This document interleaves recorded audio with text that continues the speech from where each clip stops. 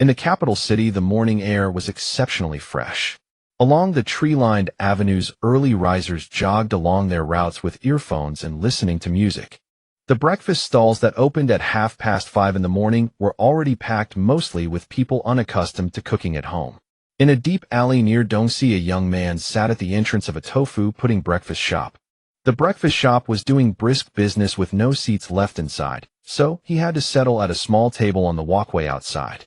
On the slightly wobbly table before him was a bowl of tofu pudding and 2 youtiao, with a side dish of pickled mustard greens and a braised egg in a small dish beside it. From the vintage radio beside him came the voice of a news broadcast. Last night's Leonid meteor shower attracted large crowds of onlookers, and on this day last year comet Sagittarius BP039 was captured by the sun's gravity and ultimately became part of the sun, becoming a festival day for astronomy enthusiasts. Mo Bai gazed at the steaming breakfast before him, glancing around. Commuters bustled through the alley. Everything felt surreal. Half an hour ago, Mo Bai's body still belonged to a second-generation property owner, born in the capital, inheriting houses from his parents and grandfather, living a parasitic life amid the abundance of the great city. But after 6 in the morning, the body of Mo Bai was occupied by a different yet identical soul, a soul of Mo Bai from a world 10 years in the future. Mo Bai had not yet fully realized he had returned to his 10-year-old self. He instinctively believed he was dreaming in a coma, and the most beautiful memory in his dream was the breakfast stall outside the old courtyard house. Mo Bai hesitated, scooped up a spoonful of tofu pudding with a spoon, and gently placed it in his mouth. A familiar taste came flooding from his memory, truly delicious. Then he took a big bite of the crispy youtiao, a taste of pure happiness. Mo Bai kept his mouth tightly closed. Besides food, there was also blood from his bitten tongue. The pain at the tip of his tongue finally made him realize he wasn't dreaming. This was his doorstep before the apocalypse broke out. Mo Bai pulled out his iPhone from his pocket and checked the date on the screen. May 5th, 2025. Mo Bai's pupils contracted sharply. This was 3 months before the apocalypse. 3 months later, on August 5th at 9:30 a.m., the end of the world would descend. His heart clenched suddenly. Mo Bai clutched his chest and lowered his head, gasping for air. His last memory from 10 years later was the tremor he felt and the white light he saw while exploring an underground passage. Then when he woke up, it was 2025, 10 years in the past. Taking deep breaths, Mo Bai gradually calmed down, though he didn't know what had brought him back to the eve of the apocalypse 10 years ago. But since he had returned, he had to do something. At this moment, a pale blue frame popped up in Mo Bai's vision like a dialogue box in a computer game. System activated. Welcome to the Apocalypse Shelter System. As the designated manager of the shelter, please first acquire a shelter. Primary mission: find a suitable location to build a shelter. Mo Bai was stunned. Shelter system? What the hell? He waved his hands vigorously in front of his eyes, but the system interface in his vision persisted, remaining illuminated in his mind, even when he closed his eyes. Wait, since he could return to 10 years ago, having such a strange system seemed quite reasonable. Mo Bai tried to convince himself this way, then mentally pressed the task acceptance box. There was only one option anyway. He couldn't refuse. Who knew how long it would display if he didn't accept? Shelter Manager Auxiliary plugin activated. Please begin searching for a suitable shelter construction site. Hint: a relatively safe area with fewer people. Mo Bai quickly finished the tofu pudding in front of him, grabbed the youtiao, tossed down 20 yuan, and left the breakfast stall. His home was in an alley nearby. Pushing open the thick wooden double doors, Mo Bai returned to his family courtyard house. According to Mo Bai's late grandfather, their ancestors were among the most prominent families in old Beijing, with a Zhuangyuan top scholar in their lineage. Unfortunately, after several wars, family members dwindled and the family fortune declined dramatically. In the end, only this courtyard remained. About 200 square meters, a standard old Beijing layout. The materials used in construction were clearly sturdy, and over the years both the outer walls and door beams had remained solid. According to his grandfather, even the stone bricks lining the small fish pond in the courtyard were quality materials transported from the foot of the imperial city 100 years ago. Mo Bai rushed to his room on the right side. This was a suite in the east wing containing his study where his computer was kept. He turned on the computer, and directly opened Baidu Maps, instantly revealing the detailed map of the entire capital city. Looking at the city map, including suburbs, Mo Bai recalled the situations in his memory.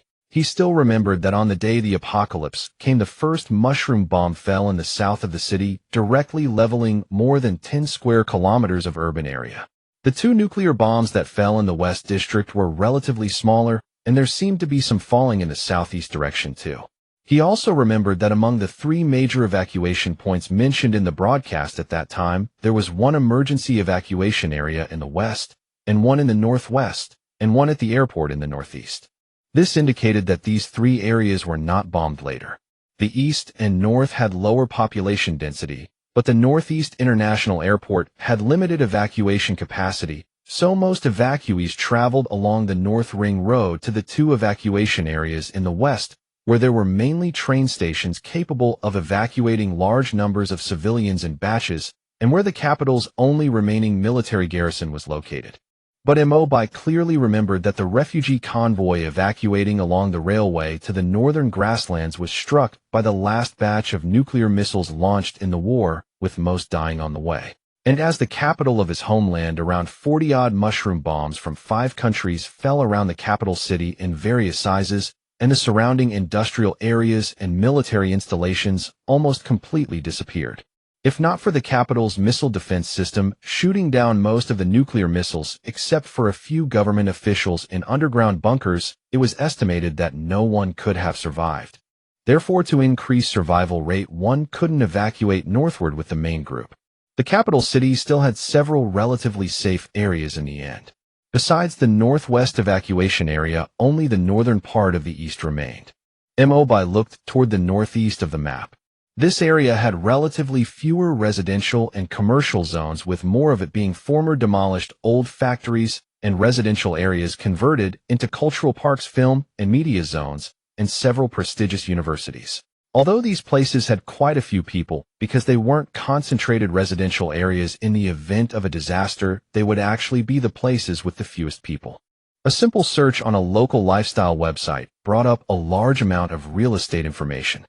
Over the next 2 days, Mo Bai went around viewing properties with agents from several real estate agencies around the East 4th and 5th Ring roads. His requirements weren't complicated: sturdy structure, large area, preferably with a basement. When negotiating with the agents, he used the name of his late grandfather's metalworking workshop. He said he was preparing to set up a relatively modern metalworking studio and needed a place that could serve as both a workspace, accommodation, and warehouse.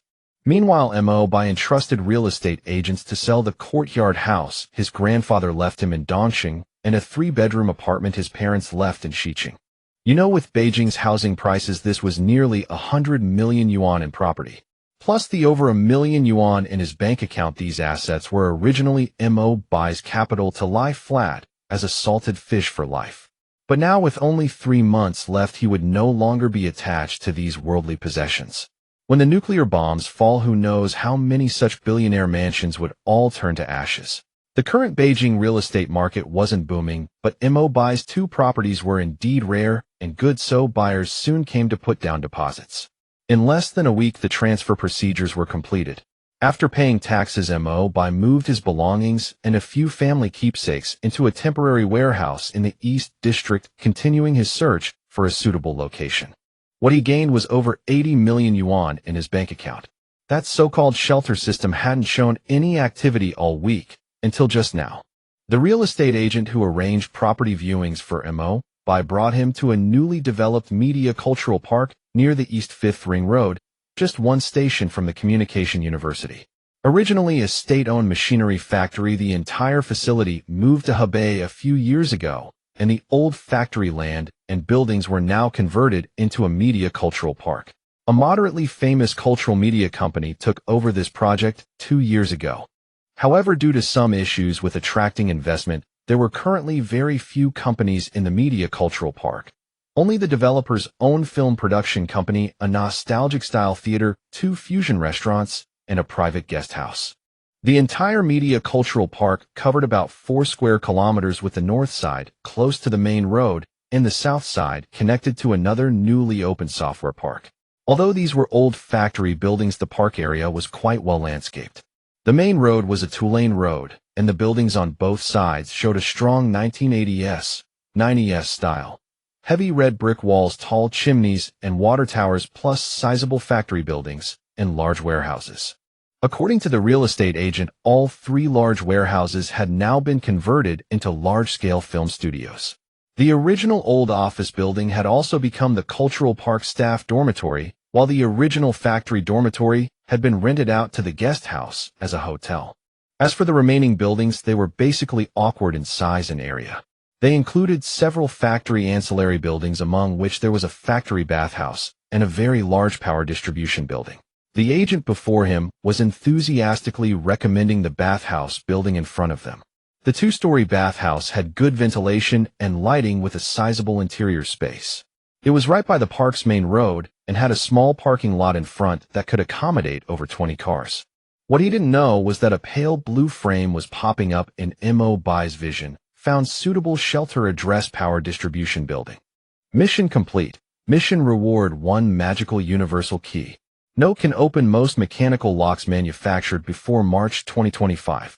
Mo Bai was momentarily stunned. First, why was the power distribution building more suitable than the bathhouse? And second, the mission reward was a universal key. Lost in thought, Mo Bai unconsciously ignored the real estate agent's endless introduction and promotion. However, this professional real estate agent quickly noticed Mo Bai's distraction, assuming it was because Mo Bai wasn't interested in the bathhouse building. So he brought Mo Bai to the power distribution building less than 50 meters away. This was a 3-story tall concrete building, mainly because each floor had a ceiling height of over 5 meters, especially the first floor, which exceeded 6 meters. So although it only had 3 stories, it had a height no less than a 5-story ordinary residence. Unlike typical factory buildings, although this power distribution building was by the side road, it sat in a sizable yard of its own. This independent yard contained a tall, old metal water tower and an entrance to an underground garage. This meant there was an underground warehouse beneath the power distribution building. According to the agent's introduction, the underground garage of the power distribution building was originally part of the civil defense engineering. The year the factory was completed happened to be a special time, so a semi-underground garage was built here for emergency storage. Having said that, the agent pulled out a bunch of keys from his briefcase, pointing to the ramp leading to the underground garage not far from the weathered courtyard gate, and said, "I have the keys, I can take you to see it." According to the Cultural Parks contract, this basement is also part of the lease, but requires additional rent. Don't worry, the cost is low. Then the agent opened the heavy iron door locked with a big iron chain. Mo Bai leaned in to look. Although the yard looked small from outside, it actually had a considerable area surrounding the entire power distribution building. The outer wall was thickened red brick wall, likely built with 3 layers of staggered thick bricks about 3 meters high, with old-fashioned slanted iron wire racks on the top, which had remained largely intact over the years. In front of the power distribution building was a medium-sized open area where a few private cars could be parked without issue. On the other side of the yard was the water tower and an independent pump room below the water tower, also an old brick house that was now empty inside.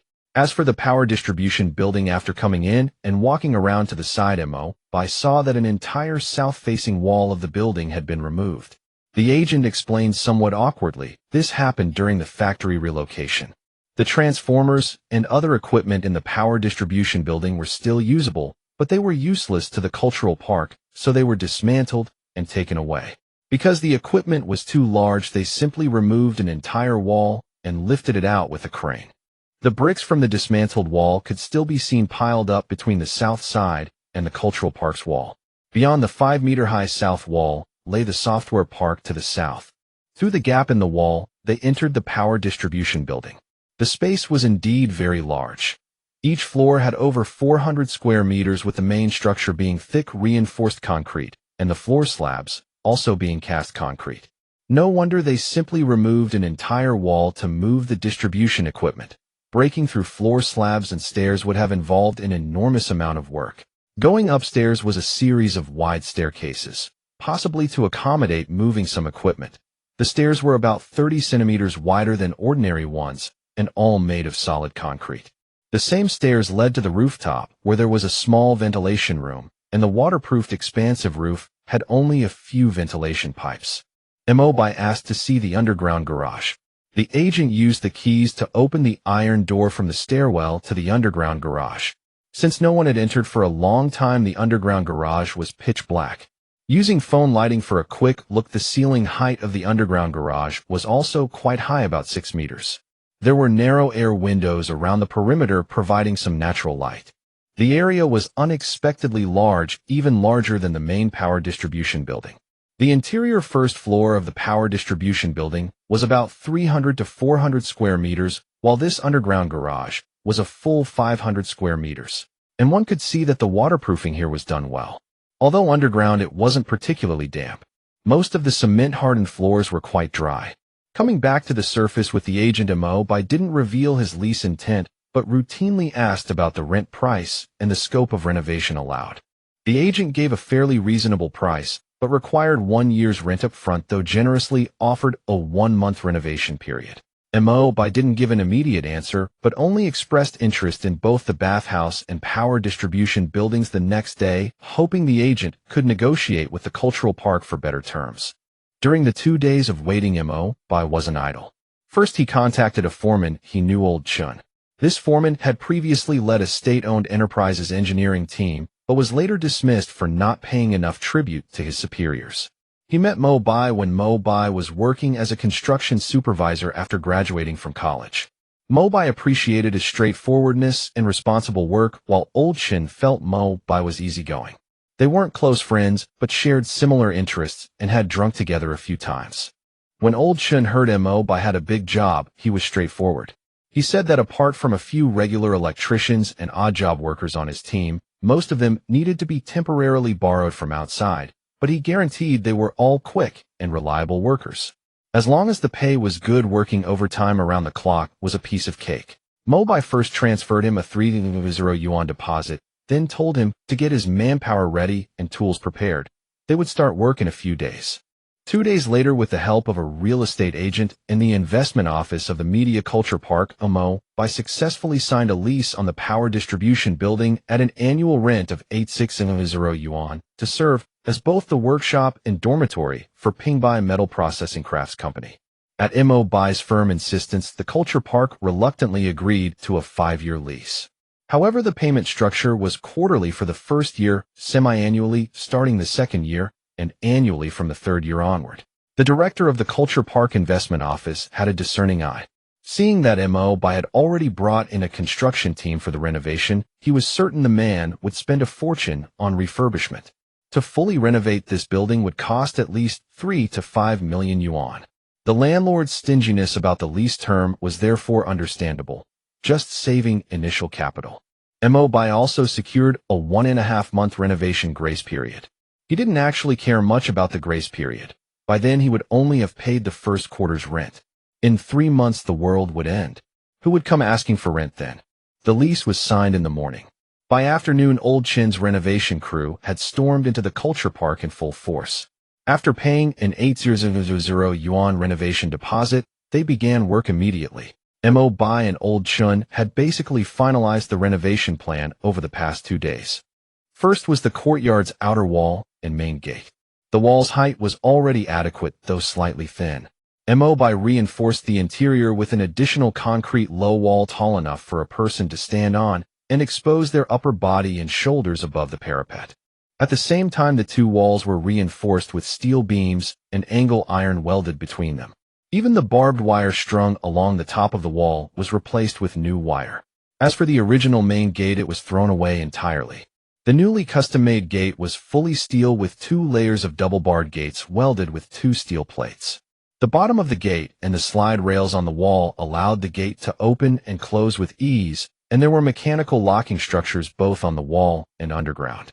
Once the gate was shut, turning the handle behind it 90 degrees would firmly secure it.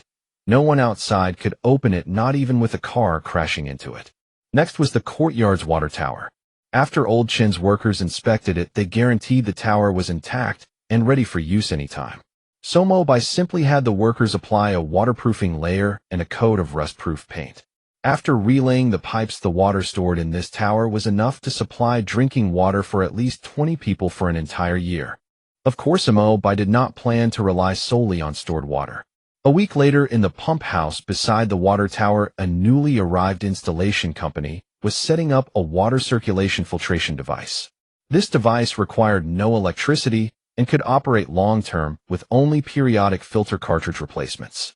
To protect the system, Mo Bai also had the walls and roof of the entire pump house specially reinforced. In addition, on the roof of the power distribution building, there was a complete set of retractable rainwater collectors connected to the water circulation filtration device, ensuring fresh water replenishment for the water tower. However, considering the radioactive dust and acid rain after the apocalypse, the usefulness of such equipment was limited, better than nothing. Finally, next to the planned kitchen on the first floor, a small electric distilled water filtration device was installed for emergency use. The south wall that had originally been demolished was rebuilt and reinforced with concrete. Between the two layers of brick walls, lightweight lead-coated metal plates and concrete were used for reinforcement, bringing the total thickness to over 40 centimeters. The underground garage was also cleaned and repainted. The floors of the entire power distribution building were redivided according to plan. The first floor served as the main preparation room, dining hall, kitchen, and a small food storage. The laundry room was arranged beside the stairwell. The second floor was for accommodation with 6 4-person rooms and 2 2-person rooms. The second floor also had the largest public restroom and shower room, as well as another laundry room. The third floor was Mo Bai's personal space, including his bedroom, personal storage, living room, entertainment room, and more. The largest room was his workshop. The roof was covered with solar panels packed densely. The rainwater collectors were installed on the side walls of the stairwell. Although solar panels had poor efficiency under apocalyptic skies, choked with radioactive dust, as long as enough were laid out, free electricity was always a gain. The largest underground garage contained a roughly 100-square-meter workshop. The rest of the space was mainly given over to 3 separate storage rooms, each over 100 square meters, all independently partitioned. The entire power distribution building was equipped with central air conditioning and a fresh air system, which when necessary could ensure internal air pressure to prevent external pollution from entering.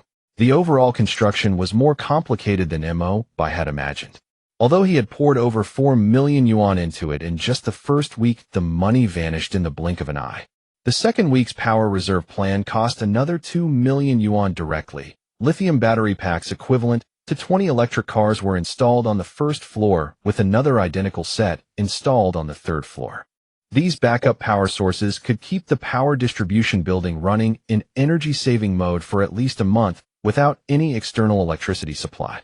The rooftop solar panels and the 2 high-power fuel generators in the basement took on the responsibility of recharging these battery banks.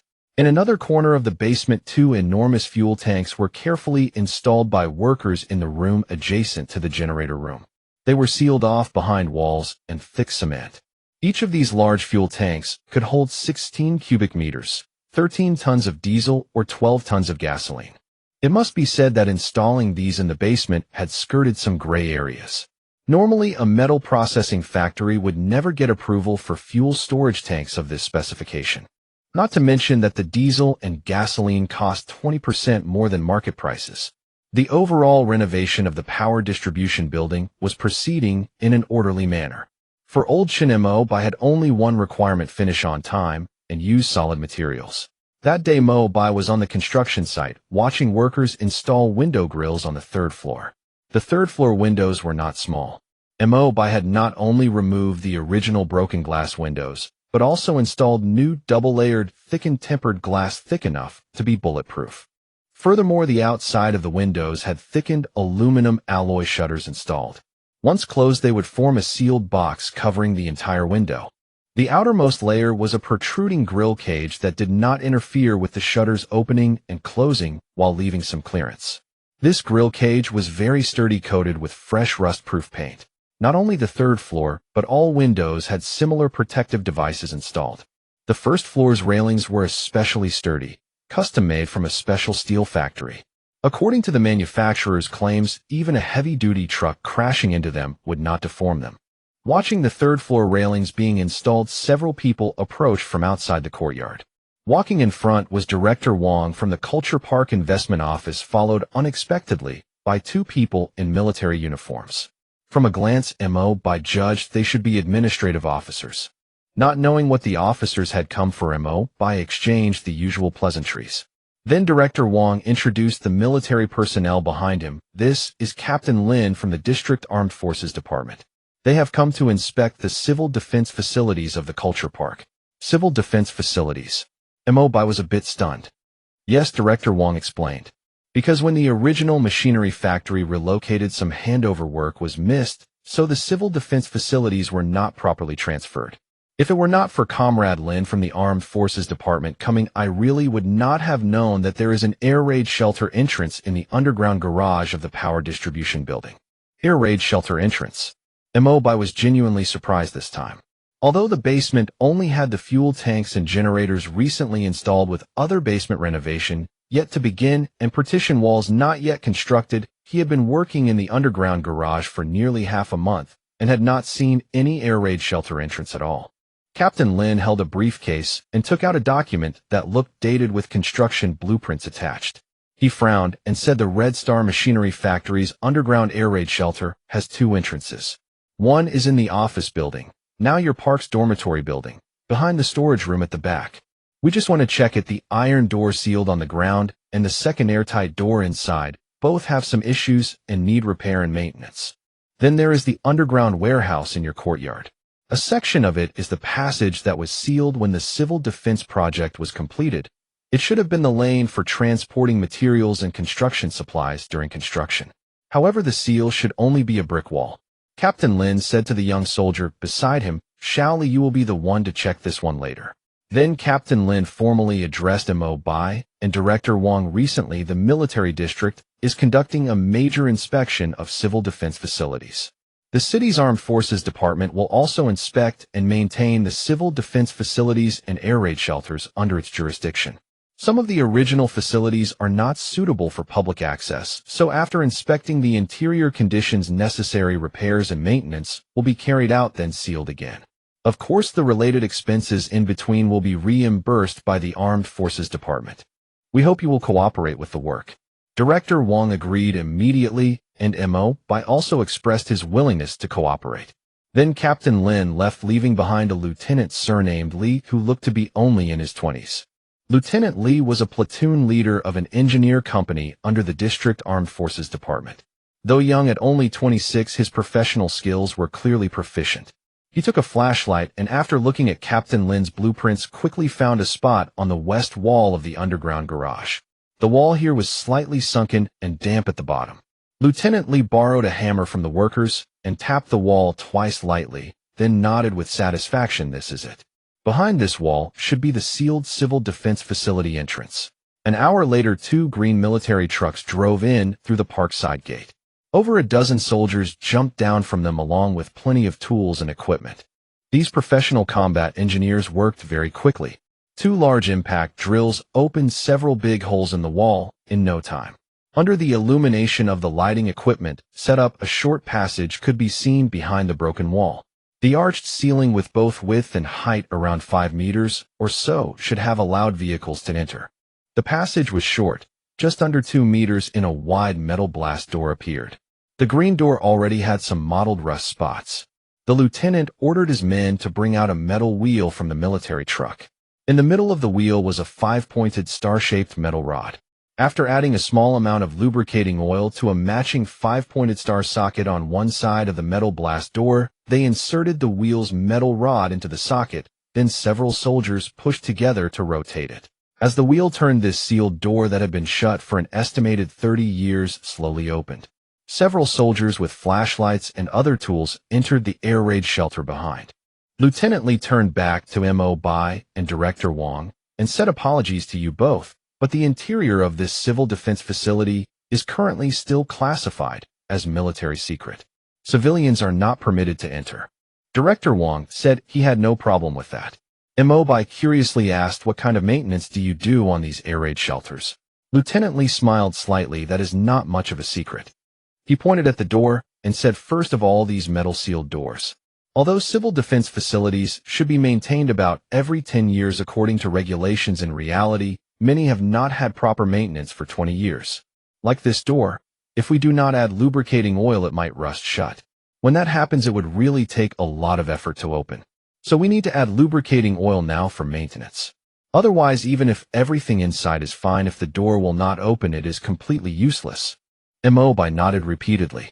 The door was being pushed open by several soldiers, with two of them adding lubricating oil at the hinges and lock positions while turning the mechanism to ensure the oil could penetrate every part of the door. From Mo Bai's position behind the door, one could see an equally wide single-lane road sloping down at about 20 degrees, curving to one side along an arc.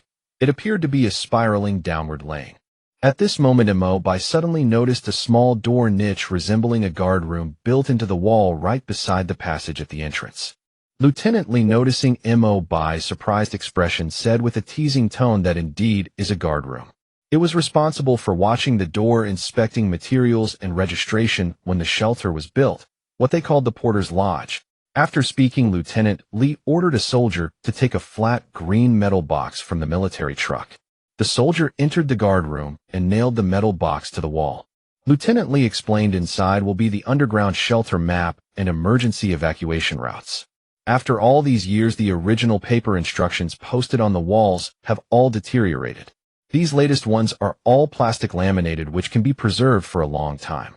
Mo Bai watched for a while and realized it was not appropriate for him to stay here any longer, so he took the opportunity when Old Shen came looking for him and headed back up.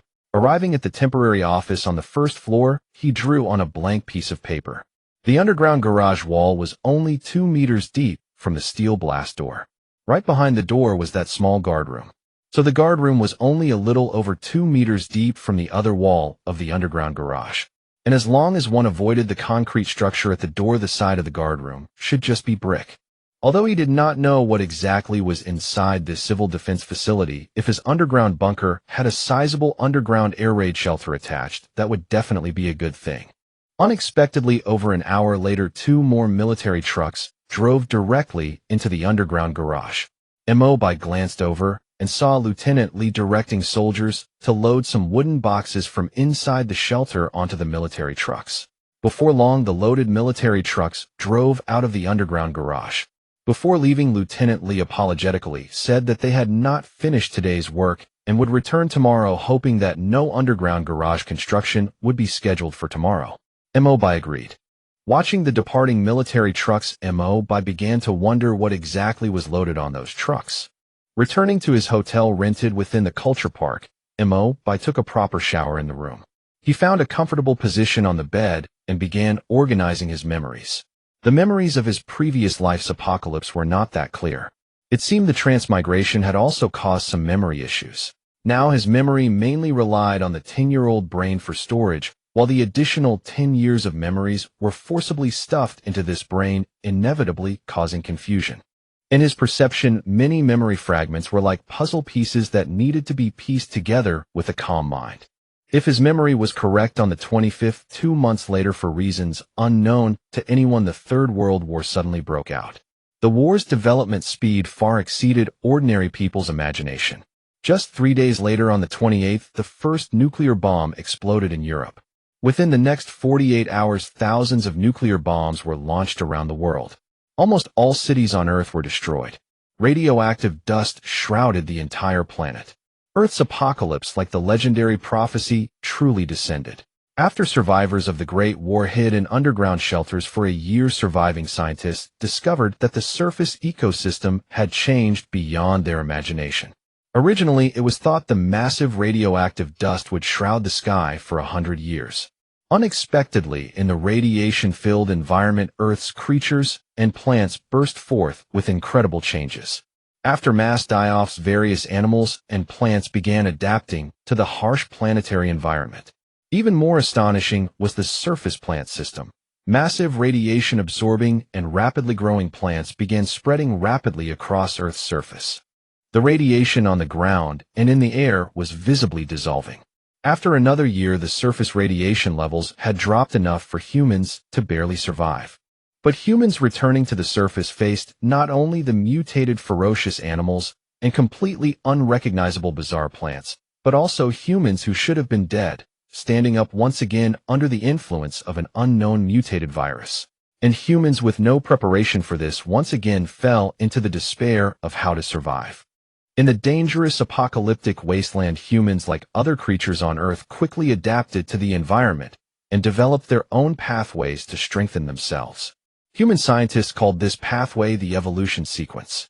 The few people who gained power far beyond ordinary humans were called new humans.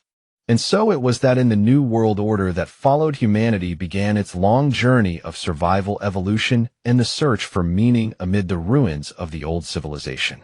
The next morning, Mo Bai, roused by the workers, was astonished to see a convoy of 7 or 8 military trucks rolling into the side gate of the park, parking silently outside the gate of the power distribution building. After Mo Bai opened the door, Lieutenant Li said with a hint of apology, "Sorry, we have a heavy workload mandated by our superiors, so we had to come as early as possible. There is a lot of work to do in the underground air defense facilities of your old Hongqing machinery factory. We need to transport some old stockpiled supplies, upgrade existing outdated equipment, and install new apparatus." Mo Bai nodded, instructing the workers to open the gate of the underground garage and turn on the lights. He had cleared out the garage the previous day, so it was still quite empty now. Lieutenant Li expressed his gratitude, then directed the trucks into the underground garage. Mo Bai noticed that although all the trucks were covered with canvas canopies, the condition of their tires made it obvious they were carrying a considerable amount of cargo. After counting, he found a total of 8 military vehicles had entered the garage, which meant the underground air defense facility was definitely quite spacious. Old Chen, standing beside him, scratched his head and said, "These soldiers are really in such a hurry, even more eager than you who used to work as a supervisor." Mo Bai patted Old Chen on the shoulder, got into his car, and left the park. 2 hours later, he arrived at an industrial park in the suburbs, where he met the sales manager of Hongqing Machinery Processing Factory. After handing over his business card, the sales manager received Mo Bai with great enthusiasm. "Our company specializes in all kinds of small and medium-sized precision machining machine tools. Please let us know what you need. I run a metal artwork processing and export business, so I just opened a new workshop and need to purchase a full set of new equipment," Mo Bai said as he handed over a list. Glancing at the equipment on the list, the sales manager beamed with joy. Although all the items on the list were small processing equipment, they were all the latest models. The full set, including supporting equipment like a spray painting machine, came to nearly 10 devices in total, with a total price exceeding 2 million yuan, which counted as a large order. After a few clicks on his computer, the sales manager looked up with a smile and said, "All the equipment you need is in stock here. When would be a suitable time for us to deliver the goods to you? We also provide installation and debugging services." And Mo Bai quickly signed the contract with him, made the payment, and requested that the goods be delivered to the cultural park the following week. Gazing at the pale blue box in front of him, the mission displayed inside read, "Shelter Branch Mission 1. Workshop equipment complete in 2. Water circulation system complete in 3. Power supply system complete in 4. Living quarters incomplete in 5. Preparation and dining space incomplete. 6. Material storage warehouse incomplete." And staring at the densely packed list, Mo Bai felt overwhelmed with frustration. He never expected a single shelter would require so many items. It had only been half a month, yet he had already spent over 10 million yuan. The renovation of the entire power distribution building hadn't even finished the basic phase, so he would need to hire more workers. Before Mo Bai could even enter the courtyard after returning to the cultural park, he received a call from Director Wang of the Investment Promotion Office, who said he had something to discuss with him. After arriving at the Investment Promotion Office, Director Wang smiled and told him that there was an unrented 2-story bathhouse building right across the diagonal from the main path, very close to his place. The park management had now decided to convert the entire building into a public warehouse, either for use by merchants in the park or for external rental. Each divided warehouse was about 100 square meters in size, and Director Wang wanted to ask if Mo Bai was interested in renting one. Mo Bai was initially tempted to refuse, as he planned to convert his underground garage into a warehouse. Even after setting aside space for the workshop, the garage would still leave over 400 square meters for storage, and there was also plenty of space inside the power distribution building to store supplies, so he didn't really need an extra warehouse. But looking at Director Wang's eager gaze, Mo Bai suddenly thought that in the apocalypse, useful supplies would never be enough. having an extra place to stockpile supplies, and some supplies were also resistant to nuclear blast radiation. This was also a good idea. Many non-urgent supplies, such as spare building materials, metal materials, generators, and even rarely used but essential items like wires and light bulbs, all needed a place to be stored. Mo Bai nodded, indicating that he could rent at least one warehouse, and asked when the warehouse building would be renovated and ready for use. Director Wang said happily that it would only take a month, which would not delay Mo Bai's storage needs. By the time Mo Bai returned to the power distribution building, it was already dark. The workers told him that Lieutenant Li and the soldiers had finished their work and the convoy of military trucks had left. However, Old Shun told him something puzzling: the military trucks had left in the middle of the operation, then returned later, as if they had loaded something from the air raid shelter, and must have moved a lot of supplies back inside. Standing in the garage, Mo Bai stared dazedly at the smooth snow-white wall in front of him. These engineering soldiers were really efficient. Not only had they closed the door, but they had also rebuilt the wall seamlessly. They had even repainted it. What high efficiency! Mo Bai looked at the white wall, then walked about 4 meters to the left along it, estimated the location of the small guard room, and made a mark on the wall. Early one morning, Mo Bai was at the construction site, watching more than 40 workers busy at work. Compared to the previous 2 days, the number of workers had nearly doubled. Workers were busy on all 3 floors, including the basement. Since the wages were paid generously, Old Chun was also working very hard. All the electrical wires and cables had been laid in place, all routed through large reinforced cable trays. In addition, the double-layer solid brick walls of the building had all been reinforced with special metal plates installed between the 2 layers of walls. Although it was not visible from the outside, the entire power distribution building was now structurally capable of withstanding a magnitude 9 earthquake without any issues. Checking the time, Mo Bai realized the project had been underway for 3 weeks, and it was time to call that guy. He picked up his phone and dialed a number. The person on the other end of the line was his junior, Zhang Ji. Mo Bai was from the mechanical engineering department, while Zhang Ji, a specially recruited student of the electronic mechanical department, was a remarkable talent who held several patents even before entering university. However, during college, he was nearly expelled by the school after accidentally peeking into the girls' dormitory while flying a homemade rotor drone. The two had only been alumni and casual acquaintances before. For years ago, Zhang Ji's electronics business was swindled out of all his assets by his business partner, and even his girlfriend ran away with the man. Unwilling to give up, he tried to make a comeback, but no one was willing to help him, not even his family, who refused to throw money into his bottomless pit of debt. Later, when Zhang Ji had nowhere else to turn, he somehow remembered Mo Bai, who he had flown drones with in college, and showed up at his door. Zhang Ji, who had held little hope, faced Mo Bai, who was sunbathing in the courtyard. To his surprise, Mo Bai sat up and said only one sentence to him: "You know how to write an IOU, right?" At that time, Mo Bai only lent him 200 yuan.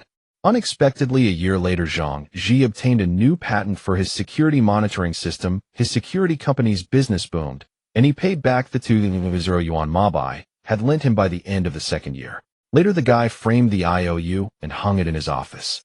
And after receiving Mo Bai's call, Zhang Ji brought a team from his security company to the cultural park very quickly. Looking at the power distribution building full of busy workers, he scratched his head. "Boss, are you going for a retro industrial style?" Mo Bai rapped him on the head. "Stop talking nonsense, I need you to help with work here." And when Zhang Ji heard that Mo Bai was entrusting him with the security monitoring system for this place, he jumped with joy on the spot.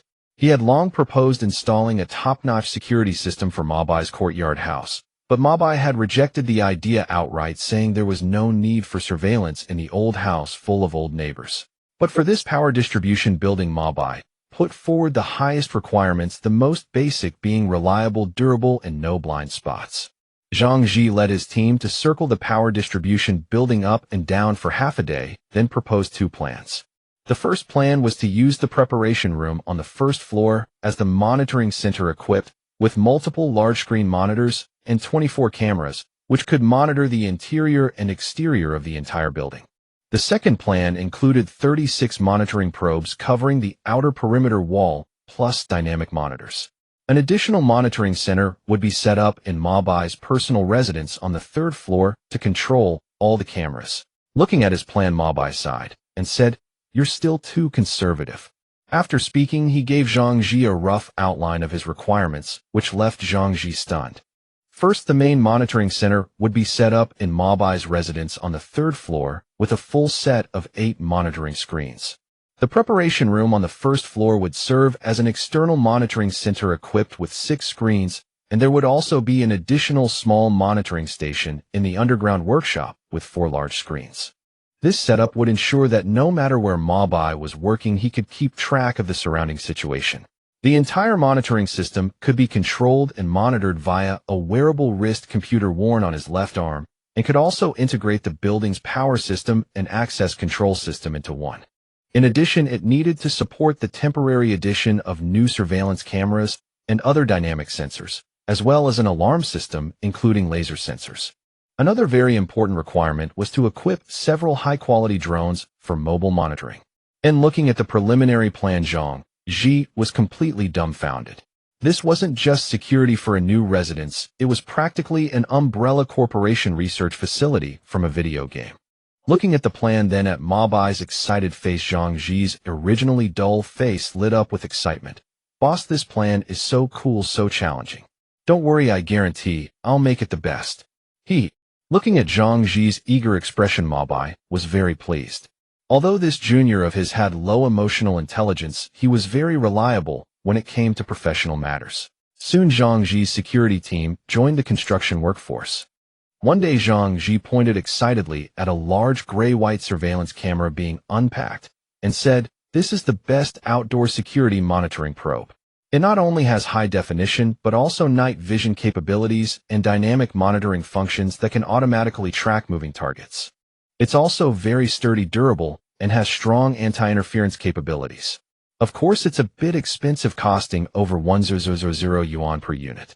Mo Bai was not short of money, so he simply bought 100 of these cameras at once, plus a batch of other security cameras with fewer functions, but equally good quality. The large high-performance cameras would be used for external monitoring, while the internal security cameras would be much smaller. Several hidden cameras also needed to be installed in the stairwell and kitchen. What Mo Bai didn't mention was that all these cameras would be dismantled a few days before the end, packed into boxes and stored in the basement, as the electromagnetic pulse from the nuclear blast would likely damage these delicate electronic devices. They would be reinstalled after the nuclear blast, when it was barely safe to return to the surface. According to Mo Bai's requirements, a metal slide rail was installed on the south wall of the cultural park. The rail on the wall was inconspicuous and went unnoticed by most, but paired with it was a camera pan-tilt platform with 360-degree vision that could move along the rail. Once installed, the small platform could move back and forth along the entire south wall via the internal monitoring console. It also had an extendable robotic arm that could freely raise and lower and extend the camera outside the wall when necessary, making its functionality extremely powerful. Zhang Ji had put a lot of effort into this camera platform. He mysteriously asked Mo Bai if he was planning to use it to peep at some girl, and was immediately kicked out by Mo Bai. "What girl?" On the other side of the south wall is only the building of the adjacent software park and an open space between it and the north wall. As Zhang Ji's security engineering progressed, the amount of work kept increasing, especially the drone system required by Mo Bai. Zhang Ji said proudly that this was his company's top-of-the-line product, the CV-200 automatic security drone. Its biggest features were stable flight performance and an endurance time of over 4 hours. What was even more impressive was that this drone, equipped with a high-definition camera and infrared sensors, had route editing capabilities, allowing users to set patrol routes and memorize them. That meant as long as it flew a route once, it could automatically patrol along the same route the next time. Even more impressive was that its built-in dynamic sensor could automatically record moving people or vehicles and track them automatically. Zhang Ji proudly declared that this intelligent security drone had attracted attention from major companies and government agencies who had placed large orders with him.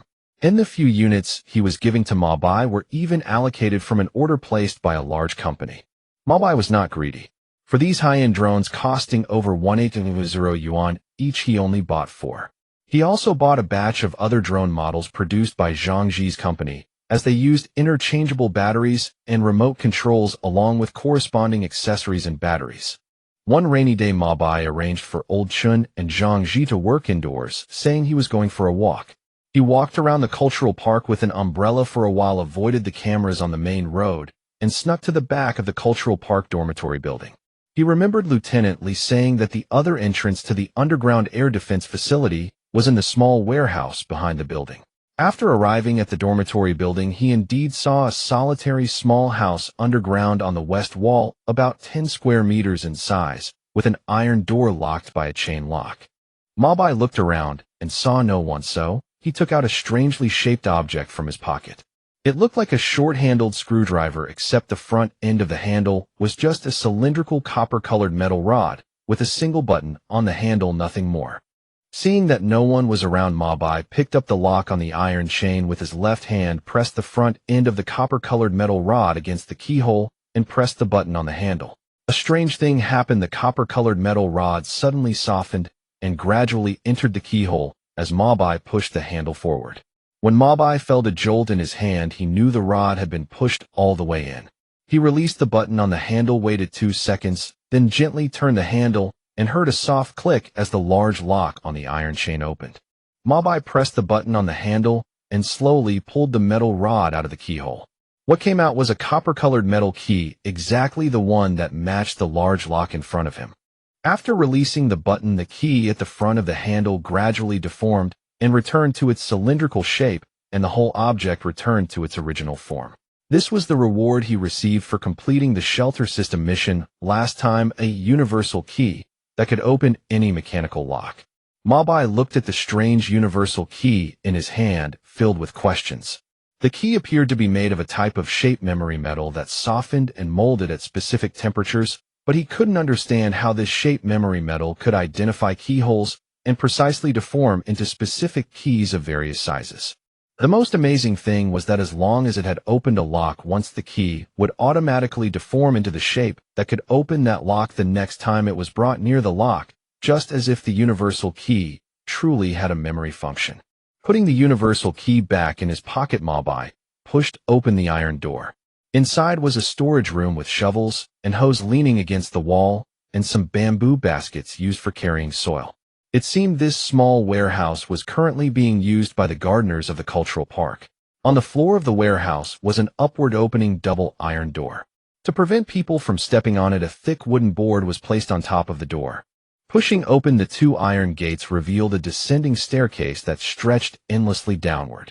To his surprise, the stairs themselves were remarkably dry, and metal handrails had even been installed on both sides, freshly coated with green anti-rust paint. It seemed that Junior Officer Li had put in quite a lot of work in the past few days. The entire underground passage sloped downward at an angle of roughly 30 degrees, with a width of just over 3 meters and a height of under 4 meters. It was clearly a pedestrian walkway, completely different from the vehicular lanes leading to the underground parking garage. A new plastic pipe ran along the top of the passage, and at regular intervals were installed the explosion-proof lamps typical of mines. These lamps were not particularly bright, but they were sturdy, durable, and energy efficient.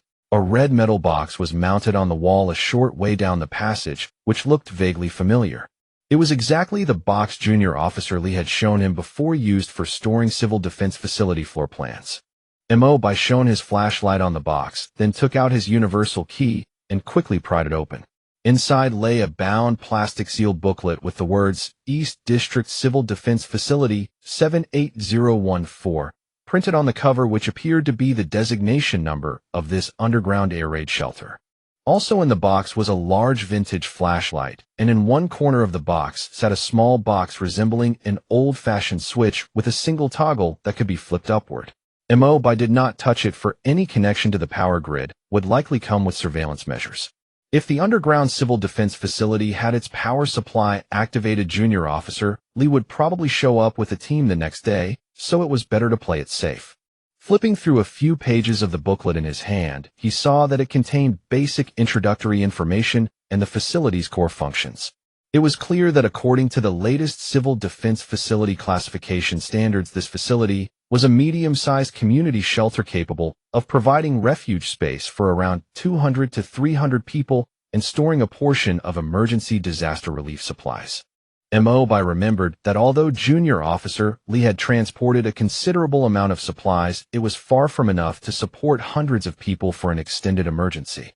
Perhaps their emergency provisions were only intended to last 2 or 3 weeks at most, since the typical duration people remained trapped during disaster relief operations was around 2 weeks, after which they would be rescued.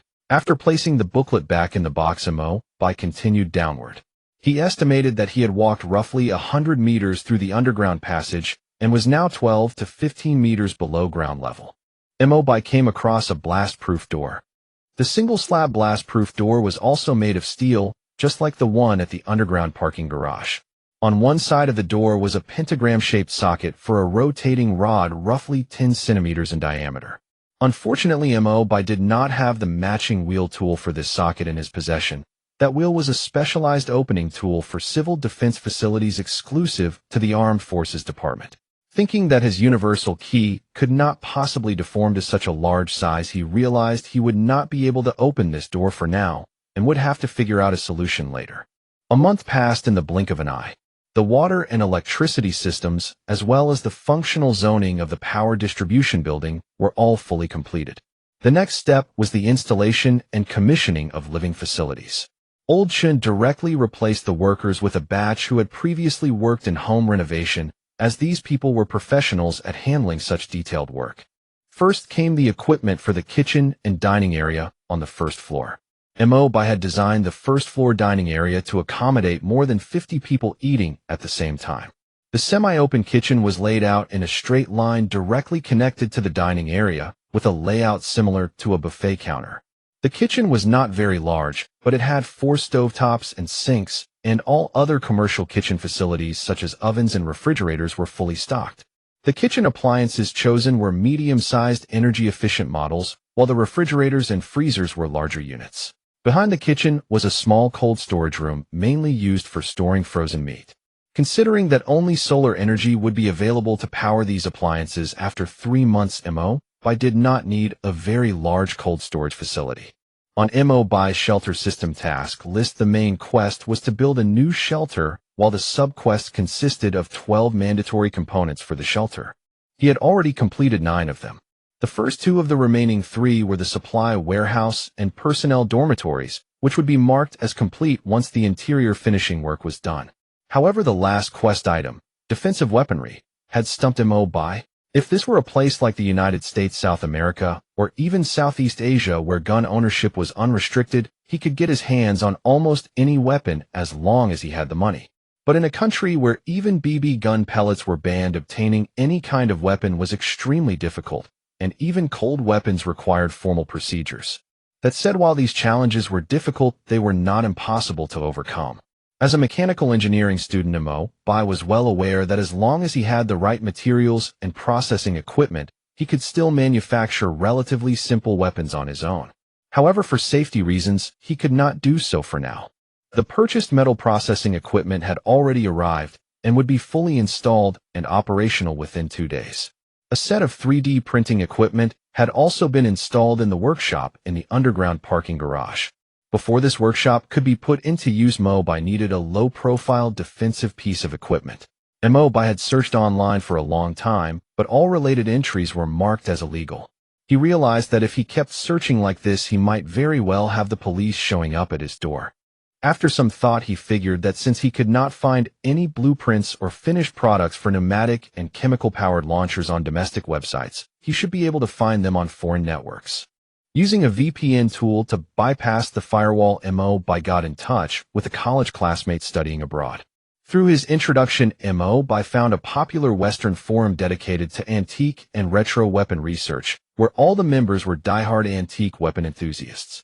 He paid €10 to register as a premium member, and in the forum's dedicated section, Mo Bai finally found things he had never even dreamed of: a vast collection of blueprints for antique firearms. In addition to century-old vintage black powder muskets, there were also all kinds of oddly designed weapons from before World War I, as well as rifles and machine guns used by various countries during the war.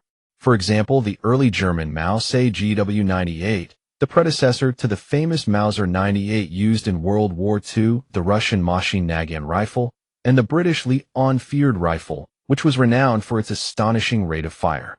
Full sets of blueprints for all these antique rifles could be found on the forum. On top of that, there were also blueprints for the killing machines of World War I, such as the Maxim water-cooled heavy machine gun and the Hakikazi, also known as Hwokijusai, 1914 model machine guns.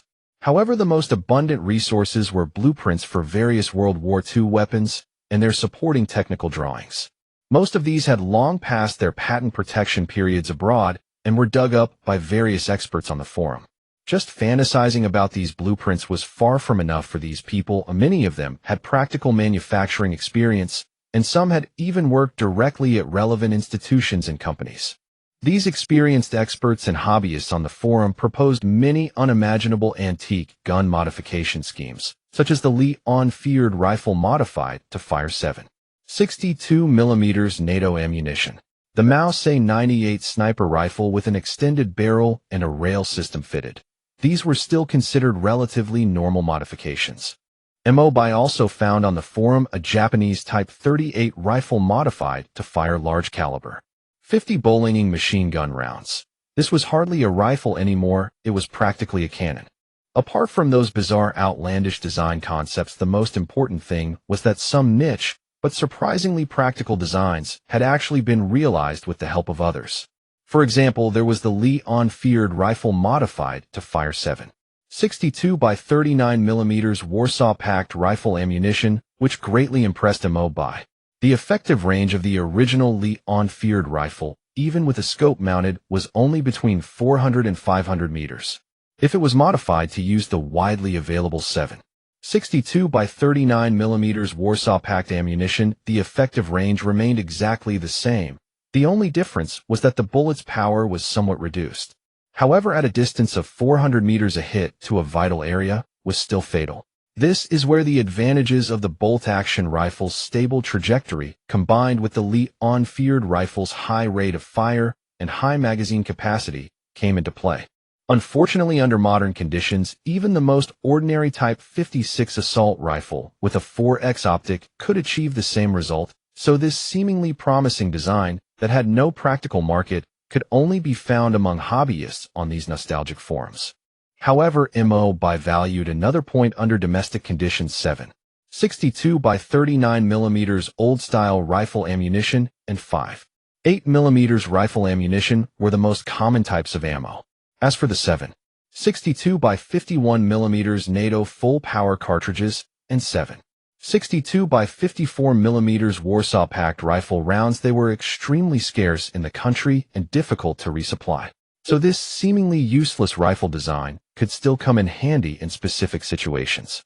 Of course, if he could get his hands on a Type 56 semi-automatic rifle domestically, that would be far better than this kind of antique gun. There was still a huge difference between semi-automatic and bolt-action rifles. Mo Bai had been active on this forum for 2 weeks when he unexpectedly came across a private gunsmith in Germany who specialized in custom antique firearms. Many hobbyists on the forum had ordered custom, innovatively designed retro firearms from him, and he was highly skilled at using modern craftsmanship to produce these vintage guns. After contacting the gunsmith, Mo Bai asked if he could order a few custom retro firearms that met his requirements. To his surprise, the gunsmith replied that all the guns he requested could be custom-made. However, due to domestic policies, these custom retro firearms were still classified as contraband and could not be imported through official channels at all. However, this gunsmith had been in this business for years and had his own connections. According to him, there were dedicated smuggling routes in Europe that transported goods to countries where they could legally enter Asia, such as Pakistan, Vietnam, or Thailand.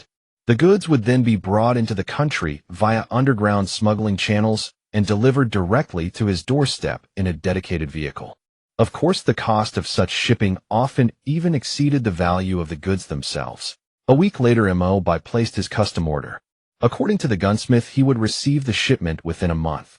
Watching the countdown tick away with less and less time remaining, Mo Bai began to worry whether these life-saving items would arrive before World War III broke out. Besides that, Mo Bai had been busy selecting reserve supplies for the shelter during this period.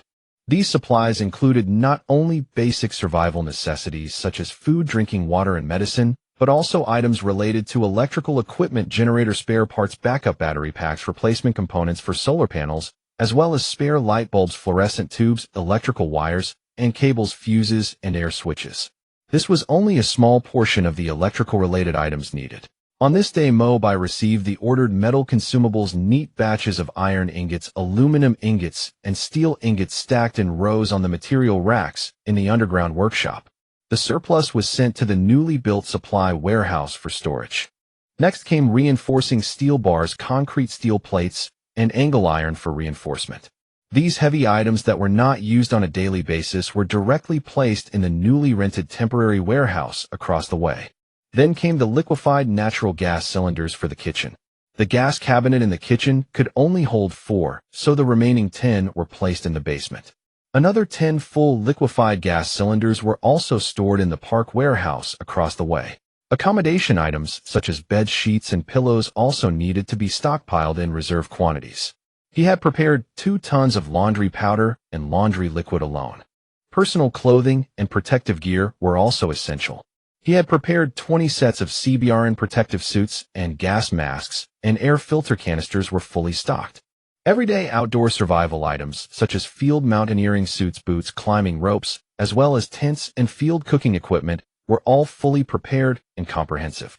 For example, he had as many as 30 entrenching tools alone. There were also multiple models of flashlights and outdoor walkie-talkies available for use in different situations. Finally came the food reserves, which made up the largest portion of the supplies in terms of both quantity and volume. First and foremost were foods with long shelf lives that were easy to store: military and civilian compressed biscuits, canned goods, field ready-to-eat meals, and outdoor survival rations, all with a shelf life of over 2 years. In the apocalypse, food was hard currency at all times, especially compressed biscuits and canned goods. People in the end times would fight mutated monsters, even with just stones or their teeth, all for just a few bites of edible food. In areas where most of the radiation had dissipated, drinking water was not yet in short supply. As long as one was willing to look for it, groundwater resources could still be found. However, after the nuclear bomb radiation, most of the land that had not been cultivated for years was unsuitable for growing crops. According to statistics from various survivor bases later on, the total number of people who died from famine and mutual slaughter caused by material shortages was even higher than the total number of people who died directly from the nuclear bombs. These gruesome numbers showed that in the apocalypse, the hardest thing to rely on was human nature. Mo Bai understood this all too well, especially since he had fought for his life on the brink of starvation more than once. No one knew better than him what despicable, immoral acts people would commit for the sake of the remaining food. So he divided all the food into 3 parts. Most of the long shelf-life food was stored in the supply warehouse in the underground parking garage, which was guarded by sturdy walls and iron doors. A portion of the food with a shorter shelf life was kept in the food storage room behind the kitchen, while the remaining food was stored in his personal warehouse on the 3rd floor. After 2 months had passed, only 25 days remained on the countdown. The main preparatory work was basically complete, and all Mo Bai could do was try to stock up on as many supplies as possible. The 3 supply warehouses in the underground parking garage were all fully packed. Shelves were stacked all the way to the ceiling, and even every inch of available floor space was filled with all kinds of supplies.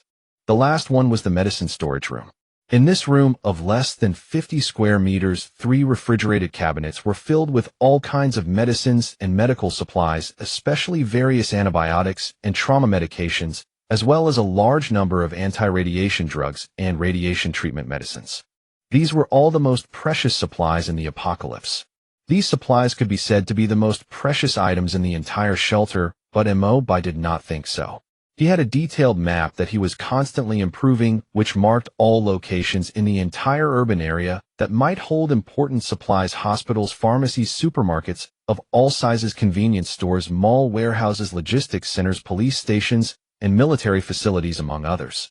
He could likely find the supplies he needed there, including food, medicine, weapons, ammunition, other daily necessities, and building materials. This map was based on the main city map, which he had improved bit by bit, marking all relevant locations on it, and finally printed out by region and laminated. This was his doomsday survival map. Checking the remaining time, Mo Bai continued stockpiling supplies, while simultaneously testing the power, water, and other utilities of the distribution building, and arranged for after-sales technicians to debug the equipment, striving to bring it to optimal condition. Since there was still time to spare, Mo Bai also asked Zhang Ji to install an internal local area network system for the distribution building, with the main server set up in the underground garage workshop. Across the several parallel servers, Mo Bai had downloaded a massive collection of films, TV series, music, and other cultural entertainment programs.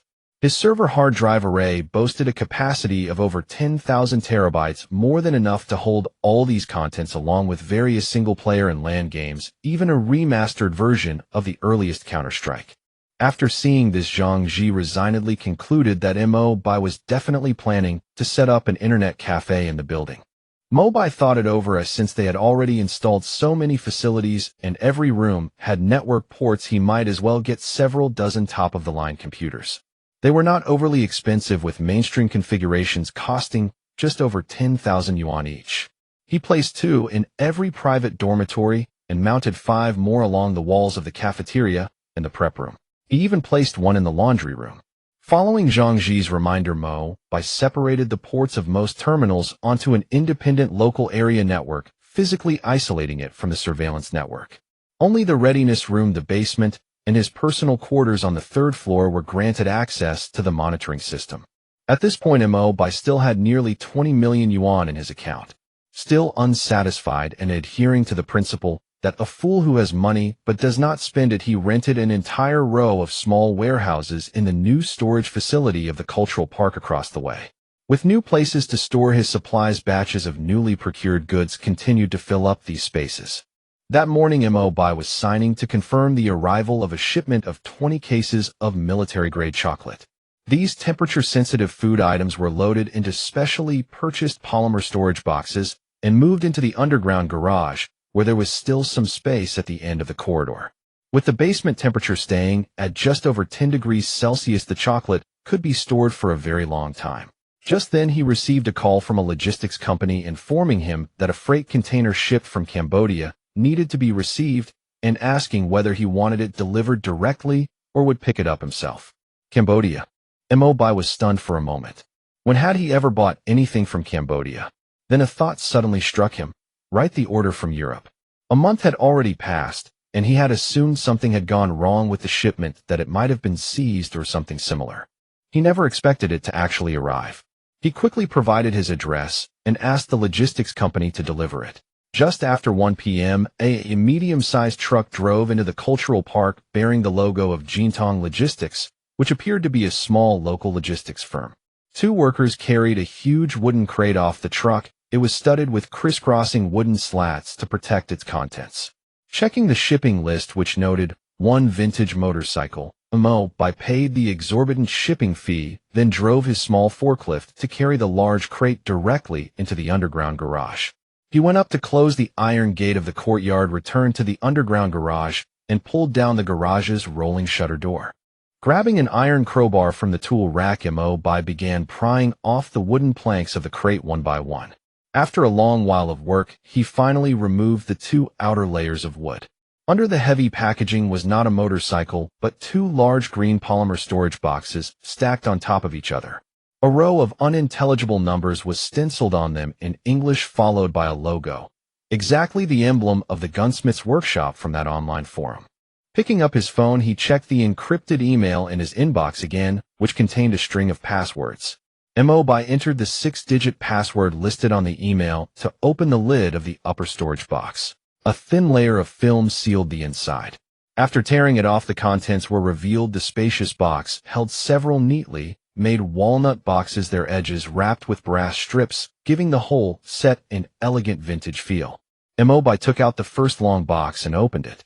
The velvet-lined compartments combined metallic and natural wood finishes coated with gun oil and raw wood lacquer gleaming attractively under the light. It was a standard Mauser 98 rifle chambered for 7.62mm NATO full-power rifle rounds. It was fitted with an 8x optical sight mounted on a rail.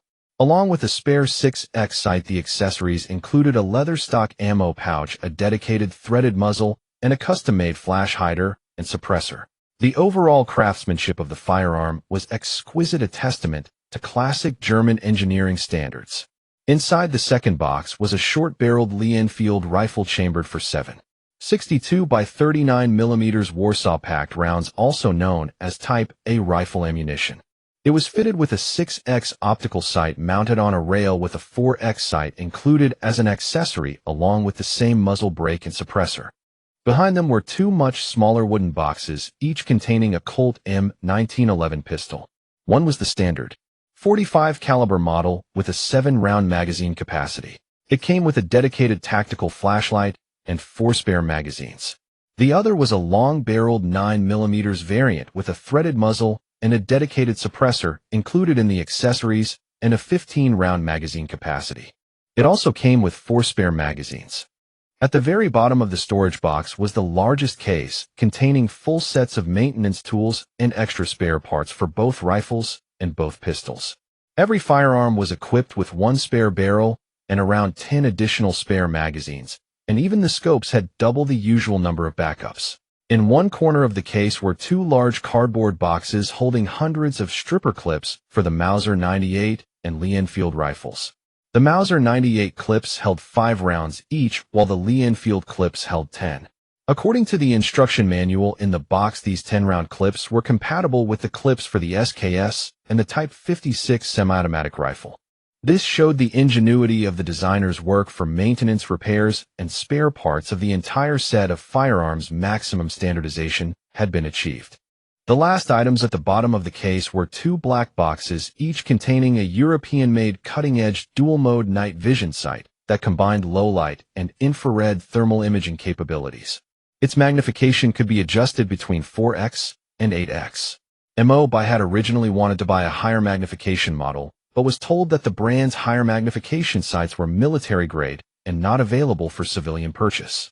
After placing all the boxes containing firearms and spare parts on the long table in the prep room, Mo Bai moved the upper storage box aside. The box underneath was the same size and used the same password.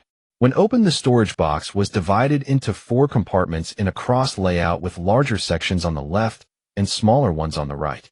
The 2 larger left compartments held 100 rounds of NATO 7.62 by 51 mm full-power rifle ammunition and 200 rounds of Warsaw-packed 7.62 by 39 mm Type A rifle ammunition, respectively. The 2 smaller right compartments held 500 rounds of .45 pistol ammunition and 200 rounds of 9mm pistol ammunition, respectively. Half of the bullets were hollow-point rounds designed to create cavitation effects on impact. Besides these standard rounds, Mo Bai also found the rifle armor-piercing rounds and incendiary rounds. He had requested 200 rounds of each. As for pistol ammunition, Mo Bai had only bought an extra 200 rounds of .45 pineapple rounds, a type of bullet specifically designed for soft targets. Upon impact, the pineapple-shaped projectile fragments into pieces, inflicting severe damage, making it perfectly suited for taking down larger mutated creatures. This was no small quantity of ammunition. Mo Bai estimated it would last him for a considerable period of time. Next, he needed to place the weapons into the armory cabinet in the readiness room.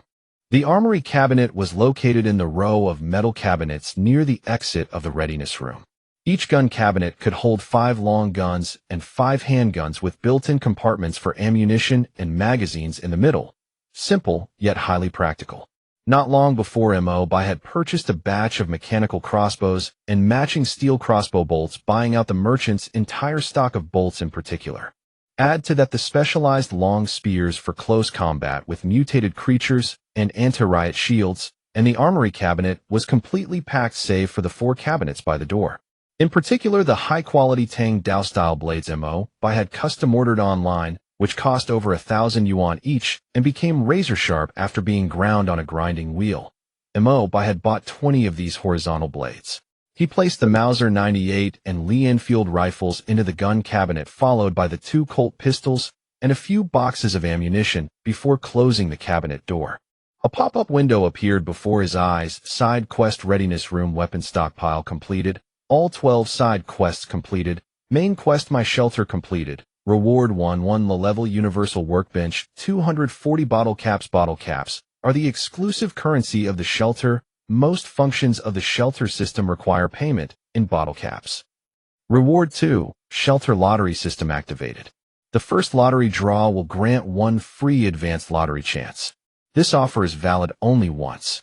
Note: lottery draw tiers: low-level draw 10 bottle caps, mid-level draw 100 bottle caps, high-level draw 1,000 bottle caps. Mo Bai was stunned.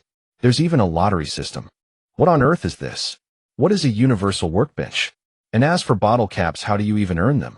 Is it only by completing quests? After some thought, he decided to go with the lottery draws instead. With 240 bottle caps, he could do 2 mid-level draws and 4 low-level draws, and save the rest to try the high-level draw later. First up were the 4 low-level draws, of 4-pull consecutive draw. The lottery wheel, in his view, kept spinning with all the prize slots displaying question marks. No one could know what they would get before the results were revealed. The interesting part was that for a 4-pull draw, 4 pointers spun at the same time, creating a dizzying sight for the viewer. The wheel's rotation gradually slowed, as did the speed of the 4 pointers, until they finally came to a stop.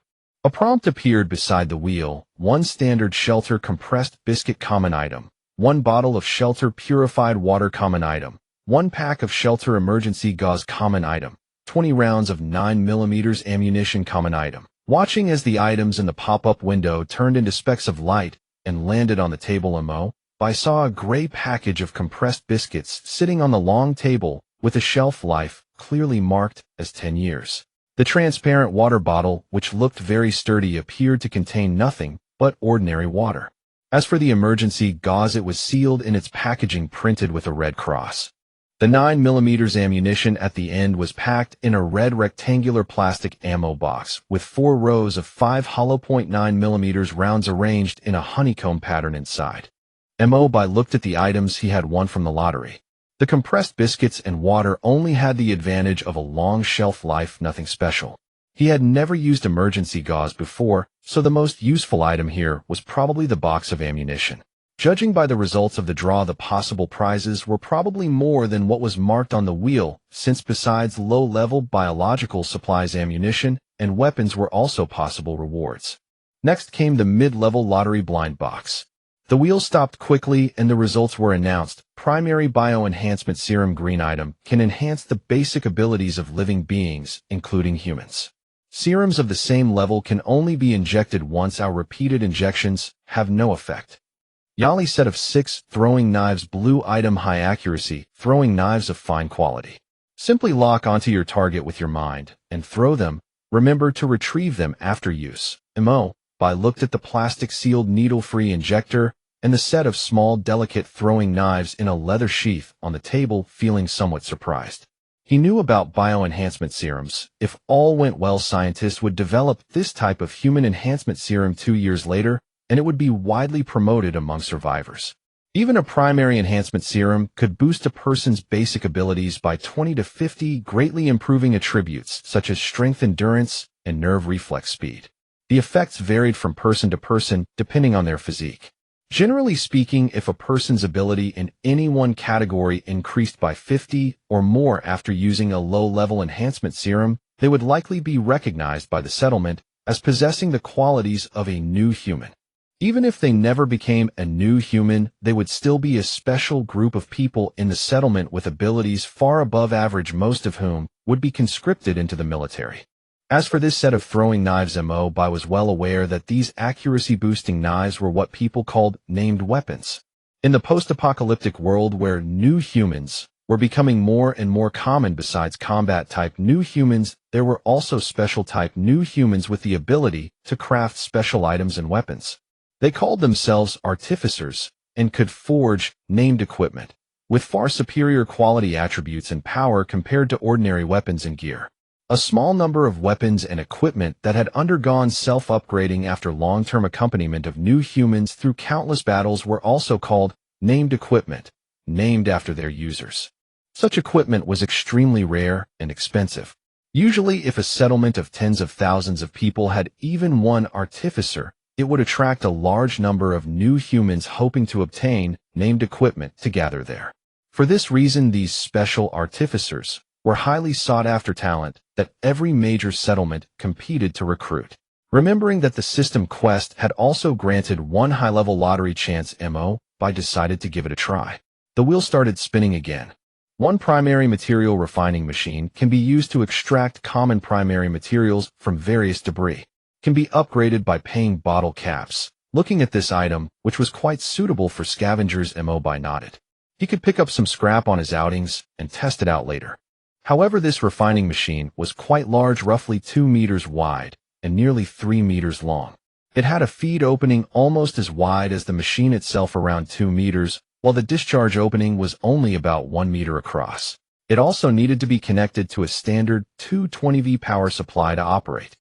Noticing that the refining machine had wheels underneath and was not too heavy, Mo Bai directly pushed the large piece of equipment out of the readiness room, first then wheeled it through the yard and along the passage to the underground garage workshop. Now there was barely any free space left in the workshop. As for the Universal Workbench quest reward, seeing that it was also over 3 meters in length, Mo Bai thought for a moment and decided to accept the quest reward in his own workshop on the 3rd floor, placing the long workbench there. The workbench placed against the wall was divided into 2 parts, a 2-meter-long 1.4-meter-wide operating platform on the left and another 1.5-meter-long device on the right. There was also an extended operating component and a full back panel mounted on top of the workbench. It was clear that the device had a feed opening of about 1 meter on its right side. On the operating platform was a display screen, which was fairly simple in layout. The left side showed the manufacturing blueprints, which were currently empty, and the right side showed the material bar, which was also blank. Mo Bai thought for a moment, then took a small aluminum ingot from the workshop shelf and tried throwing it into the feed opening. Immediately, the material bar on the screen popped up with the entry, aluminum material 2000G. Mo Bai nodded, but wondered how exactly he was supposed to input the blueprints. A sudden idea struck Mo Bai. He turned to take a wrench from the tool rack and placed it on the operating platform. A prompt immediately popped up on the workbench's screen, new item detected. Scan and save blueprint. Mo Bai selected yes, and several thin beams of light scanned over the wrench. A white blueprint appeared in the blueprint bar. When he clicked on it, the display read, wrench white quality. Craftable items, iron wrench, steel wrench, aluminum wrench. Material cost 500G. Under the craftable options below the blueprint, only the aluminum wrench option was lit up. Mo Bai clicked it, and the entire workbench hummed with vibration. After about 10 seconds, the top panel of the workbench opened, and a gleaming silver aluminum wrench rose up from below. So as long as a blueprint was scanned and there were sufficient materials in the material library, the workbench could automatically produce the corresponding item. What a convenient workbench. Mo Bai was overjoyed. He never expected the quest reward to be so useful. Since the power was still on, Mo Bai made full use of it. He first scanned his entire set of commonly used tools and saved them as blueprints, which the workbench would automatically categorize and store.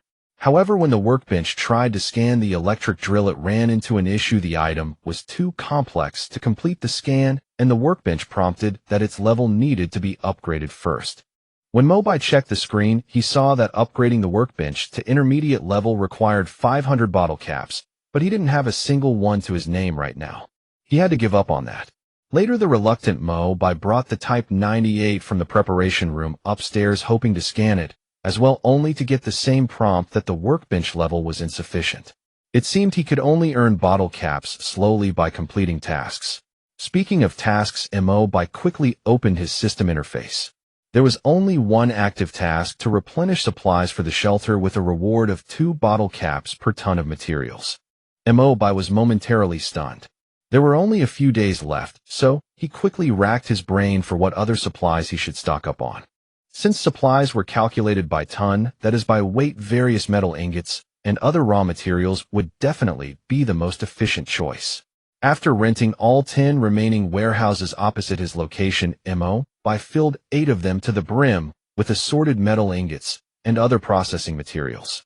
The remaining 2 warehouses were stocked with a large batch of canned food and compressed biscuits. Checking the time, there were only 3 days left. As he watched, the increasingly tense global situation reported in the news, riots had already broken out in many countries. It seemed as if the violent genes buried deep within humanity had been suddenly unleashed. While the domestic situation remained relatively stable, other inherently volatile countries and regions saw riots and civil wars igniting everywhere, casting the entire world under the dark cloud of a potential World War III. What Mo Bai could not understand was that even with the tense global situation and constant conflicts between nations, it should have taken some time for tensions to escalate into full-scale war. Only Mo Bai knew very well that World War III, from the moment it broke out to the end of the apocalypse, lasted a mere 3 days. And the time left for Mo Bai was already less than a week. From a second-hand vehicle rental and sales market in the suburbs, Mo Bai picked a sturdy 3-wheeled electric utility vehicle, then found an electric vehicle modification shop to upgrade it with a full lithium battery system and a semi-enclosed cargo canopy. This kind of 3-wheeled vehicle was both spacious and durable. After the lithium battery upgrade, its range reached nearly 200 kilometers, making it far more practical than a gas-guzzling pickup truck. Of course, relying solely on the 3-wheeled vehicle was not enough. There was still some space in the underground garage, and if he squeezed a bit, he could also park a few more cars in the courtyard. After circling the second-hand car market twice, Mo Bai got his hands on a 90 new Wuling Hongguang passenger cargo van, then picked a modified off-road pickup RV from the car rental market. He hired a driver to drive these vehicles back to Wenhua Park, while Mo Bai drove a medium-sized Dongfeng flatbed truck back himself and stopped along the way to buy a stack of assorted spare tires. On the second-to-last day, Mo Bai bought as many as 5 off-road electric motorcycles from a flagship electric motorcycle store in the city center. The high-end version of this electric motorcycle could guarantee a range of 100 kilometers and had replaceable lithium batteries at any time, making it an extremely quiet means of transportation perfectly suited for the apocalypse. As for the dedicated backup batteries, Mo Bai bought 10 of them outright. On August 24th, the last day before the war, Mo Bai looked up at the azure sky. On what should have been a sunny, pleasant day, the birds in the air seemed to sense something ominous as large flocks began flying north. Mo Bai saw hordes of rats swarming in the roadside sewers more than once. The creatures of nature had instinctively sensed the approaching danger. On his final trip out, Mo Bai drove his Dongfeng flatbed truck to a suburban food wholesale market to stock up on a large quantity of food for the last time. The haul was mostly powdered milk, cocoa powder, edible salt, and sugar, with any remaining space filled with canned food. After driving the truck back to the warehouse area of Wenhua Park, where there was a pre-existing carport, he took out the support frame from the vehicle to set up the canopy, then covered the entire vehicle with waterproof tarpaulins, wrapping it tightly in 2 layers. All other vehicles parked in this carport were covered in the same way. Seeing that the sun had already passed its zenith, Mo Bai hesitated for a moment before picking up his phone. Zhangji. A voice came from the other end of the line. Boss. What's up? I was just about to head out to work. Mo Bai thought for a moment before speaking. I asked a delivery guy to drop off a box of stuff for you. Keep it by your bedside. Also, you must take a leave of absence tomorrow and stay inside, don't go out. If you can stock up on food, drinking water, and daily necessities at the supermarket tonight. Zhang Ji's voice was full of surprise on the other end. Boss, is there another epidemic lockdown? How come I didn't get any notice? Do you have insider info, boss? Mo Bai said in a low, serious tone. If you trust me, just do as I say. You'll understand why later. One last thing, don't go north. If you have no other choice, find a way to come to Wenhua Park to find me. Zhang Ji fell silent for a few seconds before responding. Got it, boss. I'll do as you say. I trust you. Mo Bai hung up the phone. In his previous life, Zhang Ji had joined the stream of refugees at the Xishan evacuation shelter and was wiped off the face of the earth along with hundreds of thousands of civilians during the final northward evacuation when the last nuclear warhead detonated. Although their relationship was only average, Mo Bai still wanted to do something this time. The box he sent to Zhang Ji contained emergency rations, flashlights, and other survival supplies. Most importantly, half of the box was filled with various medicines, especially anti-radiation oral medication and injectables. With these, there was a chance to survive the early days of the apocalypse. Zhang Ji was a very smart man. If he managed to survive the nuclear blast, he would likely return to the underground shelter base at Xishan. A year later, Mo Bai still had a chance to see him again. As the sky gradually darkened, Mo Bai went up to the roof, removed all the solar panels, and brought them inside the building. These fragile crystalline panels would easily be damaged by the tremors caused by a nuclear explosion. He wrapped the exposed surveillance cameras in special electromagnetic shielding bags to protect them from the initial radiation, dust contamination, and electromagnetic pulses. As for the fragile electronic equipment, he simply took them apart and stored them in the underground warehouse. He checked that the ventilation device at the roof's air vent was closed, then shut the steel door leading to the rooftop. After pulling the handle, 4 steel bars firmly locked the interior passage in place. Next, he closed all the aluminum blinds on every floor tightly, leaving no gaps. He also stuck crisscrossing wide tape on the inside of the double-glazed windows to prevent the glass from shattering due to shockwaves and tremors. The courtyard gate was also locked. He nailed a layer of wooden boards over the passage leading to the underground garage, closed all the steel grill gates and roller shutters at the underground entrance, and sealed all the gaps with glass cement. He did a final check to make sure all electronic devices were powered off, covered the computers and other electronics with anti-static and electromagnetic shielding cloth, turned off all lights and switches, as well as the access control systems on each floor. After retrieving weapons from the preparation room, Mo Bai went down the stairs to the basement and locked the sealed steel door leading to the first floor at the top of the stairs. The last thing he needed to do was nail wooden boards over the entrance to the underground garage. He turned off most of the lights and the generator in the basement, leaving only 2 dim emergency lights powered by batteries. Then he went to the bunk bed in the workshop, picked a comfortable position, and lay down. This time when he fell asleep and opened his eyes again, it would be the familiar apocalypse right. In the darkness, Mo Bai was roused from his drowsiness by a faint tremor in the earth. The moment he woke up, he immediately realized that the war had broken out. He jumped to his feet, rushed to the computer, and turned on the TV at the same time. The TV channels were all filled with static, with only a handful of stations barely maintaining a signal.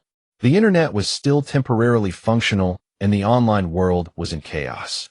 Most of the content on TV stations, news websites, and forums were reports of the war breaking out and news of various places being attacked. Mo Bai had set his computer to automatically record all these messages because analyzing these precious first-hand materials would reveal which parts of the country had been attacked, which areas were likely to be safe zones, and where the probability of survivor settlements was highest. Even for him who had returned to this time from the apocalypse, it was almost impossible to know the situation of survivor settlements across the entire country after the information-scarce near-collapse of the post-apocalyptic world, let alone news from the whole of Asia, or even the world. Based on the news online, Mo Bai marked all the places that had been hit by nuclear strikes on a map, with more and more red circles appearing one after another. Even though he had expected this, Mo Bai's heart still sank. Judging from the situation on the first day, the eastern coastal region's major central cities, transportation hubs, and central cities like Jingdu had all been hit. Fortunately, the country's military defense forces had likely intercepted a considerable portion of the attacks, as some obviously major, densely populated cities had not yet been hit by nuclear warheads. Even Jingdu only had a single nuclear warhead detonate over the edge of its southern urban district. Reports from Jingdu television showed that the government had activated its war emergency response plan, calling on citizens to evacuate to designated large-scale shelters, most of which were sports venues, parks, and other public areas. Mo Bai knew this was only the beginning. 2 more nuclear warheads would hit Jingdu in the afternoon. One would strike the southern part of the city again, and the other would detonate in the western urban area near the city center. By then, nearly half of Jingdu's core urban area would be razed to the ground. He picked up his phone and saw that it had no signal. Mo Bai left a final message for Zhang Ji on WeChat: "Don't leave your home for the next 3 days. If a large-scale evacuation is ordered later, go to Xishan." A year into the apocalypse, the only large-scale government-run survivor settlements in the Jingdu area were the Xishan underground base and the international airport to the northeast. Most of the survivors in scattered civil defense facilities and shelters in the surrounding areas eventually moved to these 2 locations. By this time, gray-black dust had already begun to drift through the air. This dust contained a significant dose of radiation. Anyone exposed to it would receive a certain level of radiation exposure. Those who died from radiation exposure would mutate after a period of time, becoming the most common type of zombie in the apocalypse: radiation zombies. These radiation zombies moved slowly, but they were extremely numerous. Once they formed a zombie horde, even the military would struggle to deal with them. Mo Bai knew the situation on the ground, but all he could do now was seal off his building and wait. In the afternoon, the second and third nuclear warheads landed exactly as he had predicted, causing the Earth to shake violently. Mo Bai had no idea how many people had died outside, only that 2 more earthquakes had occurred. Then the internet cut out, followed by a deathly silence. The gray-black radiation dust covered the entire sky, turning day into night.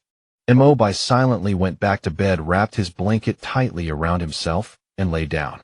On August 26th, the second day of the apocalypse, another nuclear warhead detonated more than 100 kilometers east of Jingdu. The rampant radiation dust was threatening millions of civilians, forcing the government to launch an emergency evacuation plan. Most survivors would be sent north to the Zhangjiago area by train. Mo Bai's only means of external communication was a single radio, which was playing evacuation messages over and over again. Jingdu, the capital of the country, had finally been abandoned. Mo Bai cooked himself a packet of instant noodles, the only thing he had eaten in the past 24 hours. He had been feeling nauseous and queasy the whole time, as if he were suffering from some unknown illness. At that moment, Mo Bai suddenly remembered the low-grade enhancement serum. He found it in his desk drawer, a red fluorescent liquid contained inside a white plastic tube. Mo Bai took a deep breath, jabbed the tube into his left arm, and pressed the other end of the serum tube at the same time.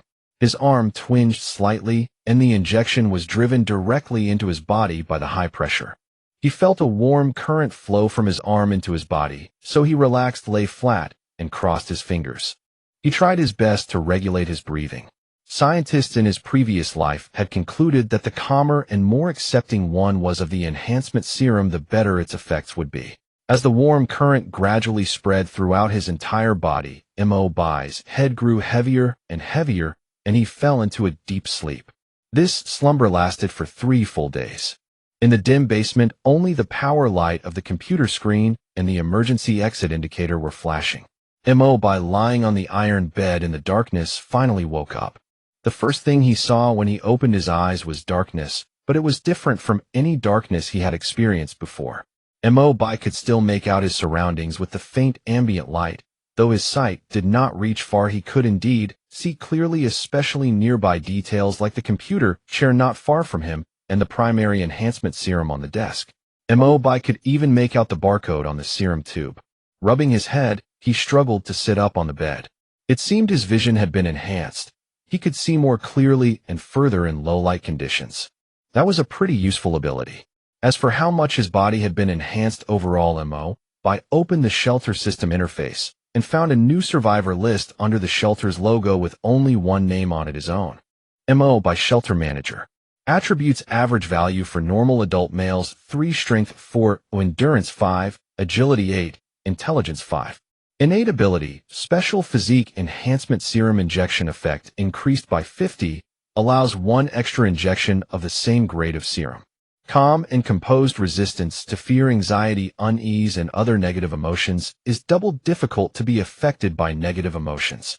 Looking at his attributes and abilities, they were decent enough. At least he hadn't gotten a useless ability. In his previous life, the abilities that new humans gained after injecting awakening serums were all over the place. He had often seen extremely bizarre abilities such as the toxic perception physique, which granted abnormal sensitivity to toxic substances but made the effects of poisoning far more severe. This meant that anyone with this ability would go into anaphylactic shock or even die from just a tiny amount of toxic exposure. So later, people with this kind of ability were basically kept in the lab and not allowed to go outside. The special physique was an extremely outstanding ability, which meant Mo Bai could inject another low-grade enhancement serum. This gave him a high chance of gaining an additional ability or enhancing an existing one. The 50 boost to injection effects was also very impressive, specifically reflected in his attributes. He had 2 stats at 5, and his agility was as high as 6, twice that of an ordinary person.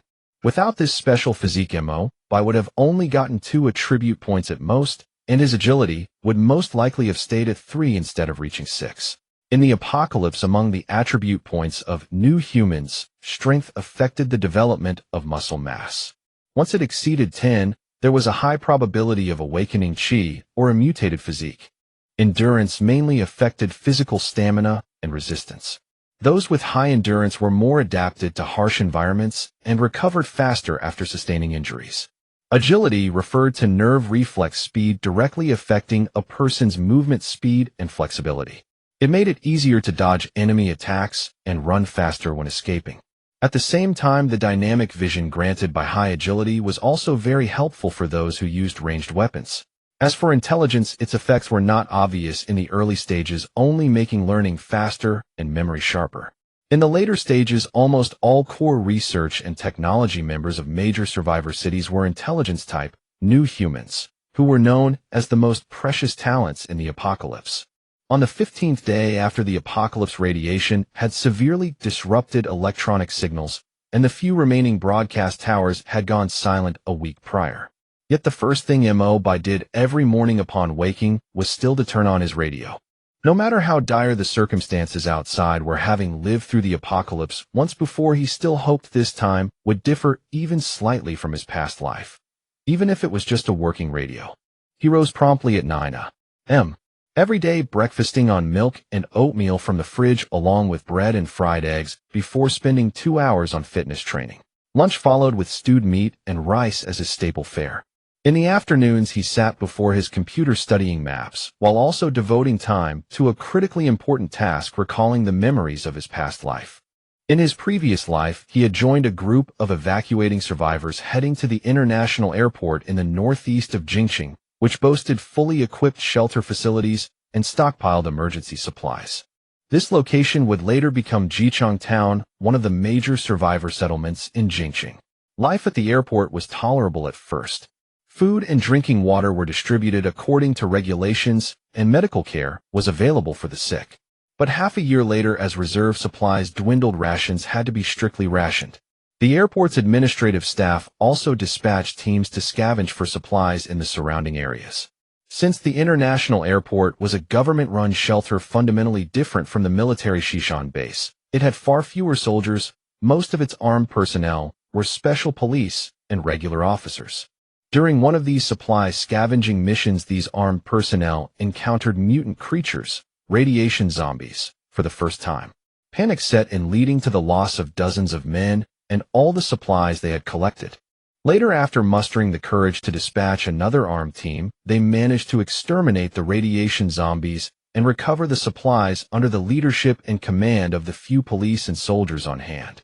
Every subsequent supply mission came with at least some casualties. Eventually, the administrative staff had to recruit civilian volunteers for the teams. At first, the civilians only helped transport supplies, but later trained civilians were also thrown into battles against mutant creatures and radiation zombies. Mo Bai joined the second batch of volunteers for the teams. There was no other choice. The daily rations were barely enough to keep people from starving. Signing up for a supply team meant getting a full meal and a good night's sleep the day before the mission. Even if you died, you'd at least die with a full stomach. Mo Bai was lucky back then. He completed 3 missions before encountering any mutant creatures, and because he was close to the evacuation vehicle he hopped on and escaped unscathed, becoming one of the few who survived 3 missions without a single injury. As he completed more and more missions, Mo Bai accumulated a wealth of experience, and being meticulous and cautious became his motto. To his surprise, half a year later, he was promoted to lead a small squad. The survival rate of his squad was the highest in the entire settlement. The first year after the apocalypse came to an end. Later, as radiation levels dropped, Jichang Town established contact with Shishan Bay City and survivor camps in more distant regions. Those settlements were widely isolated. Research into the post-apocalyptic world never ceased. It was at this time that the first naturally evolved new human appeared. A soldier from Shishan Bay City was gravely injured in battle against mutant creatures, but during his subsequent treatment, medics discovered his cell division rate far exceeded that of ordinary people. His near-fatal wounds healed completely in just 1 hour. This marked the first recorded new human ability in history's self-healing. After this, more and more evolved humans emerged, and the term new human soon became known across the world.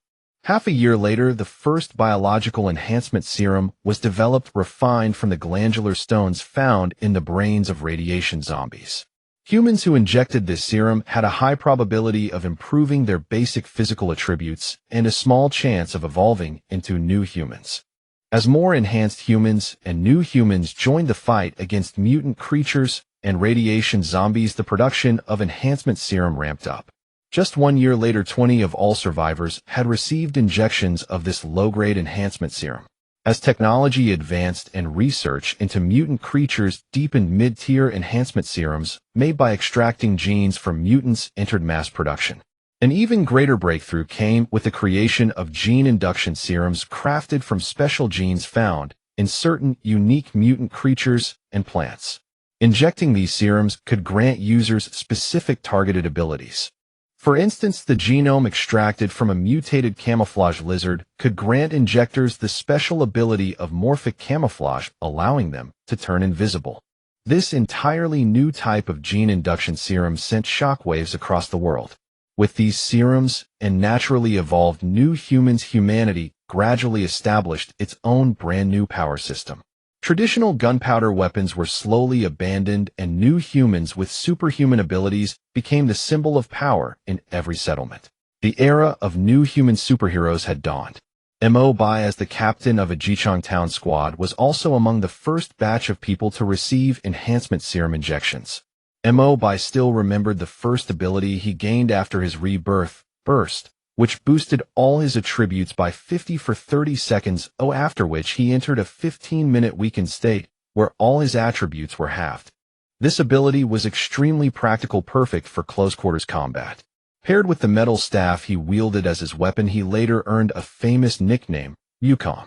A year later, when the first new human rankings were released across all major domestic settlements, Mo Bai, as the second strongest fighter in Jichang town, ranked 19th on the list. Though he was at the very bottom of the top 20, this still spoke volumes to the strength of his power. This time around, the reborn Mo Bai did not follow the same path he had taken in his past life, heading to Jichang town. He knew full well just how many dirty dealings went on among the settlement's upper management, and in his previous life, he had been severely screwed over by these hypocrites. Sitting in the dimly lit basement, Mo Bai reminisced about fragments of his past life memories. This was the best way for him to pass the time. He stood up and began checking the ceiling of every door, window, and vent one by one. The air filtration system was running normally, the water in the circulation system was still clean, and the basement's simple kitchen was well stocked with edible food. After another week had passed, on September 16th, Mo Bai decided to go up to the surface to inspect the power distribution building above his shelter. Putting on his hazmat suit and gas mask, Mo Bai opened the iron door leading to the staircase of the power distribution building's first floor. The sealed door creaked open slowly.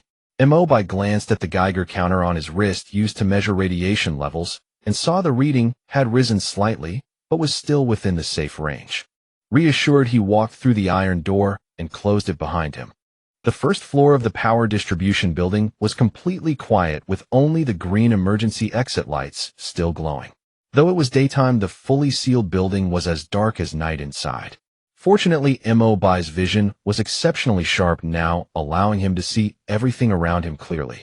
A thin layer of dust covered the first floor, indicating the door, window, and ventilation system seals were still in good condition. After checking the door locks, Mo Bai went up to the second floor. The dormitory area was in much the same state, except for a mirror in the second-floor bathroom that had shattered in the earthquake. The third floor was his personal living quarters, one of the most secure and well-protected areas of the building.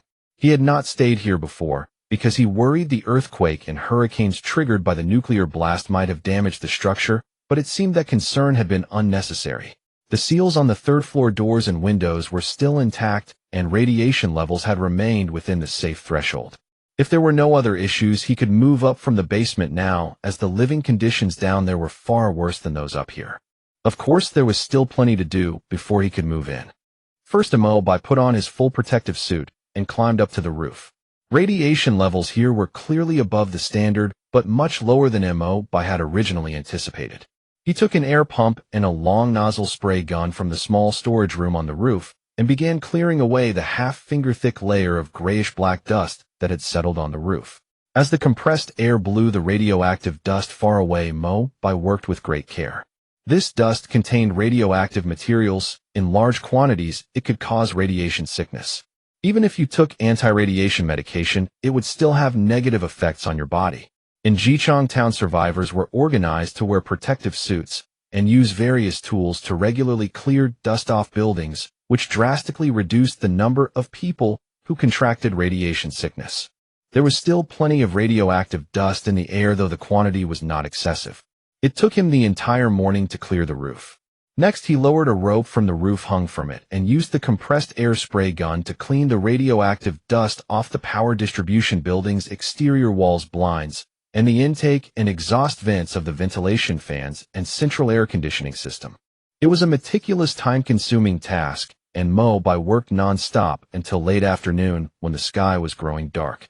The sky had remained gray and hazy ever since the nuclear war, with the sun forever hidden behind the smog. After a full day of working outdoors, the exhausted Mo Bai returned to his basement and treated himself to a self-heating Haidaleo hot pot. This kind of food only had a shelf life of a few months, so it was best to eat as much of it as possible while he still could. The steaming hot pot truly lifted his spirits. After taking a sip of the spicy broth, Mo Bai, who yelped from the heat, felt a genuine sense of happiness. He thought about how in his previous life he had been chewing on compressed biscuits in the airport basement at this same time. He never would have guessed that 2 months later even compressed biscuits would be a luxury in the airport. The next day, September 17th, Mo Bai woke up early, put on his protective suit again, and continued dusting the power distribution building's courtyard. The ground in the courtyard, which was not very large, was covered with a layer of plastic sheeting with a layer of film underneath. Mo Bai planned to use this small patch of land to grow potatoes and other crops to improve his diet in the future, so he fertilized the soil in advance and covered it with a thick tarp. He hoped this patch of land would survive the coming winter. Once the ground was mostly cleared, he moved on to the outer perimeter wall. The task was not small, but it was far simpler to execute. He finished it in just half a day. With time to spare, Mo Bai stood on the concrete platform inside the wall and looked out. If his memory served him right, on the 25th, when the first nuclear bomb fell, all the staff and workers at Wenhua Park had fled. After repeated government broadcasts, even the last security guards had boarded evacuation buses heading to the airport. The entire Wenhua Park should be completely empty now. The total number of employees and office workers who had worked here was only a few hundred. Now the desolate park was deathly silent, with only traces of dust being blown away by the wind visible on the ground. Mo Bai looked around for a long time before carefully opening the park gate in the wall, then slowly closing it behind him. He walked along the park's main road to the opposite side, where a former bathhouse building had been converted into a storage warehouse. He used his master key to open the storage warehouse's door, checked each of his supply storage rooms one by one, and after confirming there were no issues, headed to the parking lot below the warehouse. To his surprise, the carport was still intact, and the vehicles parked underneath were undamaged. He used the spray gun to quickly wipe the dust off the car bodies, and only then noticed that besides the 3 vehicles he had rented, there was also a vintage military 212 Jeep parked under the carport. On closer inspection, it was a retro 2020 model, and it was clear the original owner was an off-roading enthusiast. 2 winches were installed on the front and rear of the vehicle. However, this was unnecessary as the 212 Jeep was lightweight and did not have very high horsepower to begin with. Even with winches installed, it would not have enough power to serve as a proper tow vehicle. Though the 212 Jeep was locked, Mo Bai had a master key, so this simple old-fashioned car door was no challenge for him. There was nothing useful inside the vehicle, but the car itself was in good condition. If he had to drive on rough, uneven roads, it would definitely be more useful than the pickup truck he had rented. Just then a soft chime rang out, and a task popped up on Mo Bai's shelter system interface: ensure the safety of the shelter's surroundings. There appear to be potential threats in the cultural park where the shelter is located. Please inspect all park buildings to secure the safe zone. Mo Bai raised an eyebrow. It seemed this system did not intend to let him idle around, and loved to find tasks for him to do. After finishing his inspection of the warehouse, Mo Bai returned to the first floor of his shelter, took a Lee Enfield rifle from the gun cabinet in the equipment room, then rummaged through the nearby wardrobe and pulled out a tactical chest rig. This simple rig had only a few fixed straps, a small chest pouch, and a lower hanging utility pouch, which fit perfectly over his protective suit. He took two 10-round stripper clips from the ammunition rack in the gun cabinet, loaded one directly into the Lee Enfield rifle's 10-round magazine, placed the other clip into his tactical chest rig, then added a flashlight and a tactical knife to the rig as well. He casually removed the 6x scope from the rifle and replaced it with a 4x scope. There were many buildings in the cultural park, so a high magnification scope would actually slow down his aiming speed. For targets within 100 meters, a 4x scope was more suitable, and this particular 4x scope also came with a red dot sight mounted on top, making it far more practical overall. After a moment's thought, he pulled a tactical belt from the wardrobe, slotted the threaded-barreled Colt M1911 pistol and its holster onto it, fastened the tactical belt, loaded a full magazine into the pistol, then placed the spare magazine and pistol suppressor into the chest pouch. Satisfied that he was fully equipped, Mo Bai left his shelter's courtyard and began walking west along the small path beside the southern perimeter wall of the cultural park. He planned to scout out the entire park first to map its layout and check if there were any other people left inside. If there was no one left, he could clear out each building in the park the next day to make sure no mutant creatures or radiation zombies were hiding inside. The Wenhua Park was not small, an area with 6 large main buildings alone, plus more than a dozen smaller structures that had originally been workshops and were now converted into company offices and design studios. Clearing the entire park bit by bit would take a considerable amount of time, but time was probably the one thing Mo Bai had the most of right now, according to his memories from his past life.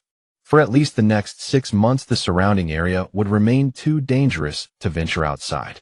All he could do was inspect the structural safety of each building in the cultural park under the protection of his hazmat suit, ensuring the safety of the area around his own shelter. In the dim, poorly lit stairwell, the only sound was the soft scrape of rubber-soled shoes against tiled floors. Mo Bai hunched slightly as he stepped slowly out of the stairwell, his suppressed 9mm Colt pistol trained on the door across the hallway. He pressed his gloved hand against the door and pushed gently, only to find it locked. He fished a master key out of the tactical pouch on his chest, pressed the switch to extend the key's pick, slid it into the lock, and turned it softly. With a soft click, the door swung open. Mo Bai took a deep breath, holding his flashlight horizontally in his left hand, while resting his gun hand on top of it, aiming the pistol at the gap the open door created. He extended his left foot slowly to push the door wider. Inside was a cramped 10-square-meter dorm room with 2 small desks tucked under the 2 bunk beds and 2 small wardrobes in the corner. Mo Bai thoroughly checked under the beds and inside the wardrobes, finding no signs of danger before backing out of the room and closing the door behind him. He moved on to check the next room. This was the second day Mo Bai had been clearing the dormitory building, a converted old office building with a dozen or so rooms of varying sizes on each floor. It had originally provided housing for the park's own staff, and employees of companies based in the park could also apply to live here, as dorm fees were far cheaper than renting an apartment. Over 100 people had once lived in the 6th-floor dormitory, but with the economic downturn and falling occupancy rates at the park's support staff had been cut by nearly half and far fewer dorms were rented out. As a result, less than half of the rooms were still occupied. If Mo Bai's memory served him right, when the government ordered evacuations, most people had gathered their belongings and boarded government-provided evacuation buses to the shelter at the airport. A small number who had not left at the time had departed later on their own using private transportation, and the last security guard to leave had locked the dorm building's main doors. Now the dorm building was littered with scattered clutter and trash on the floors, and most of the dorm room doors were locked. He had to use his master key to open each one by one, and while checking every room took time, Mo Bai still inspected each carefully. One missed hidden mutant creature or radiated zombie could easily cost him his life, and as for time, he had plenty of it now. At the end of the hallway was the dorm's shared bathroom with 6 small stalls that had no curtains. Mo Bai first crouched down to check the floor of each stall for anything unusual, then inspected the rest of the bathroom. Only then did he put away his pistol and pull out a map from the tactical pouch on his chest. He wrote the number 6 next to the dorm building's marking on the map, followed by a checkmark. 5 other checkmarks for floors 1 through 5 were already there, indicating the entire 6th-floor dorm had been fully checked. Mo Bai checked the time, then left the dorm building and circled around it. All the first-floor windows had security bars, even the bathroom windows. He went to the storage shed, dragged out more than a dozen long, wide wooden planks, loaded the planks, and an air-powered nail gun onto a flatbed cart, and returned to the front of the dorm building. He locked the 2 entry doors, nailed the planks securely over them, then spray-painted a large circle with a bold S inside it, marking the building as safe. Glancing at the map in his hand, Mo Bai saw he still had 5 more buildings to check. He stretched, then dragged the flatbed cart and his tools back to his shelter. He locked the front door, washed his removed hazmat suit with disinfectant, and hung it on the wall, put his weapons and gear back in the armory, and finally dragged his exhausted body up to the 3rd-floor room, sinking into the soft sofa. The safety clearance work for the buildings in the cultural park had been going on for a week, with no signs of danger found so far. But according to the missions issued by his system, there was likely a threat lurking somewhere in the park. Though he had no idea where it was better to prioritize safety and proceed with caution. Since he had plenty of time, he would take things steady and thorough, clearing 1 building at a time. After fully clearing each building, he would seal it off to prevent mutant creatures and zombies from entering. He also patrolled the cultural park's perimeter wall every day. Though the 5-meter-high wall looked safe, it was not completely impenetrable. The next building to check was a themed restaurant beside the main road just south of the cultural park's north gate. The unique restaurant had originally been a factory basketball court, but after being rented out, the tenant had built a fully glass-structured restaurant on the site. Though only 1 story tall, it stood over 4 meters high, with floor-to-ceiling reinforced glass windows as its main feature, giving it a very distinctive look. Mo Bai cradled his Lee Enfield rifle in his arms as he stared at the glass building before him. The restaurant's entrance was also made of glass, offering a clear view of the dining hall inside. From this angle, he could see everything at a glance, and there were no obvious signs of danger. If there was any risk, it would likely be in the small kitchen area at the back. The only snag was that the restaurant used an electronic keypad lock, which had automatically locked itself due to the power outage. He would have to check the back door instead. The restaurant's back door was on the west side at the rear of the building. There was a small parking lot there that could fit 4 or 5 cars, and a small refrigerated truck was parked in it. At first glance, it looked like a vehicle the restaurant used to purchase ingredients, but on closer inspection, Mo Bai realized the markings on the truck belonged to a food supplier's delivery vehicle. If the restaurant had already closed down, why would a supplier's delivery truck be here? Mo Bai's confusion turned to alertness. He quietly used his master key to unlock the back door, and when he saw a pool of congealed black blood on the floor behind it, Mo Bai frowned. He slung his rifle over his back, pulled his Colt pistol out of the leg holster, and screwed the suppressor onto it. That way any gunshots would not carry very far, avoiding drawing the attention of unwelcome visitors. He took out his flashlight with a wolf tooth attachment, holding it horizontally in his left hand in front of him, while his gun hand pointed the pistol forward toward his line of sight. He pushed the door open slowly with his foot, and Mo Bai strained his ears to listen for any movement down the hallway ahead, but there was nothing, only a deathly silence. On the hallway floor behind the door, a pool of black blood had a bloody drag mark across it, next to which were scattered blood-stained footprints shaped like plum blossoms. Mo Bai's pupils constricted sharply, for at the end of the hallway a dark shadow was slowly emerging. It was a massive canine over 2 meters long and weighing roughly 100 kilograms. Judging by its fur, it looked like a teddy dog. Mo Bai sucked in a sharp breath. A teddy dog this size was rare, even among mutant creatures. This was no ordinary dog. It was every bit as formidable as an adult tiger. The rate of radiation-induced mutation in living creatures was clearly faster than he had anticipated. Beneath its messy coffee-brown fur, a massive maw heaved with heavy, ragged breaths, and foul-smelling saliva dripped from the corners of its mouth. A pair of blood-red eyes locked onto Mo Bai, glowing with a feral, bloodthirsty light. Mo Bai took a deep breath. Despite facing a terrifying mutant creature, his Colt pistol did not waver in his grip. The fluorescent dot on the sight's notch was fixed firmly on the giant mutated dog before him. This was not just thanks to the experiences of his past life. More importantly, his calm and composed talent was kicking in. Before he could even consider whether his Colt had enough firepower to take the creature down, the mutated teddy at the end of the hallway had lost its patience. A low growl rumbled out, and the dog's body leaned back, the clear prelude to a leaping pounce. Mo Bai kicked the already open restaurant back door shut with his left foot, at the same time raising his left hand to shine the flashlight directly into the mutated teddy's eyes.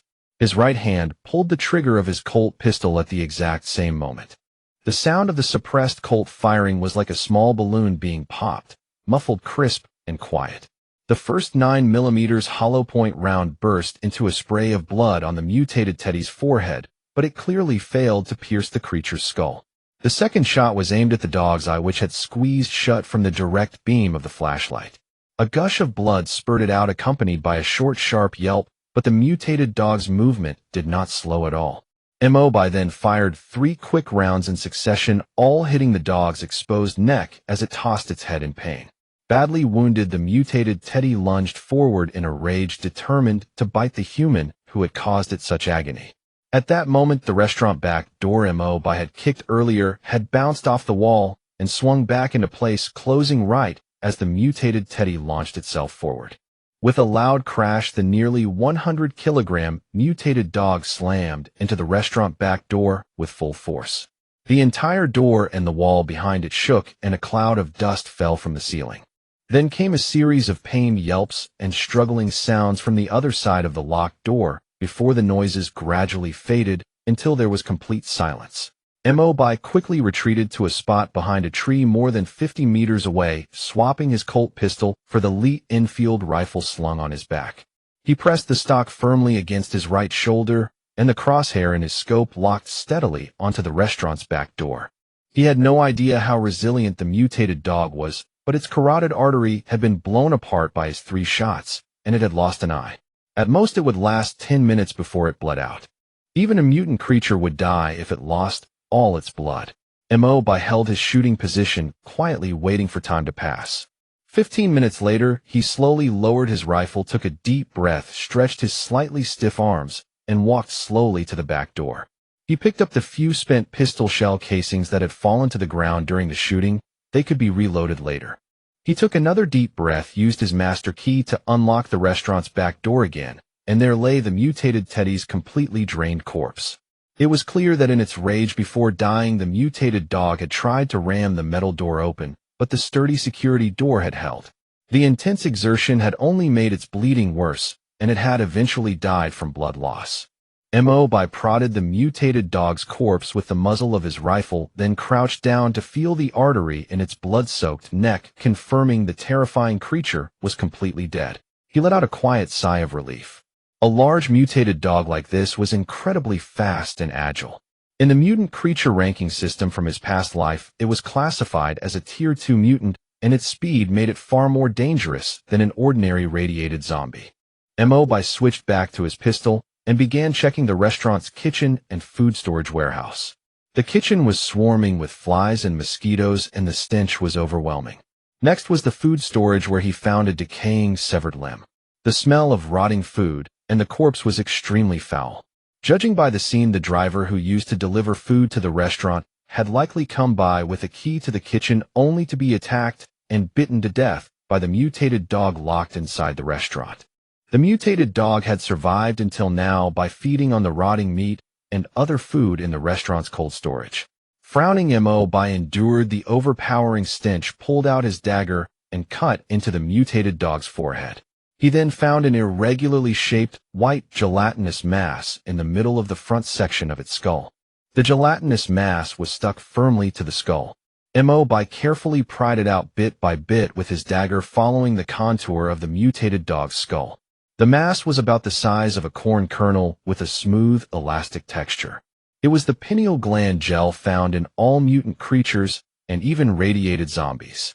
It was also the core material scientists would later use to produce bioweapon enhancement serums. In terms of value at that time, a single pineal gland gel from a Tier 2 mutated dog could be traded for a week's worth of rations. With Mo Bai's skill level, he of course could not produce bioweapon enhancement serums on his own, but the material would be very valuable in the future, so stockpiling it now was definitely a good idea. Mo Bai then set about cleaning up the corpses and rotting food in the restaurant kitchen and food storage. These items could not be left here as they would likely attract more scavenging mutant creatures if left for too long. Mo Bai piled the garbage and rotting food on the land behind the restaurant, then returned to the power distribution building. He drove a mini excavator out of the yard. He had pulled some strings with old Chun to rent it, thinking it might come in handy. Using the tiny mini excavator, Mo Bai dug a pit more than 2 meters deep in the ground, then buried the mutated dog's body, the severed corpse, and the remaining rotting food inside it. After filling the pit back in with dirt, he spread a thin layer of lime over the top to mask the smell. After finishing all this, Mo Bai returned to the restaurant and gave the floors and walls of the kitchen and food storage a thorough disinfecting scrub. In the end, the trip was not a total loss. Inside the cabinets of the food storage and kitchen, Mo Bai found several large bags of unopened sealed pasta, a good amount of salt, and other seasonings, as well as well-packaged rice and flour. It was a restaurant after all. Even after being ravaged by the mutated dog for so long, it still had some edible supplies left. He drove the battery-powered flatbed cart over from the power distribution building and loaded the supplies onto it, but the cart could not hold everything. He had to make 2 trips. The heavy natural gas tanks he left in the kitchen for now. He did not need them at the moment, and there was no space for them in the power distribution building's kitchen either. He also grabbed some nice-looking tableware and cups from the kitchen to bring back with him. Exploration and scavenging were always interesting work, with little surprises to be found along the way. After dealing with the mutated dog, Mo Bai found no more mutant creatures during his sweep of the other buildings in the cultural park. It was not until he had thoroughly checked the last photography studio that his mission system finally popped up a task completion notification: mission complete. Reward 100 bottle caps. New mission: explore the sealed underground air raid shelter. Only then did Mo Bai remember that there was a civil defense facility under his underground garage that he had not yet explored. But this mission could wait. For now, he just wanted to rest well for a few days. Besides, he had some cultivation issues he needed to resolve. In his previous life, he was an enhancement-type close combat warrior specializing in strength and explosive power. Thanks to his diligent cultivation, he always held a spot on the powerhouse ranking list. Even when he was not among the very top, he was still considered a top-tier warrior. In this life, the talent and physical attribute points he obtained seemed to have little to do with being a warrior. Nevertheless, he gradually recalled the cultivation methods he had been intimately familiar with in his past life. Back then, the academicians of the academy designed a set of cultivation methods for warriors who had awakened after injecting enhancement serums. After continuous refinement through real combat, the warrior cultivation method, released 3 years after the apocalypse, had already reached its 9th iteration. It could be said that most close combat warriors among the new humanity cultivated according to this set of methods. Even the super powerhouses at the top of the combat power ranking mostly used this method before finding cultivation approaches better suited to themselves. It could be said that this body-refining cultivation method, known as the body-forging art, was extremely versatile and adaptable. Later, even the simplified, downgraded version could be cultivated by ordinary people, which could be considered a great boon to much of humanity. Currently, Mo Bai was cultivating the 11th iteration of the body-forging art from 10 years later. After injecting the enhancement serum, the attribute he had enhanced was not the most crucial strength attribute for close combat warriors, yet his strength was still significantly higher than that of ordinary people. Coupled with his doubled agility attribute and decent physical fitness converted from his endurance attribute, he still met the minimum requirements to cultivate the first stage of the body-forging art. The martial cultivation art divides the cultivation journey into 9 stages, with the first stage known as body forging, which focuses on physical training to lay a solid foundation for future cultivation.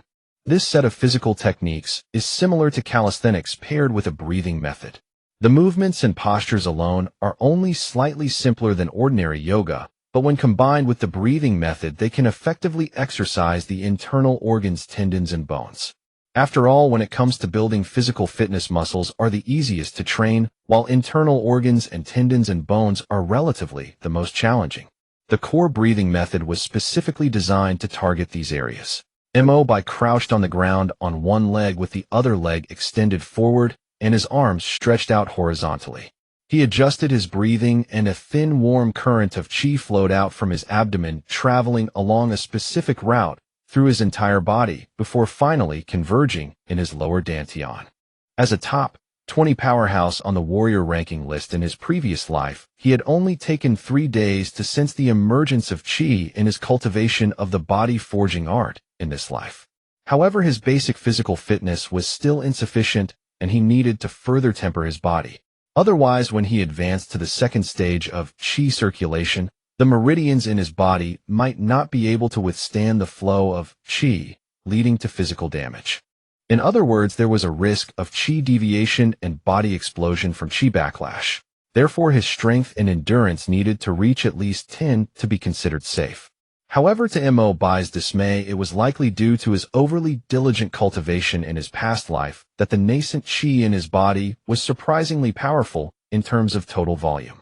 Moreover, as soon as he sensed qi this time, it automatically followed the qi circulation route from his past life, quickly completing a full cycle on its own. It grew stronger with each passing cycle. Although there were no issues for now if this continued within half a year at most, his qi would grow too powerful for his body to withstand, damaging his qi meridians and causing serious trouble.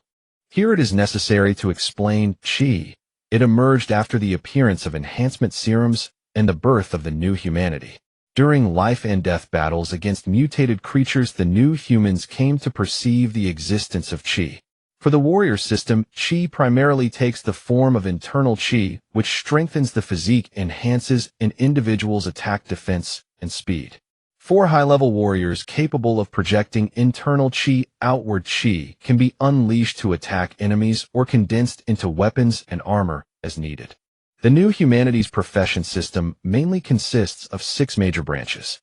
The most populous of these is the enhancement system that Mo Bai cultivated in his previous life, and almost all close combat warriors belong to this system. Apart from this, the other system Mo Bai was familiar with was the energy control system, which included new humans capable of manipulating energy bodies, such as those who could control fire, ice, and even lightning power. New humans belonging to this energy control system are also called energy manipulators. Mo Bai's understanding of the energy control system came from one of the few powerhouses in Airport Town who he could chat with easily, the Ice White Bird, who also ranked 17th on the combat power list. The reason this guy got along with Mo Bai was surprisingly that both of them were fans of the Japanese anime Saint Seiya. His favorite character was Cygnus Hyuga, the Saint Seiya of the Cygnus constellation, so he always insisted that as a new human, he had taken the new name Hyuga. Mo Bai got along fairly well with this puny young man, so he also gained some understanding of the energy control system. Unlike the enhancement system, which focuses on internal qi within the body, the energy control system places greater emphasis on perceiving external energy. Energy with a high synchronization rate with their own attributes is easier for them to manipulate. For example, the energy Hyuga could control was low temperature. When he exerted his full power, he could rapidly lower the temperature of a fixed surrounding area or a designated target down to around minus 150 degrees Celsius. The final fate of all mutated creatures that fought him was to be turned into ice sculptures. Of course, the warriors of the enhancement system were the most familiar to Mo Bai. Warriors who cultivated internal qi were just like the martial arts masters of the ancient Jianghu. The qi they cultivated could increase destructive power when gathered in their fists, and feet strengthen defense when spread across their skin, cut through metal like mud when channeled into bladed weapons, and shatter stone and split iron when focused on rods and staffs. Mo Bai's current problem was that his qi sense had emerged too early. The qi he formed was not very powerful, but it naturally flowed along his qi meridians, growing slightly stronger with each full cycle. Moreover, it would automatically circulate even when he was not actively cultivating. If this went on for long, the qi would grow increasingly powerful while the meridians in his body had not yet expanded enough to accommodate it. When that happened, it would be like too much water for too narrow a channel, creating a risk of qi deviation and body explosion. The most frustrating part was that once the qi circulation was established, it would not stop. However, Qi circulation was originally supposed to emerge in the late second stage, by which time the tempered body would be able to withstand the newly born Qi. Now he had Qi before his body had even completed body forging. It was like skipping the first step entirely and jumping straight to the final stage of the second step. That said, there were still ways to remedy the situation. He knew all the body forging methods, so he could focus fully on body forging while trying his best to suppress the growth of his total Qi volume. Once his body forging reached an initial level of completion and the two reached a balance, the hidden danger would naturally disappear. The trouble lay here in his previous life. The attributes he gained after injecting the enhancement serum were primarily strength and endurance, with actual values of 9 for strength, 9 for endurance, and 4 for agility. His talent was also the highly compatible explosive power trait, so his progress during the body forging stage was extremely rapid. Even so, it still took him 3 months to successfully complete body forging. Now his initial attributes were only 4 for strength, 5 for endurance, and 8 for agility. The difference seemed small, but the attribute bias was exactly like this. The first attribute to break the threshold of 5 would determine his future development direction. In his previous life, the attribute he broke first was strength, so his body forging speed was astonishing. In this life it was agility, so he would be doing well to complete body forging in 2 months. As for his Qi circulation, it would probably overflow in just a month. However, there was another more special method that would greatly reduce the requirements for meridian tolerance, a special branch outside the standard warrior path, a school that focused on the application of projecting internal Qi outward. This school was not famous for its powerful combat capabilities, but for its therapeutic effects. When internal Qi circulates internally, it strengthens the physique and boosts combat power. When projected outward and infused into another person's body, it can replenish their energy, heal physical injuries, and regulate their bodily balance. These Qi masters who harmed themselves to benefit others were also called healers, arguably the least numerous, yet most popular profession in the enhancement system. Since the Qi in their bodies needed to be frequently projected outward or infused into others, healers did not have extremely strict requirements for the strength of their meridians. Instead, they required long, sustained, and endless Qi flow. Mo Bai's current Qi was still nascent Qi. As long as he intentionally guided its circulation route and altered the meridians it passed through, he could achieve better therapeutic effects. However, the attribute of the Qi that could originally be used to increase destructive power would be greatly reduced, effectively converting its attacking attribute into a healing attribute. Thinking of this, Mo Bai could not help but feel caught between laughter and tears. In his previous life, he had been a powerful warrior respectfully called Wukong, a formidable figure who could charge in and out of hordes of mutated creatures 7 times over. In this life, was he going to become a healing monk like Tang Monk? Self-deprecation aside, this was indeed the best solution to his current situation, and becoming a healer would bring enormous benefits. Healers themselves possessed extremely strong immunity to abnormal status effects. The effects of poisoning, radiation, bleeding, negative mental influences, and other such ailments were all greatly reduced against healers.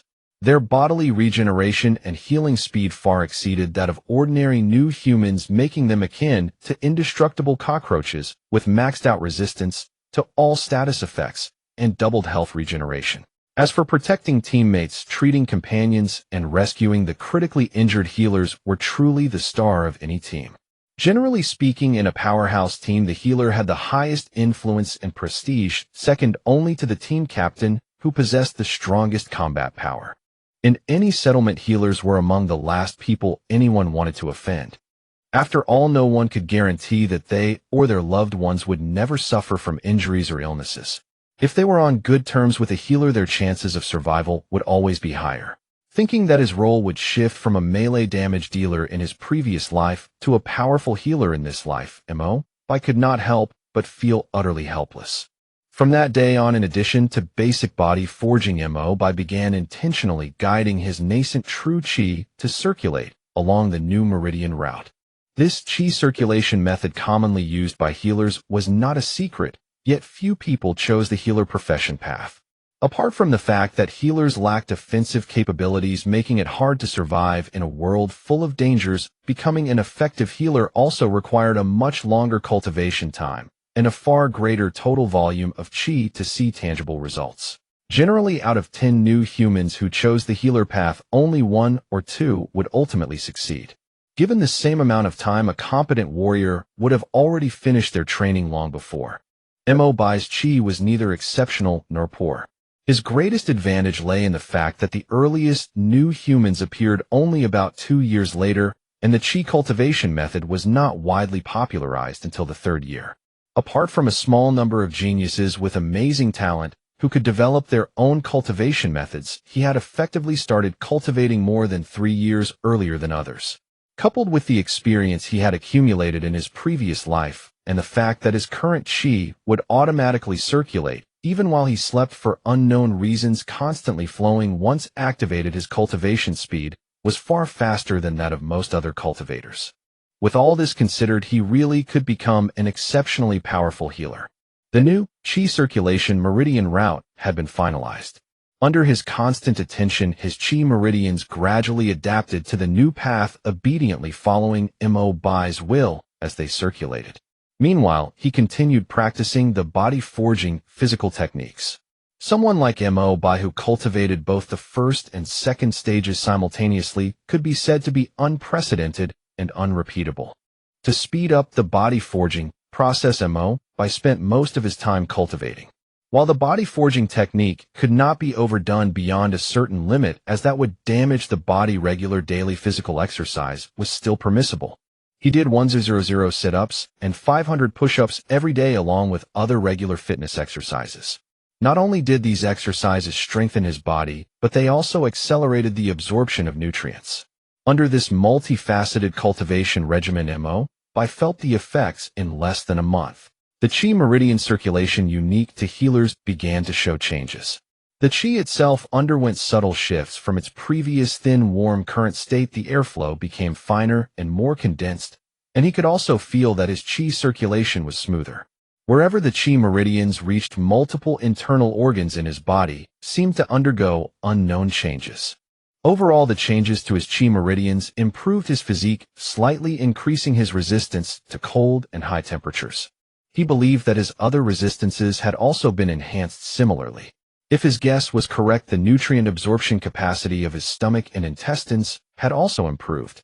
This was corroborated indirectly by the frequency and volume of his daily excretions. His body was storing energy in another way.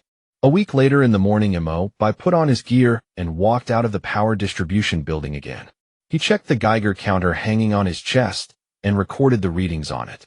If his records were accurate, the outdoor nuclear radiation levels had been declining at an extremely slow rate since reaching their peak a month prior.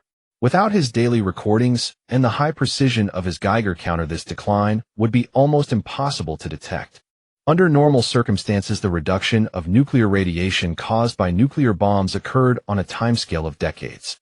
In Mo Bai's memory from his previous life, 2 years later, the outdoor radiation index had dropped low enough to allow humans to go outside wearing only simple protective gear. The radiation levels detected on radioactive dust attached to sealed food and other supplies had also fallen to a relatively safe value. This was definitely abnormal. The scientist's opinion was that it was very likely that the mutated plants, in order to survive, had evolved the ability to purify nuclear radiation. Just as most green plants used to absorb carbon dioxide and release oxygen, the plants after the nuclear war had begun to consume radioactive energy. This theory had been verified to some extent, as later scientists did discover that some mutated plants found at the centers of nuclear explosions possessed the ability to consume radioactive energy. However, the problem was that their numbers were too few, far from reaching the quantity needed to purify the polluted world. As for why the radiation index dropped to a level that allowed humans to move freely 2 years after the nuclear war, there was still no unified conclusion even 10 years later. This matter was like one of the 10 great mysteries of the apocalypse, and perhaps it would never be solved. In this life, Mo Bai's recorded values clearly showed that the radiation decay had not started 2 years later, but had begun silently just 2 months after the first nuclear bomb exploded. Moreover, not a single green plant had survived on the surface of the cultural park, so Mo Bai did not believe a word of the claims about plants absorbing radiation at all. He looked up at the still gloomy sky overhead where the hanging sun was obscured beneath a thick layer of ash. This was the final inspection of the park for the week. The north gate of the cultural park remained sealed with iron doors and barriers, as did the southeast gate nearest to the power distribution building. Mo Bai ran a cable from the distribution building to the security monitoring room in the office building, and after reconnecting the power, most of the more than 20 cameras outside the park were still operational. After removing the damaged and unnecessary cameras, Mo Bai retained surveillance at the two main gates and along the primary road. He additionally installed new monitoring points on the exterior walls, a total of 8 new points, which were connected to the main monitoring room inside the power distribution building. This way, Mo Bai could monitor the entire park. Under the ashen sky, the sun remained absent. Looking down to pick up a cable, Mo Bai suddenly noticed a few droplets on the goggles of his gas mask. Astonished, he looked up again, only to see that tiny snowflakes had begun drifting from the air. With a grave expression, Mo Bai recalled that in his past life the sudden drop in temperature followed by heavy snow should have been happening around now. The temperature would plummet to around -40 degrees. At that time in the survivor shelter at the airport, over 1,000 people had perished from the rapid cold. He threw the tools and cables on the ground onto a flat cart, then pushed it back to the distribution building as quickly as possible. Starting from the rooftop, he inspected all doors, windows, and ventilation system outlets. Low temperatures would affect not only human comfort, but also many devices which could be damaged by the cold. Moreover, without proper insulation, once the cold penetrated the warehouse, many supplies would also be ruined. The outer walls of the distribution building were thick enough to withstand wind and snow, but the interior temperature would still drop below freezing. To maintain warmth, the central air conditioning would need to be turned on, but the remaining power in the original lithium battery bank would be insufficient, forcing him to start the fuel generator in the basement. Of course, there was a more economical approach. Mo Bai carried several kerosene stoves from the underground warehouse to the third floor and lit them in the spacious living room. With all doors and windows closed, and insulated cotton covering the heat retention on the third floor was adequate. The stoves had dedicated ducts connected to the ventilation system, so there was no need to worry about carbon dioxide or carbon monoxide poisoning. He then dragged a single bed from another room into the living area, thus resolving the heating issue. Although it wouldn't reach the comfortable 25 degrees, the indoor temperature was still close to 20 degrees.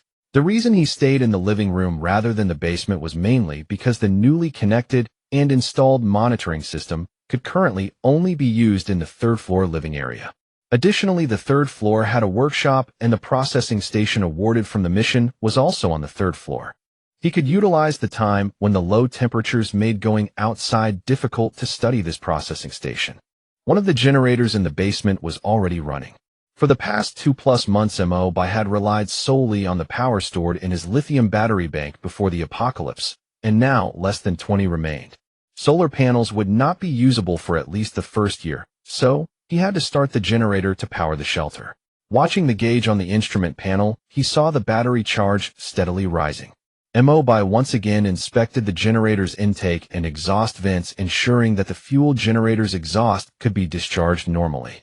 Recharging the battery pack fully with just one generator would likely take 2 days.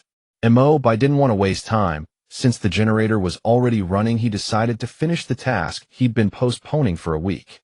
At the end of the main corridor in the underground parking garage was a cement-plastered wall.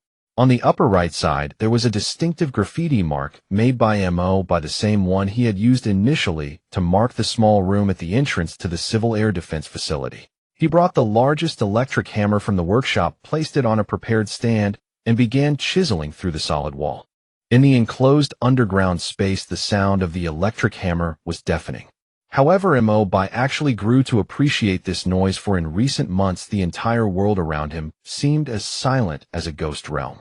After all, the greatest challenge of survival is loneliness. Now even a little noise, as long as it didn't bring danger, was worth a brief moment of joy. Because they were in an underground garage, the noise from the electric hammer, though loud, was unlikely to reach the surface, so there was no need to worry about attracting mutated creatures. Moreover, the park had already been cleared in several rounds this month, making the surroundings relatively safe. After spending 2 hours on the cement wall, Mo Bai finally carved out a hole 1 meter deep and 1 meter wide. He had to admit that although the cement wall was decades old, the materials used were remarkably solid. The wall was fully 50 centimeters thick, and behind it was a mixture of waste and debris used for filling. It wasn't until he reached a depth of 1.2 meters that he finally struck soil. The next steps were much simpler. He widened the original hole to the size of a single door. Mo Bai even smoothed the edges with a grinding wheel, making it easier to install a door later. The following day, following the location in his mind, he dug another 2 meters inward. Then he continued digging to the left, and this time after 3 meters he hit bricks. After clearing away the debris, he immediately used the electric hammer, and within no time, he broke through the brick wall. He shone a flashlight inside, and indeed it was exactly the small relay room that he had previously inspected. Mo Bai, with a continuous effort, carved out an opening the size of a doorway. Fortunately, it was primarily a brick wall structure. If it were cement like the underground garage, it would have required considerably more labor. By nightfall, the entire single-person passage from the underground garage to the relay room of the Civil Air Defense Facility was complete. Thinking about it, the amount of work was substantial. Originally, Mo Bai had considered descending from the personnel passage near the office building, which might have required less excavation. However, he realized that the concealment there would certainly not be as good as working within the underground garage itself. Therefore, Mo Bai had chosen this approach. The relay room, only a dozen square meters in size, was remarkably clean, almost empty except for a light dusting. The only thing present was the red metal box that Captain Lee had installed last time, mounted on the wall. Mo Bai opened the box and took out the plastic-sealed emergency shelter manual. Flipping through it, the front pages contained standards and batch numbers for civil air defense facilities. According to the standards listed inside, this underground facility belonged to Civilian Shelter No. 78014 of the East District Civil Air Defense Facilities, with a maximum capacity of 500 people. The stock supplies were sufficient for 500 people to survive for 1 month. If accommodating only 100 people, it could sustain them for half a year. Mo Bai frowned. He had originally thought the underground facility beneath his feet would be larger. He hadn't expected it to be merely a temporary shelter designed for 500 people. He retrieved a utility flatbed cart from the workshop, loaded it with some tools and wires, connected it to the generator, and grabbed several emergency lights.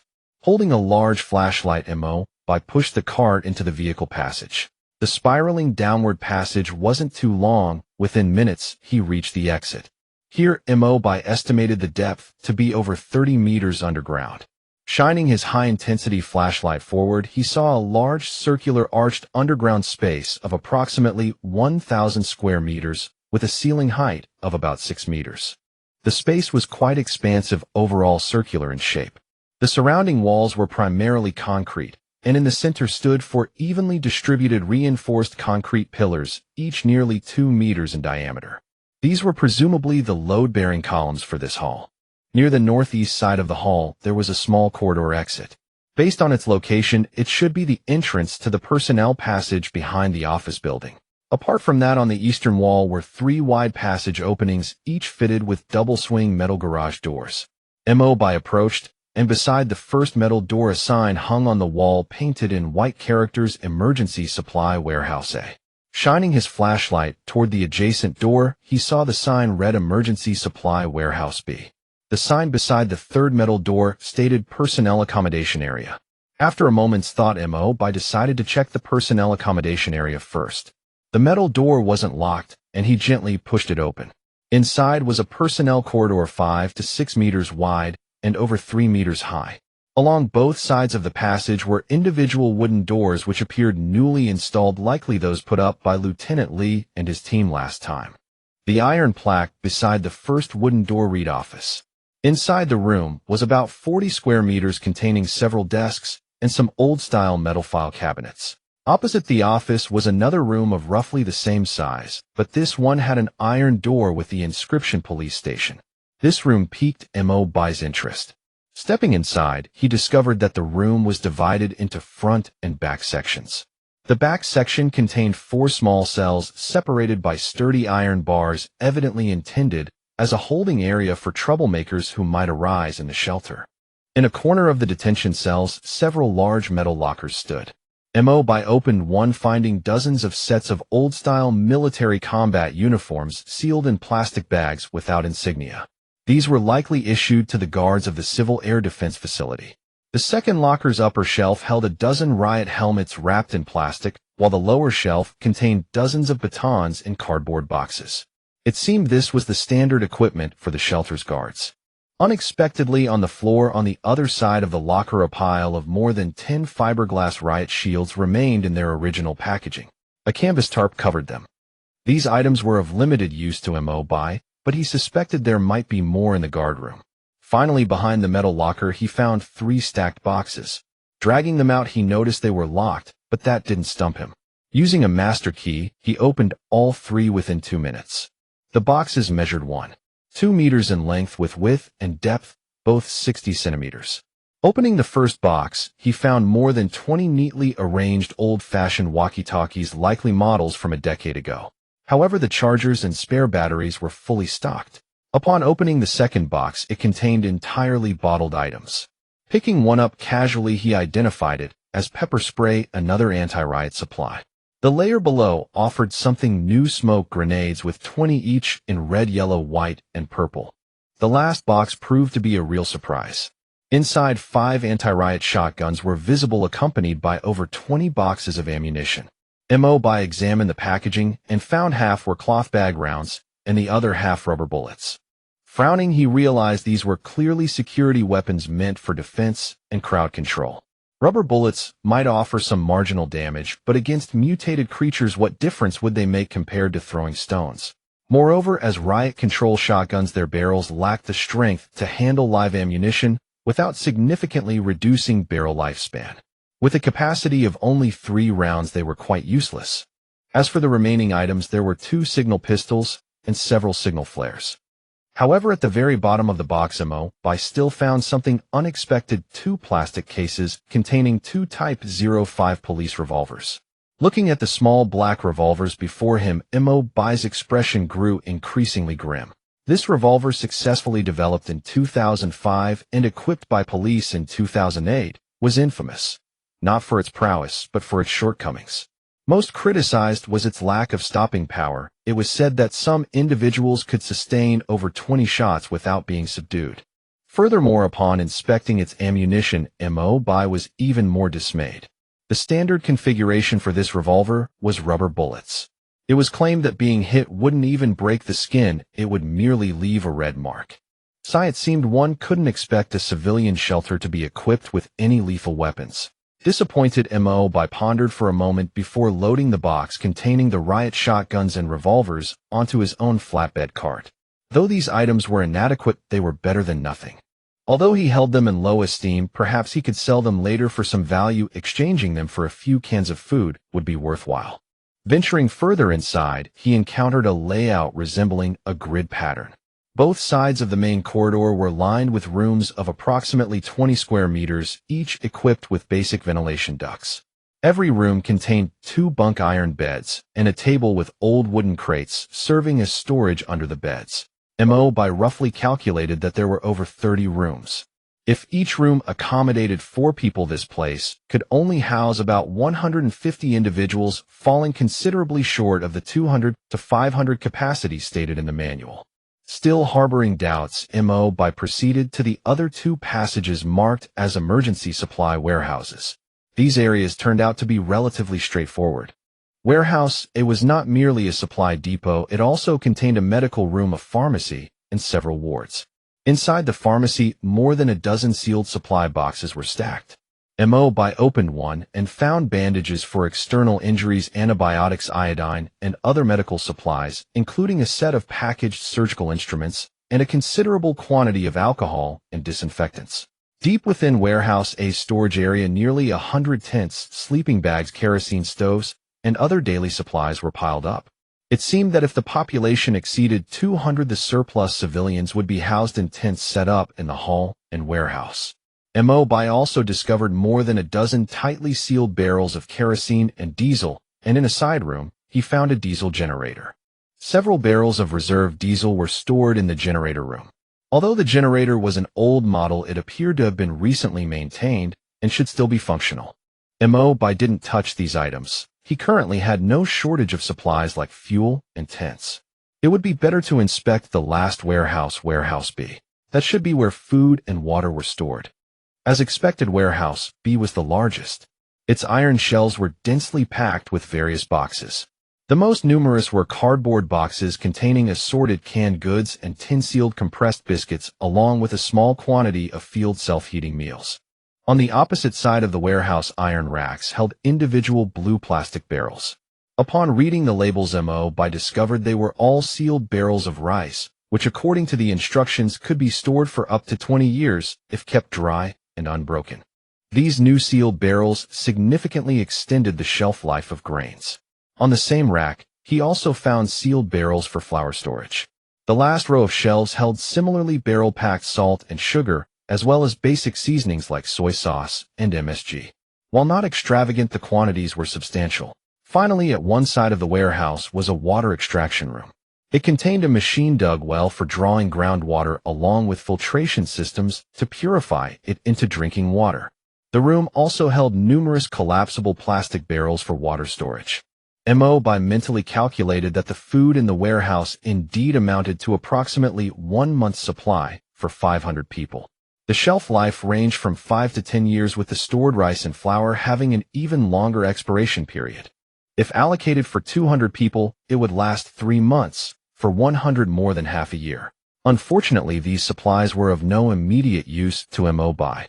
The total stockpile he had accumulated in the distribution building's underground warehouse was already sufficient for his own survival for over a decade.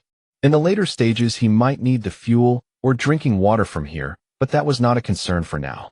Mo Bai suddenly recalled something and rummaged through the office and guard room before finally spotting a turntable in the corner of the office, its central metal pillar shaped like a pentagram.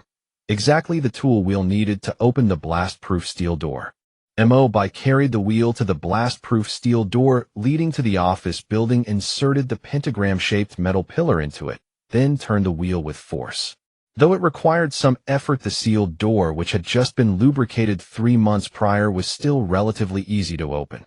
He passed through the passage to the small warehouse behind the office building, but Mo Bai did not leave the underground tunnel. Instead, he retraced his steps and used the wheel to close the blast-proof door once more, as this passage would serve as an emergency exit in the future, and the entire civil defense facility could function as a backup shelter. Returning to the underground garage, Mo Bai began clearing the bricks, dirt, and concrete debris on the ground when a system prompt popped up in his mind: exploration of the sealed underground air raid shelter complete. The facility has been merged into your shelter and now functions as the second underground level. Reward 200 bottle caps. Mo Bai was momentarily stunned. Why would the newly discovered civil defense facility be merged into his shelter? Was it simply because it was located nearby? Besides, what exactly qualifies as a merger? He turned around abruptly at that moment and froze in shock. The narrow hole he had spent 2 days drilling with an impact drill, just wide enough for one person to pass through, had vanished.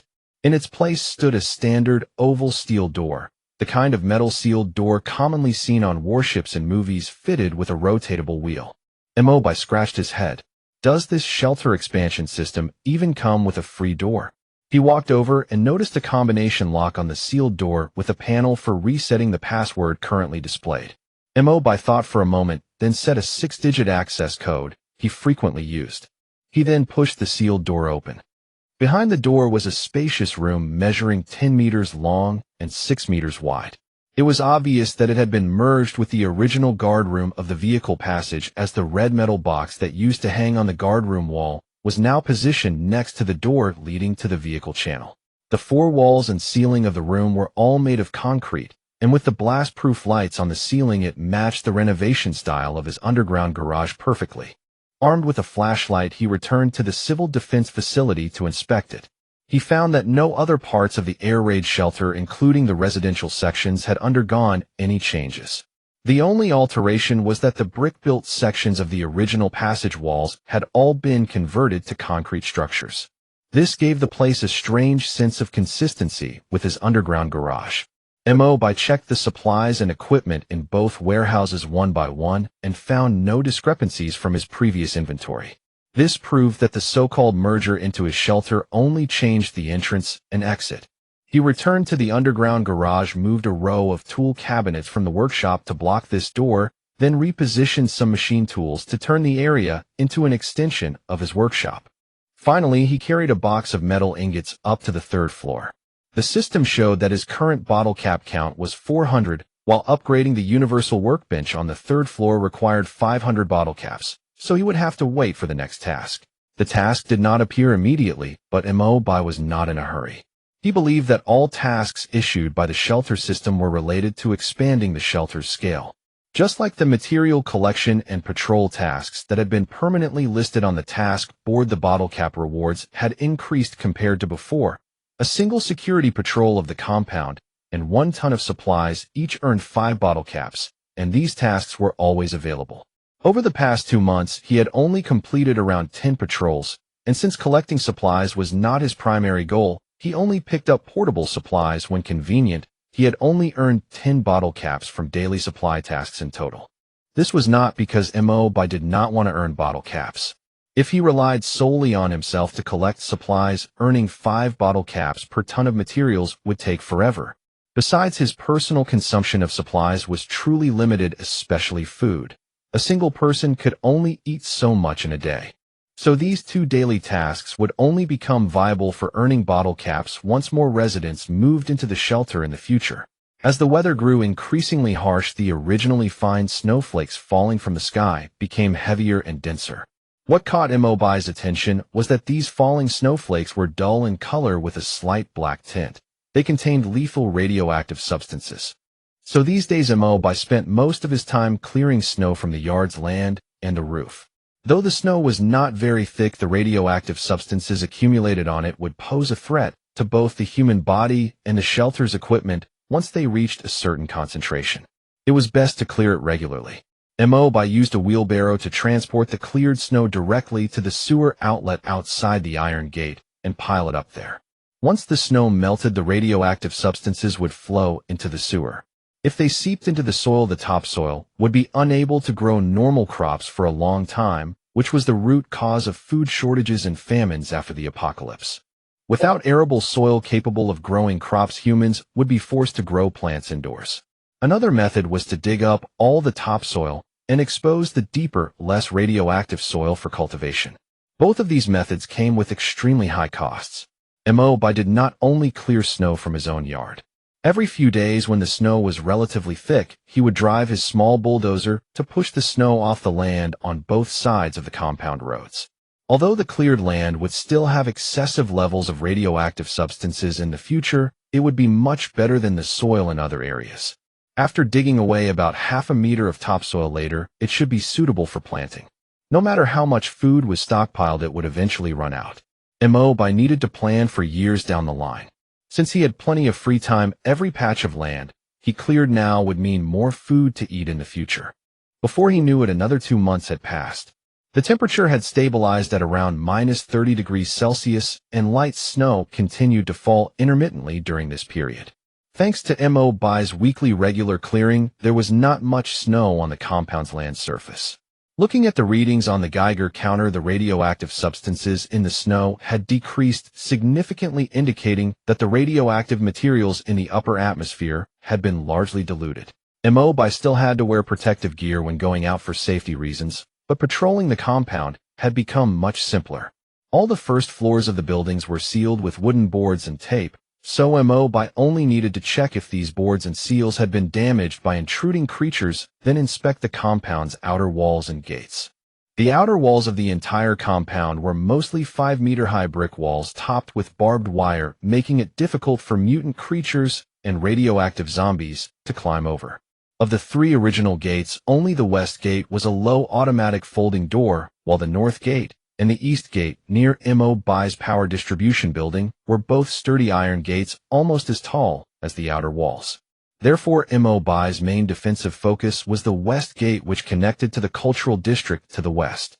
On the two-lane West Gate Road, behind a set of folding electric gates were obstacles welded from steel bars and angle iron covered with sharpened steel bars like a hedgehog's quills.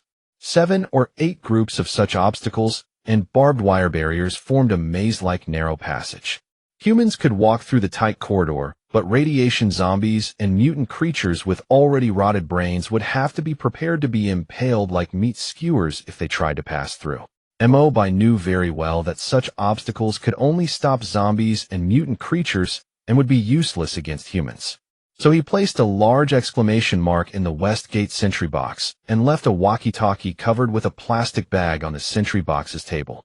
If any survivors found the obstacles and wanted to enter, they would find the walkie-talkie, and as long as they meant no harm, they could use it to contact him. Unfortunately, 5 months had passed, and Mo Bai had still not encountered any survivors other than himself. This was not unexpected. The vast majority of survivors had followed government instructions to leave the city via the northwest and northeast evacuation routes. Even the small number of people who had not had time to evacuate were trapped inside the city by the nuclear radiation from the bombs. In the radiation zone, intense radiation and infection could turn a living person into a radioactive zombie that only acted on instinct in just a few days. As for those who managed to survive escaping the city past these radioactive zombies and other mutant creatures was virtually impossible. After finishing his patrol for the day, a prompt popped up on Mo Bai's system interface. Daily patrol task complete. Reward 5 bottle caps. Mo Bai checked his total bottle cap count, which had just reached 500. He could now upgrade his workbench. After closing the iron gate of the power distribution building, Mo Bai strictly followed the procedure. He placed the removed protective suit and equipment in the decontamination room for routine disinfection and radiation removal, changed into indoor clothes, took a radiation-clearing pill from the cabinet in the preparation room, drank a mouthful of hot water from the water dispenser, then stretched his body, sat down in a chair, and turned on the monitoring screen to confirm there were no anomalies in the surrounding area. After checking all the camera feeds from the compound and the area around the power distribution building one by one, Mo Bai finally felt safe. He then fastened an armed tactical belt around his waist with a Colt pistol in the holster on it. He went up to the 3rd floor where the workbench he had obtained from the system sat quietly under the workshop lights. He tapped lightly on the virtual light blue interface and 500 bottle caps disappeared with a soft clinking sound. The workbench then emitted a slow rumble as it gradually rose, lengthened, and widened. Just a few seconds later, the originally unremarkable old workbench had transformed into a 90s-style computer-controlled machining center. Mo Bai took a deep breath to suppress his excited mood, walked up to the brand-new workbench, and gently tapped to open its operation interface. It was still a simple split-screen layout. The left side displayed manufacturing blueprints, and the right side showed a list of the material library. Unlike before, the blueprints were now sorted into categories with over 10 major categories alone. The first few were tools and parts, followed by more complex categories such as kitchenware and firefighting equipment. Mo Bai was momentarily stunned. He gritted his teeth and tapped open the kitchenware category, only to see a kitchen knife and a pressure cooker listed at the top. His head spun. As expected, although the workbench had been upgraded and came with more blueprints, they were still all absurdly simple items. Fortunately, Mo Bai had prepared for this. He took out his Colt 1911 pistol and placed it on the workbench for scanning. A beam of blue light swept over the Colt, and more than 10 prompts popped up on the workbench interface. Mo Bai was taken aback at first, but upon closer look he saw they were blueprints for all the pistol's components, the barrel, slide, trigger, and other parts. It turned out the workbench could now scan relatively complex mechanical parts, though it still calculated them on a per-component basis. What suited Mo Bai's expectations was that all these components were sorted under the firearms category in a subfolder named Colt 1911 under the pistol section. This scanning and classification method was quite good after all. If a gun was damaged in the future, most of the time only 1 or 2 parts would need to be replaced. Mo Bai glanced at the blueprint list and noticed that the barrel and grip sections were still gray, indicating missing materials. Alternative materials were listed, though the barrel was made of high-strength alloy and the grip had walnut wood, neither of which were present in his material library yet. Mo Bai nodded in satisfaction, dragged several alloy bars and a few walnut wood boards out of the underground garage, carried them up to the third floor, and threw them into the workbench's material feed port. The corresponding materials then appeared in the material library, and the barrel and grip on the blueprints turned white, indicating they were ready to be manufactured. Mo Bai then ran some tests and found that although the workbench had been upgraded from basic to intermediate, it still had many limitations. For example, it could only manufacture components and parts made of a single material, so he still had to assemble the parts himself after production. It also could not produce complex electronic products such as circuit boards. So even though it could manufacture the scan pistol, it still could not make a complete flashlight. Mo Bai figured that he would probably be able to make such items once the workbench was upgraded to the advanced level. Although the workbench had been upgraded, this intermediate workbench, despite its seemingly powerful functions, was of little use to Mo Bai for now. His stockpiled supplies and food were enough to ensure he would not worry about survival for at least 10 years. As for the equipment that could be produced by the workbench, he had a low chance of needing it. He had enough spare parts and consumables for the shelter's equipment already. Mo Bai estimated that he would not really need these functions until a few years later, when the several human survivor bases in the northwest base city and airport town had stabilized. At that time, he could use the supplies he could produce to trade for things he needed to survive. As for manufacturing weapons, that was not an urgent need. The weapons in his gun cabinet were already more than enough for one person, and making more would be useless since no one else would use them. Moreover, the workbench could not yet produce ammunition, which was a consumable, because chemical products like gunpowder were still beyond the workbench's manufacturing capabilities. He could only make cartridge cases and bullets at most, and could not even produce simple things like primers. Half a year has passed since the first nuclear bomb fell, and Mo Bai drags himself through the same monotonous, rigid routine day after day. He wakes up at 9 every morning, and after breakfast he sets about clearing the snow from the courtyard and rooftop. Lately, the snowfall has grown increasingly sparse, and temperatures hovering below -20 degrees have left the already thick snow layer with no sign of melting.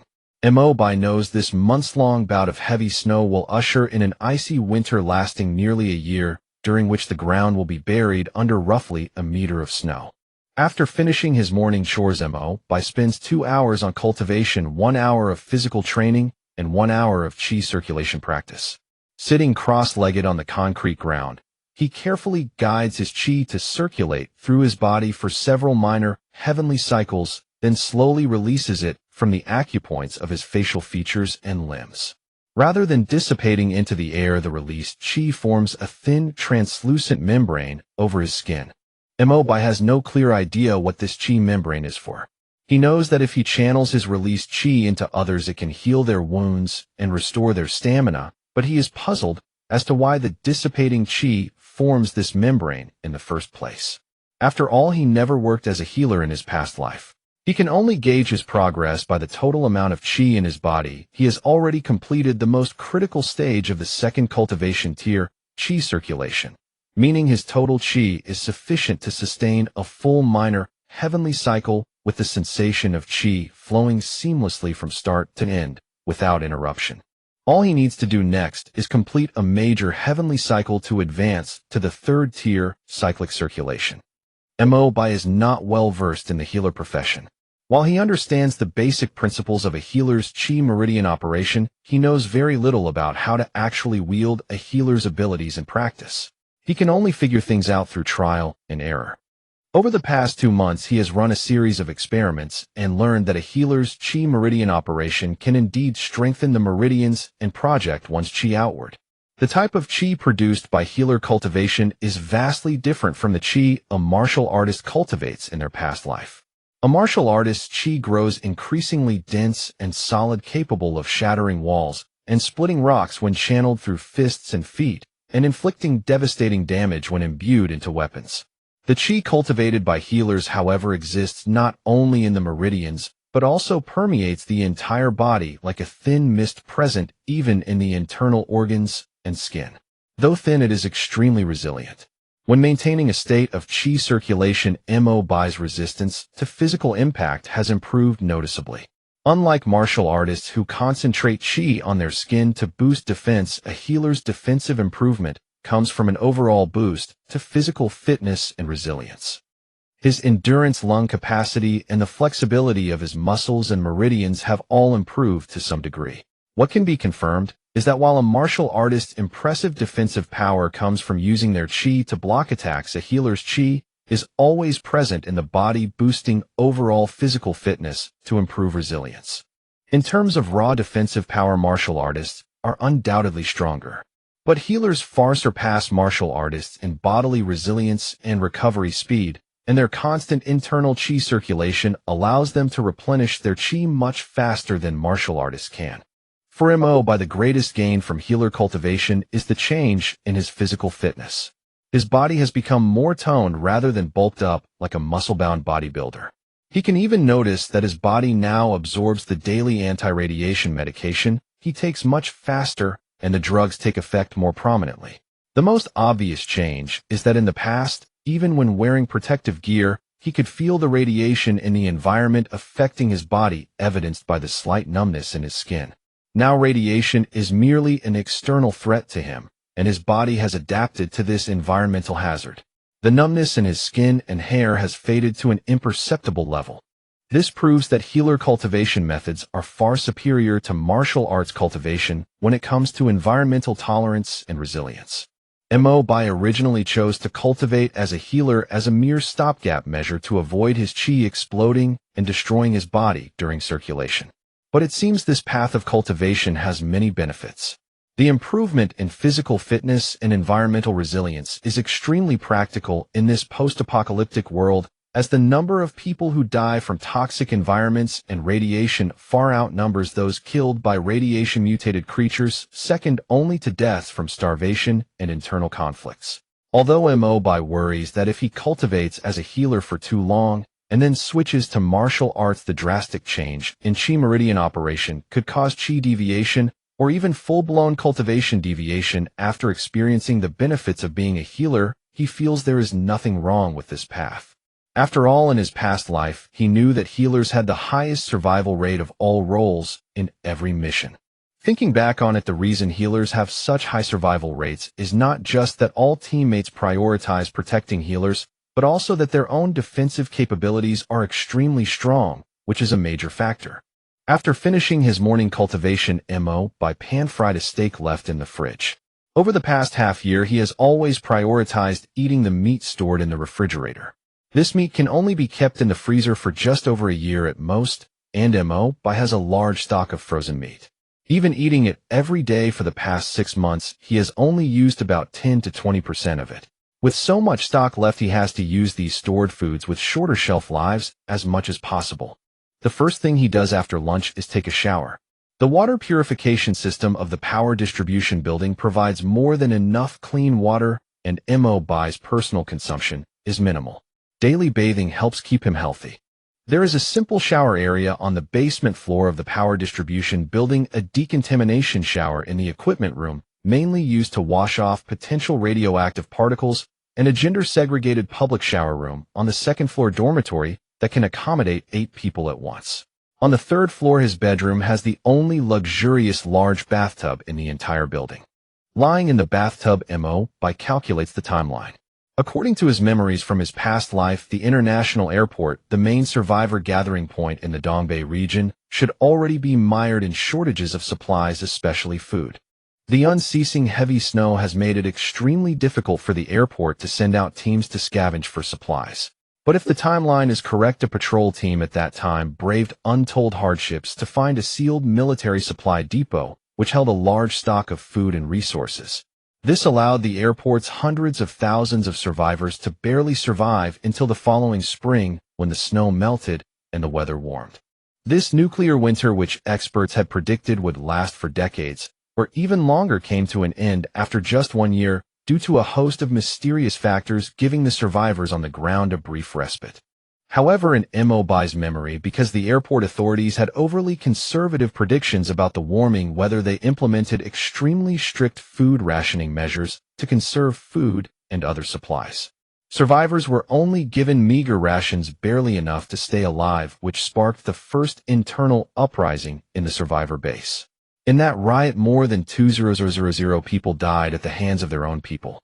Ironically, just 3 months after the uprising, the snow on the ground began to melt slowly, and people were finally able to travel farther afield to scavenge for supplies to sustain their lives. Those who died seemed to have perished for absolutely no reason. Glancing at the marked date on his calendar, Mo Bai knew today was his day for an outdoor patrol. In addition to his routine patrols of the survivor camp every other day, Mo Bai also conducts a patrol of the surrounding area within a 1-kilometer radius every half month. The main purpose is to identify potentially dangerous zones and potential supply caches.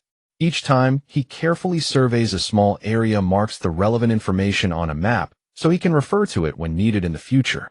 On the blackboard wall of the equipment room hangs a very large map of Jingdu. Most of the more than 10 zones within a 1-kilometer radius of the cultural park have been colored green to mark them as safe, with only 3 red zones and 2 question mark zones. Red zones indicate the presence of radiation-mutated creatures, while question mark zones are areas that have not yet been surveyed. Glancing at the outdoor thermometer, he sees the current temperature is minus 21 degrees Celsius. Mo Bai puts on a polar thermal suit, then a full set of ski gear, then a layer of protective gear over that. This relatively lightweight protective suit is more flexible for movement than the old triple protection suit he used to wear. Next, he dons a respirator mask and checks the filter canister of his breathing apparatus. After getting dressed, he jumps up and down lightly on the spot to make sure his clothes do not restrict his movement. He then puts on a lightweight tactical chest rig, which holds a flashlight, an outdoor utility knife, spare batteries, a respirator filter canister, and a pack of emergency compressed biscuits in addition to other small items. Next is the pre-packed medium-sized outdoor backpack, which contains a day's worth of drinking water and food, a first aid kit, and a set of climbing ropes. A folding entrenching tool is attached to the side of the backpack. Finally, there is a set of wearable emergency water bladders in the backpack's compartment, holding 1 liter of glucose water. It can be drunk through a straw fixed to the backpack's shoulder strap at neck level. All these items were packed into the backpack long ago. There are 3 other similar backpacks, each packed with different items, depending on the purpose of the outing. Finally, Mo Bai checks the tactical belt around his waist and the Ku-ert pistol in its holster. The belt holds 2 spare magazines, and there are 2 more pistol magazines in the backpack. For his primary weapon when going out, Mo Bai still chooses the Lee Enfield rifle. This rifle has a moderate length, decent range, and stopping power, and is relatively quiet when fitted with a suppressor, making it suitable for daily use. As for the Mo Bai 98 rifle, though it has higher accuracy and greater firepower, it is loud and has a slow rate of fire, making it more suitable for defending the shelter. He pulls back the bolt of his Lee Enfield rifle to check the rounds inside, then takes 2 stripper clips of 6,239mm Warsaw packed ammunition from the ammo box on the weapons cabinet, the same type of ammunition used for the A-47. He shoves the 20 rounds into the ammo pouch on his tactical chest rig, puts on his gloves, pulls down his respirator mask, opens the iron door on the first floor, closes the inner iron door, then opens the heavy outer iron door, stepping out into the world after the nuclear war. Pure white snow blankets the buildings and ground. Mo Bai walks along the concrete path in the courtyard to the perimeter wall, stands on the inner concrete wall, and peers outward. The driveway, covered in a layer of snow, is smooth and untouched with no footprints or animal traces on the snow. Mo Bai carefully scans the area again, then turns the safety wheel inside the iron gate, and the courtyard's iron gate slowly creaks open a crack. After Mo Bai slips through the crack, he closes the iron gate from the outside, then pulls the locking lever on the gate to secure it. This way the gate cannot be opened without using the mechanical combination lock on the wall. He slings the rifle he was carrying across his body under his arm, hanging it horizontally across his chest. This carrying method looks rather odd, but it allows Mo Bai to raise his rifle and aim quickly when needed. Mo Bai presses both hands against the rifle stock, rubs his gloved hands together a few times, then heads toward the east gate of the survivor camp. The survivor camp is utterly silent, with no sound except the soft patter of wind-blown snow hitting the ground, and the sound of Mo Bai's own breathing inside his respirator mask. He pries open the east gate's iron door just enough to slip through, then pulls the gate closed behind him. This time he does not lock it, so he can re-enter quickly if necessary. As for whether other people will use this gate to get in, it does not matter. If humans do come, the west and north gates have gaps that can be used to enter when no one is on guard. The 4-lane road is covered in thick accumulated snow. Faint black specks are visible in the white snow. These are radioactive dust particles. The snowflake-shaped dust was blasted into the atmosphere by the nuclear explosion, condensed with radioactive material in the cold upper air, and fell to the ground as snow. He inserts the probe of his Geiger counter into the snow, and Mo Bai is delighted to see that the radiation levels in the snow have dropped significantly. While the radiation is still harmful to humans, it no longer poses a fatal threat if one has basic radiation protection and only stays outdoors for short periods. Mo Bai adjusts his respirator mask. In fact, he no longer needs to wear a full respirator. A simple face mask is enough to protect him from airborne radiation. The radiation resistance granted to him by healer cultivation is more than sufficient to keep him safe, and he would only suffer radiation damage if he were buried naked in the snow. But by nature cautious, he still refuses to take off his respirator mask. Even though the risk is very low, he always feels uneasy if his face is unprotected. His knee-high snow boots step on the thick snow. The widened soles and the snow that has gradually hardened over the past 6 months can now support his weight. His feet only sink about 20 centimeters into the snow with each step. While walking is still not easy, it is far better than 2 months ago, when he would sink up to his thighs with every step. The light gray protective suit he wears is a color he specifically chose, as it is not very visible against the snow. He walks south, leaving a footprint with every step. This north-south 4-lane road is lined with walls on both sides. To the east is a resettlement residential area, and to the west is the outer wall of the software park adjacent to the cultural park to the south. There are no buildings along the road except for the fire access entrances of the 2 residential areas. The area is completely exposed with nowhere to hide. After walking in the snow for less than 10 minutes, he reaches the intersection with the Jingtong Expressway to the south, where a small convenience store stands by the roadside. When he is still more than 100 meters away, Mo Bai slowly crouches down, takes the rifle from his chest, uses his gloved fingers to flip open the protective cover of the 6-power scope, wipes his respirator mask, then peers through the sight. Through the 6-power scope, the convenience store 100 meters away comes clearly into view. The glass storefront has been shattered, likely looted by survivors before the citizens evacuated at the end of the world. The ground is scattered with loose daily necessities like toilet paper, and the door, half buried in snow, suggests no one has visited the store in a long time. Mo Bai carefully examines the snow outside the convenience store, and only after confirming there are no recent footprints does he proceed with confidence. He moves the rifle originally slung across his chest into his arms, as maintaining a certain level of alertness is always necessary. Mo Bai slipped through the half-open door of the convenience store. He had been here before during a previous patrol. Most of the food had already been scavenged, leaving only seasonings and vermicelli noodles. The precious biscuits and chocolates were long gone, though some daily necessities remained. Mo Bai found a sewing kit and several packets of buttons on nearly empty shelves, and tossed them into his backpack. These things would prove useful eventually. Just then a faint sound drifted from somewhere in the distance. It was not the crunch of snow, nor the rustle of debris scattered by wind. Mo Bai perked his ears and listened intently. Another weak sound came again, this time from outside. Mo Bai took down his rifle, gripped it in his hand, and walked slowly out of the convenience store. Before him stretched an endless white expanse of snow-covered ground, along with numerous buildings around. The most prominent were the expressway and the overpass a few hundred meters away. Mo Bai pressed himself against the doorframe of the convenience store, slowly crouched down, and began scanning the snow line and building outlines bit by bit. Crunch. The sound of footsteps in snow. Mo Bai raised his head. Across the expressway lay a slope, and atop it ran a one-way lane. Over 100 meters away, a crimson figure staggered through knee-deep snow, each step requiring considerable effort due to the loose powder. From the slender build of the red-clad figure, she appeared to be a woman. She stumbled and fell into the snow, then struggled to her feet, looking back in terror as she rose. Several meters behind the woman in red, 2 men in thick padded coats gave chase. As they drew closer, Mo Bai caught fragments of their curses. "You damn thief! Daring to steal our food. You're looking for death. I ought to stew you alive. The leader wore an old-style gas mask and brandished a red travel backpack in his raised hand. The other man swung a baseball bat wrapped with rags. Dozens of iron nails were driven into the wooden bat, each one caked with congealed black blood. The woman, just having pulled herself from the snow, was once again bogged down by her legs buried deep in the drifts. She had no strength left to wrench her feet free from the knee-deep powder. Lying on her side in the snow, the woman let out a desperate scream. "You scum! You robbed us of our food yesterday. I was only trying to get it back." Closing in step by step, the man looked at the woman in red before him. Through his gas mask, his voice dripped with contempt. "All men die for profit, all birds die for food.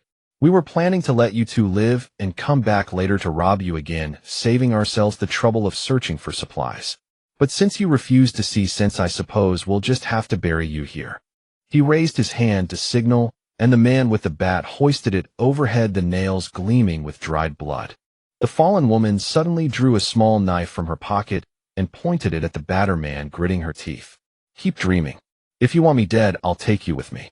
The man with the bat threw back his head and laughed heartily through the rags covering his mouth, raising the bat high above his head. Just as the bat descended, the masked man felt something splash against his gas mask. At the same moment, he saw the raised baseball bat fall limply from the sky, like a snake stripped of its sinews, followed by the sound of his companion's body hitting the snow. Then he heard a dull crack. Was that gunfire?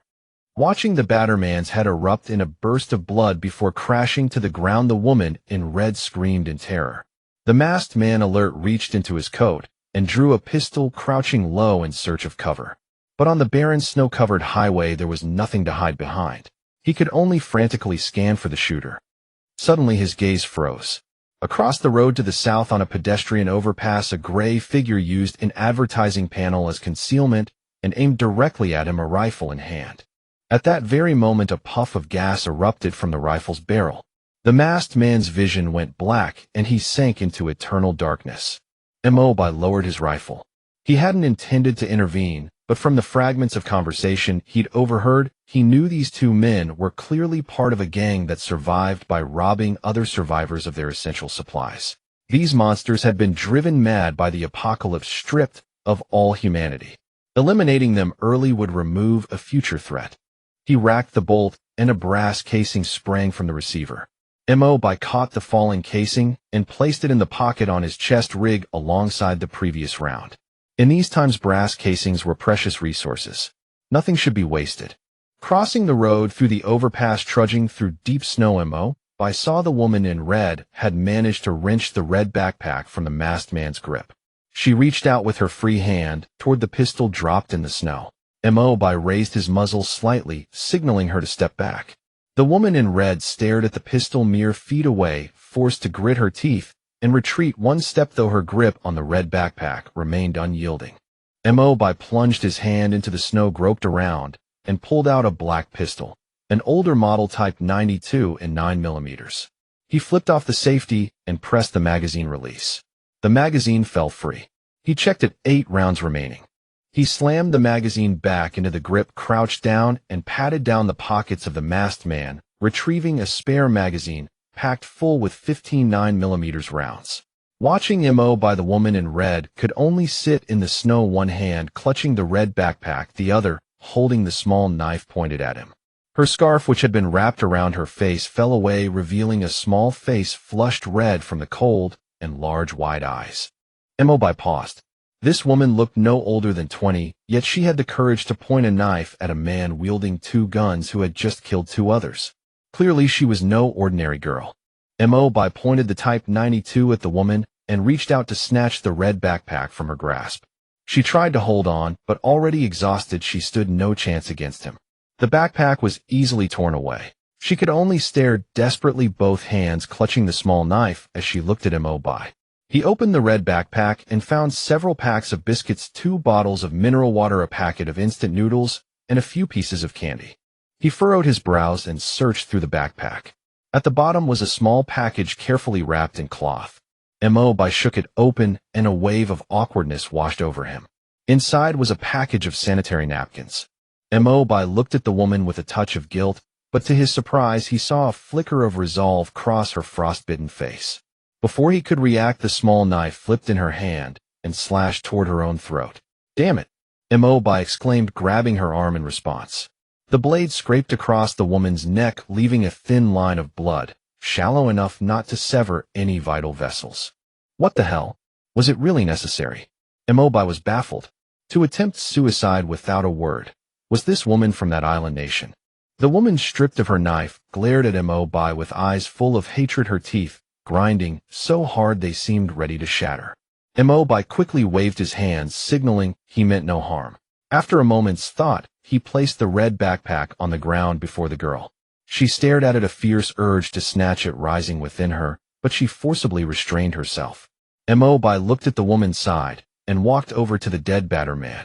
He removed another backpack from the corpse, flipped it open, and found a can of food and several packets of instant noodles. After a pause, he placed these items into the red backpack in front of the woman, zipped it shut, and tossed it to her. The woman in red regarded him with wary, wide eyes, a flicker of confusion passing through them. Her arms tightened around the backpack. Mo Bai holstered his pistol, then noticed her face exposed to the biting wind. He turned, removed the gas mask from the dead man's face, wiped the bloodstains clean, and tossed it at the girl's feet. "Put this on, or your lungs won't last long in this air." Without another word, Mo Bai retraced his steps across the overpass, crossed the road, and disappeared around a corner.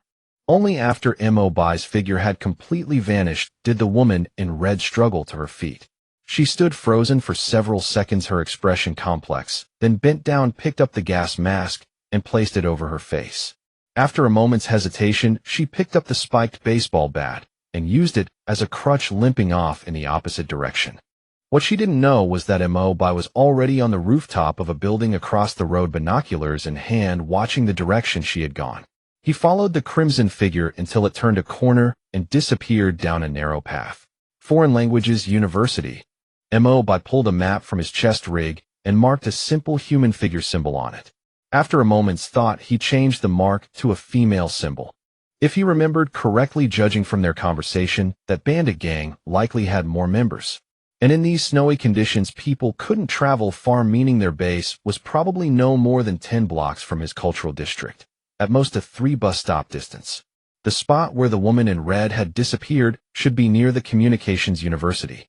He recalled that university being one of the primary government evacuation zones. Why would anyone still be there? It seemed the areas surrounding the cultural district were far from safe. If bandits and other survivors existed here, mutated creatures were likely not far behind. More importantly, given the timeline, radiation zombies drifting from the exclusion zone were probably drawing near as well. Security had become the greatest concern. Mo Bai certainly didn't want to wake up one day to find his small courtyard surrounded by radiation zombies and mutated beasts. It was clear that eliminating the threats in the surrounding area could no longer wait. Having identified the threats, Mo Bai decided to return to the district earlier than planned. This time he was far more cautious. Using a broom left at the convenience store, he gently swept away all his footprints, erasing any trace of his approach. He continued sweeping as he retreated back into the cultural district. After closing the iron gate, he placed the broom behind it. Returning to the power distribution building, he tossed his removed protective suit and clothing into the washing machine, changed into indoor clothes, and headed directly to the workshop on the 3rd floor.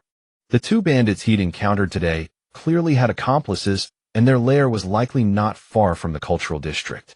With a renewed sense of crisis, Mo Bai knew he needed to strengthen his defenses and firepower.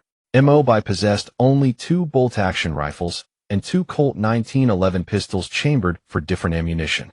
He had also captured a Type 92 pistol this time.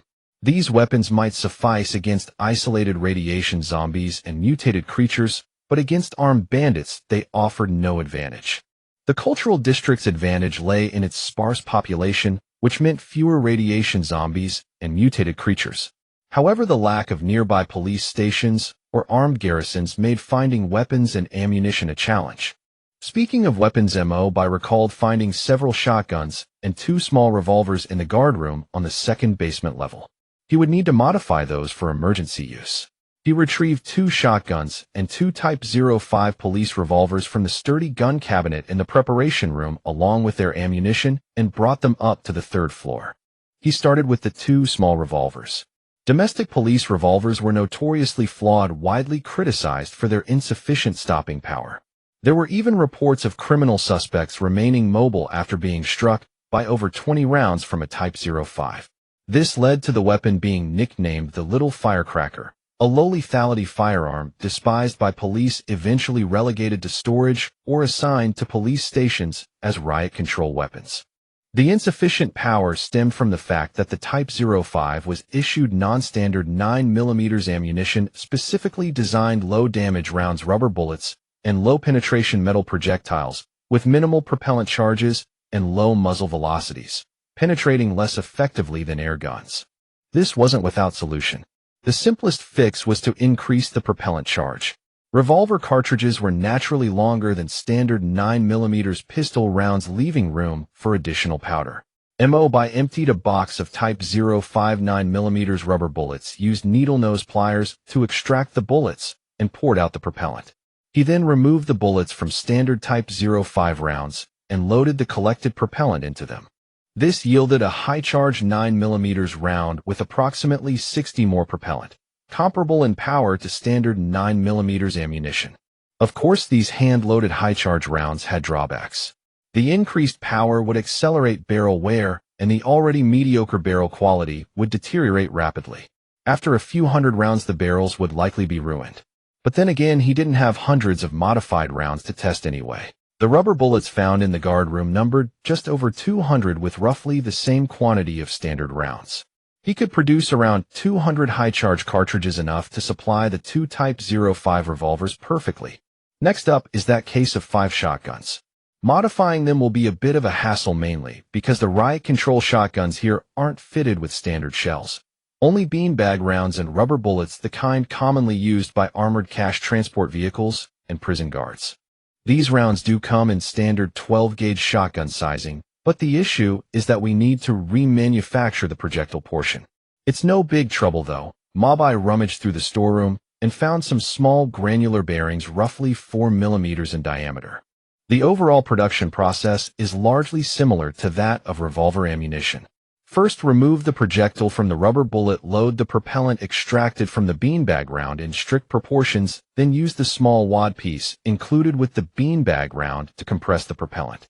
Next, insert the steel ball bearing into the shell's opening, crimp the end shut with pliers, leave a small gap, and fill any potential cracks with clay. These crudely made shells can only guarantee airtight sealing for a maximum of 1 year, but Mo Bai doesn't mind. These hastily reloaded rounds are consumables anyway.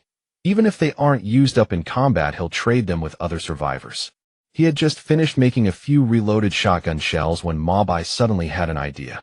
He picked up one of the completed reloaded shells and tossed it onto the workbench. After the blue light scanned it, a blueprint for a simple reloaded shotgun shell was added to the workbench's design library, with a surprisingly rich list of required materials. For example, shell casing, copper steel composite material, projectile steel ball bearing 4 mm, 5 mm, primer standard primer, propellant standard propellant. Mo Bai mulled this over carefully. The casing and projectile materials for this reloaded round both had alternative options listed, meaning it could be made as long as any one of the materials was available. The only components that had to be pre-made were the primer and propellant, which indicated that the workbench could not synthesize these chemical products on its own. This also meant that his shelter system should be able to unlock a chemistry workbench in the future. The thought made Mo Bai very pleased. At least he wouldn't have to hand-make each and every round one by one. He tossed all the disassembled ammunition components and steel bearing shafts into the workbench's feed port, and once he saw the reloaded ammunition icon turn from gray to white, he immediately started the production process. Moments later, finished reloaded rounds began clinking out of the discharge port one by one, and they looked far better crafted than the ones Mo Bai had made by hand. In less than an hour, Mo Bai used the workbench to produce 200 Type 05 9mm high-pressure revolver rounds and 120 homemade reloaded shotgun shells. He selected 1 shotgun and 1 Type 05 to store in the third-floor weapons cabinet, then locked the remaining 4 shotguns and one Type 05 revolver into the gun safe in the readiness room. The workbench was incredibly useful. The modification work that would have originally taken 2 days was finished in just half a day, and Mo Bai needed to move on to his next tasks. He had already inspected the areas adjacent to the cultural park, but the emergence of bandits and raiders had made the surrounding environment unsafe. More importantly, according to the timeline Mo Bai had marked on his calendar 6 months after the first nuclear blast, the mutant creatures in the core radiation zone had finally eaten through all available food. Hungry radiated zombies and mutants had begun migrating out of the radiation zone. If the timeline held true, the first radiated zombie would appear outside the cultural park within a week. Less than half of the survivors would be able to survive this wave of zombie hordes. Hunger and the zombie horde. These two of the most terrifying aspects of the apocalypse would arrive at the same time. Mo Bai lifted his head and looked at a marked area on the map, the Communication University campus to the east.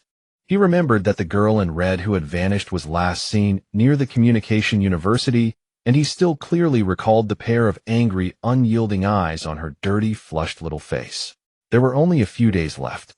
After a night of hesitation, Mo Bai finally decided to head to the Communication University.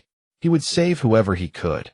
Even if the others refused to come with him, he could warn them about the incoming zombie horde so they had time to prepare. If they were lucky enough to find a good shelter, they could survive the horde. On the morning of the third day, Mo Bai finished his usual daily routine as normal. After lunch, he prepared to head out.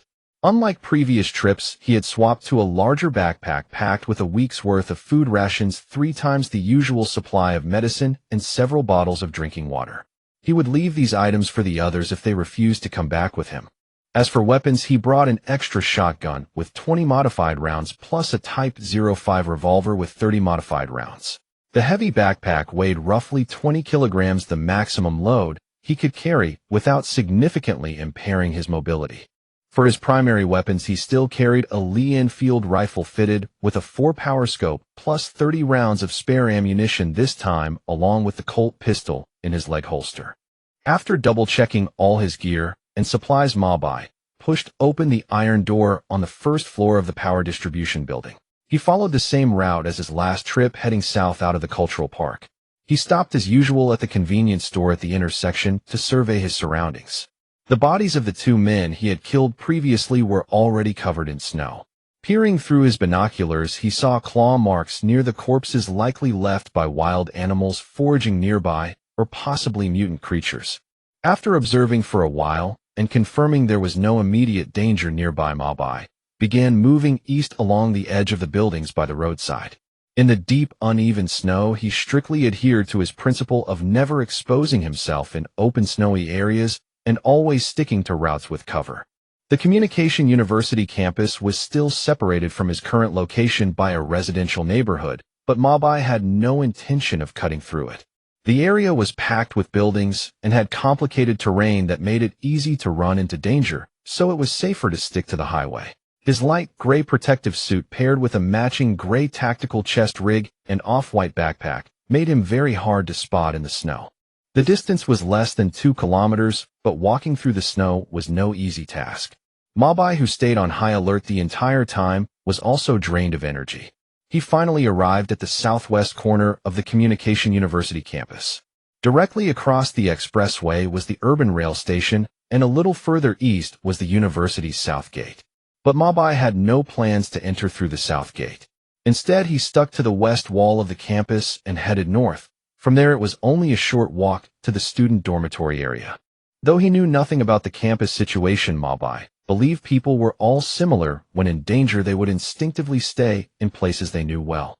If the girl in red and her companions were still on campus, they would most likely be hiding in the student dormitories. When he was still dozens of meters away from the west gate of the campus, Mo Bai spotted footprints that had been partially covered up on the roadside. They must have been left the day before. Though someone had tried to brush snow over them, the job had been sloppy and careless, which was why Mo Bai noticed them. If he had waited another day or two, the falling snow would have hidden the tracks completely. Following the tracks, Mo Bai arrived at the west gate of the university. The railings here were locked shut, and it was clear the person who left the footprints was heading toward the graduate student apartments to the north. Mo Bai first brushed aside a flyer blown over the footprints to reveal the tracks underneath. He gently brushed the loose snow off the prints. They weren't very deep, which meant the person who made them was light and not carrying any heavy loads, and the direction of the footprints indicated they were heading back to the apartments. Mo Bai frowned. It seemed the person had not found enough food and supplies when they went out, and the messy, uneven footprints showed they had been completely exhausted when they returned. Following the tracks, Mo Bai arrived at the foot of the graduate apartment building. Looking up, he saw that almost all the windows and doors were shut tight. The first-floor windows and doors were not only closed securely, but also barricaded from the inside with wooden boards and thick cardboard. The double entrance doors were sealed completely shut with old wardrobes and door panels. These barricades could not stop Mo Bai at all, but he also knew that if he barged in rashly, he would not only scare the survivors inside, but also risk being trapped or injured by potential traps in the dim hallways and rooms. Checking the time, he saw it was only a little past 3 p.m. Mo Bai surveyed his surroundings and picked a small laundromat with a second floor next to the south driveway of the graduate apartments. After entering and closing the door, he quietly went upstairs, squatted by a window that overlooked the apartment building's main entrance, adjusted the angle, and fixed a small mirror to the wall. He took a sleeping bag out of the fixed pouch under his backpack, wrapped himself up tightly, leaned against the wall, and faced the small mirror, which gave him a clear view of the apartment building's entrance. Unexpectedly, he waited for over 2 hours. By the time he checked, the sky had already grown dark. Mo Bai moved his half-frozen limbs, lifted the edge of his sleeping bag cover, and prepared to leave. Just then, a sudden crack of a dry branch being stepped on came from not far away.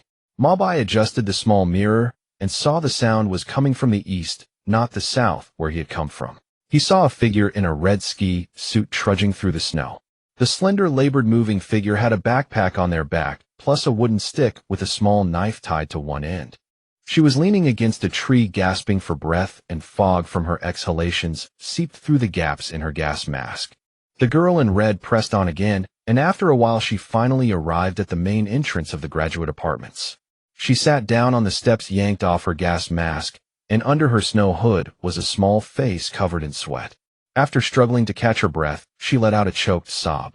The girl hugged her shoulders with both hands, her small head buried deep between her arms, only faint sobs audible. The crying girl stopped her sobs, rubbed her face vigorously with her gloved hand, and was just about to stand up after wiping away her tears when she heard the sound of boots crunching in the snow behind her. Alarmed, the girl in red grabbed the wooden spear with the knife tied to it beside her and pointed it behind her. Behind her stood a person wearing a strange gray protective suit and a breathing mask, holding a beat-up old rifle in their hand. They did not move, just stared quietly at the girl in red. The girl calmed down slightly from her shock, looked closely at the man in front of her, and suddenly realized he was the mysterious person she had met a few days prior, the one who had saved her from 2 bandits. She remembered that gray protective suit and that antique-looking rifle. She sucked in a mouthful of cold air and forced herself to stay calm as she asked, "Who exactly are you? What do you want? You should know I have no food to give." The food the other party had let her take last time was the only reason she and her companions had survived the past few days. So she assumed the other party did not lack food, otherwise they would not have let her leave last time. Mo Bai looked at the girl in red, pointed to the apartment building behind her, and asked, "You live here?" The girl took a wary step back. "What do you want?" "We don't have anything you want. We ran out of food yesterday." "We don't have anything you want. We ran out of food yesterday."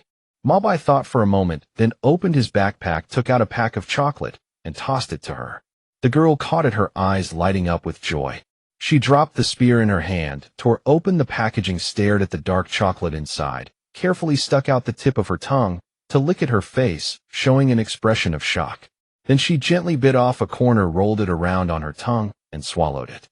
With a mix of satisfaction and reluctance on her face, the girl wrapped the chocolate back up in its packaging and looked at Mo Bai. "Who are you? Why did you give me this? It's very precious. What exactly do you want from us?" Mo Bai looked at the girl in surprise. The fact that this starving girl had managed to restrain herself from eating the whole chocolate at once and was still asking him questions showed she was very rational and fully aware of her situation. Mo Bai thought for a moment and said, "My name is Mo Bai." In a few days, radiated zombies will migrate over from the radiation zone. This place isn't safe. If you can, I hope you'll come back to my shelter with me. Your place? What are radiated zombies? The girl pondered this in confusion, then suddenly thought of something. You mean those zombies like in movies? Stiff, lifeless bodies that just wander around in one place. This time it was Mo Bai's turn to be surprised. You've seen these radiated zombies before. Yeah, there are a bunch of them at the school cafeteria. I didn't dare go near, the girl said, clenching the chocolate in her hand tightly. There's lots of food in the cafeteria, but those zombies are guarding it day and night. Mo Bai hadn't expected radiated zombies to appear on the university campus. Had they been here all along, or had they come from the south? Checking the dimming sky, Mo Bai suggested. Let's go inside to talk. It's not safe out here. The girl in red hesitated for a moment, then nodded firmly. She crouched down, pushed one side of the apartment building's entrance door open to make a gap, just wide enough for a person to squeeze through sideways, then slipped inside. Though the door behind her was sealed shut, there was a low opening at the bottom, only accessible to shorter people. For someone of Mo Bai's height, he had to crawl through on his knees. After entering the apartment building, the girl took out a small flashlight and gestured for Mo Bai to follow her. The first-floor lobby was packed with furniture and other debris, making it almost impossible to walk through. The girl led Mo Bai through the maze-like rooms, turning left and right until they reached the stairwell. She took out a key, unlocked the iron door to the stairwell, and the two of them went up to the third floor. The third-floor hallway was also blocked by cabinets and high bunk beds stacked up as obstacles, so they had to snake through the corridor in an S shape. When they reached the end of the hallway, they found two dorm rooms facing each other. The girl in red looked at Mo Bai, gestured for him to wait, then knocked on the door of the dorm room on the left. A weak, coughing female voice called out from inside. Who's there? My name is Hongi, the girl in red replied. Hongi. Looking at the red ski suit she wore, the name suited her perfectly. The sound of chains being unlatched came from inside the room. Then the door creaked open softly, revealing a pale, frail little face. Upon spotting Mo Bai standing behind Hongi, the girl let out a tiny gasp, immediately covering her mouth with her hand, her large eyes filled with terror. The girl in red hurried to explain, "This is Mo Bai, the one who saved me last time." Then she pointed to the gas mask in her hand. "He's the one who gave me this gas mask." The terror in the frail girl's eyes gradually faded, replaced by astonishment, before she asked cautiously, "Is he all right?" Hongi hesitated for a moment before saying, "He should be fine." After speaking, she handed the chocolate in her hand to the girl. The girl looked at the chocolate logo on the outer packaging with delight, exclaiming in surprise, "Chocolate? Did you just find this? Have you eaten any?" The girl in red gently stroked the other girl's head and said, "There are 2 pieces. I ate one, and I couldn't resist taking a bite of yours. Look, there are even bite marks on it." The girl obviously didn't believe her. "Don't make up stories. It's clear you only ate a little and are planning to give me the whole piece." Suddenly remembering Mo Bai standing behind them, the girl gave an apologetic smile, quickly stepped aside to open the door, and gestured for Hongi and Mo Bai to enter. Inside was a standard 4-person dorm room. To their surprise, the entire room was tidied up neatly and spotlessly clean. All items were sorted into storage boxes and stacked neatly, while the 2 beds in the corner were covered with thick cotton quilts. In the middle of the room sat a small iron stove, obviously the kind of wood-burning stove used for outdoor camping. A metal pipe ran from the stove through the dorm wall, clearly serving as the room's chimney flue. A few pieces of firewood burned inside the wood stove, and a kettle of water sat heating on top of it. The girl in red pulled Mo Bai over to sit around the stove. She took out a few cups, poured them each some water, and apologized. "Our place is really simple. We can only offer you boiled water." The girl in red sighed and pointed to the other girl. "Her name is Wenqi. She's my senior. My name is Li Hongi. We're both students at the Communications University. I'm in the photography department, and senior Wenqi is in the cultural communication department." Mo Bai asked, "When your school was evacuated, did you not make it in time?" Li Hongi said guiltily, "That day, I dragged my senior out for a day trip, and we ended up staying overnight in the suburbs. The next day, we heard on the broadcast that war had broken out, so we rushed back to school immediately. We got stuck in traffic on the road out of the city, and by the time we finally made it back to school, we had missed the evacuation. Later we heard on the broadcast that explosions had destroyed the roads out of the city and the evacuation operation had ended. We had no choice but to stay in the dorm, and we never thought we'd end up staying for more than half a year. Mo Bai took a sip of the boiled water from his cup, felt a slight numbness on the tip of his tongue, and immediately set the cup down in surprise. He asked, "Is the water you drink melted snow?" When she nodded, "The tap water ran out 2 months ago. The water we stored in advance only lasted a month. This month we've had to rely on melted snow to survive. We made a simple filter with gauze, then boiled it before drinking." Mo Bai looked around, found a bucket in the corner of the room, took a Geiger counter out of his chest pack, and inserted the probe at one end into the bucket. As he watched the numbers on the meter, his brow grew increasingly grave. "What's wrong?" Li Hongyi knew something was definitely off. Mo Bai sighed. "The snow outside has radioactive material in it. Filtration and boiling can only remove mineral and bacterial contamination, but the radiation levels are still far above the safe limit.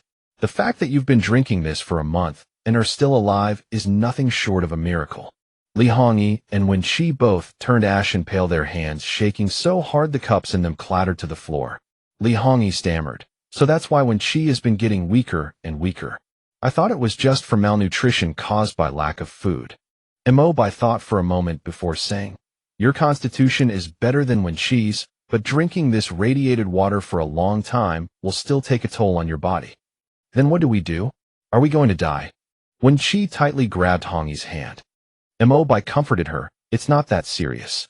As long as you stop drinking the radiated water, take medication that treats radiation sickness, get proper nutrition, and rest for a while, you will gradually recover." Hongyi suddenly asked, "You said earlier that you wanted us to come live with you at your place. Is that true?" When she was hearing this for the first time, her pale face full of confusion. Mo Bai considered his words carefully before saying, "My place has complete facilities. It's sturdy, has enough food and water, and it's spacious enough to accommodate more people." Hongyi and Wen Qi exchanged a look, their eyes slowly beginning to shine. The two of them had been living like rats in the apartment building for half a year, surviving by scavenging food and trash from other dorm rooms. Both materially and mentally, they were on the brink of collapse. To suddenly hear that there was a safe shelter with clean food and drinking water, the joy in their hearts was beyond words. But the cautious girl in red still asked, "You have a safe place and enough supplies, so why do you want us to come? We'll only eat up your food." Mo Bai explained, "Radiation zombies, the kind you saw in your cafeteria, are moving outward from the nuclear blast zone. They'll pass through our areas soon. Without solid defenses, you'll die. My shelter doesn't have enough people to man the defenses. So I need you." At this, when she lifted her head to look at Mo Bai and asked stubbornly, "Another reason is because we're both girls, right?" Seeing that she had asked, Mo Bai answered honestly, "Yes. You two pose no threat to me, and I need people to handle the daily operations of the shelter." Li Hongyi suddenly thought of something. Her face flushed red as she lowered her head, then she spoke up again. "Do we need to do anything when we get there?" Mo Bai thought this was easy. "You can rest first when you get there, get your health back, and there will be plenty of things to do. Just cleaning and organizing things will keep you busy enough." When she grabbed Li Hongyi's hand and nodded, finally agreeing to the plan. Mo Bai checked the time. It was less than an hour until dark. He quickly told them to pack up, only bringing their personal clothes and valuables with them. They could come back for the rest later when they had the chance.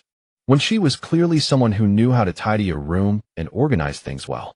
It seemed she had been prepared for this for a while. Inside a wardrobe were 2 backpacks that were already more than half full, presumably packed with personal clothes and daily necessities. When she took 2 pieces of compressed biscuits out of an iron box, handed one to Li Hongyi, and said, "Eat this. No need to save it. You'll need the energy for walking." Li Hongyi's face turned slightly red because these 2 biscuits were the ones Mo Bai had given her last time. She helped Wen Qi put on a thick coat, pants, and shoes, then fastened her own gas mask over Wen Qi's face, wrapping a scarf tightly around it to seal it. Now the originally petite Wen Qi looked like a tightly wrapped rice dumpling. Mo Bai took a bottle of drinking water for each of them from his backpack. At that moment, Wen Qi pushed a wardrobe aside with effort, revealing a hole in the wall behind it, inside which a storage box was hidden. She opened it carefully and saw that inside was a signal pistol, 2 signal flares, a first aid kit, and a laminated map. When she said, We found these in a rescue tow truck on the expressway a few months ago, so we brought them back. Mo Bai didn't care much about the signal pistol and first aid kit. He had plenty of such supplies in his storage. He only picked up the map from the box. The map was not a full map of Jingdu City, only a map of a specific district. But unlike ordinary maps, this one had many color-coded markers. Mo Bai found the legend explaining the markers at the bottom of the map. Markers with green police badges indicated temporary police stations, and police offices' blue police badges marked police substations. Various sized parking lots, including underground parking lots, were marked, as were gas stations, with fuel pump icons, and electric vehicle charging stations. Locations of various government agencies were also marked clearly. Mo Bai had collected some information on the locations of these facilities himself, but this professional map was far more detailed. What surprised Mo Bai the most was that the map had dark green national emblem markers which indicated military facilities belonging to the Army and local armed forces departments. This was not something an ordinary person could find. Except for a few military agency buildings in the city center, most military facilities were covered by confidentiality regulations, so it was hard to tell they were military installations unless you were very close to them. It seemed this tow truck was no ordinary vehicle. It was most likely a specialized military vehicle used to clear roadblocks and broken-down cars. Mo Bai stuffed the map into his chest pack. It was a real treasure. As for the signal pistol and first aid kit, he decided to leave them there. He also took 2 bottles of water, a few biscuits, and other food from his backpack and put them into the storage box. After pushing the wardrobe back into place, Mo Bai explained to the two of them, "We might have a chance to come back here in the future, so it's necessary to leave some emergency supplies here." It only took them 10+ minutes to pack up. Mo Bai locked the dorm door with the 2 girls, went down the stairs to the first floor, and finally left the graduate apartment building. Mo Bai walked in front with Wenqi behind him. Her body was weak, so she needed to rest after walking for a while. Hongi walked at the very back, still carrying her homemade spear on her back. Mo Bai turned to look at Li Hongi bringing up the rear. This red-haired girl seemed a bit carefree on the surface, but she had a real talent for wilderness survival. She carried the spear on her back, held a broom in her hand, and stopped every few steps to sweep away their footprints in the snow to prevent anyone from tracking them. After trekking through the snow for more than a kilometer, the sky had grown dark. Li Hongi still had energy, but Wenqi's body was too weak, so they had to stop to rest for a while. Hongi fed Wenqi the remaining half piece of chocolate, gave her a few sips of water, and after resting for 5 minutes they set off again. When they reached the convenience store at the expressway intersection, this time, Mo Bai told the two to rest again. He asked them to wait in the store, then went out to climb the overpass, where he had set a small trap. A thin white line stretched across the snow surface, lightly covered with loose snow. The line was very fragile. It would break if anyone touched it. Mo Bai carefully checked the line, and it was still intact. He let out a sigh of relief, then walked back to the convenience store the same way. Seeing that the two had rested enough, the 3 set off on the final leg of their journey. The distance from the convenience store to the east gate of the cultural park was less than a kilometer, and they approached the gate without any trouble. Before they reached the gate, Mo Bai told the two to pause. He took a small tablet out of his chest pack. At this distance, they were already within the signal range of the power distribution building. The tablet connected to the power distribution building's hidden security network. After entering the password, he could view the surveillance footage of the surrounding area. After confirming there was nothing unusual around Mo Bai put the tablet away, gestured for the two to move forward, and told them the east gate of the cultural park was 100 meters ahead. He took out the key to unlock the east gate, pushed the door open just a crack to let the 2 girls behind him enter, then locked the gate behind them. Li Hongi and Wenqi curiously took off their goggles, looking at the communications cultural park before them covered in thick snow. Wenqi said excitedly, "I've been to this cultural park before. There's a very old cinema here, the really vintage kind. Our school's drama club performed plays here." Mo Bai was a little surprised. He hadn't expected Wenqi to have this sort of experience. Seeing Mo Bai's expression, Wenqi scratched her head awkwardly and explained that she wasn't a member of the drama club. She had just come along with classmates from the club. Li Hongi looked at the tall walls surrounding the park with envy. This place looked very safe. It was such a good spot. Mo Bai led them along the driveway, pointing to the power distribution building not far ahead. "That's your new home." It used to be a power distribution building, but I've converted it into a shelter now. A shelter converted from a power distribution building. When she and Li Hongyi were a little surprised. It wasn't until they arrived at the small yard in front of the power distribution building that they noticed the differences. The weathered courtyard walls were taller than normal exterior walls, with barbed wires sticking out from the top, and when she keenly spotted hidden security cameras mounted on the gate and the top of the walls. This was not something an ordinary place would have. Mo Bai opened the iron gate of the yard and let them in. The two were surprised to find that the ground of the yard was covered with a layer of plastic sheeting, with very little snow on top, clearly indicating it was cleared regularly. Mo Bai explained, after the snow season ends we'll need land with low radiation levels to grow vegetables, so we need to protect some of the ground. I'll also regularly clear the snow from the land in the outer park. This forward-thinking action surprised the two girls greatly. In the apocalypse, everyone lived day by day never thinking about needing land to grow vegetables in the future. This kind of foresight alone earned their deep admiration. They entered the side of the power distribution building, and the three of them took off their coats and shoes, hanging them on a rack, then changed into loose clothes before entering the first floor of the building. Mo Bai introduced, on the left is the equipment room. All the protective suits, clothes, gear needed for going outside are stored there. We also hold meetings there normally. On the right are the cafeteria and kitchen. The cafeteria isn't very big, but it can fit a dozen or so people comfortably. Li Hongyi lifted the curtain and looked at the equipment room curiously, especially the row of gun cabinets along the wall, which made her extremely envious.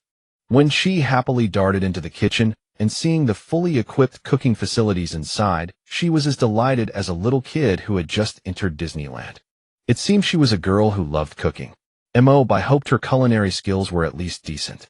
There was also a public open space on the first floor, a fitness area between the equipment room and the cafeteria, which was equipped with a full set of exercise equipment, even 4 treadmills.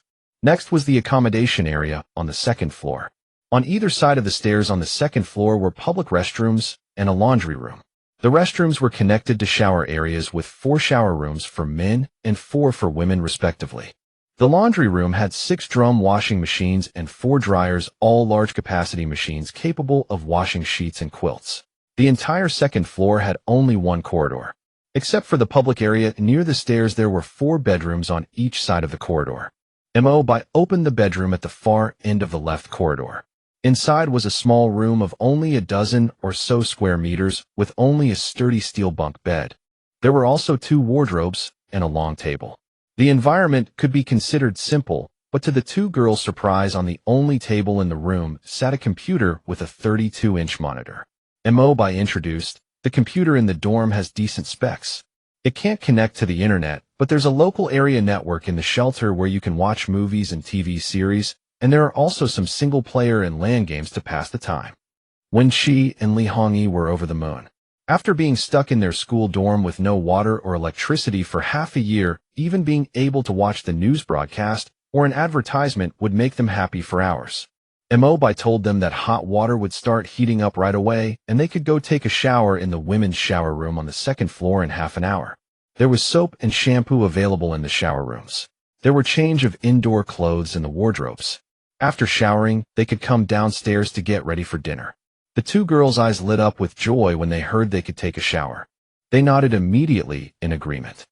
Long-awaited warm water cascaded from the shower head, and Li Hongyi and when she reveled in the bliss of the heated stream washing over their bodies. The two girls happily splashed water at each other, but soon remembered such a hot bath was a rare luxury in their current situation, so they unconsciously hurried to finish washing. As Mo Bai had said, the stainless steel rack in the shower room held bars of soap, large bottles of shampoo, along with bath towels and bathing scrubbers. Though they were just ordinary household brands, when she did not mind at all. For the two of them, who had not properly cleaned their bodies for half a year, this was already the most wonderful thing imaginable. Unlike before the apocalypse, they did not waste a single minute. In less than 10 minutes, they finished their baths, put on the clothes they found in the dormitory closet, and stepped out of the bathroom to carefully examine their reflections in the large mirror of the restroom. Their originally dark, weathered skin was now fair and delicate, and the previous sense of despair and dejection had completely vanished. Only the gauntness left by half a year of hardship and the protruding veins on their arms caused by malnutrition proved that the days they had lived through were not a dream, but cruel reality. Stunned by the dramatic change in their appearances, the two girls looked at each other and burst into simultaneous laughter. It turned out the closet was full of winter home cotton-padded jackets. Mo Bai had only looked for items described as warm enough when purchasing them and had bought them in bulk online. They had arrived vacuum-sealed for storage. Only when she and Hongi opened the packages did they realize these were the traditional floral cotton-padded jackets from Northeast China, thick bright red coats embroidered with colorful patterns. They were definitely warm to wear, but the two girls would never have worn such festive clothes out in public under normal circumstances, not for anything in the world. The two had originally planned to go back and change into the clothes they had brought with them, but immediately remembered they had thrown all their dirty clothes into the washing machine just earlier. It made sense after all. They had been cooped up in the apartment building for half a year without washing any clothes, and all their garments carried a strange sour stench. Seeing so many empty washing machines, Wen Qi's obsessive cleanliness finally kicked in, and she threw every piece of inner and outer clothing she owned into the machines. So the two of them had no choice but to keep wearing these Northeast floral cotton jackets. Wrapped in their floral cotton jackets and wearing a pair of bulky cotton slippers, the two girls walked down from the second floor with flushed faces, feeling a little awkward. They did not find Mo Bai in the equipment room, but a tempting aroma of food drifted over from the direction of the cafeteria. The two girls walked dazedly into the cafeteria. The small space only had 5 standard long tables, and the kitchen was semi-open, separated from the dining area by a long counter. At that moment, Mo Bai was busy chopping ingredients in the kitchen, and the alluring scent was drifting from a small pot on one of the tables. When Mo Bai saw the two girls approaching, he beckoned them to sit down and pointed to the small pot on the table. "It's century egg and lean pork congee. Your bodies are still very weak from malnutrition, and your digestive systems must be in bad shape, so you'll be eating mostly porridge for the next couple of days. I found some century eggs and some sliced ham, but unfortunately there's no cilantro, so you'll have to make do. Oh, and the side dishes are pickled shredded radish and fulling pickled mustard tubers." The two sat down, staring at the 3 porcelain bowls and small dishes on the table, and felt a sudden wave of daze. This seemingly ordinary dinner scene felt like something from a lifetime ago. Then Mo Bai walked over, holding a plate of shredded pickled mustard in one hand and a thermos in the other, which was filled with freshly made hot soy milk. The 3 sat down, and Wen Qi quietly served Mo Bai a bowl of congee, first handing it to him respectfully. Then she filled a heaping bowl for Li Hongyi, who was sitting next to her with eyes full of longing, before serving herself. Mo Bai took out 3 cups and poured a glass of hot soy milk for each of them. He raised his cup in a virtual toast in the air, smiling as he said, "Welcome to my shelter." The two girls burst into tears instantly. At that moment, a line of pale blue text, like a bullet screen, flashed across Mo Bai's calm, smiling eyes. "Mission accommodate survivors. Mission complete. Reward 300 bottle caps. Successfully accommodated 2 survivors. Additional reward 200 bottle caps. Time-limited mission activated. Eliminate radiation zombies in the Communications University cafeteria. Duration 7 days. Mo Bai raised an eyebrow. Accommodating Hongyi and Wen Qi was part of his mission, and he knew the rewards were roughly as he had expected. After all, it was impossible to maintain such a large shelter all by himself. Besides, most of the stockpiled food and other supplies would eventually expire and rot if there were not enough survivors to consume them. So what the shelter needed was not just more supplies, but also able-bodied survivors to contribute. At that moment, a new tab appeared on the shelter system interface: Survivor Management. There were only 2 names listed under it for now: Wen Qi and Li Hongyi. Mo Bai looked up their information while sipping his congee. Li Hongyi, female, 19 years old, 168 centimeters tall, 90 gene. Traits: bold and meticulous, skilled in wilderness survival, outstanding physical constitution, high potential for close combat. Wen Qi, female, 20 years old, 160 centimeters tall, 80 gene. Traits: gentle and attentive, exceptional memory, strong logical analysis skills, skilled at organization. After reading their profiles, Mo Bai made his assessment: one was suited for outward exploration, the other for managing the shelter's daily affairs. They were both quite useful talents indeed. Judging from their physical attribute stats, Hong Yi's physical fitness was far above that of an average girl, making her a perfect candidate for the martial cultivation system. Wenxi had a higher IQ and was suited for administrative work. As for how far she could go with cultivation, that remained to be seen, but at the very least it would help strengthen her physique. They finished the pot of kanji in just 10 minutes with no difficulty. Mo Bai only ate one bowl when she ate two and felt a little embarrassed, while Hong Yi ate 3 full bowls and still looked like she wanted more, staring longingly at the empty pot, trying to scrape out the last few drops. When she pulled her back from the pot, apology clear in her eyes. She quickly gathered the bowls, chopsticks, and pot from the table to wash them in the kitchen. When the two returned after cleaning up, Mo Bai smiled and waved for them to sit down, then took 2 bottles of medicine out of his pocket. These are pills that treat radiation damage. You've been drinking water with excessive radiation levels for 2 months, so you need to start treatment as soon as possible. 1 bottle for each of you, 1 pill in the morning and 1 at night. Each bottle lasts a week. Check the effects after a week, and if you recover well, you won't need to keep taking the pills. When she quickly pulled Hong Yi to bow in thanks, and Mo Bai smiled as he said, "There's a water dispenser in the public area at the stairwell on the 2nd floor, but the heater is turned off to save power. There's an electric kettle in the cabinet of your room, so you can boil water yourself to take the pills with." Hong Yi nodded and was about to head upstairs when she pulled her back, asking politely, "May we ask how we should address you? Also, there must be some rules here. If it is possible, please tell us what they are. We are happy to take on any work we are capable of doing." Mo Bai thought for a moment before replying. "The 3rd floor is my living quarters and workshop, and the underground 1st floor is the garage and equipment room. For now, you are only allowed to be on the 1st and 2nd floors. I was planning to assign you tasks once your health improved, but since you asked, you can spend some time each day cleaning the public areas on the 1st and 2nd floors. That's all for now. As for today, just freshen up and get some rest early." When she nodded, picked up her medicine bottle, bowed to Mo Bai, and pulled Hong Yi up to the 2nd floor. Back in their dorm room, the 2 girls started organizing their belongings. The clothes they had brought with them had already been washed, and even though only ordinary laundry detergent had been used, the clean clothes and bedsheets still gave off a fresh scent. They draped their garments near the window where a simple steel clothes drying rack was placed.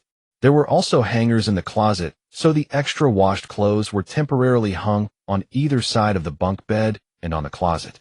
Under the window was an aluminum alloy radiator. The two had originally thought it was just a useless decorative piece, but the sharp-eyed, when she noticed the room temperature, seemed to be slowly rising. When she touched it, the small radiator was actually warm, emitting the coziest heat in the middle of the harsh winter. How many resources would it take to make this possible? When she and Hong Yi discussed it in low voices for a long time, but could not figure out how Mo Bai had the spare capacity to keep the heating running even half a year into the nuclear winter. In the basement, Mo Bai was checking the heating pipes one by one. Even though he inspected them every week, the heating on the 2nd floor had never been turned on except for the 2 days of testing right after the shelter was built. He had to admit the designer of the heating and ventilation system was a genius. According to Mo Bai's requirements, he could control the heating and ventilation switches of any room just by pressing a button. Even when only heating a single room on the 2nd floor, the system did not waste excessive heat from the small boiler. This diesel heating boiler was extremely durable and could adjust its heating output. It was currently running at the lowest power level, and a full tank of its large-capacity diesel fuel tank could provide heating for a full half-month at minimum energy consumption. Right now, it was more than enough to only heat the 3rd floor and 1 room on the 2nd floor, and there was even spare capacity to heat the kitchen or the manufacturing workshop underground. It was just not necessary to do so for now. On the 3rd floor, Mo Bai was considering what work to assign to the 2 new girls once they had fully recovered. Hong Yi had excellent physical fitness and had received far less radiation exposure than when she would be fully recovered in just 2 or 3 days with the radiation-clearing medication, while when she would need about a week to return to normal. Mo Bai decided to take Hong Yi back to Communications University to clear the radiation zombies in the cafeteria once she had recovered somewhat. This newly appeared time-limited mission was likely a safe combat-focused task, and missions at the same location probably only triggered once. He knew almost nothing about the layout of the Communications University student cafeteria, and since he would likely only have one chance to complete the mission, bringing Hongi along who might be able to help would be useful. He just needed to give Hongi a short period of training first. The next morning, shortly after Mo Bai got up, and before he even had time to wash up, he noticed the safety indicator light in the surveillance area of his workshop flashing. Mo Bai's first thought was that it was an outer perimeter alert, but when he checked, all external sensors and cameras were functioning normally.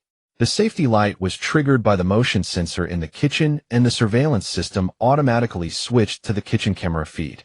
The scene displayed in the center of the large screen was exactly what was happening inside the kitchen. At 6 a.m., in the lit-up kitchen, a small figure was busy working at the stove. A pot of white rice porridge was simmering on the burner, and slices of ham and luncheon meat were frying in a frying pan. Next to it, soy milk was boiling in a pot. When she looked at her handiwork with satisfaction, she had only intended to make a simple pot of porridge for breakfast, but when she saw the leftover ham and luncheon meat Mo Bai had not used the day before on the kitchen counter, she had fried them up in the pan. To her surprise, the kitchen was extremely well stocked. The upper cabinets were full of all kinds of seasonings, and the lower cabinets held rows of neatly arranged sealed grain storage buckets, each labeled with a sticker indicating what grain was inside. As for the two large double-door refrigerators in the kitchen, one was packed full of ham-packaged braised beef, marinated eggs, and other assorted ingredients, while the freezer compartment was filled with vacuum-sealed meat and poultry. There was even a large bag of cheese sticks and plenty of frozen foods, including staples like frozen dumplings and buns. She was marveling at how luxurious the kitchen was when she heard footsteps behind her. When she jumped in surprise, and when she turned around, she saw Mo Bai dressed in workout clothes smiling at her. When she stammered a little as she spoke, "You said you had a habit of waking up early in the morning, so I got up to make some breakfast, and I made breakfast for Hongi and myself as well."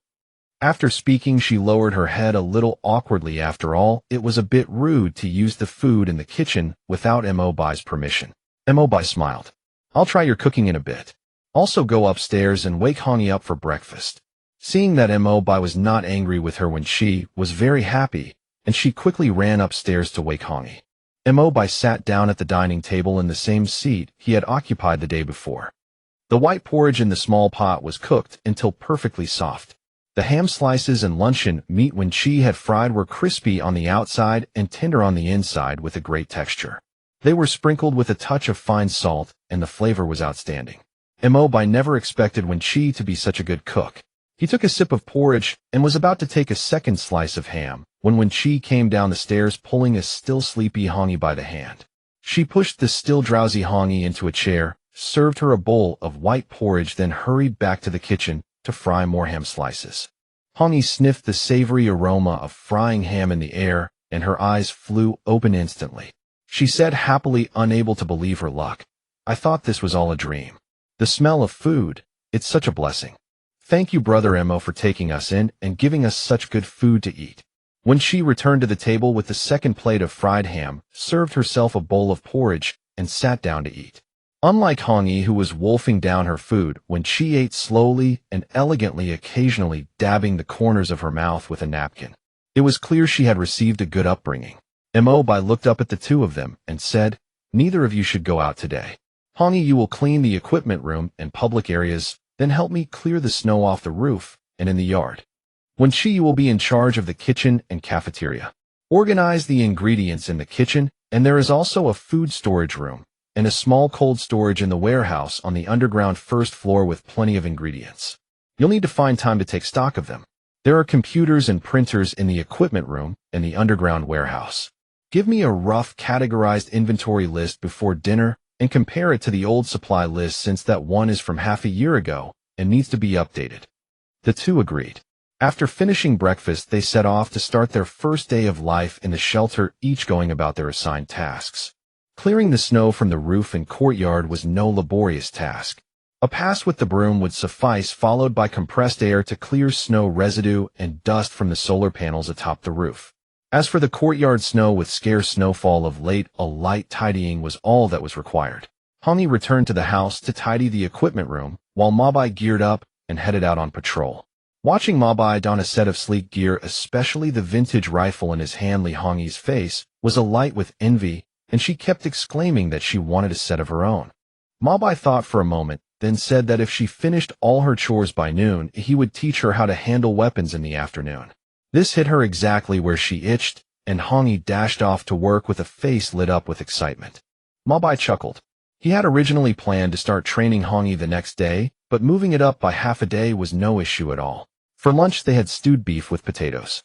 All the fresh potatoes had been eaten long ago, so when she had pulled canned potatoes from the storeroom. In contrast, their meat supplies were exceedingly abundant. The freezer was stocked with plenty of meat that could be preserved for long periods. According to Wenxi, if it was just the three of them eating, even if they ate nothing but meat every day, the stock would last them a full year.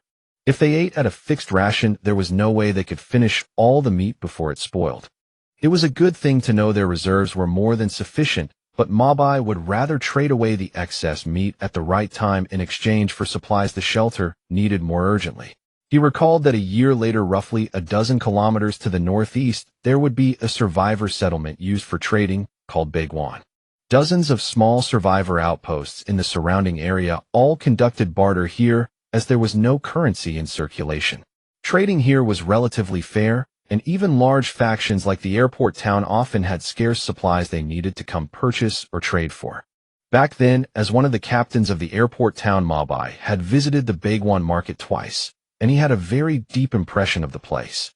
It was a highly typical and distinctive settlement among the survivor gathering spots in Jingdu. The settlement had a thriving commercial atmosphere, and its rules were simple. Theft, robbery, and murder were forbidden within the settlement. No forced buying or selling was allowed in trades, and violators would face severe punishment.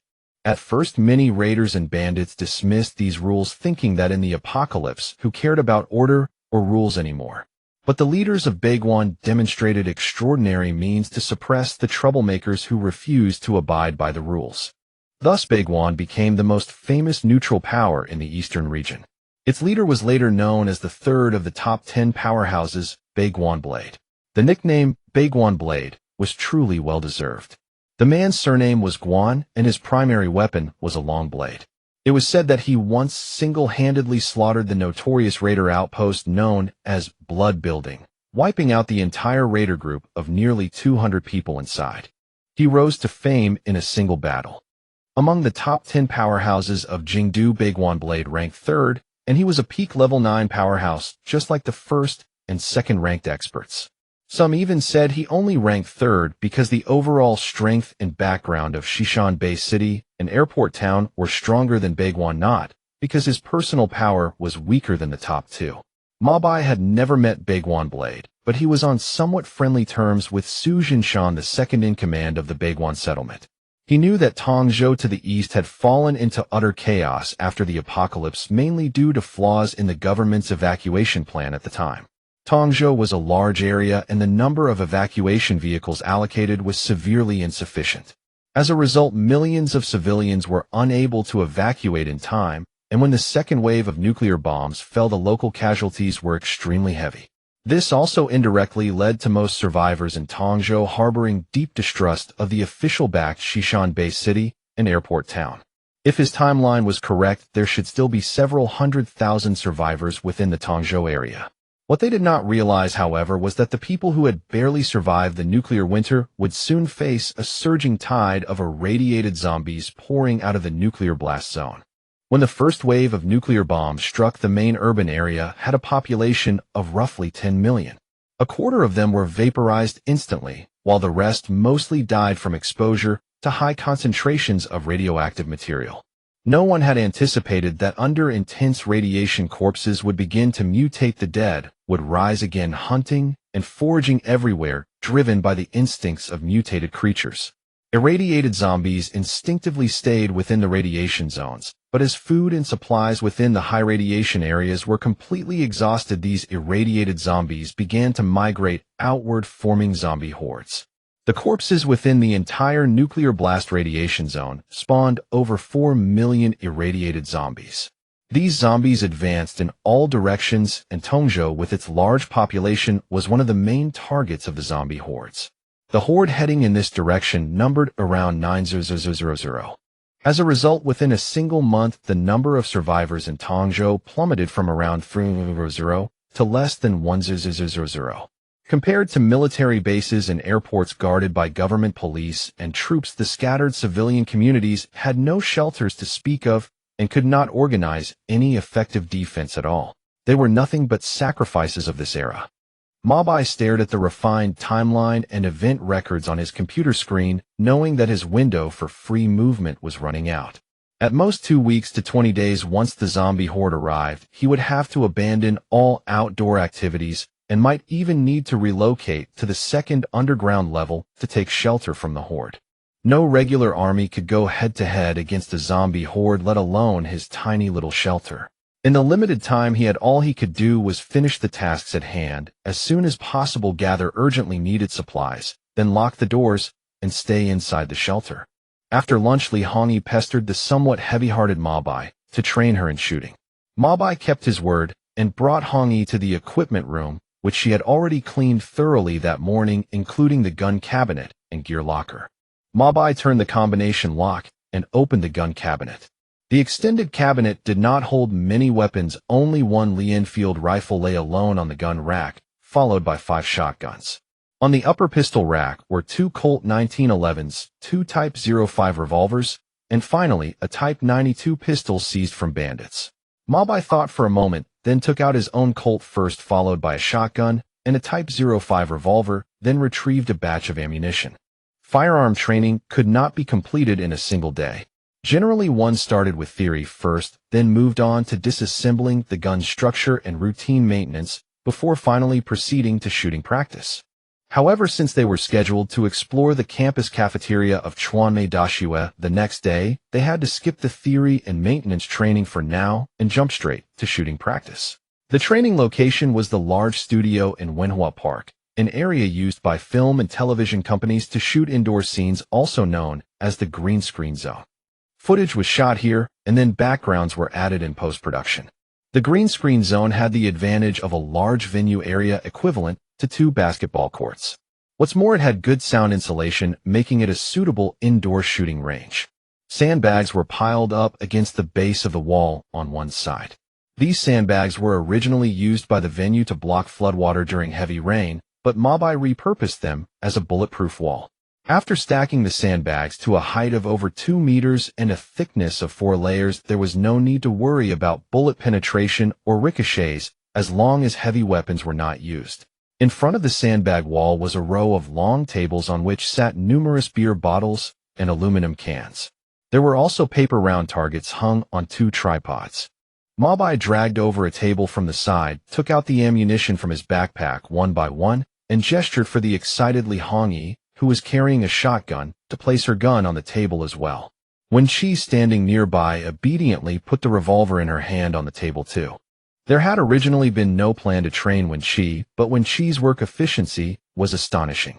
She had already finished inventorying the kitchen supplies, and Mo Bai did not want to have to train her separately later on, so he simply brought her along with another Type 05 revolver. They started with the Type 05 revolver first. Mo Bai went over the advantages and disadvantages of revolvers in general, and specifically pointed out the flaws of the Type 05 model. He also specially noted that the ammunition for his Type 05 was homemade, so its effective range was shorter, and it could only guarantee a certain level of accuracy within 20 meters.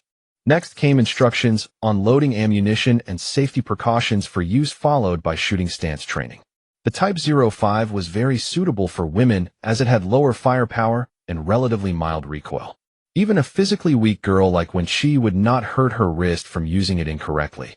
It had to be said that Li Hongyi picked up firearm handling very quickly. With her well-developed motor nerves, she also had a good feel for shooting. At the 20-meter target, aside from the first 2 shots that missed the mark, all subsequent shots, though still somewhat inconsistent, hit the target. It seemed that with a bit more practice, she would become a qualified shooter. As for Wen Qi, she truly had no talent for shooting. At 20 meters, she only hit the target once out of 6 shots in a round. Mo Bai had no choice but to move the target to a distance of 10 meters to barely ensure she could hit it. Fortunately, Mo Bai had no high expectations for Wen Qi. As long as she could fire a gun without hitting her own allies, that was enough. As for the shotgun, its recoil was much stronger. Though Li Hongyi had a good physical fitness, her weight still made it hard for her to keep the shotgun steady when firing. On the upside, Hongyi's arm strength was not weak. After Mo Bai taught her to properly press down on the gun with her left hand to stabilize it, her hit rate improved. When she only fired 2 shots, and fortunately, she did not hurt herself. This high-recoil weapon was not suitable for her, but to familiarize herself with the gun, she was still taught the shooting stance for physically weak users, resting the gun stock against the waist, half hugging the gun body before firing. This hip-fired stance, commonly used by teenagers, could stabilize the gun to the maximum extent and prevent self-injury as long as the muzzle was pointed at the target. During the afternoon shooting training, Mo Bai let the two of them fully get a feel for firing weapons. Especially Hongi, who alone fired over 40 rounds of 9mm revolver ammunition and more than 20 shotgun shells. This was because they were going out the next day, and when she reluctantly fired another round with the revolver. The entire training took less than 2 hours. They returned to the power distribution building, cleaned the firearms, and put them back in the gun cabinet. When she took Hongi to the first underground level to inventory the storeroom, while Mo Bai went back to the 3rd floor to study the newly acquired map. This shooting training also made him realize that his shelter lacked necessary firearms and equipment. Bolt-action rifles and pistols were passable as self-defense weapons, but the number and variety of firearms he stored were very limited. Relying solely on bolt-action rifles when facing a large horde of zombies would definitely not work. It seemed that after returning from Chuanmeidashue, he would need to prioritize finding more weapons and ammunition. Looking at the map, the closest location to Wenhua Park was a mobile police station a few hundred meters east of the north gate of Wenhua Park. Such police stations usually came equipped with basic anti-riot gear and might also have a small stock of weapons and ammunition for emergency situations. Banking on that was obviously unrealistic. There was another location, the Sanjianfang police station to the southwest of Chuanmeidashue, a relatively large police station that likely had relevant equipment and supplies. The problem was, if he remembered correctly, the lair of the 2 bandits he had encountered last time should be nearby. Even the Type 92 pistol in their hands was most likely obtained from that police station. Mo Bai did not rule out the possibility that the bandits had taken over the police station as their own lair. With the enemy's numbers and equipment unknown, taking the risk just for some gear was obviously not worth it. So in the end, Mo Bai decided to stick to the roadside police stations and community police rooms along Chuyang Road. Even a mosquito was meat, so whatever he could find would be a bonus. As for large-scale operations, he would wait until the zombie horde passed. However, Mo Bai still felt a deep lack of security. It was a common flaw among his countrymen to have a phobia of insufficient firepower. The thought of a million-strong zombie horde approaching, while he only had a few weak small guns, left him with no peace of mind at all. Since he lacked weapons, he would make them himself. An idea struck Mo Bai immediately. Firearms could currently only be made in existing models, but that did not mean weapons that did not exist could not be crafted, especially DIY equipment. What Mo Bai planned to make was homemade hand grenades, also known as iron pipe bombs. The first thing he needed to make was black powder. This old-fashioned propellant had relatively low power by modern standards, but he did not need much of it. He only intended to use it as a detonator. The main explosive material was a case of 6 bottles of nitroglycerin stored in the underground warehouse. This nitroglycerin had been found in the warehouse of a cardiac clinic at the west gate of the park. Nitroglycerin was one of the main medications for heart conditions. All he needed to do was mix the nitroglycerin with diatomaceous earth to absorb it, then blend it with black powder to make nitroglycerin explosive, also known as dynamite. This relatively safe explosive was an early industrial product. Mo Bai was not a chemist, but that did not stop him from making a small amount of nitroglycerin explosive. The finished product looked somewhat like plasticine. Next came the steel pipes. There was a batch of metal water pipes in the storeroom. He cut the 32mm 2 cun diameter metal water pipes into 20cm long segments, making 20 pieces in total. He then used a lathe to cut threads on the outer surface of the pipes, screwed on end caps made of screws of the same size to seal them, and drilled a small hole in one end of each pipe to run the fuse through. That was all that was needed. Next, he stuffed the prepared nitroglycerin explosive into the pipes, inserted a 20cm long fuse into each, pulled the other end of the fuse out through the small hole in the end cap, tightened the cap, and a simple iron pipe bomb was complete. To increase the explosive power, one could choose to wrap a layer of 3mm bearing steel balls around the outside of the iron pipe with tape. This would turn the iron pipe bomb into a large hand grenade with an explosion radius of about 20 meters, far more powerful than a regular hand grenade.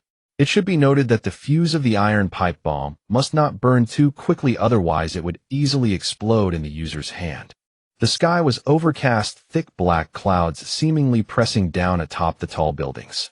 Mo Bai stared at the gloomy sky, a flicker of doubt and unease rising in his heart. The Communications University's student cafeteria building before him was pitch black, like a hulking beast lying in wait to devour him, with untold dangers lurking within. Beside him, Li Hongyi remained dressed in a vivid red ski suit, a Type 05 revolver held firmly in her hand, wrapped in thin gloves. She crouched behind the flower bed before the cafeteria building with Mo Bai staring at the once familiar edifice as a flutter of anxiety stirred in her chest. Mo Bai had not worn a protective suit that day, instead donning a white ski suit just like Hongyi. Anticipating potential combat, he knew the bulky protective gear would hinder his mobility. As for radiation exposure, both had taken anti-radiation medication before leaving, and with their above-average physiques, they only needed to wear respiratory masks. The radiation particles in the snow and air posed no threat to them in the short term. He glanced up at the sky again. Such overcast weather had not been seen for half a month, but the deadline for his timed mission was fast approaching, so Mo Bai had no choice but to steel himself and come. He held a map of the cafeteria drawn by Wenqi. The cafeteria building was actually a connected structure formed by two wings joined together. The central section was the main entrance, beyond which lay a wide staircase leading upward. The lower left and right wings were Cafeteria No. 1 and No. 2 respectively, while the upper floor housed an outsourced staff cafeteria and a premium student cafeteria, the latter being a spot where students could order small plates of freshly cooked dishes. Mo Bai and Li Hongyi had studied the terrain and battle tactics the day before their arrival. The plan was simple. Mo Bai would take point clearing each cafeteria floor by floor, starting from the first. Mo Bai would engage enemies at range with his rifle, while Hongyi, wielding her Type 05 revolver, would focus on close-quarters combat to protect him. The two stepped through the main entrance of the cafeteria building and turned directly into Cafeteria No. 1 on the left. Fortunately, though the overcast sky left the area dim, the cafeteria itself had large floor-to-ceiling windows offering far better visibility than expected. Best of all, the room only contained rows of tables and chairs bolted to the floor, leaving the entire space in full view. In the 1,000-square-meter Cafeteria No. 1, only the area near the kitchen serving windows was noticeably darker than the rest. With his exceptional eyesight, Mo Bai could faintly make out humanoid figures moving in that shadowy spot. Li Hongyi followed Mo Bai's gaze, her own sharp eyesight clearly up to the task. She asked in a puzzled tone, "Is that a radioactive zombie over there?"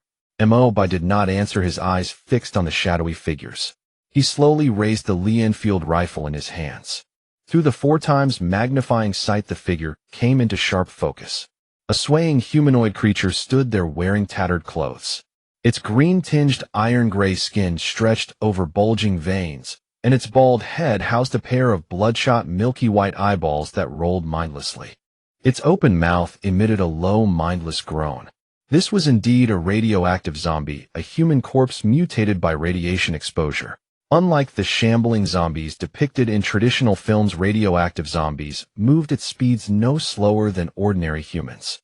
Their bodies carried high doses of radioactive material, with particularly concentrated radiation toxins in their blood and nails. These toxins could inflict harm and cause radiation poisoning, a fatal injury, without targeted anti-radiation medication. These radioactive zombies shared the same weakness as their fictional counterparts, their heads, where all major nerves were concentrated. Destroying the brain was enough to kill them. In Mo Bai's scope, the crosshair was centered squarely on the zombie's forehead. He slowly inhaled, held his breath, and pulled the trigger. A soft bang rang out. The report of his suppressed Lee-Enfield rifle sounded like a balloon bursting inside a burlap sack, a short muffled crack. In actual combat, suppressors primarily served to reduce the range of sound propagation and keep noise levels within acceptable limits. An iron-gray zombie crumpled heavily to the ground, a hole the size of a wine glass punched through the center of its forehead by the 7.62 mm bullet. Though the suppressed gunshot did not carry far, it still startled another zombie standing nearby. The creature instinctively turned toward the source of the sound, but it was clearly still disoriented, unable to comprehend why its fellow undead had vanished. This was a rather unique collective phenomenon. For this mutated species of radioactive zombie, their behavior and operational efficiency were largely tied to their numbers. A single radioactive zombie stood little chance against an unafraid human, but once their population reached a certain threshold, their reaction speed to attacks and foraging stimuli would grow exponentially. Some early researchers even hypothesized that hordes of over 100 radioactive zombies would automatically be taken over by smarter individuals of their kind, similar to alpha leaders in animal packs. Later scientific research concluded that radioactive zombies were a new species driven by a hive mind. The greater their numbers, and the more concentrated they were, the more pronounced their collective consciousness became. This was why zombie hordes were nearly unstoppable, with even regular armies unable to defeat a similarly sized horde in direct confrontation. The radioactive zombie in Cafeteria No. 1 clearly had not developed a hive mind, so its dull nervous system could not support sharp cognitive reactions. Even after Mo Bai racked the bolt to load his second round, the creature had not processed what was happening, only turning its head toward the direction of the gunshot. A second bang echoed as the radioactive zombie's eye socket exploded in a spray of green blood, its swaying body finally collapsing to the ground. Mo Bai paid no mind to Li Hongyi, who was staring at him with a shocked expression behind his back. He did not move from his position, calmly racking the bolt to load a third round into the chamber. If there were any remaining zombies in Cafeteria No. 1, they would surely be alerted by now. Just then the sound of a chair being shoved aside came from the left. It was a zombie pushing tables and chairs out of its way as it stood up, indicating it had been lying on the ground moments before. Mo Bai pivoted, pointing his rifle at the zombie. He exhaled slowly, his finger gently squeezing the trigger. Bang! The third bullet flew from the barrel, entering the radioactive zombie's mouth and exiting through the back of its skull, carrying a clump of grayish-white brain matter with it. He racked the bolt again to load a fourth round, his mind eerily calm. He had done this sort of thing hundreds, if not thousands of times in his past life. The only thing he needed to watch for was that his firearm handling was performing exceptionally well. After the first radioactive zombie was killed, a kill notification popped up in his vision: radioactive zombie eliminated. As the first human to kill a radioactive zombie, you receive a reward of 500 bottle caps. The kill record for the second zombie provided 2 bottle caps. It seemed only the first kill granted a high reward, much like an achievement system. Thinking of the 500 bottle cap reward for this mission, he considered trying a premium draw later. Pushing aside random thoughts, Mo Bai scanned Cafeteria No. 1 again. There were no radioactive zombies in his current field of view, though he was unsure if any had escaped detection in the kitchen area behind the cafeteria. He was just about to go check when a gunshot rang out from the entrance behind him. It was Hongyi's Type 05 revolver. It was followed by the heavy thud of a body hitting the ground. At that moment, another notification popped up in Mo Bai's vision: Communications University Cafeteria cleared. Timed mission complete. Reward 500 bottle caps. Mo Bai turned around to see Li Hongyi standing there trembling as she held her Type 05 revolver. That girl's shooting skills were pretty impressive. It seemed the last radioactive zombie had wandered over from the adjacent Cafeteria No. 2 after hearing the commotion. He patted Hongyi on the shoulder to encourage her. Mo Bai knew that with the mission marked complete, there should be no more dangers left in the cafeteria building, so they could finally take their time to search the place thoroughly. Just to be safe, Mo Bai had Hongyi accompany him as they checked the kitchen of Cafeteria No. 1 first. To their surprise, the cafeteria's back kitchen was subcontracted to numerous small eateries, so the kitchen space was limited with very little stored ingredients. Most of the ingredients had long since spoiled after 6 months, but luckily it was winter and the cold weather kept the foul odor to a minimum. Wearing their respiratory masks, the two rummaged through the back kitchen area for a while, only finding less than 100 gene, roughly 50 kilograms of flour and rice that was still edible. Aside from that, there were only some unopened seasonings and pickled vegetables. The two had brought 2 homemade sleds with them when they set out, each of them pulling one across the snow. The two sleds could carry around 200 jin, roughly 100 kilograms of supplies back. Since there was still space left on the sleds, they could check the other cafeterias. Cafeteria No. 2 was largely the same as the first with cramped kitchen space. Since most of the stalls were snack vendors, almost all the ingredients inside had gone bad, with only some seasonings left to find. That said, there was an unusually large stock of rare seasonings like Sichuan pepper and black pepper. The two higher-end restaurants on the second floor had refrigerators and small cold storage rooms, but with the power out for half a year, everything inside had rotted beyond edibility. They found a decent amount of rice and flour, totaling nearly half a ton, which was too much to carry back this time. Mo Bai simply gathered all the barely usable supplies in a storage room, nailed the door shut, and planned to retrieve them on a future trip. Glancing at the sky, Mo Bai saw that though it was only a little past 2 p.m., the wind had already started to pick up. Judging by how things were looking, it would turn into a strong gale soon, so it was best to return to the cultural park as quickly as possible. Instead of taking the same route back, the two exited the campus through the north gate and headed west along Chaoyang Road. There were two mobile police stations along the way that were worth checking out. Surrounded by abandoned cars on the roadside, a trailer-style police station sat quietly on the sidewalk. A few bicycles were locked to the barrier beside it. Mo Bai stepped forward to peer through the window and check the interior. It was safe. He took a master key out of his pocket, using his body to block Hongyi's line of sight. It was better she didn't know about this special tool. At most, he would let her think he was just a skilled lockpick. The malleable master key pressed to the door lock gradually morphed to fit the keyhole, and with a gentle twist, the door swung open.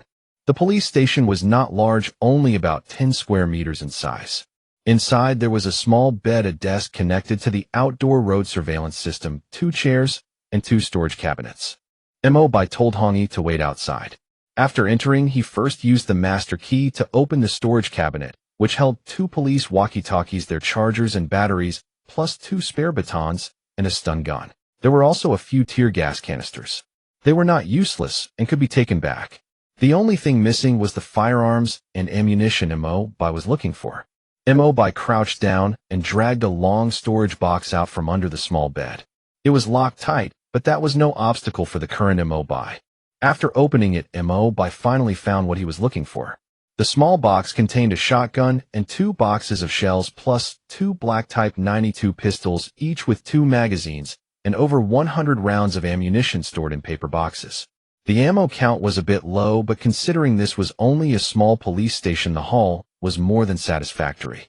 After gathering all the items, Mo Bai threw them all onto Li Hongyi's sled. Seeing the 2 Type 92 pistols, Hongyi did not feel tired at all. She had killed a zombie with a handgun that day and was absolutely thrilled, showing none of the fear typical of ordinary girls. The second police station yielded far less loot.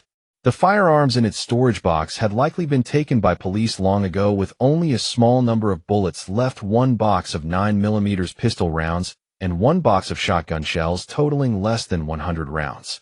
Luckily, they still found a few rechargeable flashlights and batteries, so the trip was not a waste. On top of that, Mo Bai made an extra discovery. All these police stations were equipped with storage batteries of considerable capacity, which could provide at least 24 hours of backup power in emergencies.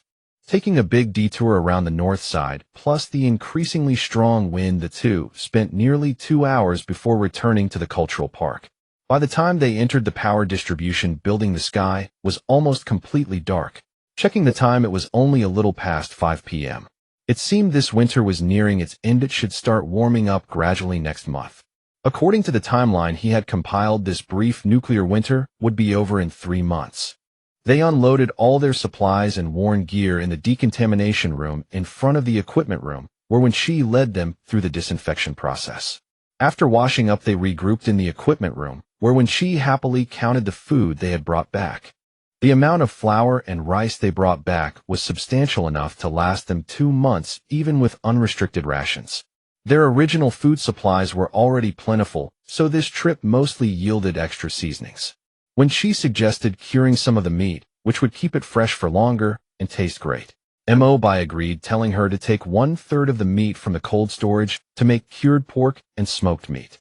In the middle of the night, the wind grew stronger and stronger, the storm almost feeling strong enough to rip the roof off. Mo Bai reassured himself that he had already packed away the solar panels and water collectors that morning, otherwise these fragile pieces of equipment would never have withstood the battering. All the metal shutters outside the windows had also been closed, so there should be no damage. On such a stormy night, it should be perfectly safe. Mo Bai turned off half of the surveillance cameras and equipment to avoid damage from the strong wind. This would prevent these sensitive devices from being damaged by the gale. He then made a cup of strong tea, played games in his room until 5 a.m. And finally drifted off to sleep. The howling gale raged for 3 full days.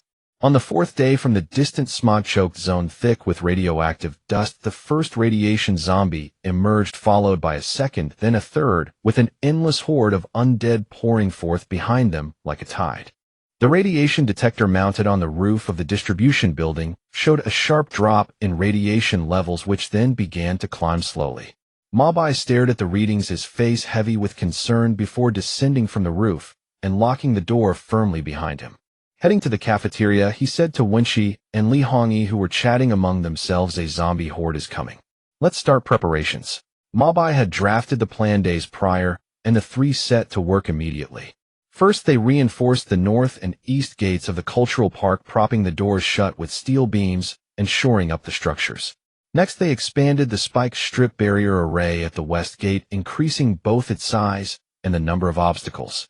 Finally, they added spike strips in front of the courtyard wall to prevent any external zombies from approaching. All metal shutters on the doors and windows of the distribution building were closed shut. The first floor windows and doors were reinforced with a layer of thick wooden planks from the outside. As a precaution, they also stored a batch of purified water in buckets in case the courtyard's water tower and purifier were damaged, leaving them without fresh water. Just as the three were busy working until the sky grew dark, Mo Bai, who was inspecting the surveillance system on the roof, suddenly heard faint cries for help and the sounds of fighting drifting from the west.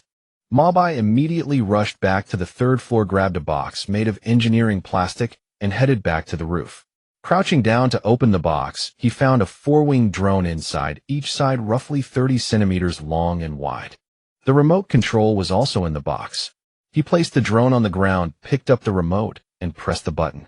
The lightweight drone's 4 rotors began to spin, emitting barely any sound. This custom-made silent drone had a long hover time, near silent operation, and was equipped with a highly advanced multifunctional camera. The 4-winged drone made a circle in the air before flying toward the west gate. Less than 10 seconds later, the feed from the west gate appeared on the remote screen. To his surprise, on the footpath near the west gate, several cars were blocked in front of the spike strip barrier outside the gate. More than 10 survivors in mismatched clothing, each carrying various backpacks, were trying to push through the maze-like spike strip array. Behind them, dozens of radiation zombies were attempting to give chase. On the north-south road, zombie corpses and severed limbs crushed by car tires were scattered everywhere. Mo Bai's brow furrowed tightly. Where had these survivors come from? Why had they stopped at the west gate and tried to enter the cultural park? Were they forced here by a horde of radiation zombies 10 times their size? Or was the cultural park their intended target all along? Mo Bai tapped the auto-return function on the remote, set it down, and ran back to the 3rd floor. On his way out of the roof access door, he slammed his hand down hard on the red button mounted beside it. Red emergency lights throughout the distribution building began to flash and rotate. To avoid making noise, the emergency lights were not fitted with audible alarms. Li Hongyi and Wenqi were putting the welding machine and oxygen cutter used to make spike strip barriers back into the workshop in the underground garage when the red emergency lights suddenly began to flash. The two froze for a few seconds before realizing something was wrong, and they rushed up to the 1st floor. Remembering the emergency procedures Mo Bai had taught them, Li Hongyi headed straight for the armory, while Wenqi sat down in front of the surveillance monitors and grabbed the walkie-talkie. "Mr. Mo Bai, what's going on?" Wenqi's voice came through Mo Bai's portable walkie-talkie. Mo Bai was standing in front of his personal gun safe on the 3rd floor. Inside the open safe, a classic walnut-finished firearm stood silently before him, a Mauser 98, the most iconic bolt-action rifle of World War II, renowned for its exceptional accuracy and firepower. He put on the tactical chest rig from the gun safe, picked up the Mauser rifle, and slung the rig over his shoulders. The chest rig held 57.62 mm NATO rounds. He then rummaged through the compartments of the gun safe and pulled out 3 iron pipe bombs, tucking them into the rig. Mo Bai pressed the talk button on his walkie-talkie and said survivors and radiation zombies are entering through the west gate, around 50 of them total. Keep watch over the courtyard gate. Understood. When she glanced at Li Hongyi, who had already picked up a Type 92 pistol and was strapping a tactical vest to her chest, then nodded firmly. Gripping his Mauser rifle, he hurried to the northwest corner of the roof, where a pre-built concealed position sat a triangular bunker reinforced with bricks and steel plates, perfectly sized for a crouching shooter, with 2 well-positioned firing ports. He extended the rifle through the firing port, flipped up the protective cover of the 8x scope mounted on the rifle, and looked through the lens. The road leading to the west gate was perfectly clear in his field of view. More than 10 people were crawling out of the winding maze-like spike strip array. The radiation zombies following behind them were not slow, but they were blocked by the barriers. The angle iron welded spike strips had been fitted with sharp spikes cut by an oxygen torch. When zombies tried to squeeze through, they were impaled on the spikes. Oblivious to pain, the zombies thrashed their arms wildly, trying to clamber over the barriers, but it was all in vain. At that moment, the survivors who had made it out of the spike strip maze collapsed to the ground, panting as they watched the zombies struggling in the array. Dozens of zombies were impaled on the spike strips, a sight that was truly rare to behold. Everyone was stunned. Just then a blood-curdling scream rang out. A survivor sitting on the ground closest to the maze had been grabbed around the leg by a zombie that had crawled under the spike strip array, and the creature had sunk its teeth into his thigh. Immediately after, more zombies began to crawl out from the gaps at the bottom of the spike strip array, lunging toward the survivors. Just as one zombie grabbed a survivor by the shoulder, about to lunge for a bite, a large hole suddenly split open in its forehead. The force of the impact threw its head backward, and its grip on the survivor loosened instantly. Before the survivors could even process what had happened, a dull gunshot echoed from a high point in the distance. It came from the suppressed Mauser 98. On the roof of the distribution building, Mo Bai shifted his gaze away from the scope and glanced at the data scribbled in the small notebook. Beside him, west gate, distance 325 meters, roof cut, angle 32 degrees. These were measurements he had taken with a rangefinder long ago. At a distance of 300 meters, the Mauser rifle was more than accurate enough, provided there was no strong wind. Though the European high-precision hunting scope was heavier than standard military scopes, its accuracy was every bit as impressive. At this range, Mo Bai's headshot accuracy against zombies was no lower than 90. He worked the bolt action, then pulled the trigger again. Another zombie, still crawling on the ground, had its head blown open instantly, and it stopped moving forever. Only then did the survivors realize there was a sniper on the nearby roof helping them. All of them scrambled to their feet and ran as fast as they could toward the distribution building. Mo Bai's brow remained furrowed. He had no idea what consequences would follow if he let these people in, but it would be unconscionable to turn his back on them when he had the power to help.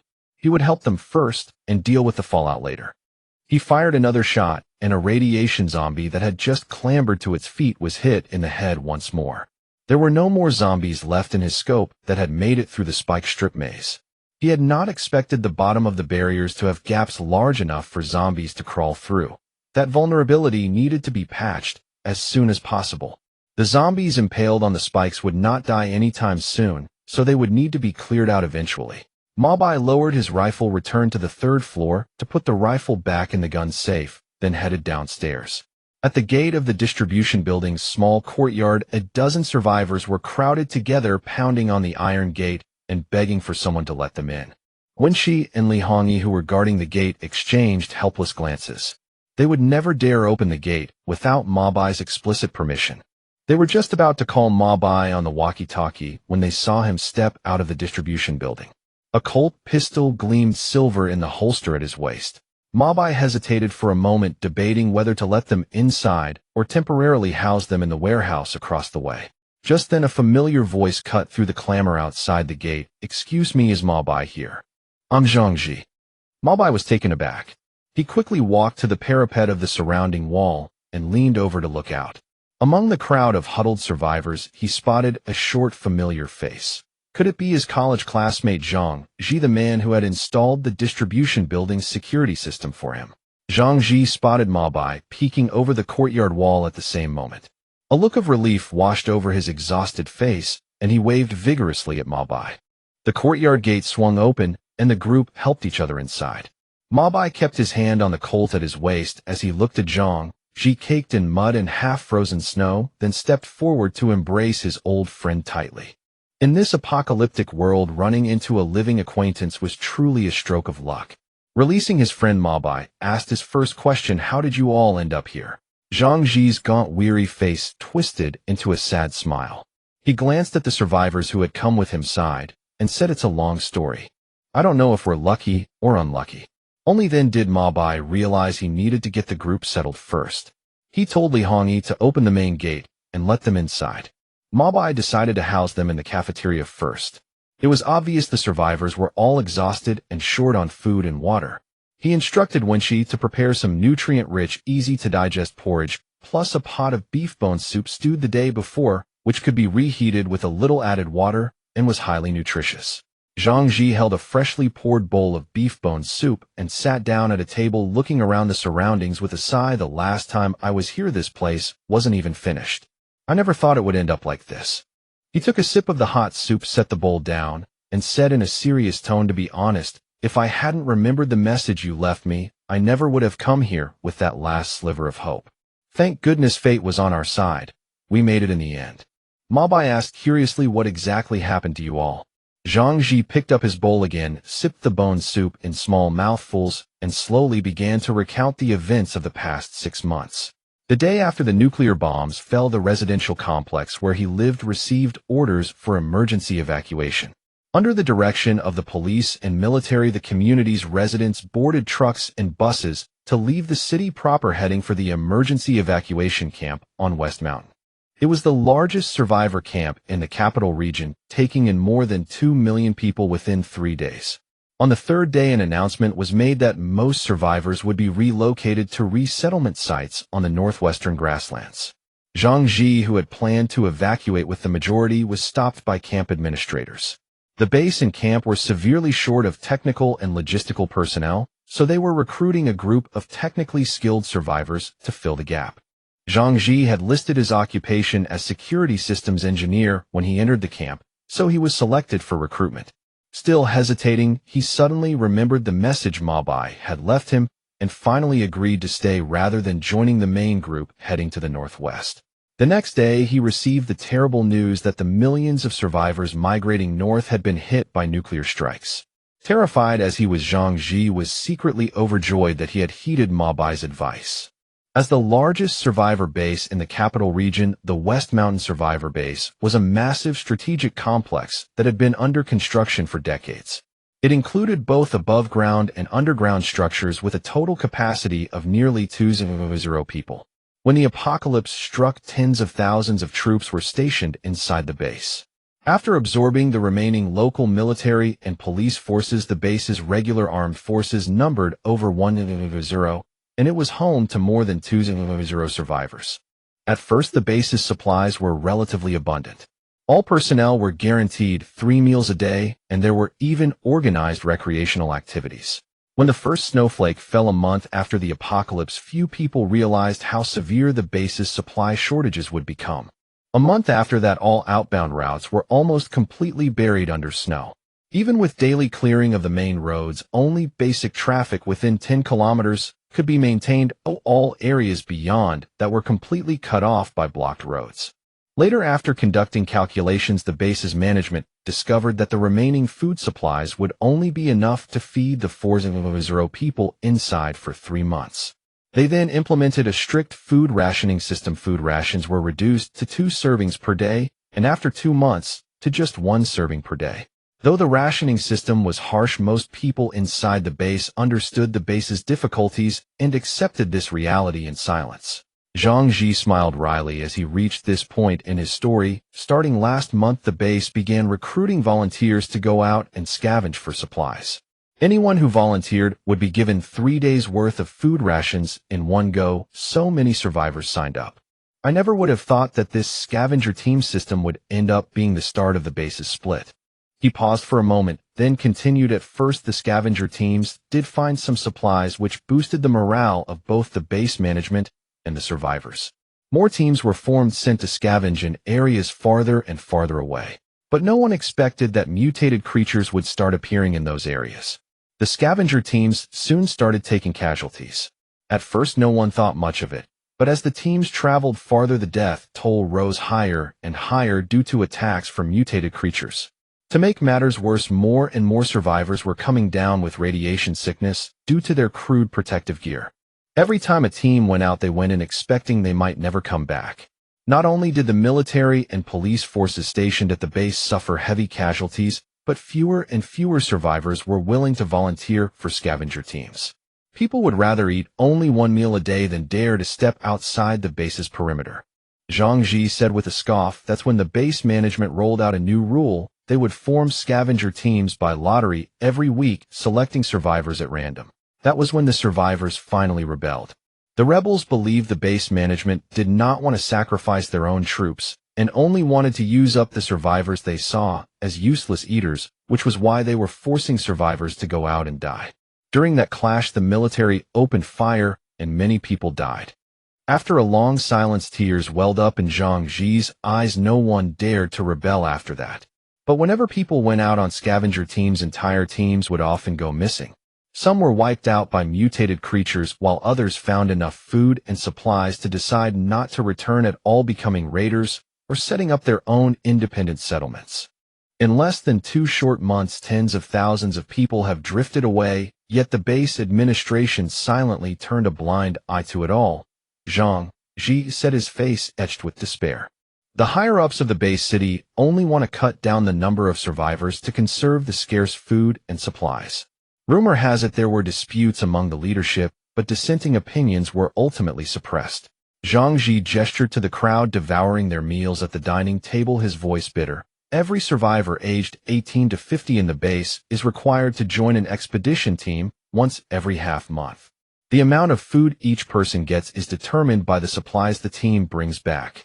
Mo Bai said in a heavy tone, "Are these your teammates?" Zhang Ji nodded heavily. Our team originally had 30 members. After several missions, only 15 of us survived. 3 died on the way here today, 1 more at the entrance. Now there are only 11 of us left, myself included. Zhang Ji looked at Mo Bai and said firmly, "Our mission this time was to target a temporary evacuation transit station set up half a year ago. It's extremely dangerous. 3 teams have been nearly wiped out there before. We drew this suicide mission this time.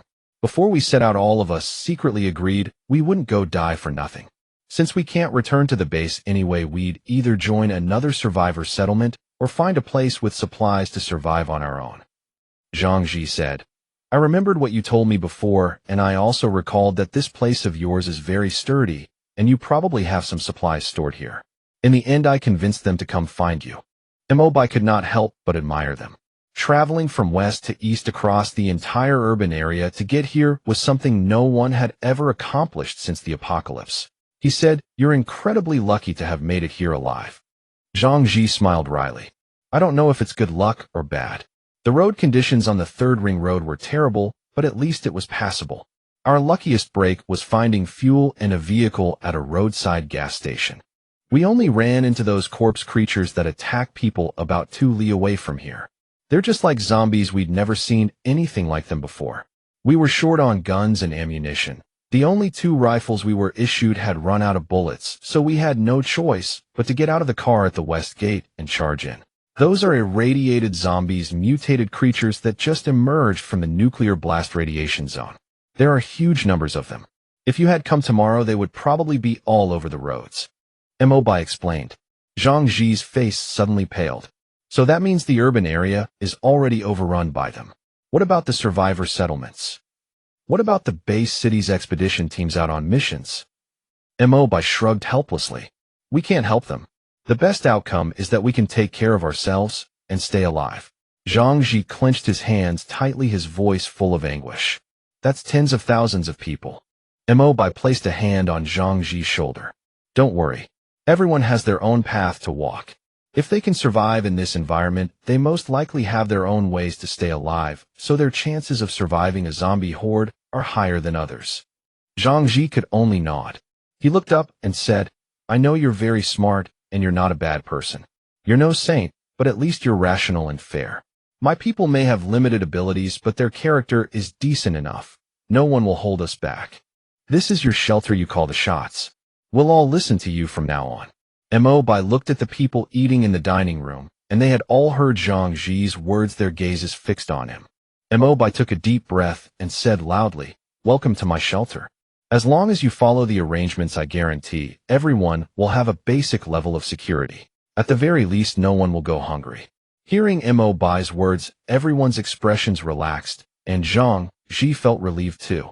Based on his understanding of Mo Bai, once he made a promise, he would do everything in his power to keep it. After the meal, Wen Qi was put in charge of the follow-up arrangements. First, she assigned rooms. The general rule was 2 people per room with one exception. A couple with their 6-year-old daughter would stay in a larger double room as a family of 3. The people Zhang Ji brought were obviously very satisfied with the accommodations, and they were overjoyed when they heard from Wen Qi that they could take a shower. Zhang Ji explained to Mo Bai with a wry smile that in the base city, survivors living in the outer districts could only get 1 bathing ticket per month, and each shower was limited to 2 minutes. In a base where people could barely get enough to eat, taking a shower had long become a luxury. Wen Qi was also in charge of distributing personal items to everyone, including washbasins, kettles, bedding, and indoor pajamas. For a moment, the second floor felt like the first day of university move-in. Everyone happily collected their items and tidied up their dormitories.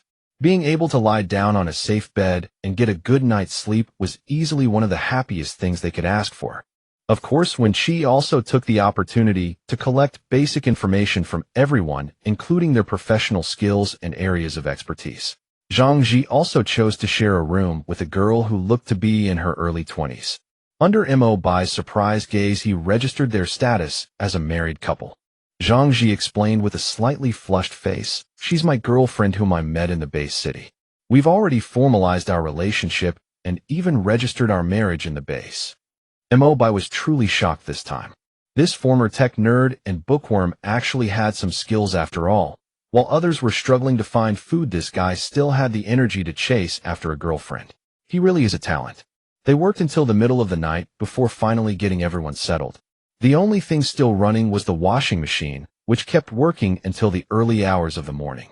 The next morning, Wen Qi went to the kitchen with Zhang Ji's young wife and another middle-aged woman to start preparing food. Although they hadn't had time to assign specific tasks to everyone the night before, Wen Qi thought women were more suited to kitchen work. So after getting Mo Bai's approval, she politely asked the 2 women to help out in the kitchen first.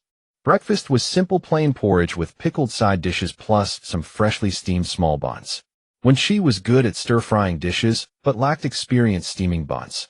The other middle-aged woman, Sister Chun, had worked at a baozi shop before the apocalypse.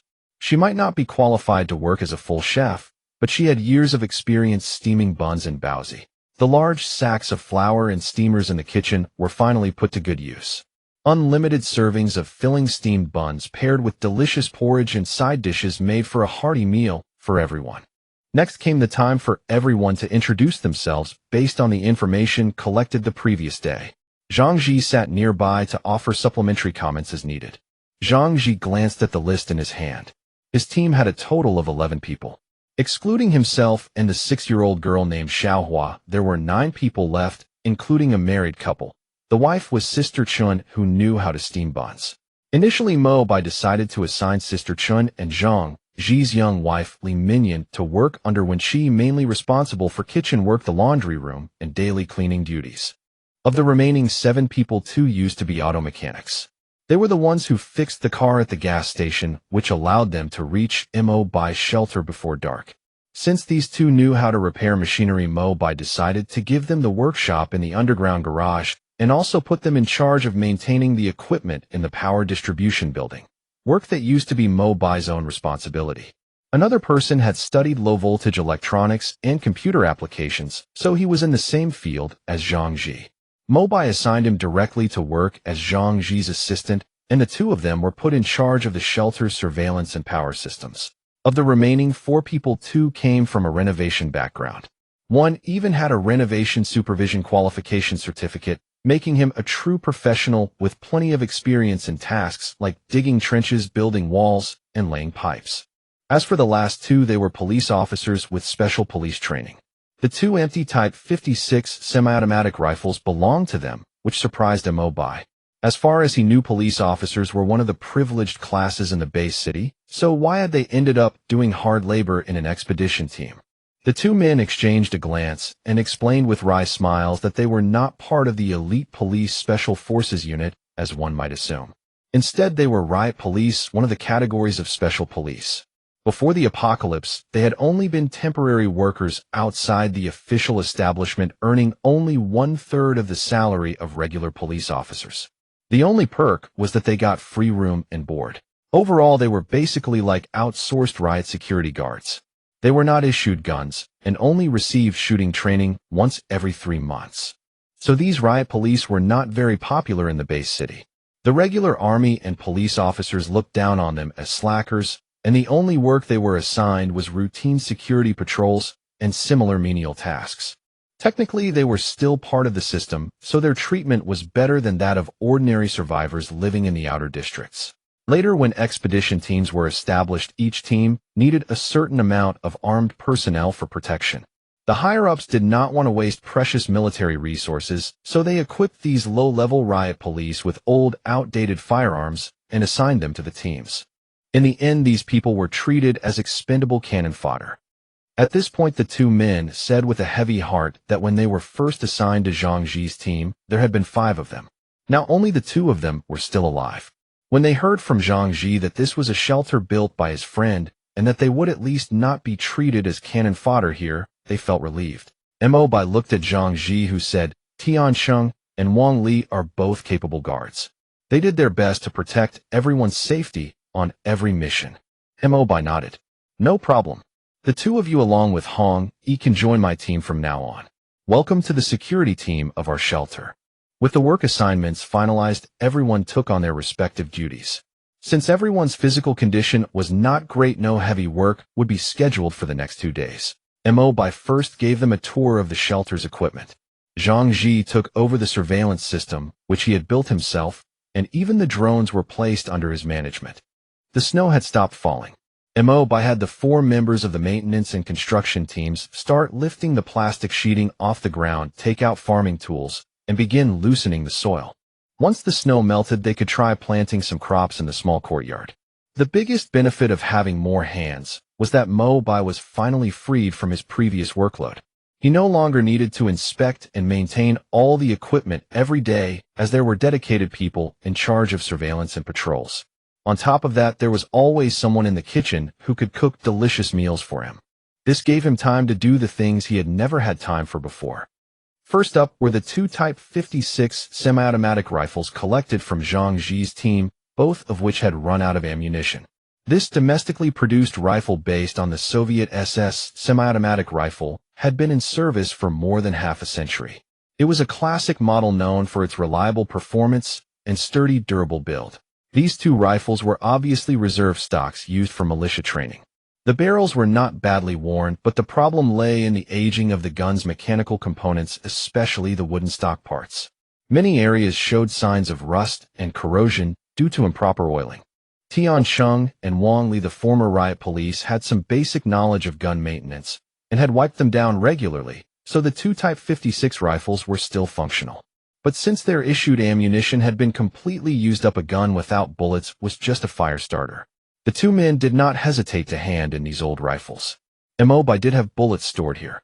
His Lee Enfield rifle was custom-made in 7.62 .39 caliber, designed to be compatible with existing domestic ammunition, so he had more than 1900 rounds of 7.62 bullets in his armory. These bullets would last a long time for his Lee Enfield bolt-action rifle. But the Type 56 semi-automatic rifle had a higher rate of fire and larger magazine capacity than the bolt-action model. If they were allowed to shoot freely, the bullets would be gone in no time. So Mo Bai decided to manufacture 2 more Lee Enfield rifles and then modify these 2 Type 56 semi-automatics. He had already scanned the Lee Enfield rifle long ago. All he needed to do was use the workbench to directly manufacture the parts and assemble them. In less than 10 minutes, 2 Lee Enfield rifles identical to the one he usually used were fully manufactured and assembled. Next came the compatible scopes. That was even simpler. With the scan blueprint, he only needed aluminum alloy and glass to make the desired magnification scopes. Mo Bai made 3 4x scopes, and the extra 2 were prepared for the modified Type 56 rifles. First, he used the workbench to scan the 2 Type 56 rifles, then removed all the wooden parts from them. Next, he used the scanned blueprint dimensions to draw a polymer stock structure diagram on the computer. The first modification was to replace the original stock with a pistol grip and a standard U.S. infantry stock.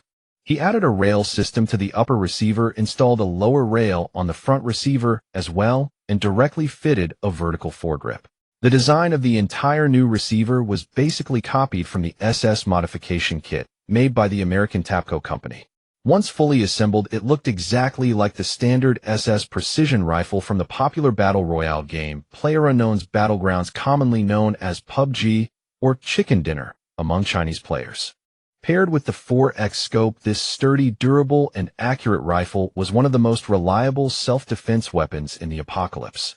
Finally, he used the workbench to mass-produce over 110-round SS stripper clips, wrapping up the first batch of weapon upgrades for the day. The good news was that he now had the blueprint for the Type 56 rifle. As long as he had the materials, he could small-scale produce this reliable rifle in the future. Next comes the improvement of the Type 92 police service pistol. As the primary sidearm of law enforcement, the Type 92 boasts a high magazine capacity and excellent shooting accuracy, yet it is plagued by a host of flaws: low machining precision of its components, frequent magazine malfunctions, and a tendency to jam. After scanning the Type 92, Mo Bai first selected the best-crafted Type 92 magazine, then used the workbench to batch-produce a set of 20 standard magazines from higher-grade steel. He then modified the design blueprint to produce a batch of extended magazines with a 30-round capacity. Next, he drew inspiration from a famous Glock pistol modification, the Glock carbine conversion kit. By installing this external kit, a standard handgun can be converted into a semi-automatic compact carbine. This modification extends the barrel, adds sights, and a lightweight stock, and when paired with extended magazines, upgrades the handgun into a compact carbine comparable to a submachine gun. Mo Bai already had the blueprint for this conversion kit, and all he needed to do was adapt it to fit the Type 92 pistol. Mo Bai spent the majority of the entire afternoon working on the Type 92 pistol carbine kit, a task far more troublesome than he had anticipated. It took him 2 full hours just to perfect the connection for the extended barrel before he managed to produce a functional set. Finally, right before dinner, the first set of Type 92 carbine kits was completed. It was extremely easy to install. Simply mount the Type 92 pistol onto the kit, secure it with a locking pin, and attach the extended barrel to start using it. Since the kit came equipped with rails, it could accommodate either mechanical sights or a holographic sight. The foldable stock, which could be folded to the right side, was also highly practical, with an adjustable length that allowed for a comfortable shooting stance. Once the first carbine kit rolled off the workbench, the rest of the work was far simpler. Inside 3 neatly arranged plastic boxes were 3 sets of Type 92 carbine conversion kits, alongside 2 modified Type 56 semi-automatic rifles. The biggest problem now was ammunition. He could manufacture bullets and casings on his own, but producing gunpowder and primers still lay beyond his current capabilities. He planned to rely on the draw system for this. 10 bottle caps entered him for a low-tier draw, 100 for a mid-tier draw, and 1,000 for a high-tier draw. He had already earned 1,000 points from completing 2 tasks, and with 50 bottle caps awarded for each survivor, he now had over 160 bottle caps in total. It was time to test his luck. He gently tapped the draw option in the shelter system displayed in his field of vision, selecting the high-tier draw. The draw interface began to spin, and the final result left Mo Bai utterly shocked. It was a walnut-sized, exquisite badge with a sharp-edged gear emblem that stood out in vivid color, the Administrator badge. This was a rank badge for shelter administrators. A Level 1 administrator wearing this badge could view residents' skill levels, current emotional states, and loyalty ratings. By subtly meeting residents' basic and emotional needs, the administrator could boost the shelter's overall cohesion and resident loyalty. Every resident with a loyalty rating above 50 would generate 1 bottle cap for the administrator each month. Residents with a loyalty rating above 80 will never betray the shelter, and those with a rating above 90 will never see their loyalty decline. While the rewards from high-tier draws really are impressive, Mo Bai's greatest wish had been to draw a workbench for producing chemical products, but he never expected to get an administrator badge instead. Being able to view residents' skills meant he could gain a far more detailed understanding of both current and future shelter inhabitants. The emotional management feature let him see what residents needed and their grievances toward the shelter, while the loyalty rating was a god-tier tool for identifying internal troublemakers. The ability for residents to automatically generate bottle caps seemed like a small gain for now, but once the population reached a certain threshold, it would likely become the largest source of bottle caps in the future. As for cohesion and loyalty, they referred to the internal unity of the shelter as a group and the residents' loyalty toward him as the shelter's administrator. That meant that as long as he could meet residents' basic needs, they would grow increasingly trusting of him. It did seem like a pretty useful item, and the key point was that the loyalty rating made it easy to screen out hidden saboteurs and spies among the residents. Upon touching the badge, he could feel a space contained within it. Could this be a storage space? Mo Bai subconsciously picked up a wrench, and the next second the wrench was inside the badge's storage space, while the one in his hand had vanished. A badge with a built-in storage space was truly an incredibly convenient item. Gauging the size of the space, it was roughly half a cubic meter in volume. It wasn't very large, but it was more than enough to store personal belongings. Noticing the clasp on the back of the badge, which could be clipped to clothing or tied to a cord, Mo Bai thought for a moment, then pulled a sturdy patterned nylon cord from his drawer. He threaded the cord through the badge's clasp, measured the appropriate length, and made a simple bracelet to wear on his wrist. He checked the shelter management interface again, and on the resident management page, a new social tab had indeed been added under personal attributes, displaying emotional state and loyalty ratings respectively. Interestingly, the entries under the emotional state tab were mostly descriptive adjectives. For example, Zhang Ji's emotional state was listed as relaxed sense of security, full of hope. Emotional value increased. As for the new resident Song Tianji, the maintenance technician, his emotional state was nervous, helpless happiness from having food. Emotional value increased. This showed that while the emotional value itself was a hidden metric, it could be estimated based on residents' current emotional expressions. Another resident was rather interesting, Tian Cheng, the guard among the new arrivals. His emotional state was nervous insecurity from being unarmed, increased happiness from having food. There was no increase in his emotional value, as his nervousness and insecurity offset the happiness brought by having food. It seemed necessary to reassure him distributing weapons at the appropriate time would be a good idea. But their loyalty was not high enough, not even reaching the passing mark of 60, so it was safer to wait a while before taking action. During this period, as long as they were well-fed, had adequate sleep, and were assured of the shelter's safety, their loyalty would naturally rise gradually. Starting today, browsing through the shelter residents' emotional value logs became part of Mo Bai's daily routine. On the system's task list, apart from daily security patrols and supply management, a new daily task had been added: rescuing survivors. For each ordinary survivor taken in, he would receive 50 bottle caps. For each survivor with special talents, he would receive 100 bottle caps. Mo Bai suddenly remembered that he had taken in 11 people this time, so he should have received 550 bottle caps. But the final settlement gave him 600, which meant one of the survivors had special talents. After flipping through the list of new residents briefly, he found that, as he had expected, this special talented person was indeed his good friend Zhang Ji. Zhang Ji. Skills: electronic engineering, computer science. Special skill: lucky 4-leaf clover.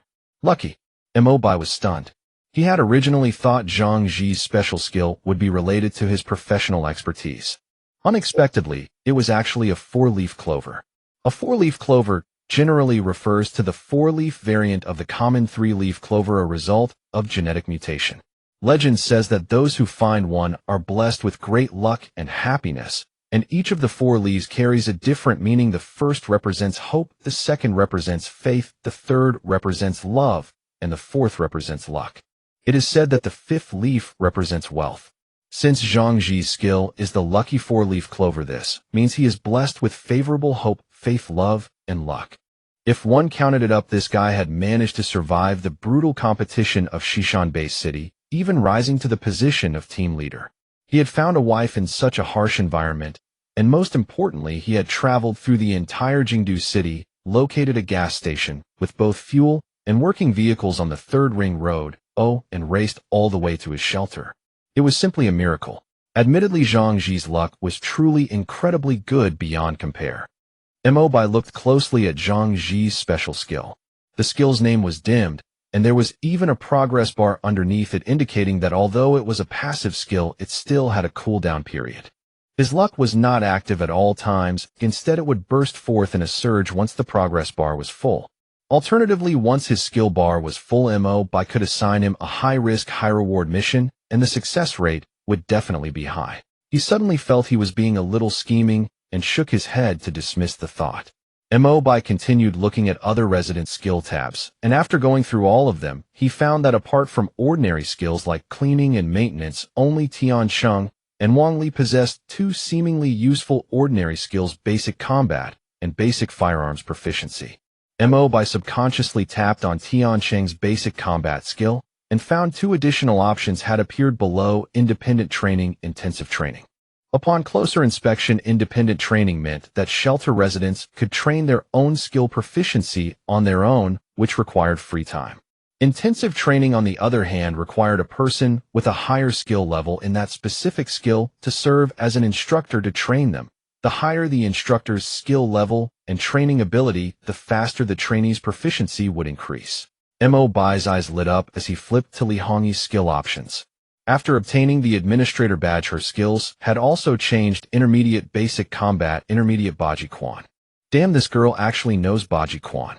Characterized by fierce explosive movements, Baji Quan is a highly practical combat style, which is why the old saying has it: civil governance is secured by Tai Chi, while military prowess is guaranteed by Baji Quan. I never expected this young girl Hongyi to know such a fierce, aggressive martial art, and I've never even seen her use it before. I'll definitely have her give a demonstration when I have the time. Flipping to Wen Qi's skill options next: intelligence, learning other non-combat skills with a 100 increase in proficiency, gained photographic memory, image-based memory mode, extraordinary memory. Whoa, that's a top-tier scholar's ability for sure. It means her learning speed is doubled for all skills except combat-related ones. Plus her extraordinary photographic memory, whatever she learns while others have to navigate an endless sea of study, she's like an aircraft carrier speeding across it, leaving everyone far behind. Mo Bai's eyes lit up again. This indicated that as long as there was a skill gap among shelter residents, their skills could be taught to one another, and they would also receive proficiency bonuses from the shelter system. This meant that Li Hongyi could teach Tian Cheng and Wang Li close-quarters combat skills, while he himself could teach them marksmanship. Flipping to his own abilities next. Administrator Mo Bai. Abilities: intermediate basic combat, advanced basic firearms proficiency. Talent: calm and composed, can regain consciousness earlier in chaotic, fearful, or disorienting situations. Class: healer. Class skill: chi replenishment, increases the user's metabolic rate, accelerates wound recovery, and slightly boosts resistance and physical constitution. Mo Bai looked at his class skill and was speechless. His healer class was only at the beginner level, not even at tier 3 yet. He mainly only knew the chi meridian circulation pathways of a healer, but had only a vague understanding of how to treat other people. And there was no one he could use as a test subject to practice on, so he only knew how to use the chi replenishment skill. After putting down what he was doing, Mo Bai went from the 3rd floor to the 1st, where in the fitness area outside the equipment room, a slender yet agile figure was attacking a hanging punching bag. The one holding the punching bag and enduring the storm-like blows was Wang Li from the guard team. Tian Cheng was standing nearby watching the fun. A sharp cry of "Hey!" rang out. A heavy roundhouse kick landed on the punching bag. The hanging punching bag, along with Wang Li, who was holding it steady behind it, both fell backward. Wang Li tumbled a few times on the ground before coming to a stop, clutching his chest and staring in shock at the red-clad girl in front of him, who was lightly catching her breath. Li Hongyi, wearing a red hoodie, was adjusting her breathing. Ever since the post-apocalyptic era began, the lack of food and nutrition, along with radiation sickness, had left her in a constant state of weakness. After a period of recent recuperation, her physical condition had returned to its peak from when she used to practice martial arts, and she felt her strength had even increased somewhat. Back when she won the high school martial arts competition, she could not have kicked a burly man like Wang Li flying with a single kick, let alone Wang Li, who was wearing protective gear and holding a sandbag weighing over 100 G. Scattered applause came from the side. The three turned to look and saw the shelter's administrator, Mo Bai. Mo Bai was equally shocked. He knew Li Hongyi had excellent physical fitness, but he never expected that after less than 10 days of recovery, the astonishing strength Li Hongyi displayed after her radiation sickness improved would be this impressive. The key was that this was in a time when cultivation methods were not yet widespread. If this were in his past life, she would definitely have the potential to be a top-tier expert not inferior to him. If he remembered correctly, the first version of cultivation methods would be released from the Academy of Sciences a year later, then broadcast to all corners of the post-apocalyptic world. In the following half-year, cultivators who broke through their physical limits using these methods began to emerge, gradually replacing soldiers who relied on hot weapons to become the main military force of major survivor settlements. Mo Bai looked at Li Hongyi, who was taking off her gloves, and said, "Don't take them off yet. Spar with me for a few rounds." This left Tian Cheng and Wang Li, who were standing nearby, stunned. They had sparred with Li Hongyi for 2 days and knew the girl before them had the agility of a cheetah and the brute strength of a bear, with a solid martial arts foundation that made her far beyond anything they could handle. They never expected their shelter's administrator would want to fight someone as powerful as her. He took the combat gloves Tian Cheng handed to him. They were lightweight half-finger gloves suitable for mixed martial arts competitions, mainly designed to prevent fighters from inflicting excessive injury that would disable their opponents. Mo Bai shook out his arms and stretched his legs, signaling to Li Hongyi opposite him that she could begin. Hongyi had long known that Mo Bai's martial prowess was formidable. This was the instinct of a seasoned fighter. What she didn't know was that in his past life, Mo Bai had indeed been a renowned martial artist specializing in staff combat. But unarmed combat was a mandatory course for all martial artists, so Mo Bai's close-quarters, unarmed fighting skills were equally top-tier. In this life, he had been forced onto the path of a healer, yet he never abandoned his fundamental combat training. The reason his basic combat proficiency was only at the intermediate level was that his greatest strength lay in his armed combat skills. Back then, he was famously known as the one who held a staff and ruled the world. A faint smile tugged at Mo Bai's lips. He knew that since the shelter's system hadn't displayed his staff combat skills, it must be because he had never used them in front of the system. As for Li Hongyi, before him her Baji Quan was most likely recorded in the system because she had practiced it within the shelter. This also proved that the shelter system was not all-powerful. It could only record and analyze data that had already occurred within its range. Mo Bai raised one hand and waved at Li Hongyi. In an instant, Li Hongyi closed the 5-meter gap between them with a forward lunge, appearing right before Mo Bai's eyes. It was so fast that despite the nearly 5 meters of distance between them, her rush gave Mo Bai the sensation that she had appeared face-to-face with him in a split second. Then a sharp whipping kick came swinging from the left. Mo Bai took half a step back, tilting his head and hollowing his chest to dodge the kick, immediately following up with a wide-open centerline elbow strike aimed straight at her heart. Baji Quan.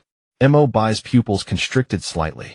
He pulled his arms back to guard, stacking his palms over his chest, simultaneously channeling his internal chi into his palms and chest.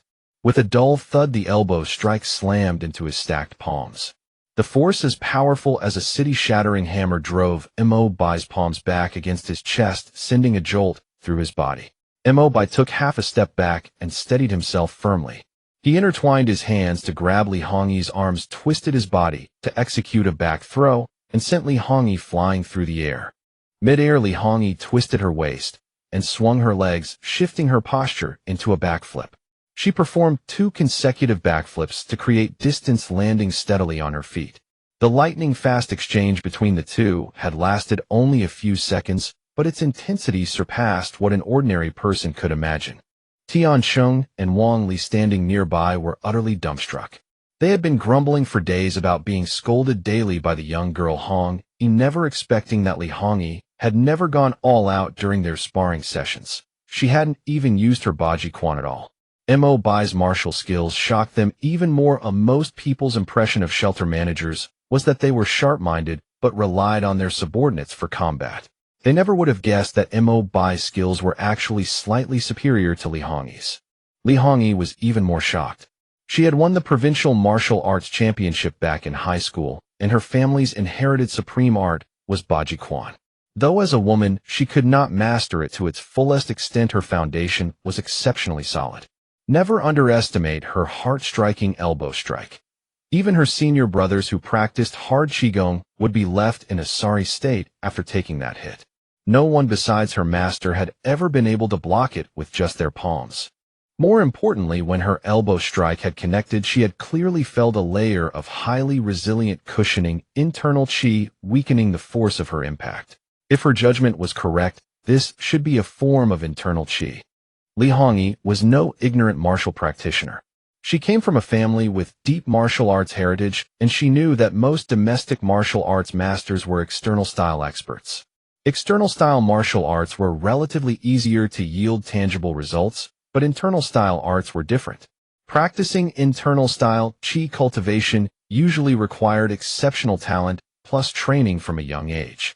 Even then, practitioners typically had to train until around 50 years old before they could achieve any significant progress. Yet the Mo Bai before her was clearly only in his 20s. How could he possibly be an internal style master? This defied all common sense. Seeing the confusion in Li Hongyi's eyes, Mo Bai knew the spar could not continue. He retracted his fists and returned the courtesy gesture, signaling Hongyi and the other two men to sit down. "You should have realized I practice internal style martial arts," Hongyi, Mo Bai said. "But you're at most 26 or 27. Even if you started practicing qi cultivation as soon as you were old enough to understand things, how could you have achieved mastery of internal qi in less than 20 years? Hongyi immediately voiced her doubt.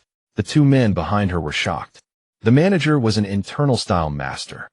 "I'll tell you a secret, I haven't been practicing qi cultivation for that long," Mo Bai said after a few seconds of silence.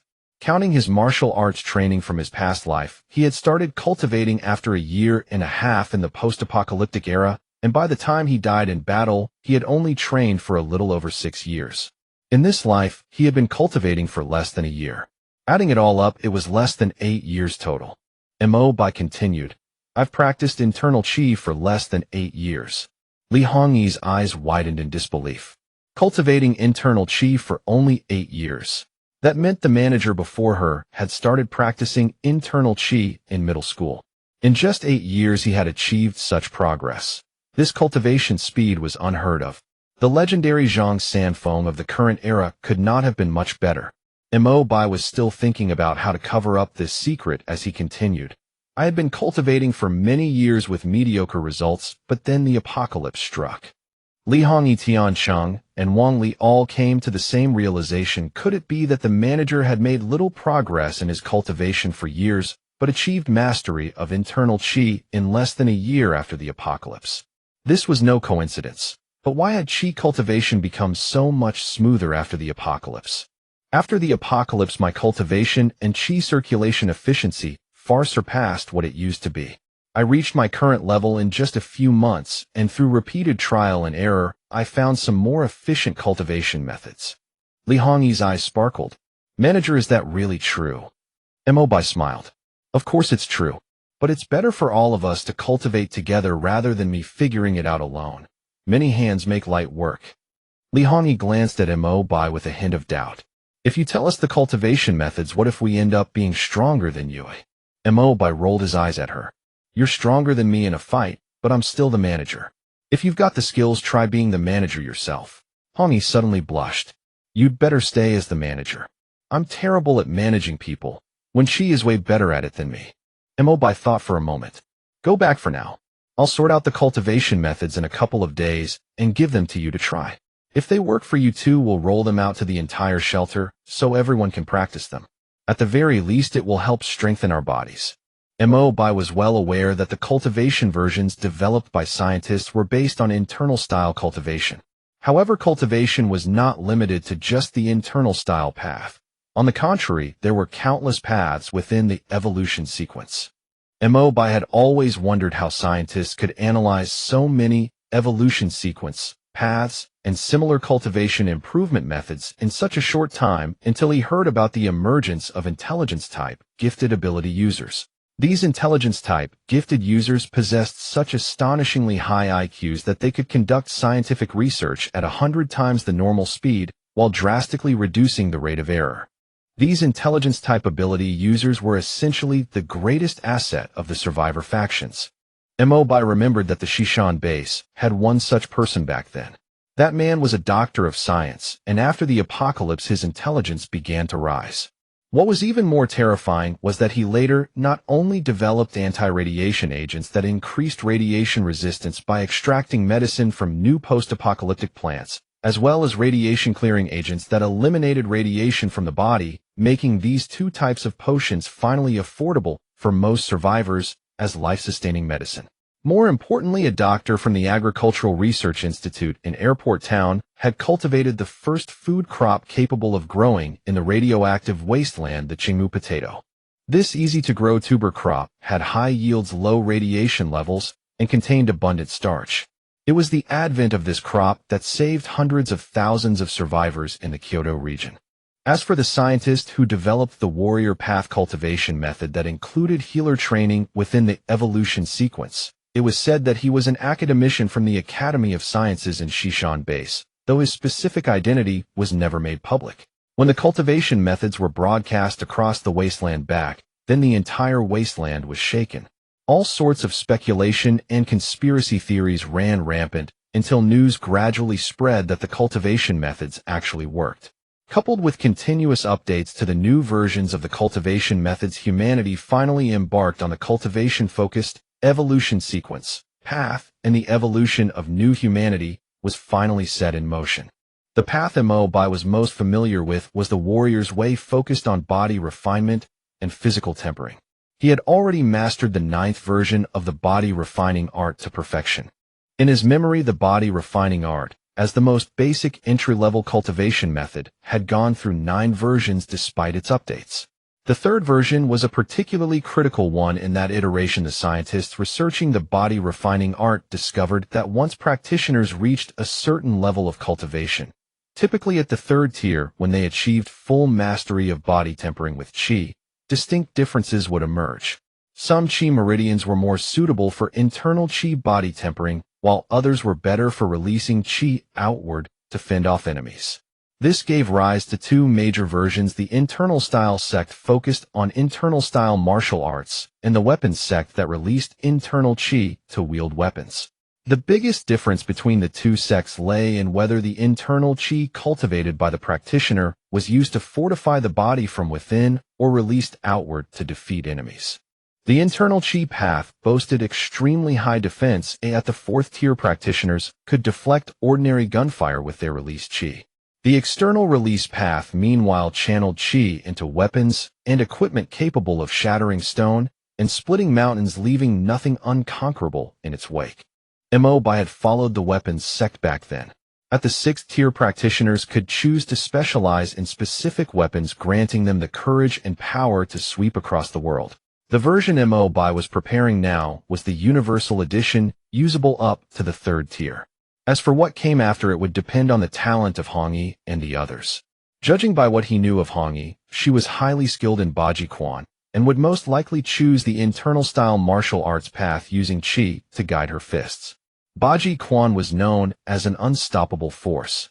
As for ordinary warriors, as long as they did not aim to withstand firearm fire with their bodies alone, the weapons sect was the better choice. Warriors who wielded high-quality weapons advanced faster, and the path was more practical than internal-style martial arts. Imagining fighting radioactive zombies with just one's fists was hardly a sensible prospect. Using weapons was simply the better option. As for Mo Bai's current cultivation path, it was the nourishing qi meridian line of the healer tradition, a branch of internal-style martial arts. It placed greater emphasis on circulating internal qi to nourish the body, and also had the ability to release qi outward to connect meridians and restore vitality. No matter what, Mo Bai seemed to be growing farther and farther away from the version of himself who had ruled the world with a single staff in his past life. After finishing organizing the basic version of the body refining art, Mo Bai simply posted it on the shelter's internal network forum. Since every dorm room had a computer, people could practice it in their spare time. The basic body refining art was gentle and well-balanced with no risk of cultivation deviations. When she had just returned to her dorm after finishing a day's work. Having arrived at the shelter not long ago, she had been utterly diligent, afraid of leaving Mo Bai with the impression that she was lazy. She knew very well that aside from her decent academic record, she had no other standout skills to speak of. She certainly had no special talents to speak of. Only by working hard and completing the tasks Mo Bai assigned without error could she ease the anxiety in her heart. She had a lot to do today. Although Mo Bai had banned all outdoor operations due to the possible incoming zombie horde, there was still plenty of work to do indoors. While inventorying the warehouse, she found that a large amount of stored supplies had already shown signs of water damage from long-term storage. In the afternoon, she spent the entire time busy with the 2 women assigned to her resealing all food and supplies that were not tightly sealed. The main items were bagged rice flour and other staple ingredients. Luckily, the warehouse had enough spare plastic bags, and with the vacuum sealer, they could easily reseal these moisture-exposed ingredients. As for the rice and flour that had already gotten damp, as long as they were not spoiled, they would be taken out to be consumed first. After finishing the sorting, when she could not help but marvel at the abundance of supplies in Mo Bai's warehouse.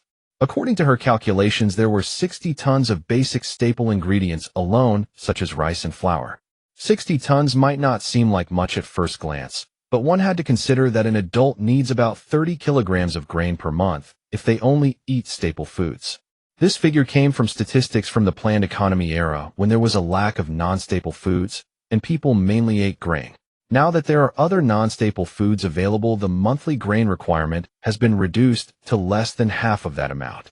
According to Wen Qi's estimate, if the shelter's residents conserved and controlled their consumption, each person would need about 20 jin of grain per month. With only 14 people currently in the shelter, the monthly grain consumption was only about 300 jin. That came to just over 3 tons per year. For 60 tons of grain, this consumption rate meant they would be fine for at least 10 years, if not 20. So food was not the most pressing issue right now.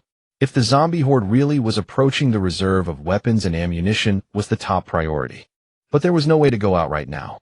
If they could not leave the shelter, how could they possibly obtain more weapons and ammunition? Typing away at her computer, when she entered the day's inventory results and solutions into the email, then clicked send.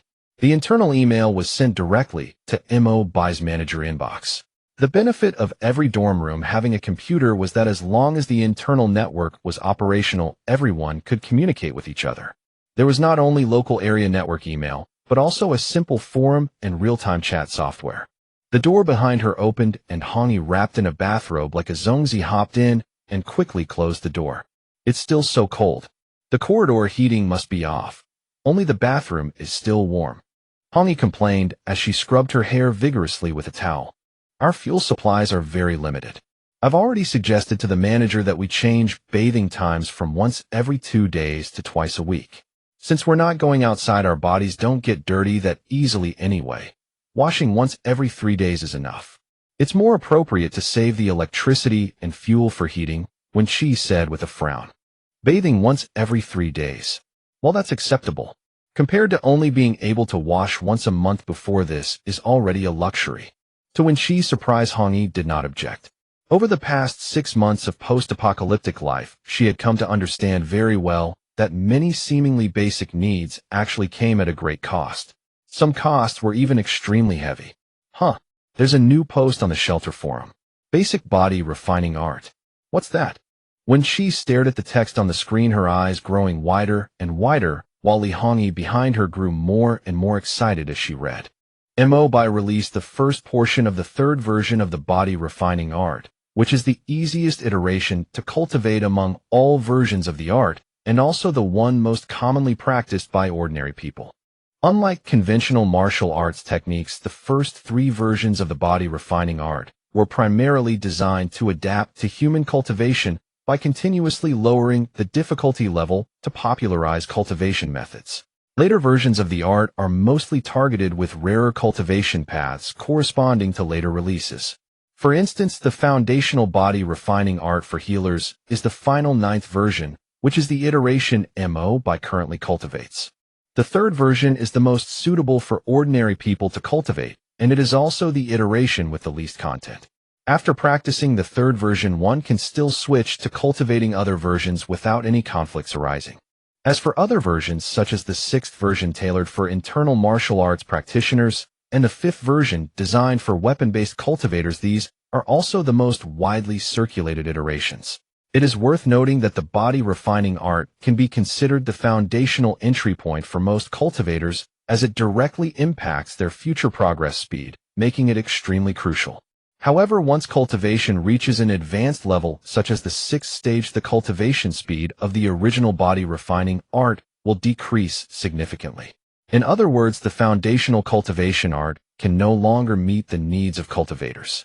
Even for cultivators with the same occupation, different combat styles and habits will give rise to distinct cultivation methods, so most cultivators will develop cultivation methods suited to their own needs after reaching the 6th stage.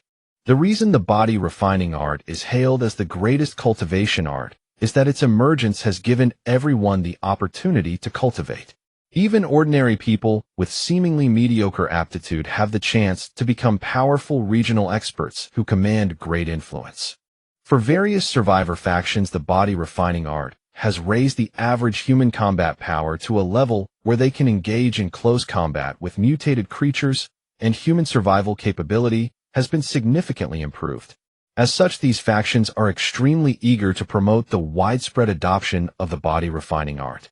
Mo Bai sorted through the several versions of the body refining art stored in his memory and first brought out the commoner version of the 3rd iteration.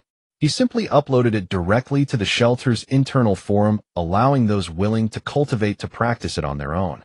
As such, even logistics personnel, like Wen Qi, can choose for themselves whether to take up cultivation or not. The main reason Mo Bai is releasing the cultivation method now is that the 1st version of the body refining art will be made public in about 8 months. By then, this cultivation method will be as worthless as scrap paper. Even though the 3rd version of the body refining art is slightly superior to the 1st, ordinary people will not be able to perceive the difference. Rather than letting that happen, he might as well distribute it to the residents of his shelter for them to start practicing early. Even half a year of head start is enough to create a significant gap in strength. There is another reason the zombie horde is already imminent, and they will be unable to go outside for at least 2 to 3 months. In this environment, it is more appropriate to let everyone focus on their cultivation in the meantime. On the 2nd day after the body refining art was posted to the internal forum, Li Hongyi took printed copies of the art and found Mo by asking him a string of questions about cultivation. It has to be said that this girl is quite talented, as all her questions hit the key points that are most critical for newcomers. With her leading the way, others' cultivation of the body refining art will go much more smoothly. So, Mo Bai simply had Hongyi take the lead and guide everyone in practicing the art. Of course, participation would be based primarily on voluntary sign-ups. To everyone's surprise, Wen Qi also pulled 2 women from the kitchen logistics team to join the cultivation practice. With this, it could be said that all residents of the shelter were willing to begin practicing the body refining art. Mo Bai did not find this surprising at all.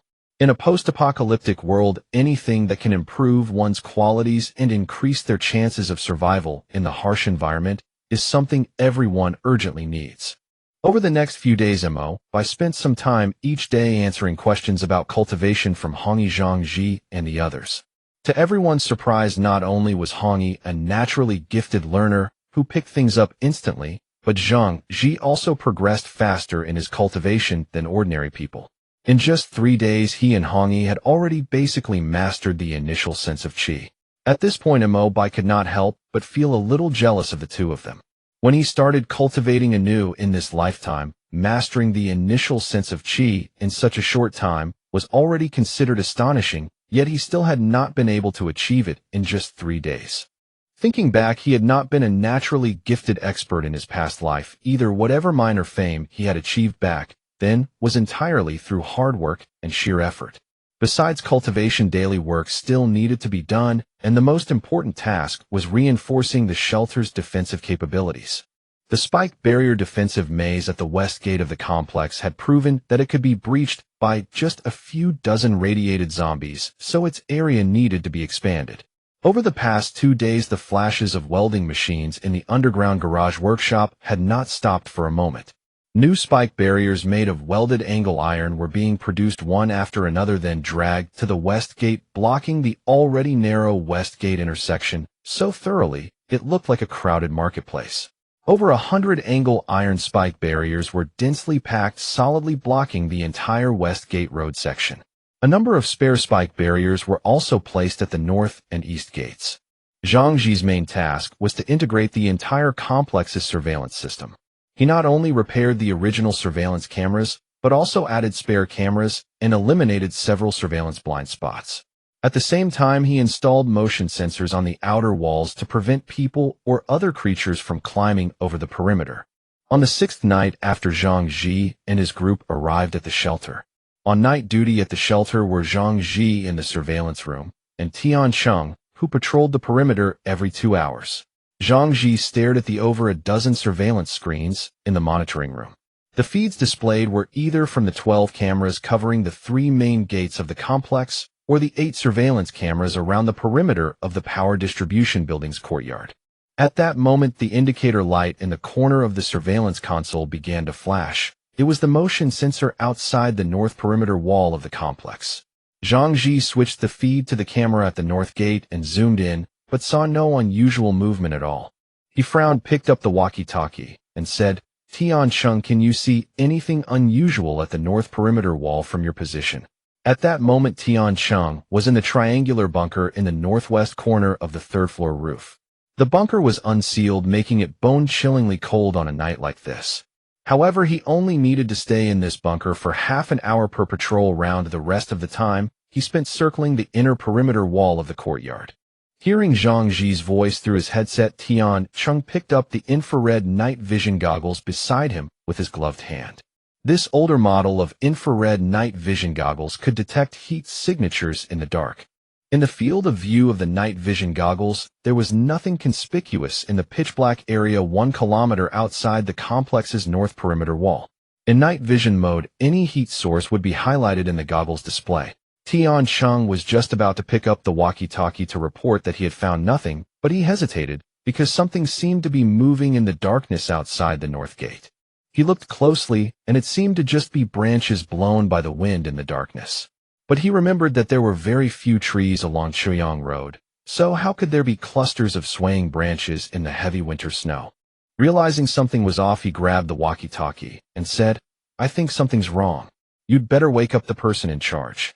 Mo Bai, who had been woken up by the internal telephone, did not get angry about having his sleep disturbed. Listening to Zhang Ji's tense tone over the line, he thought for a moment and said, "Send up a drone to check the main road to the north. Tell Tian Cheng to stay on the roof and not come down for now. I'm heading to the surveillance room right away."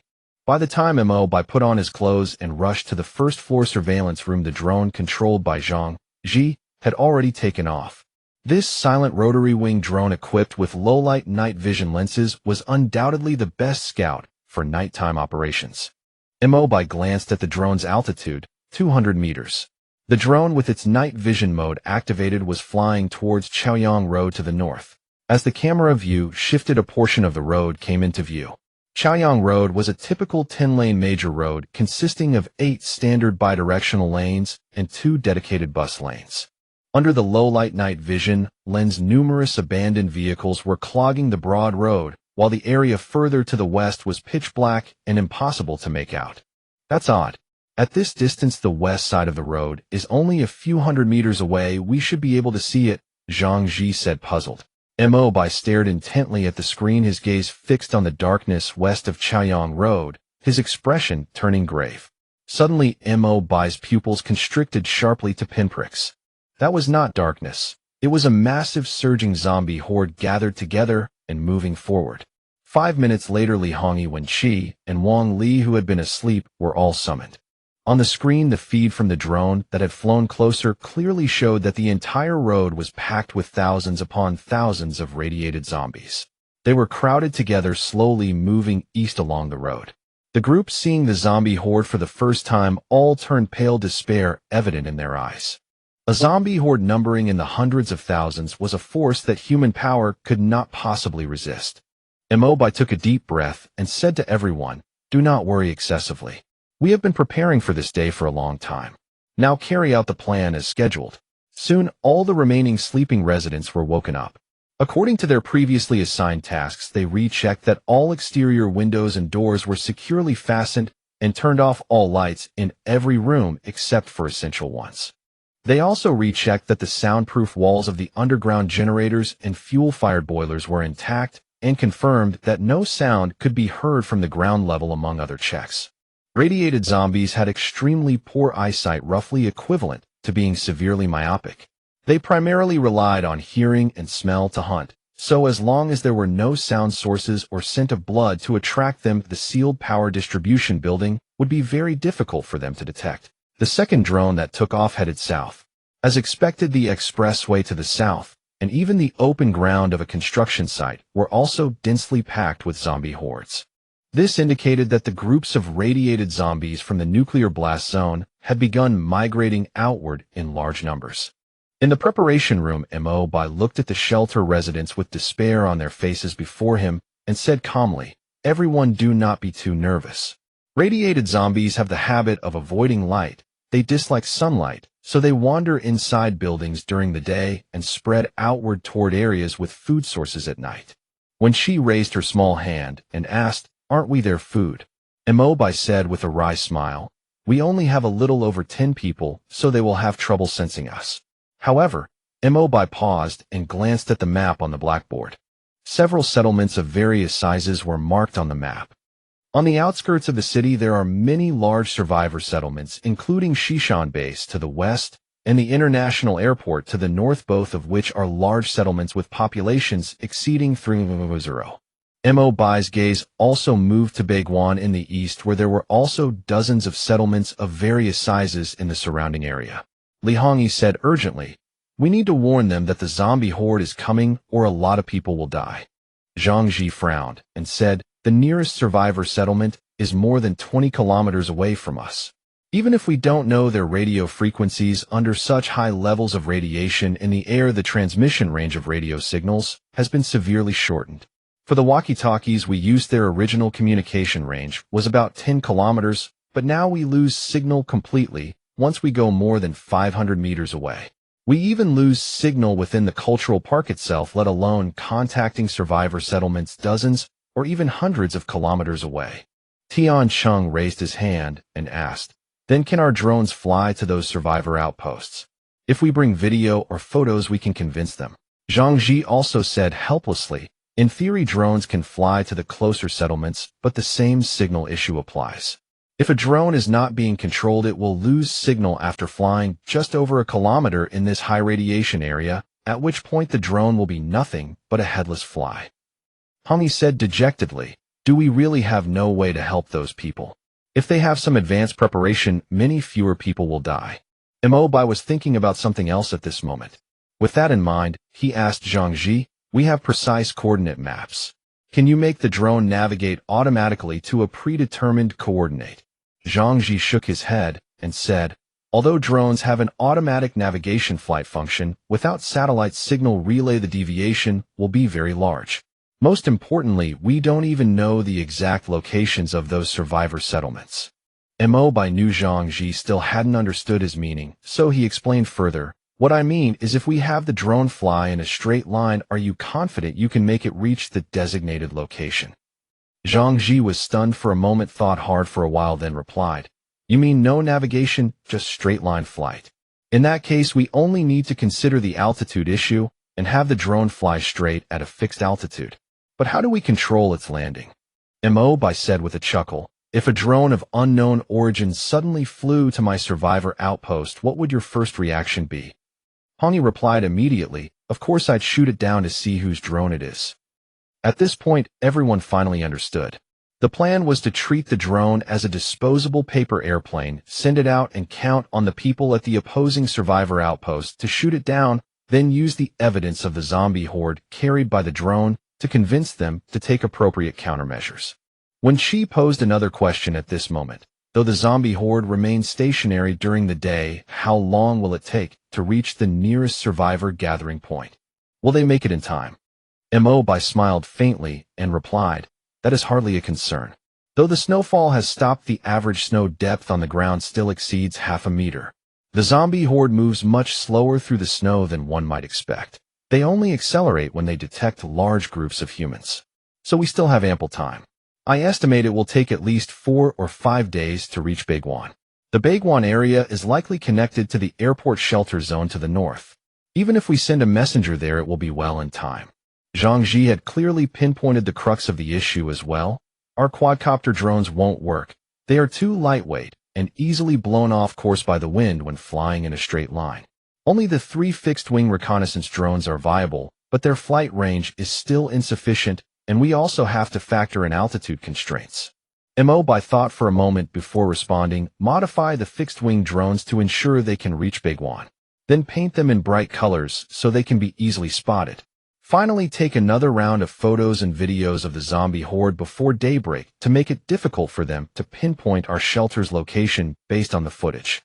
Zhang Ji quickly grasped Mo Bai's meaning. While they intended to save as many people as possible, there was no guarantee that the other side would not covet their shelter once the zombie horde passed. So they had to hide their existence as much as possible. There was still some time before daybreak, so everyone hurried to prepare. A set of aluminum alloy rails was erected on the roof, only a dozen or so meters long.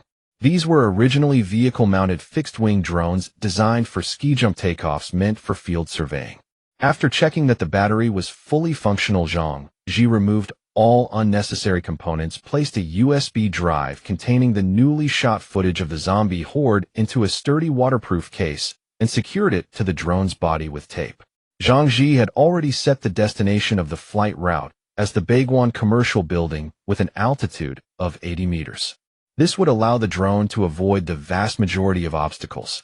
If the map was accurate, there were no buildings taller than 80 meters along the straight line between Wenyuan and the Baiguan commercial building.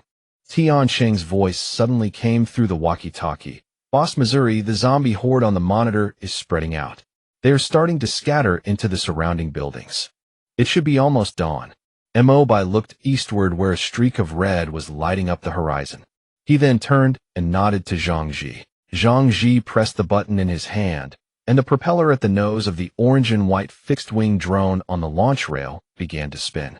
When the rotation speed reached its peak, Zhang Ji flipped the switch on the rail, and the lightweight drone was catapulted straight out. After flying a few meters, it dipped slightly, then climbed again under the thrust of the propeller.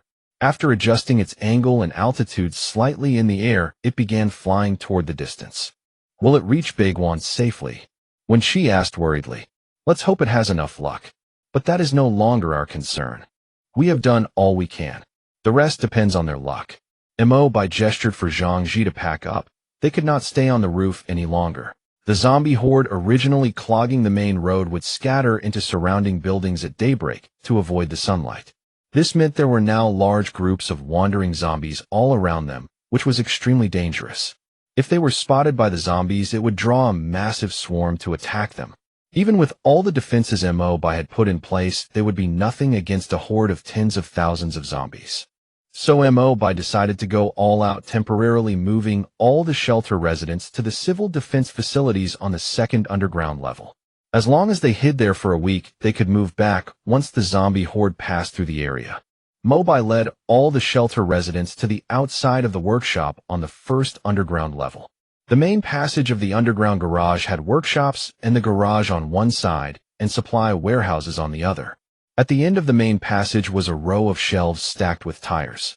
Mo Bai told Tian Chung and the others to unload all the tires, then move the heavy shelves aside. Behind them was a concrete wall. Mo Bai grabbed a crowbar, jammed it in with force, and made a deep hole. Only then did everyone realize there was more to this fake wall. They worked together to quickly tear down the thin wall sealed with gypsum boards, and behind it was a huge blast-proof steel door. The steel door was very wide. If opened, it could even accommodate a car passing through. Mo Bai stepped forward, entered a set of passwords on the operation console on one side, then turned the handle. The entire steel door slowly slid open. It was clearly assisted by hydraulics. Behind the large door was a driveway sloping downward. When Shi and Hong Yi were also extremely surprised. They were the two residents who had been at the shelter the longest, yet they had no idea there was such a hidden passage in the underground garage. Mo Bai waved for everyone to follow. All of them walked down the driveway, and after less than 100 meters they arrived at a fairly large underground space. Under the appropriately bright emergency lighting, this was a space roughly the size of a basketball court. Mo Bai pointed to 3 iron doors opposite and said, "The one on the left is the accommodation area with more than 20 rooms complete with toilets and bathing facilities.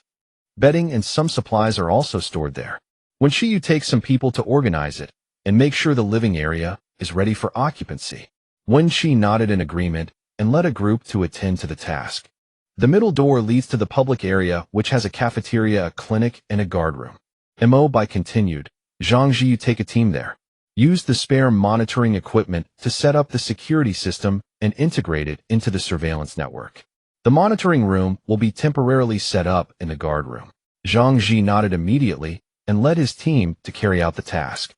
Mo Bai looked at Li Hongyi and said, "The rightmost door is the warehouse, which stores food, daily necessities, and some tents. You take a team to inventory the supplies and hand them over to Wenqi." Everyone set to their tasks separately, and within just 2 or 3 hours they had turned this small second underground level shelter into a livable space. The civil defense facility on the second underground level was tightly sealed with very little floating dust. A quick sweep was enough to make it habitable.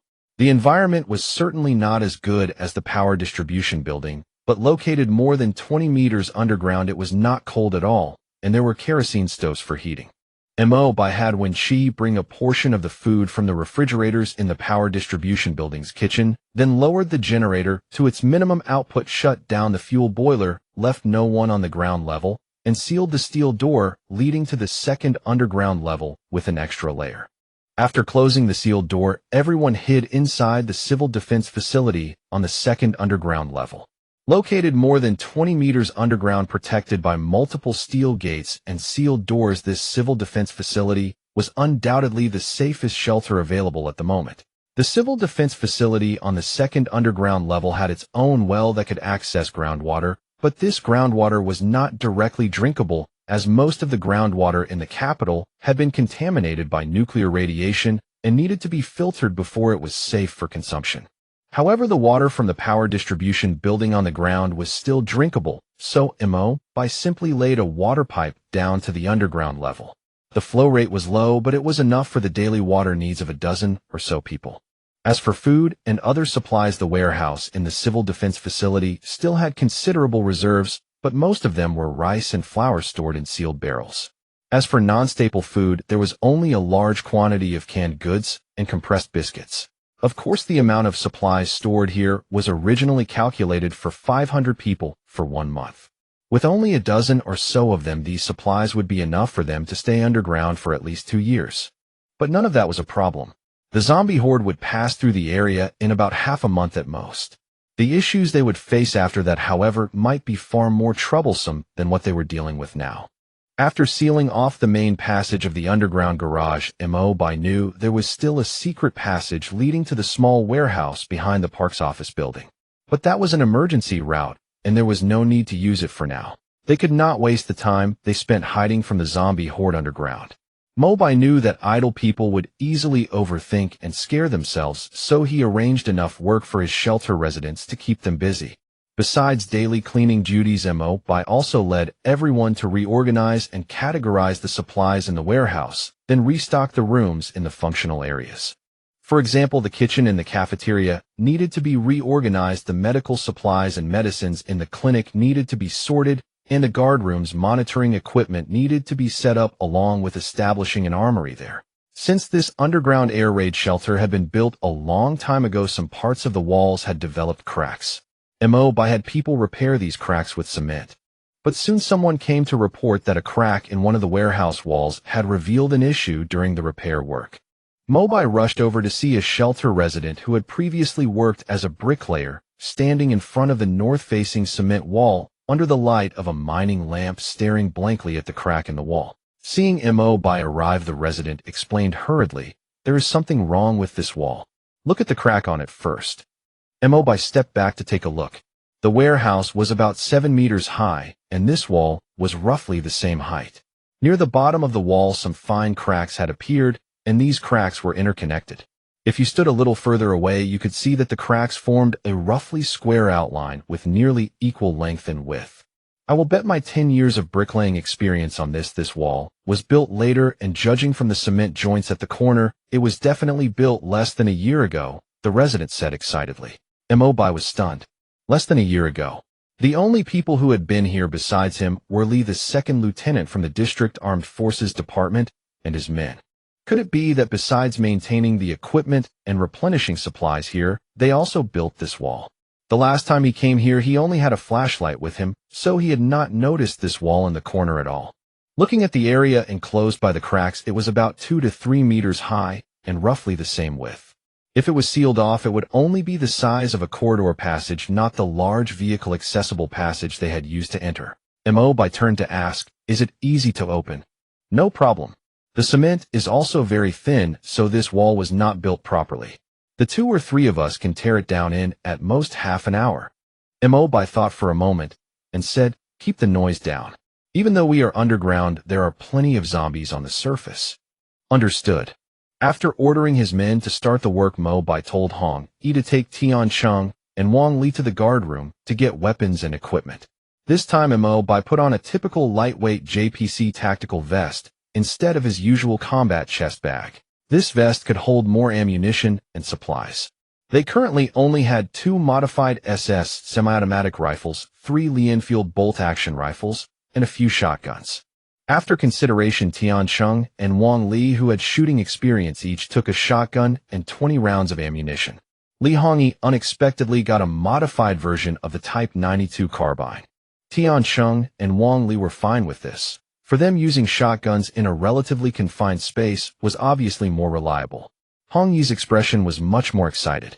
It was her first time seeing the sci-fi-looking modified Type 92 carbine. And since this modified version was indeed much more practical, she was very pleased and could not stop smiling to herself. Mo Bai took a modern semi-automatic SS rifle and a Colt pistol. He did not bring many bullets, but instead carried more head-mounted high-intensity flashlights for illumination, as well as clip-on lights that could be attached to his vest. All these flashlights could provide over 5 hours of continuous illumination, and everyone carried spare batteries. By this time, the entire wall at the warehouse had been completely demolished under the force of crowbars and hammers. Behind it was another green-painted sealed door with a distinctive 5-pointed wheel lock on it. Mo Bai, who had prepared for this in advance, took the wheel wrench out of his backpack. He had made this tool himself on his multifunctional workbench, modifying the original small wheel design specifically for use when encountering similar civil defense projects. As expected, all civil defense facilities of this type in the city used the same model of mechanical lock. As the wheel turned, Mo Bai felt a surge of curiosity.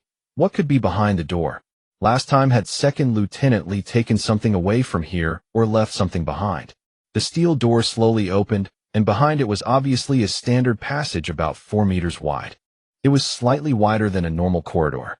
Mo Bai sniffed the air coming from inside, and there was no sign of decay. He tested the oxygen levels inside with a match, and they were up to standard, indicating there should be ventilation openings inside. Looking inside, he saw a straight passage stretching into the unknown. The flashlight beam reached nearly 100 meters ahead, but he could not see any exits or doors. Mo Bai ordered Zhang Ji to wait at the entrance with the team, then told the electrician to bring cables and emergency lights to follow them. They placed an emergency light every 50 meters. As for the door, they simply blocked it with a crowbar first in case there was a mechanism that would close it, though the chances of that were low. Tian Chung walked in front, holding a shotgun. Wang Li brought up the rear. Mo Bai followed behind Tian Chung, holding the SS semi-automatic rifle, and Li Hongyi followed behind Mo Bai. Mo Bai had a head-mounted night vision device in his backpack, but there was only one, so he did not put it on, keeping it for emergencies only.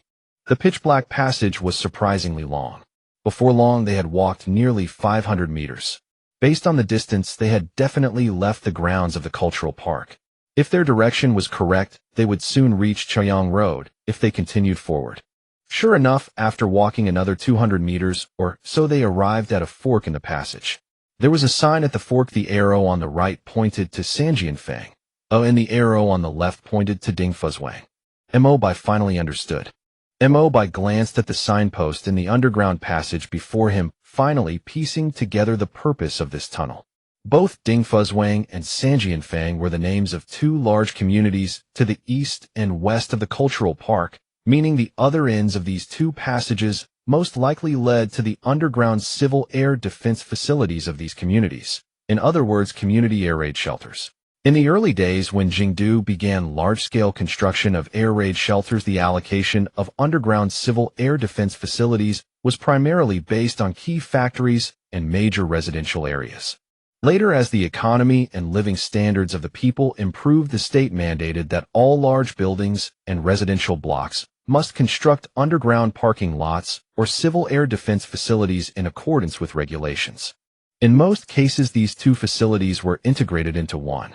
However, many of these civil air defense facilities managed by property management companies were often just for show, lacking sturdy, complex defensive capabilities, emergency supply storage, and some were even opened up as commercial storefronts or warehouses. Only the underground spaces of factories and large communities originally built by the government still retained relatively complete civil air defense equipment. For instance, the cultural park where Mo Bai was located had once been a sizable machinery factory, and it was said that thousands of people had worked there, which was why there was an underground air raid shelter capable of accommodating 500 people. The underground of those large residential communities should have even larger civil air defense facilities, but no one had expected that these facilities would be connected by passageways. Mo Bai shared his speculation with Hong Yi and the other two men. Tian Chung frowned slightly in confusion after hearing it. Are there people taking refuge in these community civil defense sites right now? Mo Bai thought for a moment, then shook his head. In a normal war there might be, but we are too close to the nuclear explosion zone, so the government prioritized evacuating residents here. I think these civil defense facilities were abandoned before they could even be activated, and the closer you get to the nuclear blast epicenter, the higher the chance these underground facilities were abandoned. On the contrary, areas like Baiguan and Jicheng, which are dozens of kilometers away from the blast center, should have their civil defense facilities fully operational. Hong Yi asked, should we keep going then? Mo Bai thought it over and decided to head to the closer Sanjianfang community first. Following the direction indicated by the sign, the passage to the right looked dark and endless. Mo Bai picked up his walkie-talkie. When you'll come to a T-junction soon. We're heading toward the Sanjianfang community on the right. Shine your lights all the way to the T-junction and wait for us to come back. After hearing Wen Qi's agreement over the walkie-talkie, Mo Bai gestured for the group to keep moving. As he walked, Mo Bai picked up the map and continued tracing along Chiryang Road, soon finding the location he was looking for near Chiryang in the Sanjianfang community. It didn't seem too far. After groping their way through the passage for about 20 minutes, the group moved at a much faster pace underground than they would have on the snow-covered surface. Though the passage looked somewhat worn, its construction quality was excellent. Just then, Tian Chung, who was leading the way at the front, suddenly stopped. Boss, looks like the passage ends up ahead. Mo Bai walked forward, and at the end of the tunnel stood a familiar green steel gate, starkly visible. Mo Bai walked up to inspect it. The gate had clearly been maintained just like the sealed door on the original second underground level, with lubricant traces visible on the bearings. It seemed to be related to the maintenance work Lieutenant Li had done before, though he could not confirm if it was the same team that had done it. Taking out the 5-pointed star-shaped hand wheel from his backpack, Mo Bai and his group easily opened the sealed door. When they pushed open the steel gate, the scene behind it left them all slightly stunned. It was another fork in the passage, but this time there were no signs at the junction. Mo Bai furrowed his brow and looked down at the map. If his location estimate was correct, they should be near the intersection north of Sanjianfang community. The right path should lead straight to the community center, where the main body of the community's underground civil defense facilities was located. Where did the left passage lead to? Suddenly Mo Bai thought of something and pulled out another map from his tactical vest, the one Wen Qi had given them. After a quick glance, he located their current position. If they went north across the road, Mo Bai's gaze landed on a spot marked with a green 5-pointed star on the map, Sanjianfang Community Militia Home. Militia Home. Hong Yi, who was standing next to him, leaned over to look at the map, equally puzzled. She asked, "What is a militia home for? I've never heard of it before. Is it for social gatherings?" At this, Tian Chung took the map and said, "It should be the office for the community militia, a station responsible for the organization, training, and liaison work of the community militia, and part of the community's organizational structure. I heard there's even a chess and card room inside." Wang Li, who was standing nearby, added somewhat awkwardly, "Actually, the current militia organization is basically just for show. Public security and patrol duties are usually handled by regular police or SWAT teams, and if needed, the armed police are deployed. There's no real need for these militiamen who only train for half a month a year. Plus, even in a huge community with hundreds of thousands or even 1 million residents, there are only a few dozen militiamen, and only a couple of them are usually present in the office. We SWAT teams have worked with community militias on pandemic lockdowns and flood control operations before. They have too few people and little execution capability. They're just for show." Mo Bai's focus was clearly elsewhere. He asked, "Are community militias equipped with weapons?" Wang Li thought for a moment, then answered somewhat hesitantly, "I'm not really sure about that. After all, they're not part of the same system. Militia weapons are usually retired previous generation military arms, different from the ones used by police. Plus, these weapons are stored in dedicated armories, so it's unlikely they'd be kept in an ordinary community militia office." Mo Bai thought for a moment and decided they should go check it out first. After all, the biggest problem facing his shelter right now was the passing zombie horde. Even after the horde moved on, there would be plenty of scattered zombies left behind. With only his current arsenal of just over 1,000 rounds of ammunition and a few rifles, he wouldn't be able to hold out for long. With that, he decided to head left to check out the militia home first. After turning into the left passage, it wasn't long before the path gradually sloped upward, clearly meaning they were not far from the exit. After walking uphill for 2 minutes, they finally reached the end of the underground passage. It was a sealed door, though noticeably smaller than the one that connected to the previous civil defense facility, only slightly larger than a standard door. It also required the special 5-pointed star-shaped hand wheel to open. Next to the sealed door, a green metal box was hung on the wall, identical to the one Lieutenant Li had installed at the entrance of the underground parking lot before.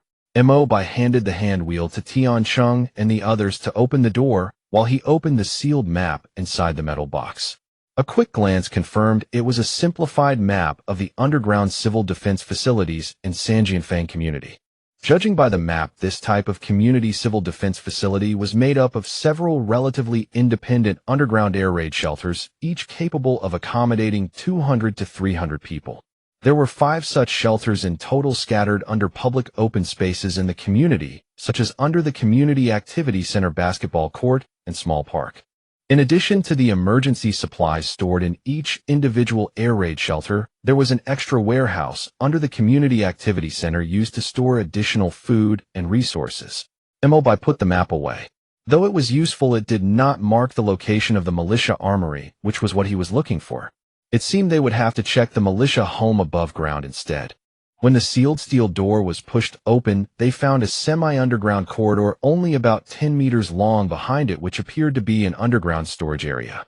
On both sides of the corridor were fenced-off spaces with iron railings, and metal shelves inside were stacked full of crates. Seeing the green crates, Tian Chung said happily, "These are all military-grade crates. They probably contain ammunition and related supplies. Wait here for a second," Mo Bai told them, stepping to the side to block their view as he took out a universal key. In just a few seconds, he picked the heavy lock on the iron gate. The warehouse, fenced off by iron railings, was not large, only about 20 square meters. Wang Li used a crowbar to pry open the first crate, and inside were large pieces of canvas and several steel pipes, clearly materials for setting up tents. After prying open several more crates, they all contained similar supplies, even including tables, chairs, benches, and empty sandbags. It was clear these were just emergency disaster relief materials. Just as Mo Bai was starting to think their trip had been for nothing, Li Hongyi suddenly pointed to a small semi-underground window and said, "Look, the police station is in the same courtyard as us." Mo Bai leaned over to peek through the small window, and sure enough, a huge police badge was painted on the white outer wall of the building with a promotional slogan that read, "If you have difficulties, turn to the police." It seemed this building was shared by the militia and the police station. Mo Bai quickly told Tian Chung and the others to stop searching the warehouse, and went straight to open the door at the end of the corridor. As expected, it was a stairwell, and opposite it was another security door painted with a police badge. Mo Bai did not go upstairs, but went straight to the security door, took out his universal key, and started to pick the lock. The lock was more complex, but he still opened it in just over 10 seconds. Inside was a basement only about 10 square meters in size. There were 2 tables in the middle of the room and 2 rows of gun cabinets on both sides. Mo Bai was overjoyed at the sight, and quickly gestured for the others to come in. This was the police storage room of the police station. In addition to storing firearms and anti-riot equipment, seized contraband was temporarily placed on several shelves fenced off with wire mesh on one side. Tian Chung and Wang Li used crowbars to pry open the gun cabinets, taking out the firearms inside and placing them on the table one by one. To their slight disappointment, there were not many guns inside, only 3 Type 92 pistols and 2 shotguns. What was strange was that there were magazines and ammunition for Type 95 rifles in the cabinets, but the rifles themselves were missing, and the bulletproof vests and helmets in the cabinets were also gone. It seemed that when the police station officers left for duty for the last time, they took most of the weapons and equipment with them. The remaining supplies were not abundant. In terms of ammunition, there were over 300 shotgun shells, over 109mm pistol rounds, and over 205 8mm rifle rounds for Type 95 rifles.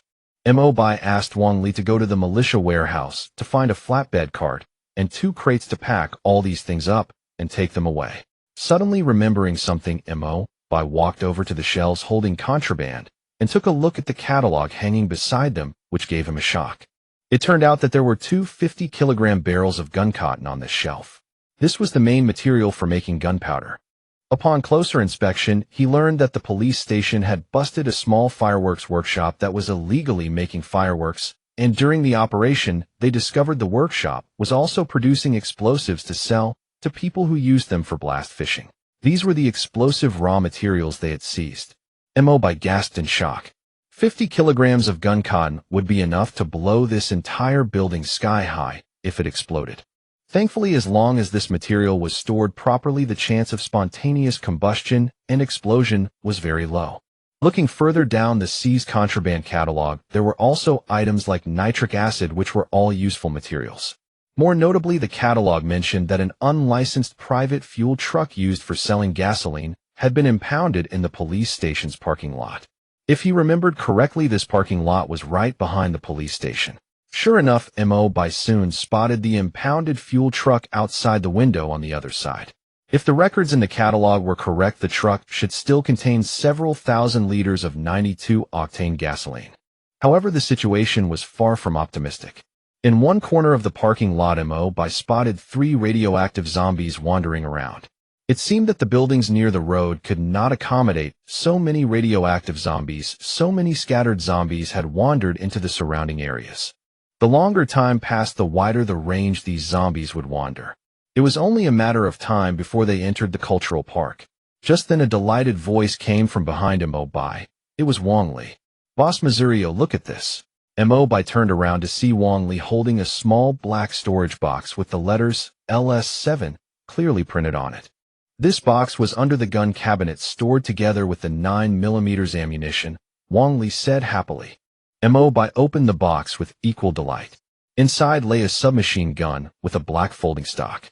He was genuinely surprised to see it, as he had only heard that police departments had started equipping this new model of submachine gun, but never expected to find one in a local police station.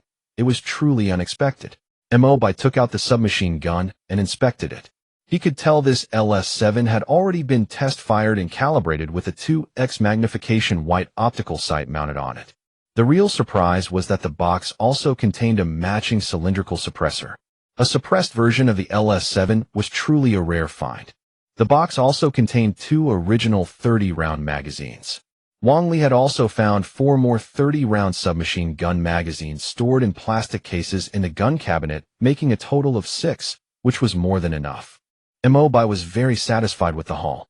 He slung the SS he was holding onto his back, then took 2 boxes of 9mm ammunition from the shelf, and started loading the rounds into the 30-round magazines for the submachine gun. This type of silenced weapon was a real treasure in the post-apocalyptic world. He had just finished loading 3 magazines when a sharp gunshot suddenly rang out. Mo Bai was startled and turned to climb up to the basement window to look outside. The gunshots were coming from outside the police station's perimeter wall. Immediately after, several more shots rang out, and this time Mo Bai recognized the sound. It was the Type 92 pistol. Soon disorderly footsteps echoed outside the gate of the police station and faint shouts rang out, "Hurry up, the zombies are catching up, get into the police station now." Mo Bai frowned slightly, turned to grab the LS-7 submachine gun on the table, slotted the magazine in, and pulled the bolt gently. A soft click sounded as the round chambered. He then slotted the 2 preloaded magazines into the empty magazine pouches on his tactical vest, and tossed the 3 empty magazines along with another box of ammunition into his backpack. Mo Bai gestured for Tian Chung and Wang Li to quickly carry the 2 barrels of gunpowder into the underground passage behind the sealed door, then led Li Hongyi up the stairs to the 2nd floor of the police station. He crouched down by a window in the corridor. At that moment, the courtyard gate of the police station was slowly pushed open, and a few people stumbled in through the gap. Following a few gunshots, one person squeezed in from outside and shouted, "As soon as they entered, close the gate, no one else is left." Mo Bai took a closer look. The last person to come in was also a young girl. The difference was that while she held a Type 92 pistol, a police uniform was visible under her down jacket. Though the uniform was dirty and torn, it was unmistakably a police uniform, proving she was a female police officer. As the gate was shut, the people by the door scrambled to find sticks and benches to barricade the iron gate, while the sound of pounding on the gate came from outside. One of them asked the female officer urgently, "Officer Wu, what should we do now?" Officer Wu wiped her face, struggled to her feet, leaned against a tree to catch her breath for a few moments, and gritted her teeth as she listened to the increasingly loud pounding on the gate. "There's an armory under the police station full of guns and ammunition. We need to resupply as soon as possible, then break out through the parking lot at the back." A man slumped on the ground, exhausted, looked at his empty pistol, and said, "Why are there so many zombies? They chased us out of our school, all the way here, and their numbers just keep growing." Officer Wu pointed at 2 people. "Xiaozhang, you 2 hold the gate. We're going in to find ammo, move fast. The zombies around here are definitely still converging on this spot. If we wait any longer, we might not be able to get out." After speaking, Officer Wu walked toward the main building of the police station. Just as Mo Bai was wondering whether he should greet her, he suddenly heard the thud of a heavy object hitting the ground. Looking in the direction of the sound, he saw a line of zombies trying to scale the courtyard wall on one side. It seemed there must be something elevated outside the wall for them to use to climb over, and the thud he had just heard was the first zombie that had made it over the wall. Before the people in the courtyard could react, 2 more zombies climbed over the wall from outside and fell into the yard. Before the fallen zombies could even get to their feet, Officer Xiao took a few steps forward, raised her Type 92 pistol, and fired 3 shots in quick succession, each one hitting a zombie square in the head. She dispatched the 3 fallen zombies cleanly and efficiently, decisive and merciless in her killing. She then motioned for the 2 people barricading the gate to come inside. "Stop holding the gate. They're climbing over the walls. Get inside the building now." Her reaction had been fast, but the zombies on the wall were surging forward in a flood. 5 or 6 of them climbed into the courtyard one after another. The group of 4 or 5 ran to the front of the police station building, only to find the front door locked with a large padlock. Officer Wu raised her pistol and fired 2 shots, but the bullets hitting the padlock failed to destroy it. The lock remained as immovable as ever. Just as they were growing anxious, a voice called out from above, "Catch this, careful." Then a heavy iron hammer fell from above. Officer Wu didn't have time to look up to see who had thrown it. She picked up the hammer from the ground, swung it at the padlock, and smashed it with a single blow. The lock broke open with a clink, and the group quickly rushed inside, before locking the door firmly behind them. Before they could even catch their breath, more than a dozen zombies that had already climbed into the courtyard lunged toward them, already at the entrance of the building. At that moment, crisp single shots rang out from the 2nd floor. Under the staccato pop of gunfire zombie after zombie fell to the ground with bullets to the head. Officer Wu noted the difference in the sound. It was not the familiar report of her Type 92. It was the single controlled fire of a submachine gun that used 9mm rounds. The sound muffled, as if a silencer had been fitted. Was it a surviving SWAT officer? Officer Wu wondered doubtfully. When the gunfire ceased, more than a dozen bodies of irradiated zombies lay in the police station courtyard. But the sounds of movement outside the wall did not diminish. Instead, they grew louder and more numerous as the commotion escalated. At that moment, a young man wearing a black combat vest walked down the stairwell, holding a silenced submachine gun in his hand. A pretty young girl followed behind him, and it could be seen that she was holding a carbine version of an automatic pistol. The young man slung his submachine gun, removed the empty magazine, and tucked it into his ammo pouch, then took out a fully loaded magazine and slotted it in before asking, "I can take you away from here, but you'll have to listen to me from now on. Can you do that?" Officer Wu looked at her pistol, now completely out of bullets, and gritted her teeth as she nodded. Mo Bai did not act immediately, but turned to look at the 4 other survivors with Officer Wu. "What about you?" The 4 said nothing, only looking at Officer Wu with hope in their eyes. Officer Wu nodded helplessly. "We'll come too. We don't have any other choice right now. Let's just hope it's not the worst choice." Mo Bai nodded and smiled. "Welcome to my shelter." He then gestured for everyone to follow him, led them down the stairwell to the basement, and locked the iron door of the stairwell behind him as he left. Every floor of the police station had sturdy iron doors. Officer Wu did not hesitate and followed Mo Bai directly.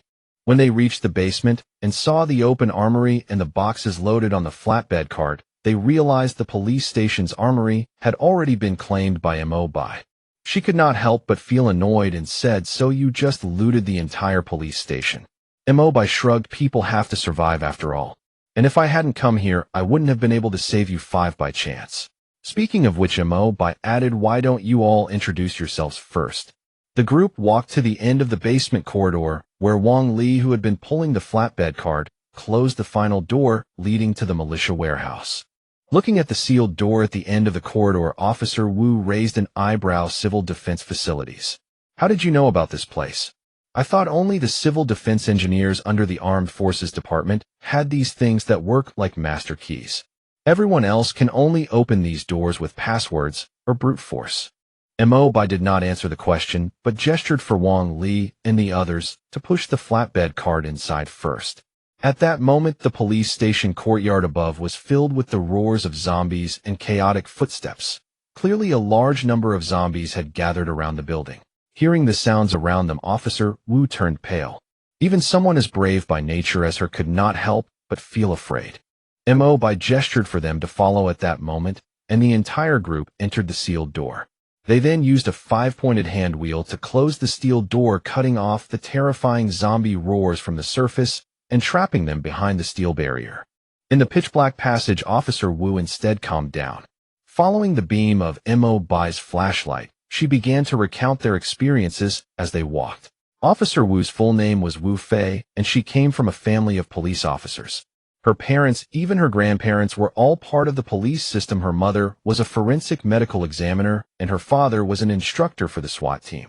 Influenced by her family from a young age, she resolved to become an excellent police officer. Naturally gifted and intelligent, she graduated from Police Academy as the top student in the criminal investigation major, then joined the Sub-Bureau Criminal Police team after 2 years of on-the-job training. Later, after solving numerous major cases one after another, she was appointed deputy captain of the 2nd Squadron of the Sub-Bureau Criminal Police team. Since the squadron captain was nearing retirement, she was effectively the youngest captain in the history of the Sub-Bureau Criminal Police team. Just as the Sub-Bureau was about to promote her, the nuclear war apocalypse struck without warning. All police personnel were mobilized to maintain order and carry out civilian search and rescue operations. The highly capable Wu Fei was appointed commander of a search and rescue squad specifically responsible for rescuing individuals on a special priority list. This so-called special priority list referred to elite personnel who needed to be guaranteed survival first in the event of war or disaster, including various scientists, senior engineers, and other professionals from all industries. Wu Fei's squad was made up of a small team of SWAT officers and 2 criminal police officers. They ventured deep into various evacuation points and survivor camps to locate people on the list, then transported them to designated safe locations. The problem arose during their final mission when they received the locations of 2 high-priority individuals marked in red on the list at the same time. To save time, Wu Fei split her squad into 2 groups. A veteran criminal police officer would lead half the SWAT team to pick up one of the targets, while she would lead the remaining SWAT officers to retrieve the other. Unexpectedly, that expert was traveling with a group of survivors, and he insisted on bringing all the survivors with him before he would leave. With no other option, Wu Fei had to bring them along to the predetermined location. On the way, they were ambushed by a large group of marauding thugs. All 4 members of the SWAT team sacrificed themselves to cover the group. Most of the survivors scattered and fled, and only Wu Fei, the expert, and a few other survivors managed to hide in a residential building. Officer Wu had planned to return once the marauders left, but she never expected heavy snow to start falling from the sky. The snow quickly blocked all the roads, and the group, cut off from all contact, was trapped inside the residential building. To survive, the group scavenged all the supplies in the residential building and barely scraped through 4 months. But the irradiated zombie horde a few days ago finally forced them out of the building, which had already run out of both ammunition and food. They lost nearly half their number on the way before finally reaching the police station. Mo Bai already knew what had happened after that. Walking in the middle of the group, Mo Bai paused for a moment and asked, "Who is the expert you were escorting?" A man in his 50s wearing glasses at the back of the group slowly raised his hand. "That damn special priority person is me, Song Lintao." A look of dull numbness crossed his haggard face. It was clear his guilt had been tormenting him for a long time. Mo Bai only glanced at him. "What kind of expert?" Song Lintao hesitated for a moment. "I'm a PhD in chemistry and biology, chief engineer of the Green Forest Chemical Company, which was formerly the 110th Factory." Wu Fei was stunned when she heard 110th Factory, the 110th Factory. "You used to work on chemical weapons." Song Lintao smiled wryly. "That was more than 20 years ago. The factory was restructured in the late 1990s. The 110th Factory was shut down and merged into Green Forest Company. It remained state-owned, but its main business shifted to chemical products for the defense industry, in layman's terms, explosives."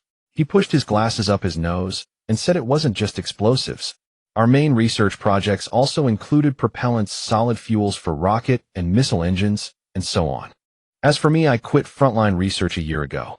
I mostly handle research administration now, things like project approval and technical documentation." Mo Bai chuckled to himself. This guy was perfectly suited to their needs. The gun cotton and nitric acid he had just obtained would finally come in handy, but this was not the time to talk about that. Getting back to the shelter was the priority right now. The group pushed 2 flatbed carts and soon arrived at a fork in the road. Mo Bai did not hesitate and turned back along the original route to the cultural park. Only Officer Wu glanced at the other direction of the fork. Before long, they saw lights glowing in the dark passage up ahead at the underground tunnel. It was when she and her team installing emergency lighting. Seeing the sign at the T-junction, Officer Wu realized all these civil defense facilities around you are connected. No wonder. Mo Bai was not surprised that Officer Wu had figured out the purpose of the underground tunnels so quickly. Any woman who could become a criminal police captain at such a young age definitely had enough knowledge and observational skills. He only smiled and raised his hand to signal everyone to return to the shelter. Everyone entered the sealed door, and Tian Cheng used the hand wheel to close the steel door. Looking at the hand wheel in Tian Cheng's hand, Officer Wu could not help but ask curiously, "Where did you get that hand wheel you used to open the doors?" "I remember only the civil defense engineers under the Armed Forces Department have these things that work like master keys. Everyone else can only open the doors with passwords or brute force." Mo Bai smiled mysteriously and said in a low voice a secret. Officer Wu was not angry, she just huffed softly. She would find out eventually. When they arrived at the shelter, Mo Bai did not stand on ceremony. He first ordered Officer Wu to hand over her weapons. In the shelter, only Mo Bai was allowed to carry weapons at all times. All others could only be armed when going out on missions. Officer Wu did not refuse and handed over her Type 92 pistol, which had already run out of bullets. Of the other 4 people, only one had a shotgun, which was also out of ammunition. After briefly explaining the basic rules of the shelter, Mo Bai had Wen-Chi register their information and arrange accommodation for them. There were enough empty rooms on the second underground level. Though most were 4-person rooms, there were still plenty left even if they were assigned 2 per room. At that moment, Mo Bai's shelter system flashed a notification: 5 new residents have joined the shelter. Reward: 350 bottle caps. Mo Bai's heart stirred. The reward was 350 bottle caps instead of 250, which meant there were people with special talents among the new arrivals, most likely Officer Wu and Song Lintao. He opened the shelter system interface, found their profiles under the resident roster. Song Lintao, specialty chemist skilled in identifying and synthesizing various chemical products. Wu Fei, specialty weapons expert skilled in using all kinds of firearms. Basic firearms proficiency, advanced pistol proficiency, advanced submachine gun proficiency, advanced rifle proficiency, intermediate sniper rifle proficiency, intermediate. Mo Bai was truly awestruck now. This seemingly delicate police officer Wu Fei was actually a firearms virtuoso with most of her weapon specialties at advanced proficiency. She was a veritable top-tier shooting master, a true Victier expert. He had thought his enhanced physique from the strength-boosting potions made him more than capable of wielding weapons skillfully, but seeing Wu Fei's abilities was truly eye-opening. Mo Bai knew very well how powerful advanced weapon proficiency and specialized mastery could be. In terms of efficiency at taking down irradiated zombies, not even the top 10 super experts on the future power rankings could match a fully armed firearms master in the middle of a zombie horde. A firearms master with a gun in hand was essentially a killing machine specialized in eliminating low-level mutated creatures. With such high efficiency, it could be said that one such person was equivalent to an entire army. The underground second floor has been mostly tidied up now. The only downside is the insufficient lighting. To conserve energy, not too many lights were installed, with illumination only set up in essential areas. Dim, inadequate lighting easily breeds a sense of oppression, and prolonged underground living would trigger numerous psychological and physiological issues. Thus, Mo Bai had no intention of staying down here long-term. For now, he just had to grit his teeth and wait as long as possible for the zombie horde to disperse. This would be no easy feat, especially since the first zombie horde after the apocalypse would surely last far longer than expected. Mo Bai had already prepared himself to stay underground for a whole month. Wu Fei, who had just been assigned to a room, was greeting another woman sharing the space with her. The woman was a member of Zhang Ji's original team and now worked in the cleaning crew. Wu Fei's warmth caught her off guard, and the two quickly fell into conversation. Wu Fei's years of criminal investigation experience were not for show. In just over 20 minutes, she had basically figured out the basic situation of the shelter.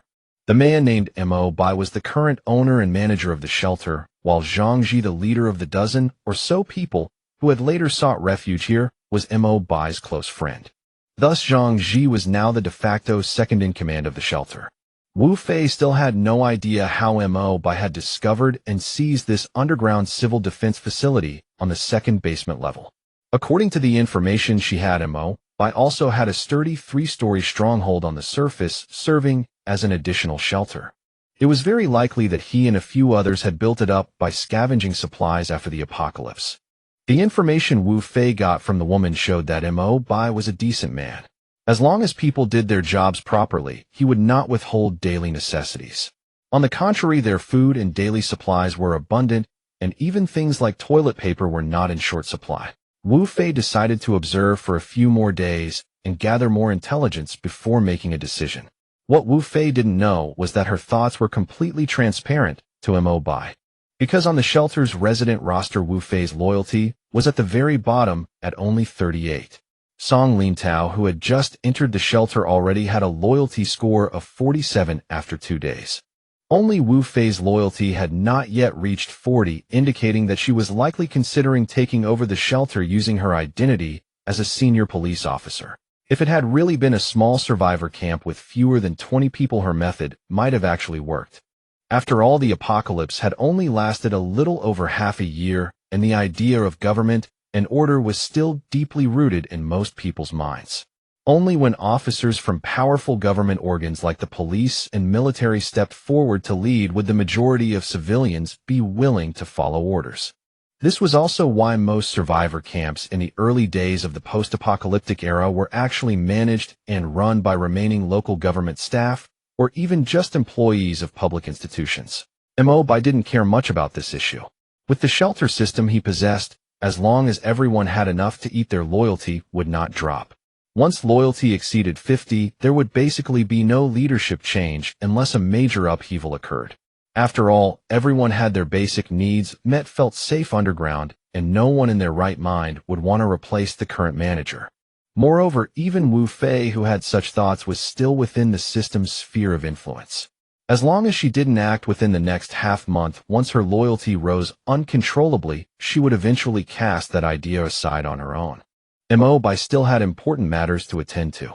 He had received 5 bottle caps earlier, earning him 350 caps, and with the caps gained from collected ammunition and chemical supplies, he was just over 100 caps short of being able to do a premium draw. Unfortunately, those trapped underground had no way to earn many more bottle caps for the time being. 2 days later, in the dormitory of the residential area, Song Lintao was fiddling with his hot water kettle. The kitchen facilities on the second underground floor were rudimentary, and he couldn't find the coffee pot he wanted, let alone any raw coffee materials. Feeling somewhat down, he could only boil some water to drink. Just then there was a knock at the door. When he opened it, he found Mo Bai standing there holding a paper bag in his hand. Mo Bai said with a smile, "I heard you like coffee, but the conditions here are really not great. I only managed to find some instant coffee. See if it suits your taste." "Instant is fine too." Overjoyed, Song Lintao quickly took the bag. Looking inside the small paper bag, he saw several packets of different brands of coffee, even 2 bags of drip coffee. He quickly brewed a cup with the just boiled water. Watching the coffee foam swirl on the surface of the cup, Song Lintao's eyes stung, and a tear rolled down his cheek. He quickly wiped away the tear with his hand, then looked up and asked, "Mr. Mo, I'm really sorry. I haven't been able to help at all since I arrived a few days ago, and I've even troubled you to find coffee for me. I feel terrible about it. If there's anything I can do, please let me know." Mo Bai smiled and said, "Actually, there is something you can help with." Song Lintao immediately agreed. "What is it?" "When we brought you back, we also brought back some gun-cotton nitric acid and other chemical substances. We need some bullet propellant to make reloaded ammunition. The shelter's ammunition reserves are really too low, so we can only make some ammo ourselves. You're an expert in this field. Is there anything you can do?" Song Lintao thought for a moment and said, "Making bullet propellant isn't complicated. With gun cotton and nitric acid, the other materials are much easier to source. The only issue is that the propellant made this way will be slightly less safe than factory-made finished products. You just need to be careful when storing it." Mo Bai said with satisfaction, "Then I'll leave it to Dr. Song." He decided to temporarily leave the gunpowder production to Song Lintao. The few pieces of equipment moved to the second underground floor could first be used to synthesize the propellant, and once they returned to the surface, they could use the universal workbench to produce bullets. If they managed to draw a chemical workbench from the lottery, they could officially start manufacturing their own bullets. Mo Bai indeed had quite a few headaches to deal with now. Half a month later, the radioactive zombie horde would pass, and a number of scattered zombies would remain in the surrounding buildings. Clearing them out would be the top priority at that time. These wandering radioactive zombies were extremely threatening, as they often lurked in the darkest corners and launched surprise attacks on humans. Moreover, wandering zombies would accidentally form into zombie groups, constantly absorbing other wandering zombies to join them. Once their numbers reached a certain threshold, it would become a new wave of radioactive zombie hordes. At that time, regularly clearing radioactive zombies would become a routine task, which required people with outstanding combat abilities to carry out. Currently, the only people in the shelter with combat skills were Li Hongyi and the newly arrived officer Wu Fei. Tian Cheng and the others had some combat ability, but compared to the 2 girls with professional combat specialties, the gap was so large it even exceeded their own understanding. The most capable and suitable candidate was Officer Wu Fei, but unfortunately her loyalty was also the lowest. If they weren't careful, while the chance of her launching a coup was small, she might defect to other large survivor camps with government backgrounds. As for Li Hongyi, with her combat talent, she should display even better fighting ability after a few months of cultivating the body forging art. However, her exceptional hand-to-hand combat skills would mainly show in small-scale battles and still had some limitations. At this stage, most people's combat effectiveness was directly tied to their weapons and ammunition. Thinking of Hongyi's combat ability, Mo Bai lowered his arm, his finger brushing against the manager's badge on his bracelet. In the next second, an antique wooden box appeared in his hand. "Is this for me?" Li Hongyi's eyes were already crinkled into crescents from smiling. Inside the beautiful wooden box before her lay a row of 6 gleaming crescent-shaped throwing knives with sharp blades and small delicate handles. Even someone who knew nothing about throwing knives could tell this set was extraordinary. Mo Bai smiled and said, "Yes, these are for self-defense. They're called Yali's throwing knives, a set of 6 identical blades that can also be used as small daggers when necessary. Their standout feature is an extremely high hit rate, which requires strong wrist strength and sharp eyesight to use properly. They're perfect for you." Hongyi happily took the throwing knives, and the two immediately headed to the connecting hall on the second underground floor. To see more clearly, Mo Bai turned on a few extra lights. There was a wooden human-shaped target attached to a concrete pillar roughly the size of an adult, with circle markers drawn on the head, neck, and heart areas. Mo Bai pointed at the target and told Hongyi to give it a try. Excited, Hongyi opened the box and grabbed all 6 throwing knives at once. Mo Bai had been about to warn her to be careful not to cut her fingers, but then he saw Hongyi easily hold 3 knives between the fingers of each hand with a simple twist of her fingers. As she twisted her fingers, the first throwing knife slid smoothly to the tip of her right index finger, held gently by 3 fingers on the handle in a cool, graceful stance. Hongyi didn't even notice her natural throwing knife starting stance. Mo Bai could only attribute it to her talent and the fine blue quality, attribute of Yali's throwing knives. It seemed that high attribute named weapons could improve the user's proficiency to a certain extent, and if the user had well-developed motor nerves to begin with, the compatibility would be even higher. With the throwing knives in hand, Hongyi hesitated for a few seconds, shifted her body to a few different angles, and adjusted her stance slightly, before finally finding a position that felt comfortable to her. Her whole body was slightly turned sideways, her raised right arm drooping slightly at a 15-degree angle to the horizontal. Then Hongyi suddenly raised her arm, a flash of light passing by. On the human-shaped target 20 meters away, a 10+ centimeter curved throwing knife trembled as it lodged in the red circle on the target's neck, half the blade buried in the thick wooden target. Only then did a soft thud reach the two people's ears. Mo Bai was surprised to find that Hongyi's throwing speed far exceeded his expectations. In his mind, even with her amazing talent, Hongyi would need to hone her throwing knife skills for a while before achieving such results. He never expected that with the boost from the named weapon, her first throw would have such an astonishing effect. The excited Hongyi was obviously also extremely surprised by her own performance. After getting Mo Bai's encouraging look, she threw the remaining knives in her hand, followed by several soft thuds. The remaining 5 throwing knives also stuck into the target one after another. As expected, 3 hit the head and 2 hit the heart. In terms of hit rate, this practice session could be called perfect. Looking at her excellent results, Hongyi had a puzzled expression on her face. "Boss, why do I feel like the throwing knife is correcting its target accuracy on its own? Especially with the 6th throw, my finger strength was a little off, so it should have deviated by 2 or 3 centimeters, but the knife still hit the heart area." Mo Bai explained, "This is a set of named equipment. Its special effect is to increase hit rate, which means it will hit whatever spot you aim for, even if there's a margin of error." Hongyi's eyes were practically sparkling at this point. She quickly ran to the wooden target, pulled out all 6 throwing knives, then ran back and bowed properly to Mo Bai, overjoyed. "Then, boss, are there any precautions I should take?" Hongyi asked modestly. "Well, since you have the accuracy boost, you can focus your practice more on power and technique, such as throwing knives with both hands and hitting multiple targets at once. Also, this set of throwing knives is very sharp. With enough force, they can pierce standard bulletproof vests. Of course, if you're facing people like raiders, it's better to target unprotected areas like the neck. As for ordinary zombies and mutated creatures, the head is always the top priority." Hongyi nodded vigorously. "Then I'll practice harder, boss."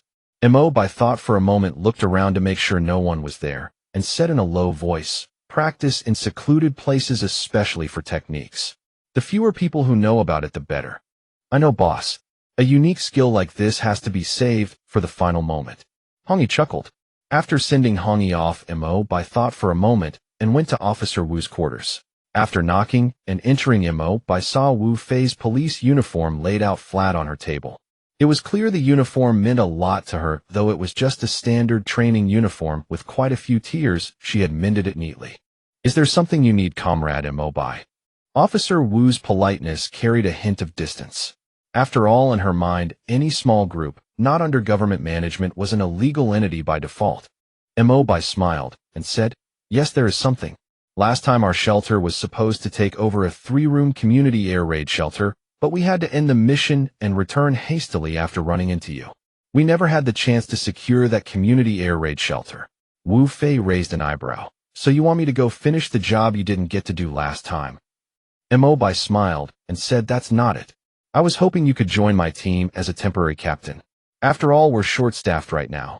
There are only 2 or 3 people in the shelter who know how to shoot. Wu Fei considered for a moment, then replied, I can agree to that, but I have a condition. Once the zombie horde you mentioned passes, I need you to promise to let me go out and look for my superiors. We had a designated meeting point. It's been a few months, so the chances they're still there are slim, but I believe they would have left information for me at the meeting point. Only then can I decide on my next steps, whether that's to escort Dr. Song Lintao back to the team. Mo Bai nodded. He knew that if he didn't agree to Wu Fei's request, she would very likely sneak away with Song Lintao. For Wu Fei, completing her superior's mission was the most important thing. This time the team was practically a full mobilization. Apart from when she and 2 female residents who remained behind, nearly everyone else was dispatched. The team was divided into several groups of 5. Wu Fei led the first group, while Zhang Ji led the second. Considering that Zhang Ji had leading experience but was not personally formidable in combat, Mo Bai assigned Li Hongyi to his group. As for the other members, the veterans Tian Cheng and Wang Li were placed under Wu Fei's command, while the remaining 3 brought by Wu Fei were assigned to Zhang Ji. This allocation method, evidently designed to keep acquaintances apart, did not provoke Wu Fei's displeasure. She calmly accepted the reshuffling of personnel. Zhang Ji, upon hearing the roster, glanced at Mo Bai, but likewise remained silent. Mo Bai knew that Zhang Ji understood his reasoning. Most people in the shelter had arrived only recently, and nothing was more taboo than small cliques banding together. Separating them was in a sense for their own good. The primary objective of this operation was to search for usable supplies. Each group was equipped with a flatbed cart for hauling cargo, but given the shortage of manpower, even if they discovered a large cache, they lacked enough transport to carry it all away. They could only rely on muscle power and flatbed carts shuttling back and forth bit by bit. As the lights of the 2 groups vanished into the depths of the passage, Mo Bai's party also set out. Unlike Wu Fei and Zhang Ji's teams, who were headed for the underground air raid shelter of Sanjianfeng community, Mo Bai planned to follow another tunnel to check on the civil defense facility in Dingfuzwang, because there was also a police station in that area. If the opportunity arose, he hoped to procure some ammunition supplies. The pitch-black tunnel pressed down on one's spirit. Even with the flashlights set to their far-beam mode, the illumination inside the relatively narrow underground passage extended no more than a little over 30 meters. The sound of boots treading on brick and stone traveled far through the silent passage, its echoes swelling all around. The sensation was indeed enough to make one feel tense. Mo Bai glanced back at the 2 men following him. They were former teammates of Zhang Ji, their expertise limited to electrical work. Mo Bai had not issued weapons to either of them. Untrained people wielding firearms posed a far greater danger of shooting their own allies than hitting the enemy. So Mo Bai gave each of them a simple luggage trolley, the kind of sturdy pull cart commonly seen in clothing and electronics wholesale markets, so they could haul back a portion of whatever supplies they found. Mo Bai pulled a glow stick from his tactical vest, bent it back and forth until it activated, then tossed it onto the ground. It was a beacon for the return trip.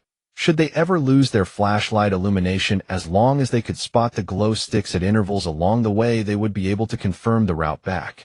Dingfuzwang was somewhat farther than Sanjianfeng, and the trio was making swifter progress than Wu Fei and Zhang Ji's groups, who were burdened with flatbed carts. Half an hour later they arrived at the first steel gate. Just as before, they found the iron box containing a map at the gate. The simplified map of the civil defense installation showed that Dingfuzwang's facilities were divided into two main portions. Dingfuzwang Nanli was home to the Communication University, which had its own independent civil defense facility administered by the university. That facility was not connected to the one in Bailey, and its air raid shelter entrance was located inside the university's advertising museum. The civil defense facility of Dingfuzwang Bailey, on the other hand, lay beneath the Jifuyuan residential complex. It was a civil air raid shelter built to a standard capacity of 2,000 people.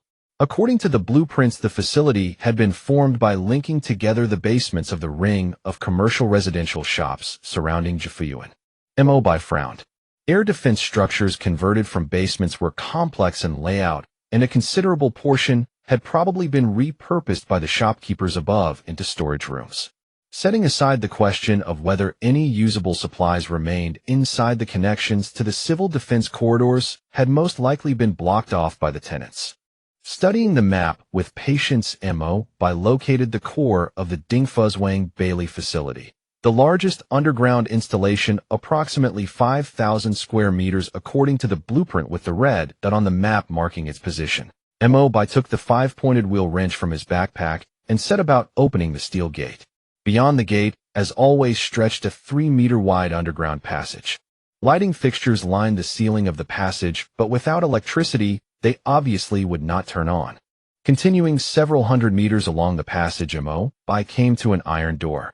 It was clearly the kind of sealed door commonly found in underground parking garages, and evidently it was not locked. Turning the handle, the three of them pushed hard and opened it, revealing what was unmistakably an underground parking garage beyond. It appeared to hold over 100 parking spaces, but most of the bays now stood completely empty. Mo Bai knitted his brows. These people had actually converted the largest section of the civil defense project into a parking lot, and this was where people were supposed to take refuge in the event of a natural disaster or war. A brief sweep of the garage confirmed that it was on the second or third basement level, with no wandering zombies in sight. The map in hand proved of little use. After careful examination, Mo Bai finally determined that a portion of the parking area had not been entirely converted to parking. At least a fifth of the space had been sealed off. Arriving at the location marked on the map, he found a thick brick wall and a familiar steel gate. Affixed to the wall beside the door was a metal sign indicating that this was the Civil Defense Emergency Supplies Warehouse. Mo Bai could not help but let out a wry laugh. A once spacious civil defense facility meant to shelter thousands in an emergency had dwindled to a single warehouse of a few hundred square meters. Heaven knew what the civil defense officer of the Armed Forces Department would think if he saw it now. On the other hand, this also simplified matters considerably. He took out the 5-pointed wheel wrench and opened the steel gate, shining his flashlight into the space beyond. Unexpectedly, the space inside was by no means small, nearly 1,000 square meters in area with a ceiling height of about 8 meters. Within this considerable volume, iron railings partitioned off over a dozen storerooms, each fitted with sturdy racks laden with all manner of storage crates. It was plain to see that these crates were of the same style as those on the second basement level of the electrical distribution building, disaster relief and refuge supplies procured centrally by the government. Here, however, everything was consolidated in this single warehouse, making the site look remarkably abundant and spectacular. Not far inside the steel gate stood a small aluminum alloy booth resembling a guard post. On the table within, Mo Bai found the warehouse's inventory list and the keys to the individual storerooms. Clearly, this civil defense facility was of an entirely different type from the one Mo Bai was based in. Community-level shelters of this kind ordinarily doubled as underground parking garages in peacetime, with essential supplies stored in sealed warehouses. In total, they contained more than 500 standard tents, meaning the designers had conceived of this air raid shelter primarily as a refuge where people would live in tents. At one end of the parking garage, toilets and bathing areas had been fitted with water supply and drainage. One had only to erect professional prefabricated tents and install the equipment to provide facilities for washing, sanitation, and showering. In addition to the living tents, there were also a few field medical tents and accompanying medical instruments. Mo Bai was rather speechless. They had clearly intended to run this underground parking garage as a tent camp. Aside from that lay a vast reserve of emergency food stores, enough rice flour provisions, and canned food to sustain 2,000 people for 3 months. By sheer volume, it was more than 10 times the entirety of Mo Bai's stockpile. With this food, Mo Bai's shelter would not face a shortage for 20 years. Alongside the food was also a considerable quantity of gasoline, diesel, and even kerosene. The only category that was somewhat lacking was medicine. The quantity of pharmaceuticals here was merely a bit larger than what Mo Bai had found on the second basement level, and compared with the facility's rated capacity of 2,000 refugees, it was clearly insufficient. That was perhaps because medicines were expensive and did not have long shelf lives. At the very bottom of the inventory, Mo Bai finally found what he most desired: the list of police and guard supplies.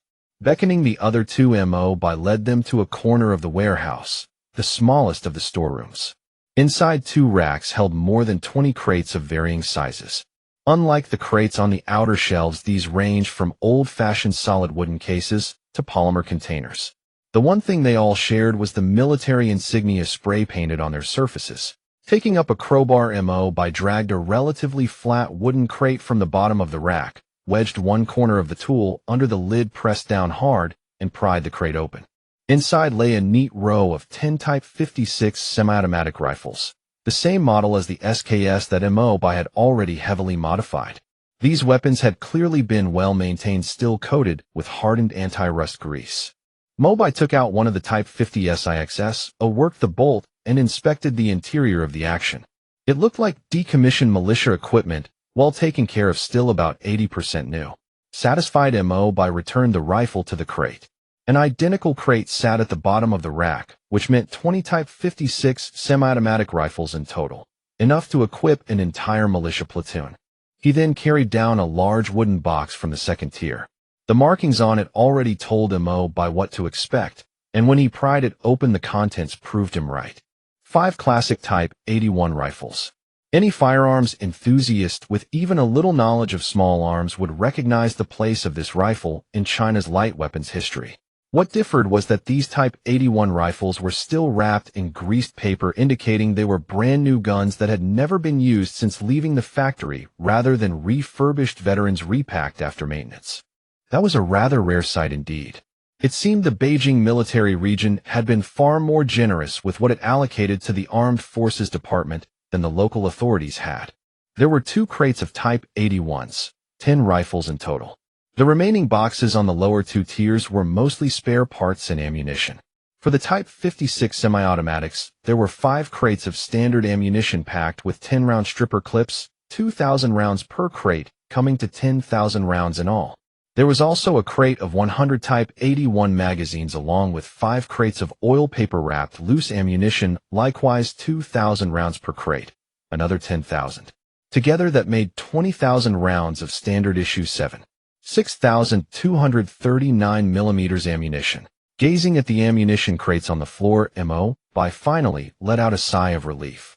Though not much in proportion to the number of firearms, at least he would not be short of bullets for some time to come. As for the remaining crates, Mo Bai checked them one by one. Sure enough, the Type 50 SIXS and Type 81s were the heaviest arms the facility had to offer. There were no other high firepower weapons.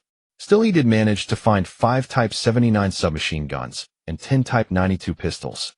When it came to the Type 79 submachine gun, most enthusiasts still held an old-fashioned impression of it.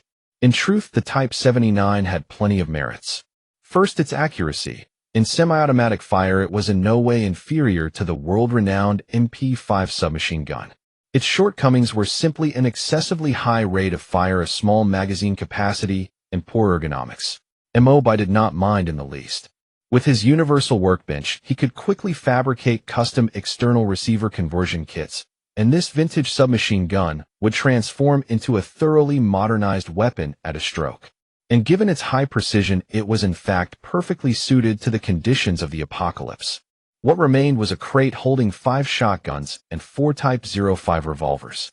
As for ammunition, there were only 500 rounds of shotgun shells. Not much, but the police issue 9mm rounds were plentiful. Across a dozen or so boxes of various sizes, there were approximately 8,000 rounds of 9mm pistol ammunition. Finally, there were around 50 sets of old-style riot police protective suits, helmets, and shields, along with a batch of outdated walkie-talkies, batteries, and batons. After a moment's deliberation, Mo Bai knew their carrying capacity was limited. They could only bring a portion back for now. He found 2 storage crates of suitable size and lashed them to the pull carts they had brought with fixed ropes. The crates were by no means small, and they were loaded primarily with ammunition. As for the rifles, he had the 2 men sling 2 Type 81s each across their backs, toss the magazines into the storage crates, and also pack the 5 Type 79s into the boxes. As for everything else, he simply carried as much ammunition as he could manage. Mo Bai himself took only a single Type 81. He found a cloth, wiped off the grease, cleaned the bore, loaded several magazines to full capacity, and then strode out of the warehouse with the rifle slung over his shoulder. He secured the gate with the wheel wrench and began the journey back. Today's haul was considerable, and all of it was urgently needed supplies. Mo Bai was in an excellent mood. Just then the shelter system flashed a highlighted notification: shelter resident Zhang Ji's passive skill, Luck, has been triggered. Discovered supplies increased by an additional 20. Mo Bai was taken aback. He knew Zhang Ji's passive skill was Luck, so how had it triggered an effect that increased acquired supplies? Could the quantity of materials Zhang Ji found actually grow whenever the skill activated? What kind of bug was this? In other words, if Zhang Ji had been the one to find this warehouse, then as long as Luck triggered, every supply within would be increased, and the original 10,000 rounds of ammunition would gain 1 extra crate, becoming 12,000. Damn, that skill was outrageously powerful. Scrutinizing the system message, Mo Bai noticed another line beneath Zhang Ji's notification: discovered 6 boxes of amoxicillin totaling 1200 tablets. Mo Bai thought about it. So originally it should have been 5 boxes of 1,000 tablets, and now there were 200 extra. Zhang Ji's skill was truly something. If he served as the supplies captain, the group would regularly be gifted with pleasant surprises. Seeing Mo Bai suddenly stop in his tracks with a strange expression on his face, evidently lost in thought, the 2 men doing the heavy lifting exchanged a glance and decided it was better to say nothing. The 3 who returned to the shelter placed the ammunition and supplies they had brought back in the guardroom, after which Mo Bai sent 2 people to haul the last flatbed cart forward to rendezvous with the 2 teams led by Zhang Ji and Wu Fei. In less than 2 hours, when Qi reported over the walkie-talkie that the 2 squads that had set out to explore the Sanjianfeng community had returned along with the supporting flatbed cart. In the warehouse, Mo Bai met the stern-faced Wu Fei and the exhilarated Zhang Ji. The moment he saw Mo Bai, Zhang Ji said happily, "Though we did not find any ammunition, we have reaped a bountiful haul of another high-value, scarce resource, medicine." It turned out that the underground defense facilities of the Sanjianfeng community were divided into several sections, about half of which had also been rented out by local merchants as warehouses. Unexpectedly, one of these warehouses was actually a pharmacy storage depot. Though some temperature-sensitive medicines that required refrigeration had gone bad or expired due to temperature issues, a considerable quantity of various medicines had still been packed and transported back, including assorted daily medications, a large stock of antibiotics, and disinfectant alcohol. All of these supplies were hard to come by, high-value resources in the post-apocalyptic world. Mo Bai was also overjoyed.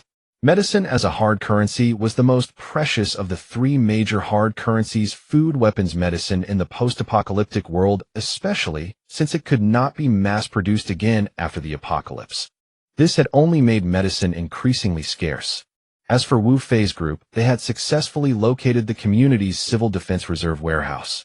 Unfortunately, the Sanjianfeng community's civil defense project was not very large, with a capacity for only 500 people, the same as the Cultural Park's facility, so the amount of supplies stored there was roughly similar.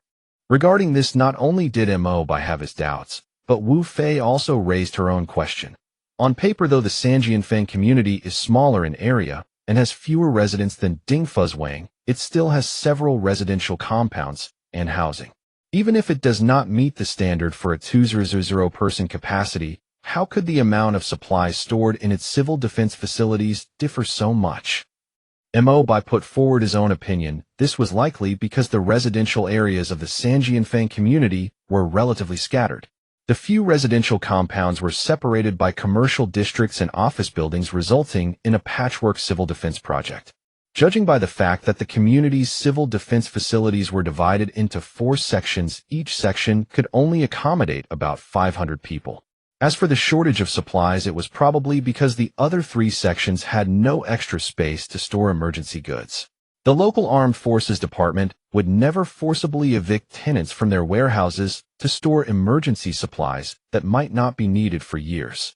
All in all, this search yielded extremely abundant results. Not only did they find much-needed firearms and ammunition, but they also secured a batch of medicine, not to mention a huge quantity of food and other supplies.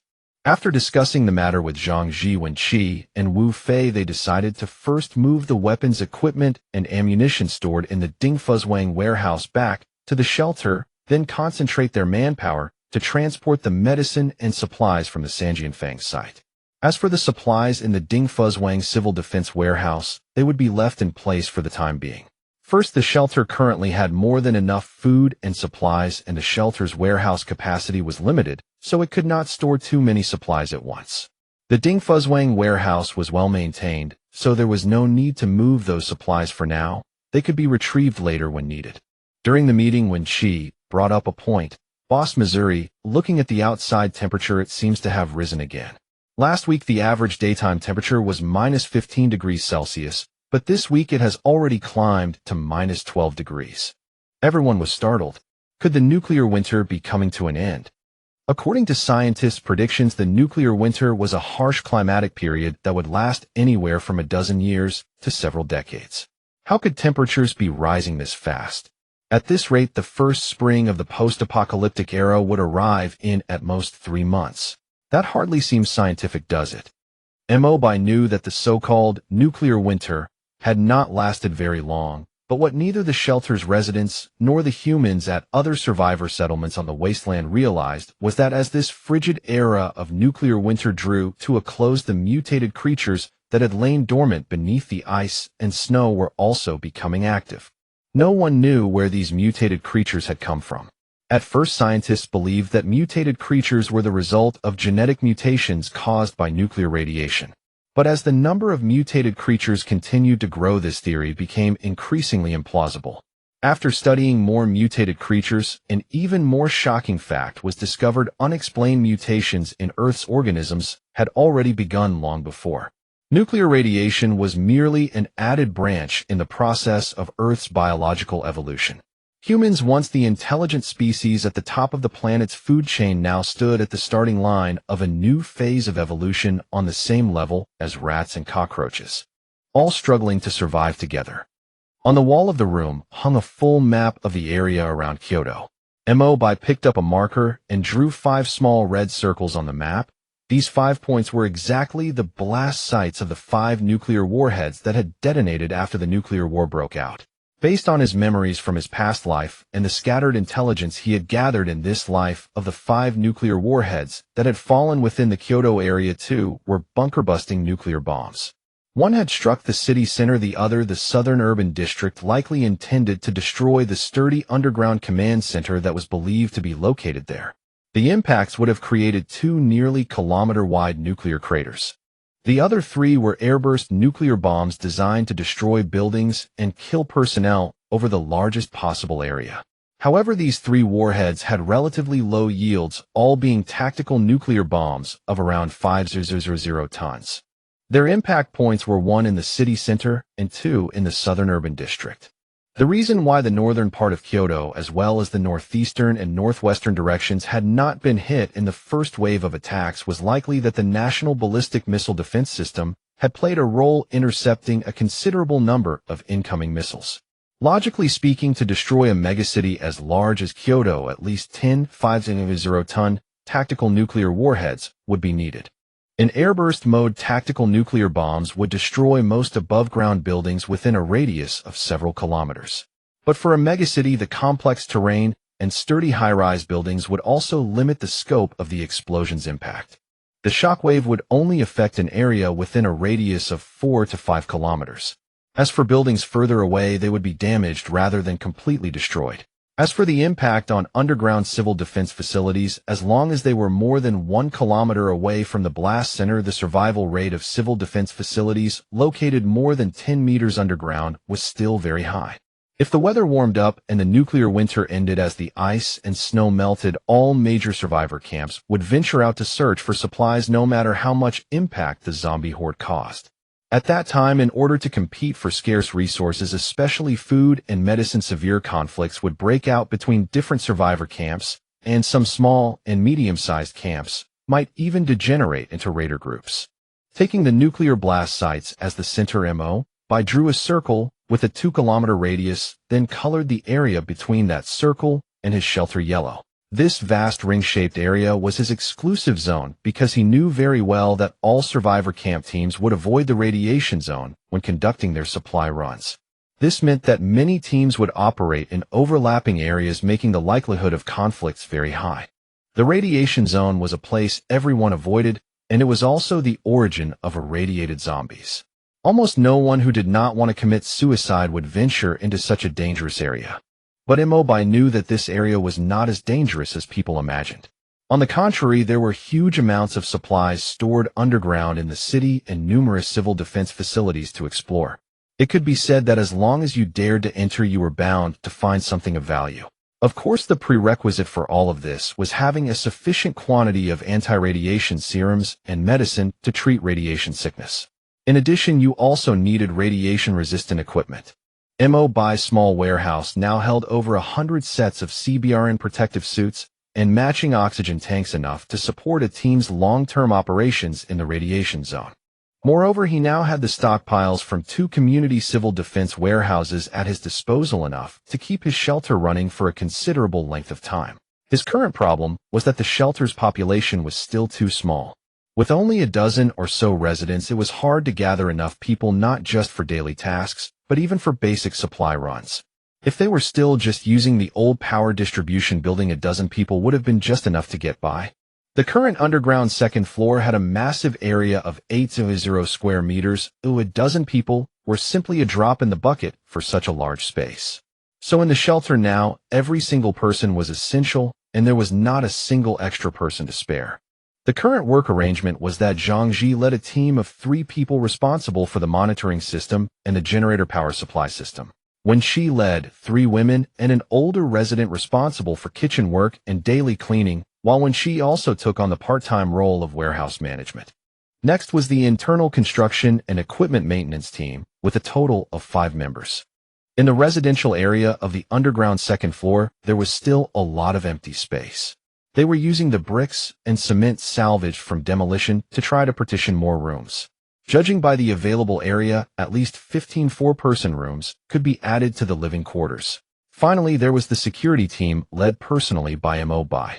It currently included Li Hongyi, Wu Fei, Tian, Chengwang Li, and 3 additional members plus Mo Bai himself, making a total of 8 people. Wu Fei led one squad, and Mo Bai led the other. The task of transporting supplies from Sanjianfeng back to the shelter lasted for almost a week. The amount of supplies was not particularly large, mainly because there was a lack of vehicles for transport in the underground tunnels.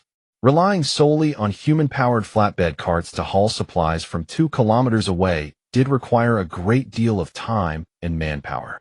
Mo Bai was not idle during this period either. Instead, he started a cultivation class for the body refining art.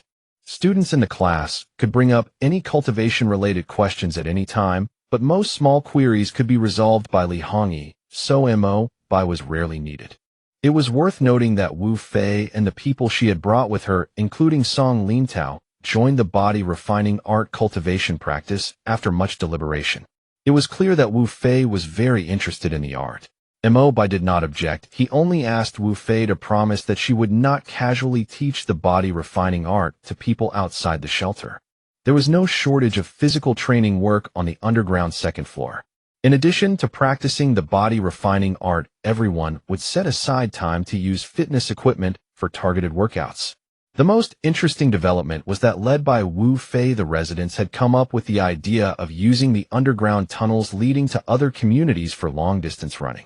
To this, Inli Hongi had specifically applied to Mo Bai to install extra lighting in the tunnels. Mo Bai did not refuse. Instead, he required them to run in the tunnels in groups of at least 2 to avoid accidents, and to conserve electricity, he stipulated that running in the underground tunnels was only allowed during fixed time slots each day. Half a month passed in the blink of an eye, and the shelter residents who had been cooped up underground for 2 weeks were ready to return to the surface. Mo Bai led the team in person, opening the heavy gate that led to the first-floor underground garage. As the steel shutter rolled up, long-lost fresh air poured in. Mo Bai swept his flashlight across the garage's main passage and found no abnormalities, so he ordered Zhang Ji to lead a team to start the generators and power up the lighting system. Once the power was connected, the monitoring console in the underground garage workshop became operational. Zhang Ji activated the surveillance system and began an internal self-check. It seemed the interior of the power distribution building was still safe. Just to be safe, Wu Fei and Hongi led a team to conduct a careful floor-by-floor sweep of the building to guard against any infiltrating irradiated zombies or mutated creatures. Soon, everyone returned to the main building of the power distribution center. After confirming the area was safe, the residents began moving supplies up from the underground second floor, mainly weapons, ammunition, and a portion of fuel. As the number of residents in the power distribution building increased, the generators and boilers needed to run for longer periods, and the amount of fuel required grew exponentially. Mo Bai realized that even though his stockpiles were substantial, the rate of consumption was rising too quickly. At this rate, his generators would run out of fuel in half a year. It seemed he needed to transport the fuel from the already discovered Dingfuzwang Civil Defense Supply warehouse back as soon as possible. Moreover, the shelter needed backup generators, and both the Sanjianfang and Dingfuzwang warehouses had generators that could be moved back directly and connected in parallel as a backup power unit. The residents who had returned to the power distribution building soon set to work. The logistics team began transporting supplies and generators, while Wu Fei would lead Hongi and the others on patrols of the compound. Mo Bai simply gave the newly acquired JS-7 submachine gun to Wu Fei. Her submachine gun proficiency was at the advanced level, making her perfectly suited for this high-precision weapon. The next day's patrol and sweep of the compound uncovered more than 8 infiltrating, irradiated zombies. After Wu Fei eliminated them, she buried all of them in the empty lot behind the old cafeteria, as Mo Bai had instructed. It was clear that daily patrol work could not be relaxed in the slightest. As for Mo Bai, he was rearranging housing assignments. The dormitory area on the second floor only had double rooms, which were too small to accommodate more people, and their current population had already exceeded the second floor's capacity. However, next to the equipment room on the first floor, there was a duty room, a slightly larger 4-person room that had originally been provided for night shift guards to rest in. He had Tian Chengwang Li and 2 other security team members move in temporarily, which freed up a room to assign to Wu Fei and another female resident.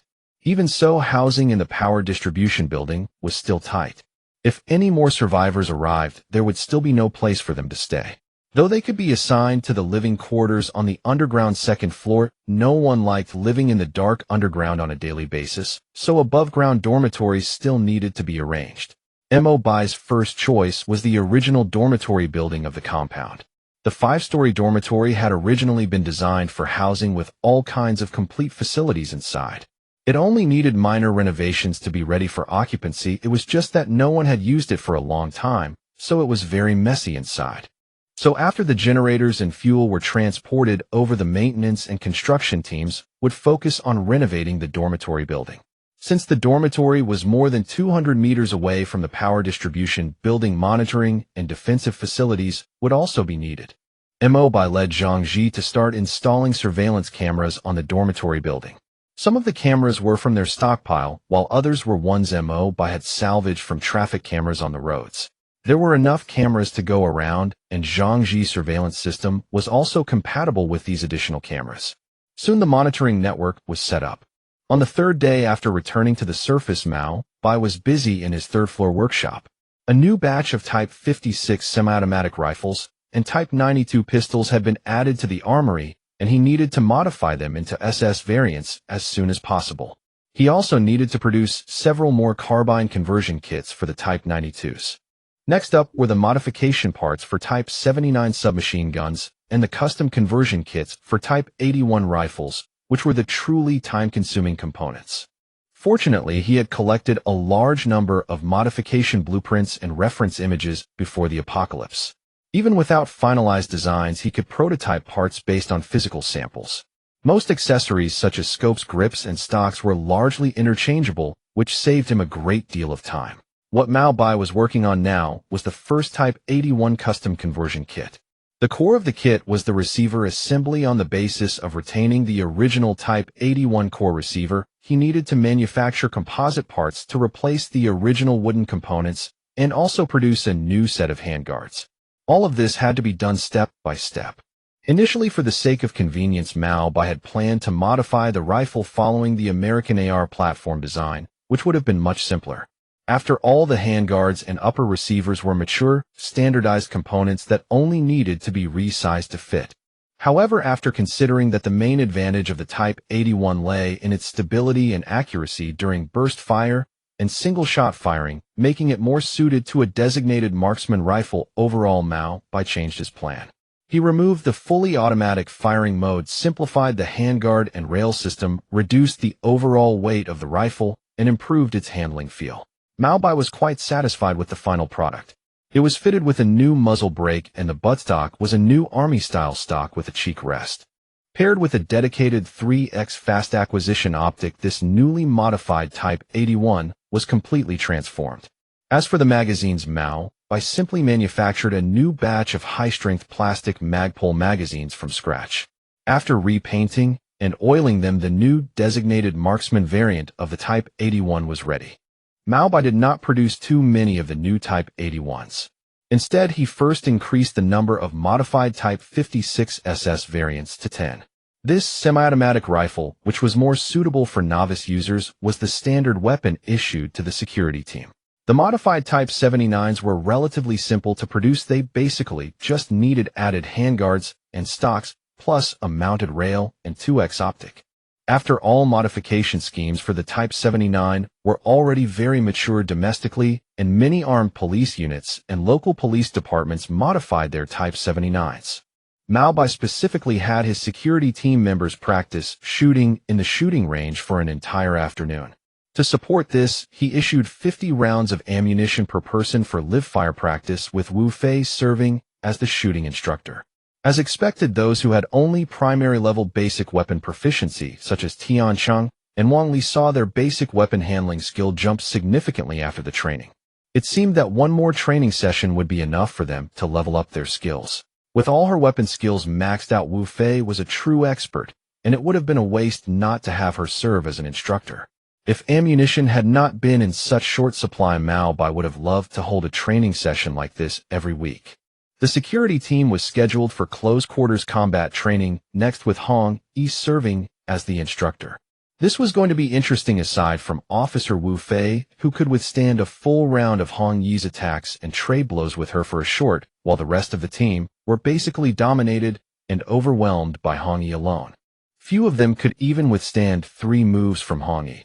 The proficiency gains from close-quarters combat sparring were lower than those from Wu Fei's live-fire weapons training, but the upside was that close-quarters training could be conducted frequently, so skill improvements came surprisingly fast. Mo Bai soon arranged another live-fire session and daily close-quarters training. Now even the slowest-witted Wang Li knew they would be deployed soon. That's right. Mo Bai's new plan was to split the security team into 2 groups, sending out one armed group each day to clear buildings and residential areas on the outskirts of the complex, artificially create safe zones, collect supplies, and seal off useless abandoned buildings. This way they could nibble away at the surrounding area piece by piece, slowly expanding the safe zone of the shelter.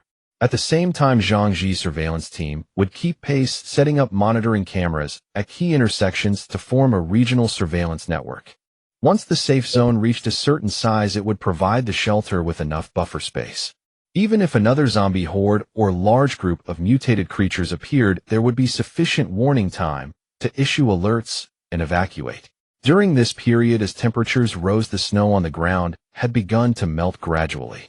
The snow layer had thinned to only about 10 centimeters. If this trend continued, most of the accumulated snow would disappear in about a month, and the shelter residents would finally be able to engage in large-scale outdoor activities. At noon this day, Wu Fei, who had just returned from patrol, arrived back at the power distribution building. After taking off her coat, she placed her sidearm in the gun cabinet in the equipment room and locked it, then went to the cafeteria for lunch. She had missed the regular lunch hour, but the kitchen kept staff and food on hand for patrol members who returned late, so they could still enjoy a standard full meal. Today's lunch was braised pork rice with pickled vegetables, and there was also a small vitamin C tablet on each tray. Apart from rice and flour, the shelter was currently very short on fresh vegetables and fruits.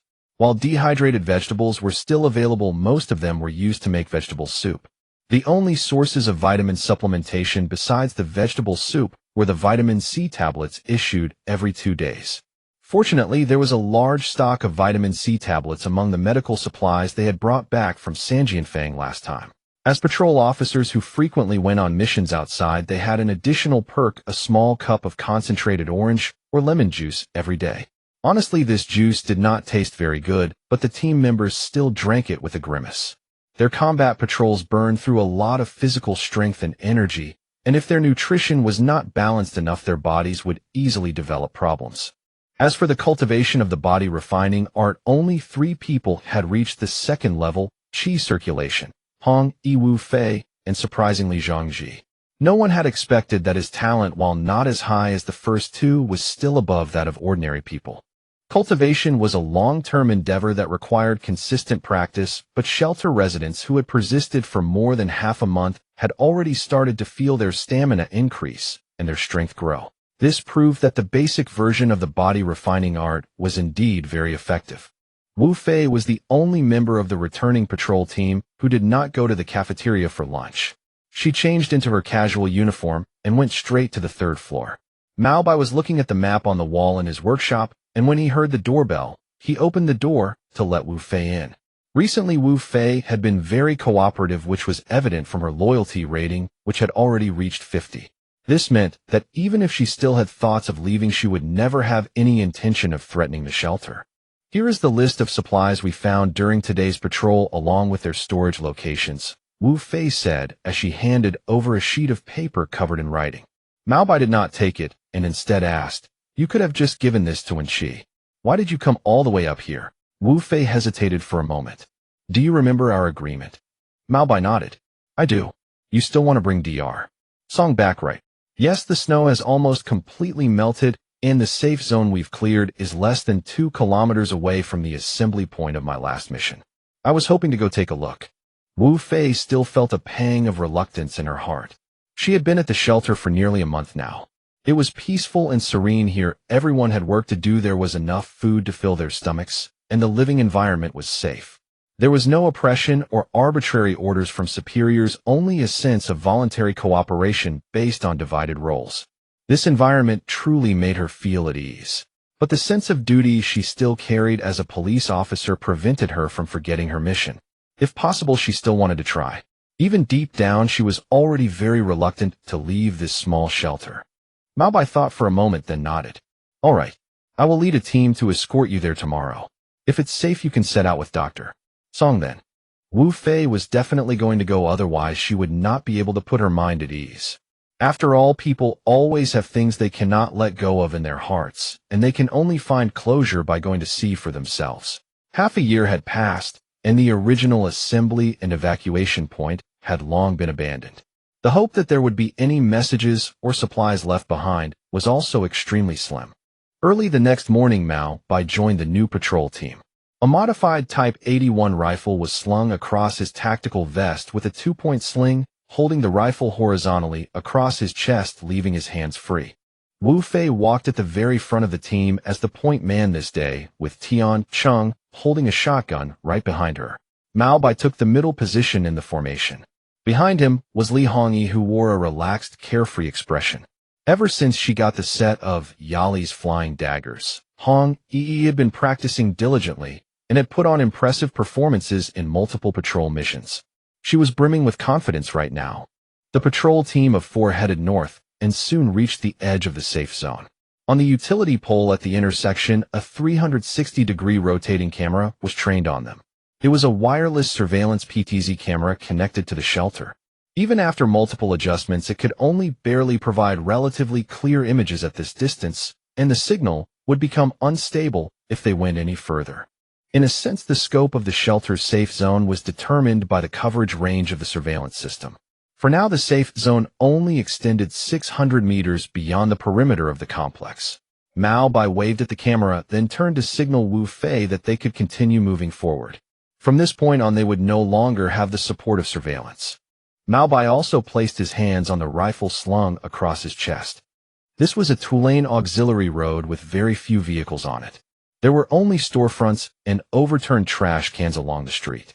During the Great Evacuation, half a year prior, order had broken down and many shops had been vandalized and looted. The empty storefronts were filled with mess and debris everywhere. The patrol team only did a quick check of the inside of the shops to confirm if there was any usable supplies, then marked the locations on their map. Wu Fei, who was walking at the very front of the team, suddenly stopped and raised her left fist.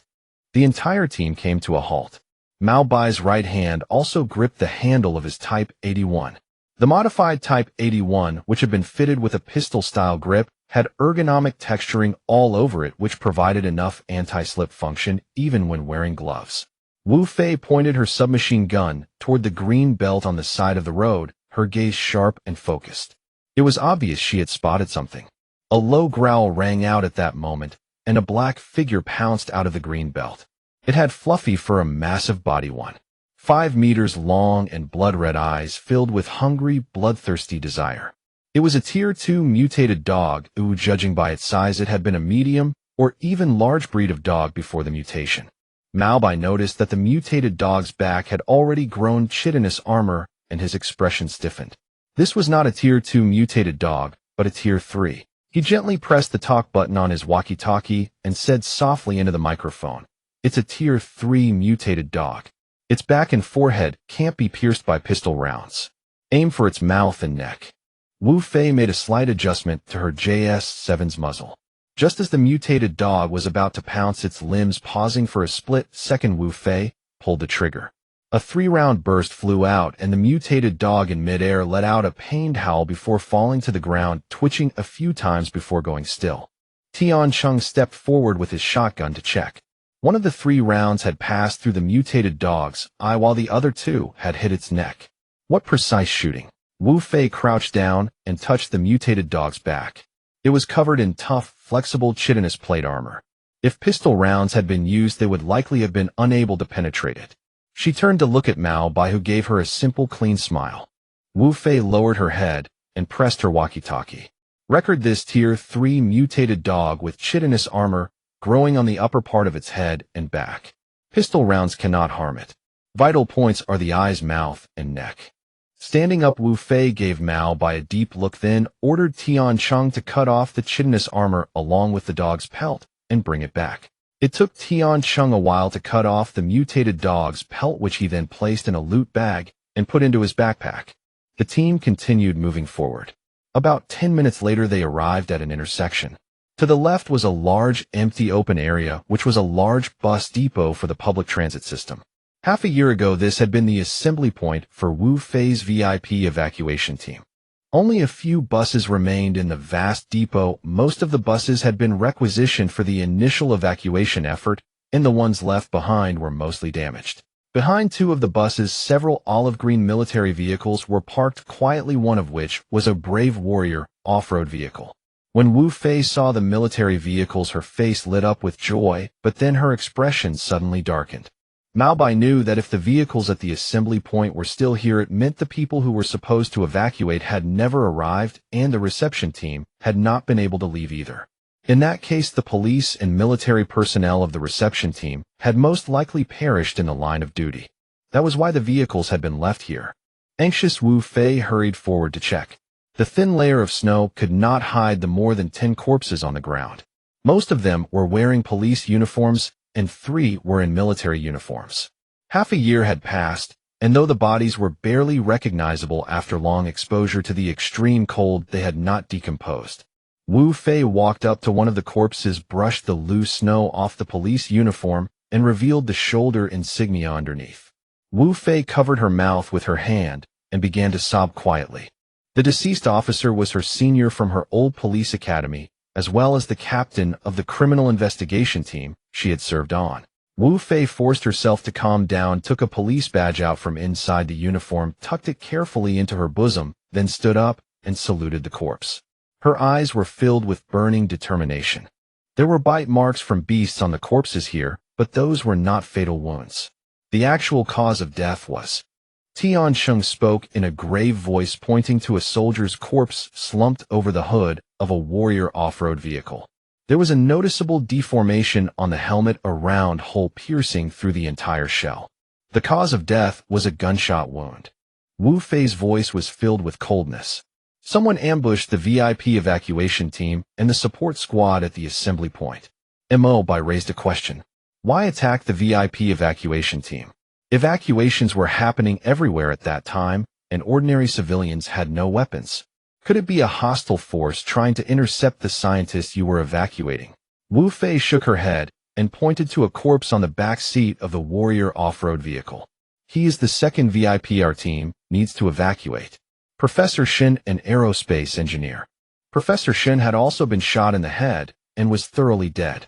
If not for the scientists protected by the VIP evacuation team who would attack a government convoy escorted by SWAT. This defied common sense. Li Hongyi spoke up. Wait, there are no weapons on the corpses or the ground. Their equipment has all been taken. This SWAT officer was wearing body armor, but the bulletproof plate was penetrated. Wu Fei's pupils contracted, and she hurried over to examine the corpse. He was wearing a lightweight bulletproof plate. Since it was an evacuation mission with no expected enemy engagement, the SWAT officers wore lightweight level 2 plates that could only stop pistol rounds. This bullet hole was made by 7.62-39 ammunition.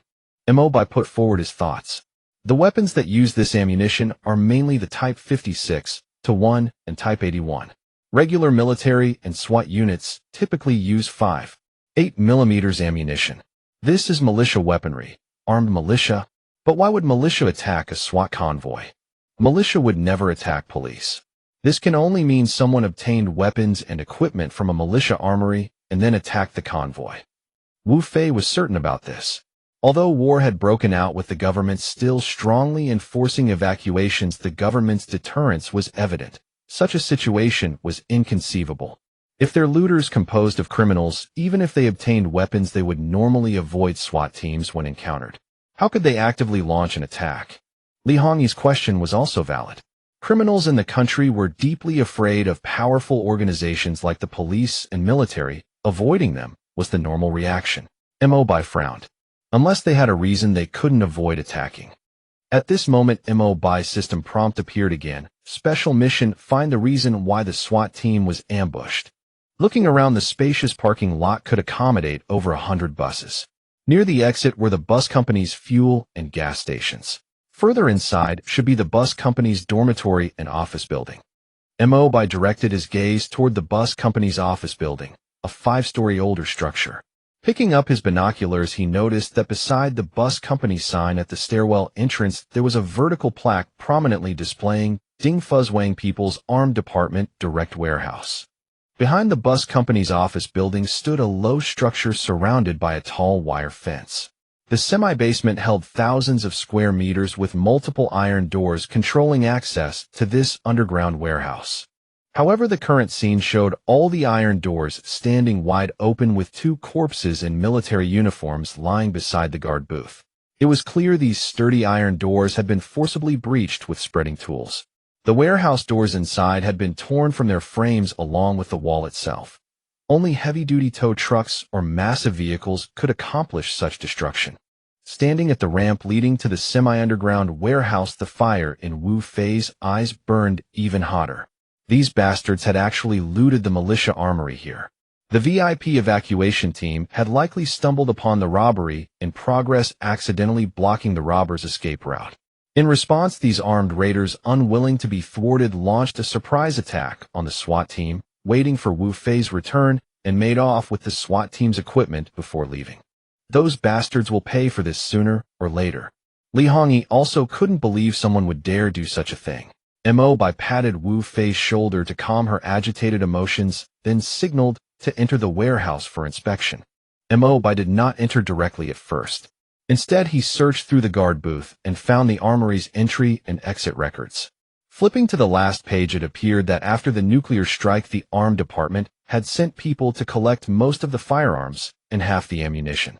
This meant some militia members were already armed. When the robbers arrived, the armory was already nearly empty. Walking into the armory, it was evident that although this was merely a militia armory under the armed department, the zoning management was quite strict. First came the gun racks and cabinets in a semi-open state, where weapons needed for immediate militia use or shooting training should have been kept, but the shelves were now completely bare. Behind that was the sealed reserve weapons area covering over 2,000 square meters. Unfortunately, most shelving units had been stripped bare. Only a few boxes scattered on the floor remained containing some weapon spare parts, such as Type 56 semi-automatic magazine clips and lubricating oil for weapon maintenance. Those looters and robbers had clearly cleaned out this place thoroughly. As for the rear section, that was the heavy weapons area. A key difference between militia and police forces was that the militia possessed heavy weapons, especially anti-aircraft systems and small-caliber artillery. As a community armed department armory, this facility also maintained a heavy weapon stockpile. Mo Bai spotted twin-mounted 14.5mm anti-aircraft machine guns covered with oilcloth on some shelves. However, due to prolonged disuse, many components were in terrible condition, and the entire anti-aircraft weapon system was rendered inoperable. On other shelves, there were several large wooden crates. Judging from the crate markings, they likely contained Type 81 light machine guns. Another oversized wooden crate bore a designation that surprised even Wu Fei. It likely housed a Type 67 heavy machine gun. Who would have thought to find such a devastating weapon in a militia armory? Wu Fei's stern face showed no emotion. These looters have plundered the entire armory and now possess heavy weapons. Mo Bai waved the inventory records in his hand. When the armed department distributed weapons to militia, the main focus was on light weapons and light machine guns. Heavy weapons, being inconvenient to deploy, remained in the armory. However, according to the records, only 2 operational Type 67 machine guns existed. Inventory of light machine guns totaled fewer than 10, 2 of which were damaged. Ammunition supplies were substantial. They quickly located the 2 damaged Type 81 light machine guns.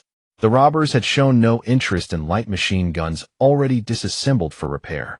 The Type 67 heavy machine gun appeared to have been taken. Mo Bai's brow furrowed so tightly it seemed ready to merge. The prospect of such heavy firepower falling into looters' hands was alarming. Just then, Li Hongyi, who had gone to the ammunition depot, waved her hands in the distance and called out, "Everyone come look at this." Mo Bai led Wu Fei to the ammunition depot entrance. The scene was utterly chaotic. Shattered old wooden crates everywhere, bullets scattered across the floor. Most were standard 7.62mm rounds with a few machine gun ammunition belts. The looters had handled the crates roughly, and the deteriorated wooden containers had spilled their loose contents everywhere. Not only scattered ammunition, but tucked in a corner they found over a dozen crates of intact ammunition packaging. This indicated the robbers had departed in haste, taking the vast majority of boxed ammunition and leaving behind even a small portion. As for the scattered ammunition, the quantity was also considerable, easily tens of thousands of rounds if all collected. Mo Bai instructed Tian Chung and Hongyi to fetch a small trailer. The warehouse district should certainly have one. They loaded the crates, first planning to organize people to collect the remaining scattered ammunition later. Just then, Wu Fei signaled Mo Bai to follow her. The two stepped outside the warehouse. Wu Fei pointed to a small building pressed against the warehouse wall. The structure was modest, looking unremarkable, like a storage shed for miscellaneous items. "Guess what this is, eh?" Mo Bai shook his head. Wu Fei approached the small building. Its iron door was exceptionally sturdy, fitted with a mechanical combination lock, showing no signs of forced entry. Wu Fei entered the combination code and explained, "Police regulations stipulate that district police stations can only store small quantities of ammunition. Most police ammunition inventory is actually kept at the shooting range for convenient training access. However, during annual ammunition procurement, the range depot sometimes exceeds capacity, so the police deposit a portion of ammunition at the armed department's armory. Wu Fei continued, due to differing inventory systems, the armed department could not store police ammunition alongside militia ammunition. So they temporarily constructed this small room to house the police inventory.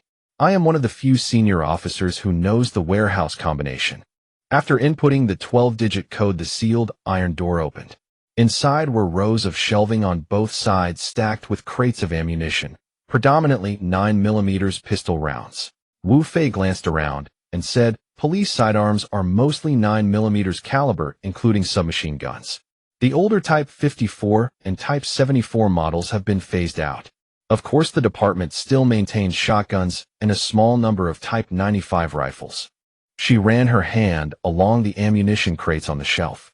"Unfortunately, this is an ammunition depot without firearms. My preferred Glock pistol is only available in the SWAT armory. The Criminal Investigation Department does not issue Glocks." This was undeniably a substantial haul. Although this temporary police ammunition depot was modest in size, the ammunition inside was genuine. The 9mm pistol ammunition alone exceeded 100,000 rounds, with approximately 5,000 shotgun shells and several thousand rounds of 5.8mm Type 95 rifle ammunition. There were simply no rifles. Tian Chung located 2 small trailers. The group decided to load 6 crates per trailer for the initial return trip. After all, ammunition was genuinely heavy and excessive weight would compromise speed. They could always return later for the rest. On the way back, Mo Bai and Wu Fei discussed the looters who had raided the militia armory. Based on the traces, they had arrived in trucks, indicating not only intimate knowledge of the armory's location, but also considerable manpower. Eliminating an entire SWAT team required more than just numbers. Some members likely possessed military backgrounds or formal combat training. Mo Bai's shelter currently held fewer than 20 residents, with barely 10 capable of bearing arms. Under such conditions, encountering those looters meant virtually no chance of victory, especially given the enemy's heavy machine guns and other heavy firepower. Therefore, Mo Bai's decision was to cease northern patrols, avoiding direct contact with these heavily armed, bloodthirsty perpetrators. Hearing this, Wu Fei did not react impulsively. She nodded. "Our current strength falls short of those damned men. But once we've accumulated sufficient power, I hope to lead a team to eliminate them." The system prompted again. Special mission completed. Reward 200 bottle caps. New mission unlocked: eliminate the Crimson Raiders. Mo Bai directly agreed to Wu Fei's request. Even without the mission parameter, he would not have refused. Wu Fei then retrieved a palm-sized metal box from her chest pocket. The box was clearly made of polymer material, the kind of waterproof case used for digital electronics. This is the special hard drive carried by Professor Shun, who died in the vehicle. It likely contains classified data related to his work, all encrypted. Without specialized equipment, decoding is impossible. I'm entrusting it to your custody now. If there comes a chance to surrender it to the state in the future, I ask that you promise me." Wu Fei's eyes conveyed sincere gravity. Mo Bai spoke slowly. "I promise you. If we encounter relevant state organs in the future, I will surrender these." System mission triggered: protect and surrender precious scientific and technological materials. Repeatable. Mo Bai paused briefly. A mission wasn't unexpected, but the repeatable nature implied there were similar lost scientific materials scattered throughout the city that could be found and surrendered. Given that Wu Fei was the captain of the escort team protecting scientists, this mission was clearly anything but simple. Shelter resident Wu Fei loyalty has reached 60. Wu Fei's loyalty had finally broken through the threshold.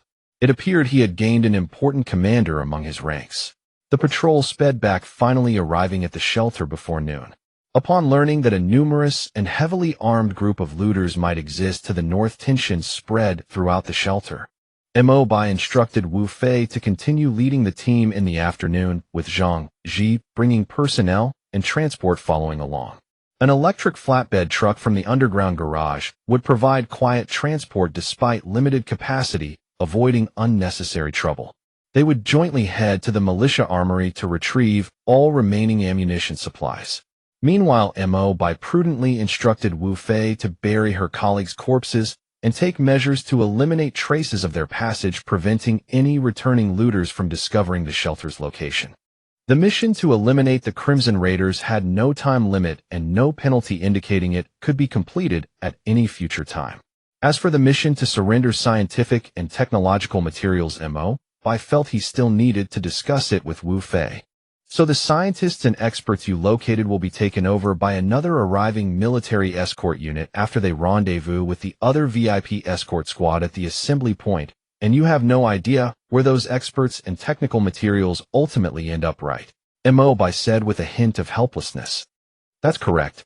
The VIP escort is primarily led by criminal police officers familiar with the local area, supported by SWAT units, while the mission to transport them to the designated location is handled by military combat squads. We and the police have no access to that information, Wu Fei also told Mo Bai everything she knew.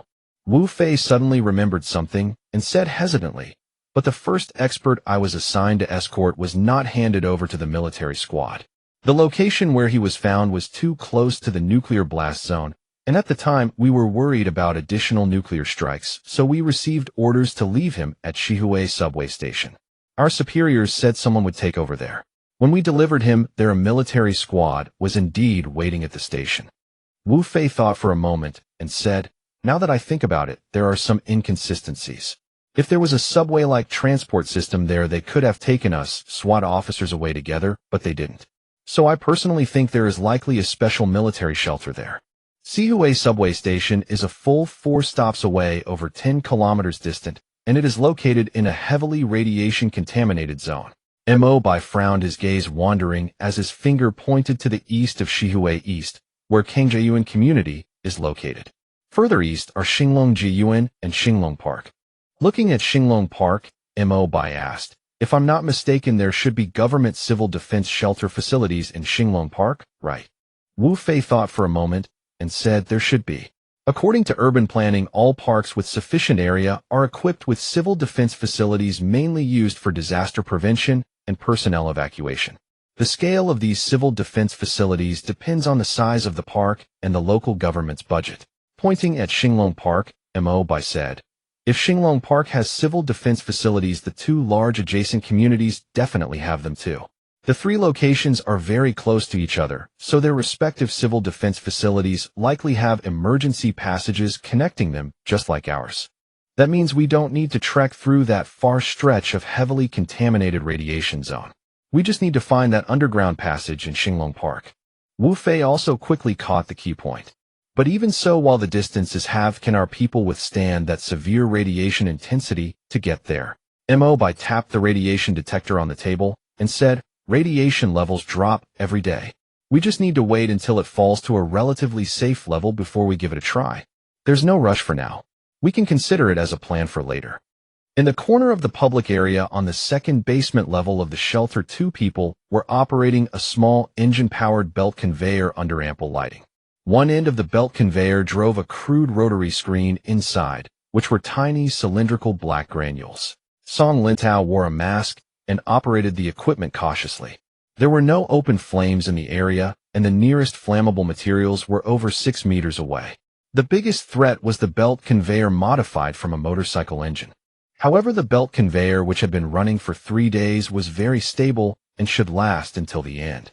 As the rotary screen kept turning, the last small batch of granular propellant finished being sorted. The properly sized granules were put into a canned cylindrical container, while the small amount of unsuitable propellant was poured into another waste bucket. Even the waste propellant could be turned into usable explosive powder after adding appropriate chemical agents. As for the finished propellant, it was sealed in cylindrical metal cans. When she had found these 2-liter storage cans from somewhere, they were probably originally used for storing coffee beans. They were very practical, airtight, moisture-proof, and durable. This was the last batch of propellant. Over the past few days, they had produced about 85 kilograms of propellant, enough to manufacture a considerable quantity of ammunition. There was also about 10 kilograms of unqualified products, which they kept in line with the principle of not wasting anything. Song Lintao made some adjustments to turn this propellant into blasting explosive. Its power might be slightly lacking, but as long as the charge amount was sufficient, its power would be no less than the iron pipe bombs Mo Bai had made before. After finishing his work, Song Lintao and his assistant cleaned up this temporary chemical workshop. The equipment here needed to be returned to the workshop on the first basement level, while the gunpowder had to be handed over to Wenqi for storage and backup use. Song Lintao was still very satisfied with his current work in life. It felt like he was back at the factory when he was young. He had work, felt recognized, and had a sense of accomplishment. On top of that, he got to take on an apprentice. Although the new recruit lacked professional knowledge, he was diligent and eager to learn, more than capable of serving as an assistant. After placing the last can of propellant into a box and just stretching his back, Song Lintao suddenly saw all the lights on the second basement level switch to rotating red warning lights. It was an alarm. On the third floor at that moment, Mo Bai was putting on his tactical vest, grabbed the Type 81 rifle from the gun cabinet, and hurried downstairs. In the corner of the equipment room at the monitoring station, Zhang Ji was on duty. He turned his head, saw Mo Bai, who had just come downstairs, and said nervously, "The patrol team used an emergency signal. Here's the decoded content." After their last trip to the militia armory, Mo Bai considered that walkie-talkies would lose signal once they left the safe zone, so he worked with Zhang Ji to find ways to expand the signal range. Without a high-power radio transmitter, one method was to use wired communication to extend the communication range. So they ran a cable to the farthest point of the safe zone and set up a radio repeater station at a connected mobile phone signal relay station. Signals received here would be transmitted directly to the shelter via the cable, effectively expanding the signal transmission range. Next, they worked very hard, laying a total of 4 cables and setting up repeater stations at suitable locations at each of the 4 corners of the safe zone. This expanded the communication range between the shelter and the patrol teams by nearly a kilometer. Not only that, Zhang Ji also built a high-power burst transmission device. It could emit a strong electromagnetic wave within half a second for one-way continuous transmission, similar to the function of a telegraph. Its downside was that the transmission time was short, the content was limited, and it had no receiving function. It could only be considered a one-time telegraph that sent a few bytes of data. Even so, it was very useful. First, this radio burst transmission device was about the same size as a walkie-talkie, and its signal transmission range exceeded 2 kilometers, allowing them to contact the shelter from much farther away than before. Just now, this system received the patrol team's emergency contact signal for the first time. Someone is seriously injured, returning via the original route, urgent medical assistance needed. That was the full translated content of the emergency contact signal. The content sent in bytes was all digital cipher requiring decoding, and the decoded content was very clear. Mo Bai grabbed the walkie-talkie and said, "This is Mo Bai.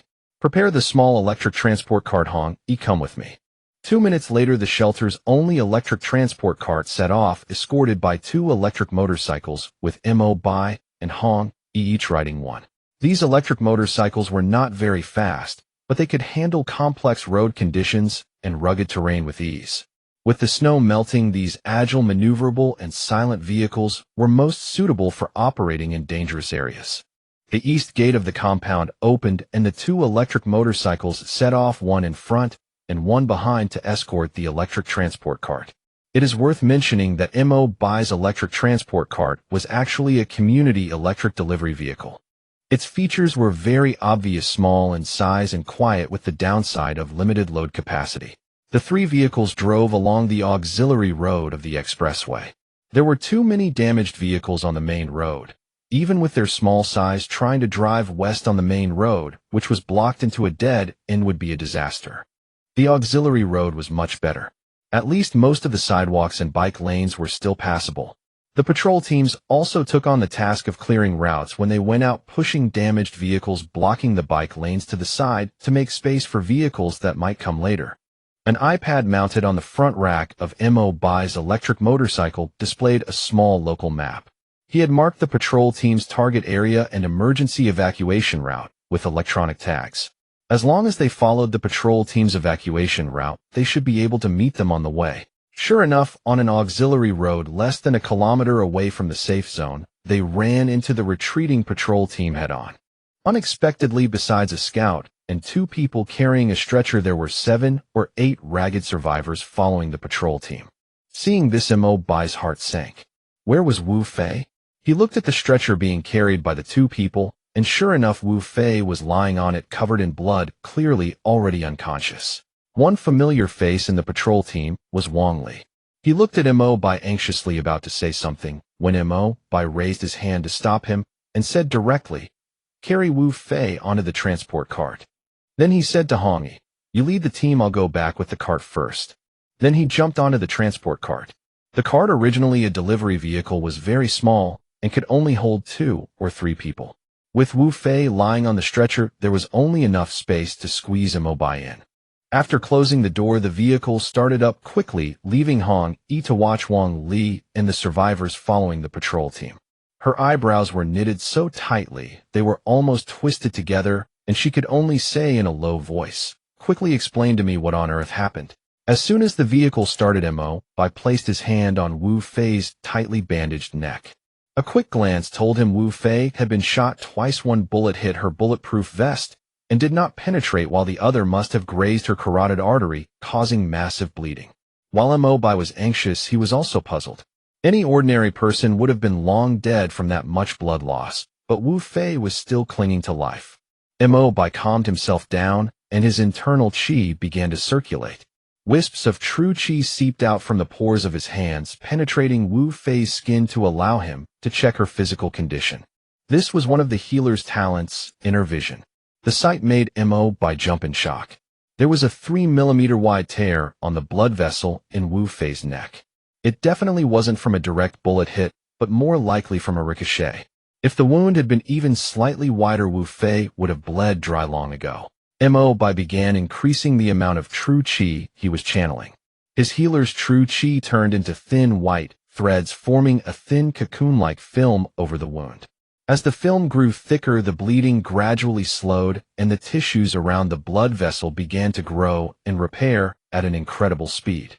Gradually, no more blood flowed from the wound. Mo Bai, who had just breathed a sigh of relief, suddenly noticed that Wu Fei's life force was extremely weak. The massive blood loss had brought her close to shock. Her heart was barely beating, with only faint pulses remaining. But strangely, from time to time, wisps of true qi emerged from her lower dantian, her qi si. Some of it went to the neck wound to join the true qi, repairing the injury, while the rest headed straight for her heart. Every time true qi entered her heart, Wu Fei's heart would beat faintly, once pumping a small amount of blood into her blood vessels. It turned out that Wu Fei had also been practicing the body refining art, and had even reached the later stage of qi circulation. These small amounts of true qi were the key to keeping her alive.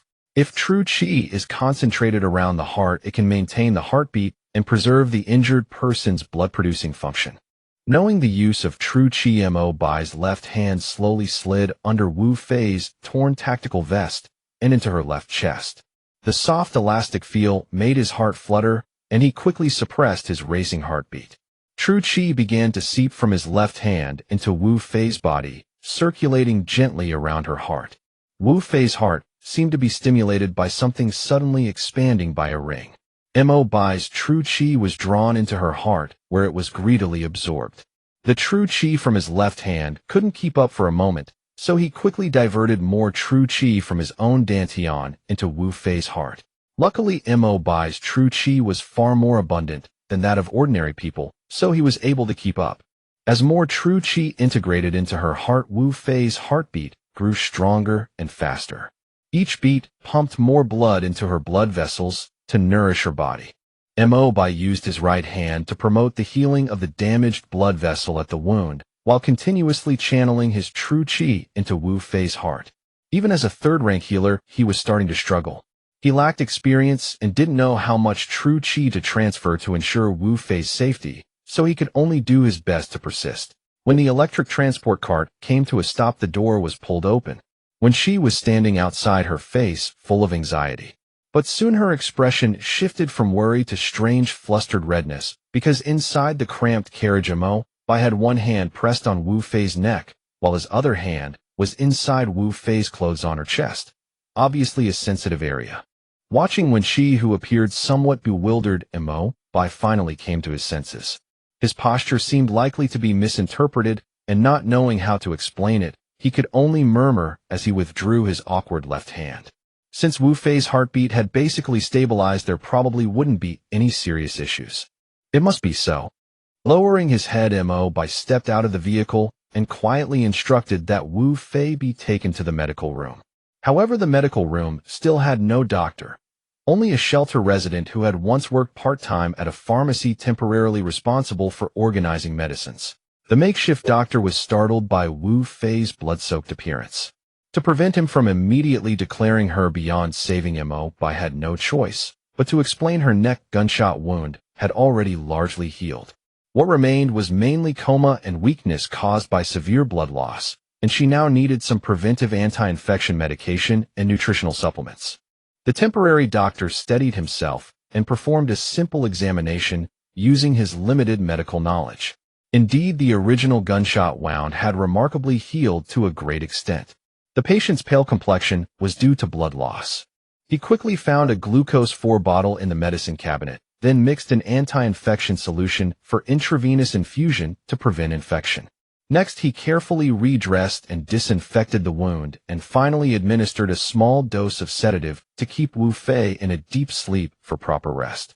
As Mo Bai stepped out of the medical room, the patrol team happened to be returning to the compound along with several survivors. Mo Bai quickly caught sight of Hong Yi, her face clouded with frost. With explanations from both Hong Yi and Wang Li, Mo Bai finally understood the full sequence of events behind Wu Fei's injury.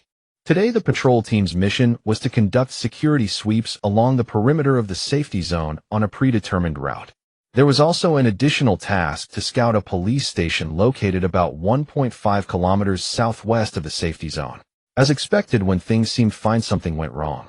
As the patrol team approached the police station, they heard gunshots. Drawing closer, they discovered dozens of irradiated zombies besieging the station, while gunfire from inside indicated there were surviving hostages within. After an intense firefight, Wu Fei led the patrol team to eliminate the roaming zombies. Inside the police station, they met the survivors, a group of over a dozen people who had gradually gathered here after the apocalypse. The police station had weapons, and they had managed to sustain themselves with surrounding food and supplies until now. Judging by their words alone, there seemed to be nothing unusual. However, Wu Fei noticed the survivors were clearly divided into two factions.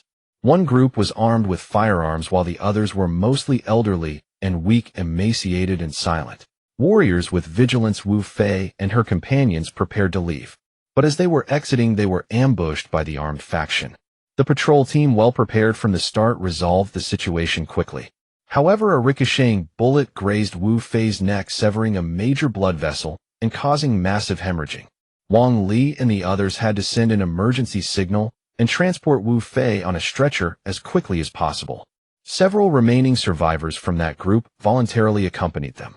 Seeing Wu Fei unconscious from blood loss and unsure of what to do himself, Wang Li could only allow them to follow. On the way back, they questioned the survivors. It turned out that those with weapons were a local raider gang. They had been forcing scattered survivors in the area to hand over food and supplies each month. Those who refused would have everything stripped from them and be left to starve. When the zombie tide hit last month, these raiders simply rounded up all the nearby survivors, confiscated all their food, and forced them to work for them. After the zombie tide passed, they continued holding the survivors' companions and relatives hostage, then sent them out to scavenge for supplies on their behalf. Mo Bai suddenly recalled the two raiders he had encountered when first meeting Hong Yi. Upon further questioning, it was confirmed they were from the same group. The weapons these people carried, Type 92 pistols and several submachine guns, had all come from the police station. Mo Bai glanced back at Wu Fei, still unconscious in the medical room, then turned around with a much calmer expression. He said to Hong Yi, "Go ask those survivors whether there are other such raider groups nearby. Get the exact locations." Hong Yi nodded and left. A line of text appeared in Mo Bai's vision: temporary mission, eliminate nearby raiders. Reward 200 bottle caps per location cleared. Mo Bai headed to the underground garage, where 2 electric motorcycles remained. He instructed someone to install the batteries and bring them out. Soon Hong Yi returned. Her map bore 2 new markers with numbers noted beside them. With a wave of his hand, Mo Bai, Hong Yi, Tiancheng, and Wang Li mounted 4 electric motorcycles and departed from the shelter. It was an unremarkable building. The sign at the entrance indicated it was an equipment room belonging to the Power Bureau. However, after the apocalypse, a gang of wandering thugs had occupied it. Unlike the raiders based at the police station, these bandits possessed only a single handgun, but their methods were bloody and brutal. Any survivor who disobeyed them would be brutally beaten, even have their limbs chopped off. It was said that some survivors taken by them never returned. On the floor of the equipment room's first level, a gasoline barrel burned with dwindling firewood. A bandit with a black dragon tattoo on his neck grumbled as he picked up a log and threw it into the iron barrel. The tattooed bandit cursed, "The snow has melted now, we can go out, but where are all these zombies coming from? They're blocking us from getting food. And those poor devils around here, they've got nothing left to squeeze. Should we consider moving elsewhere?" From a sofa set that was clearly moved from somewhere else sat another bandit. He said, "Easier said than done. Unlike that gang at the police station with their multiple guns, we only have this one. We need to conserve our bullets. Going out is courting death. Better to figure out if those remaining poor devils can be squeezed for something. If all else fails well, we can stretch what we have for a few more days." A sinister smile curled his lips. The two bandits beside him laughed along as if they could already see tender meat before them. Just as their smiles hadn't faded from their faces, a large hole suddenly appeared on the tattooed bandit's forehead. His brain seemed unable to process what was happening. As the other two bandits' expressions shifted from laughter to horror, his head exploded into a spray of red and white matter. Gunfire erupted throughout the room. The bandit on the sofa was riddled with 4 or 5 blood holes.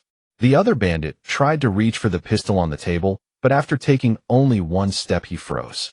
His outstretched hand flew to his neck as he tried to turn his head toward the source, but his body refused to obey.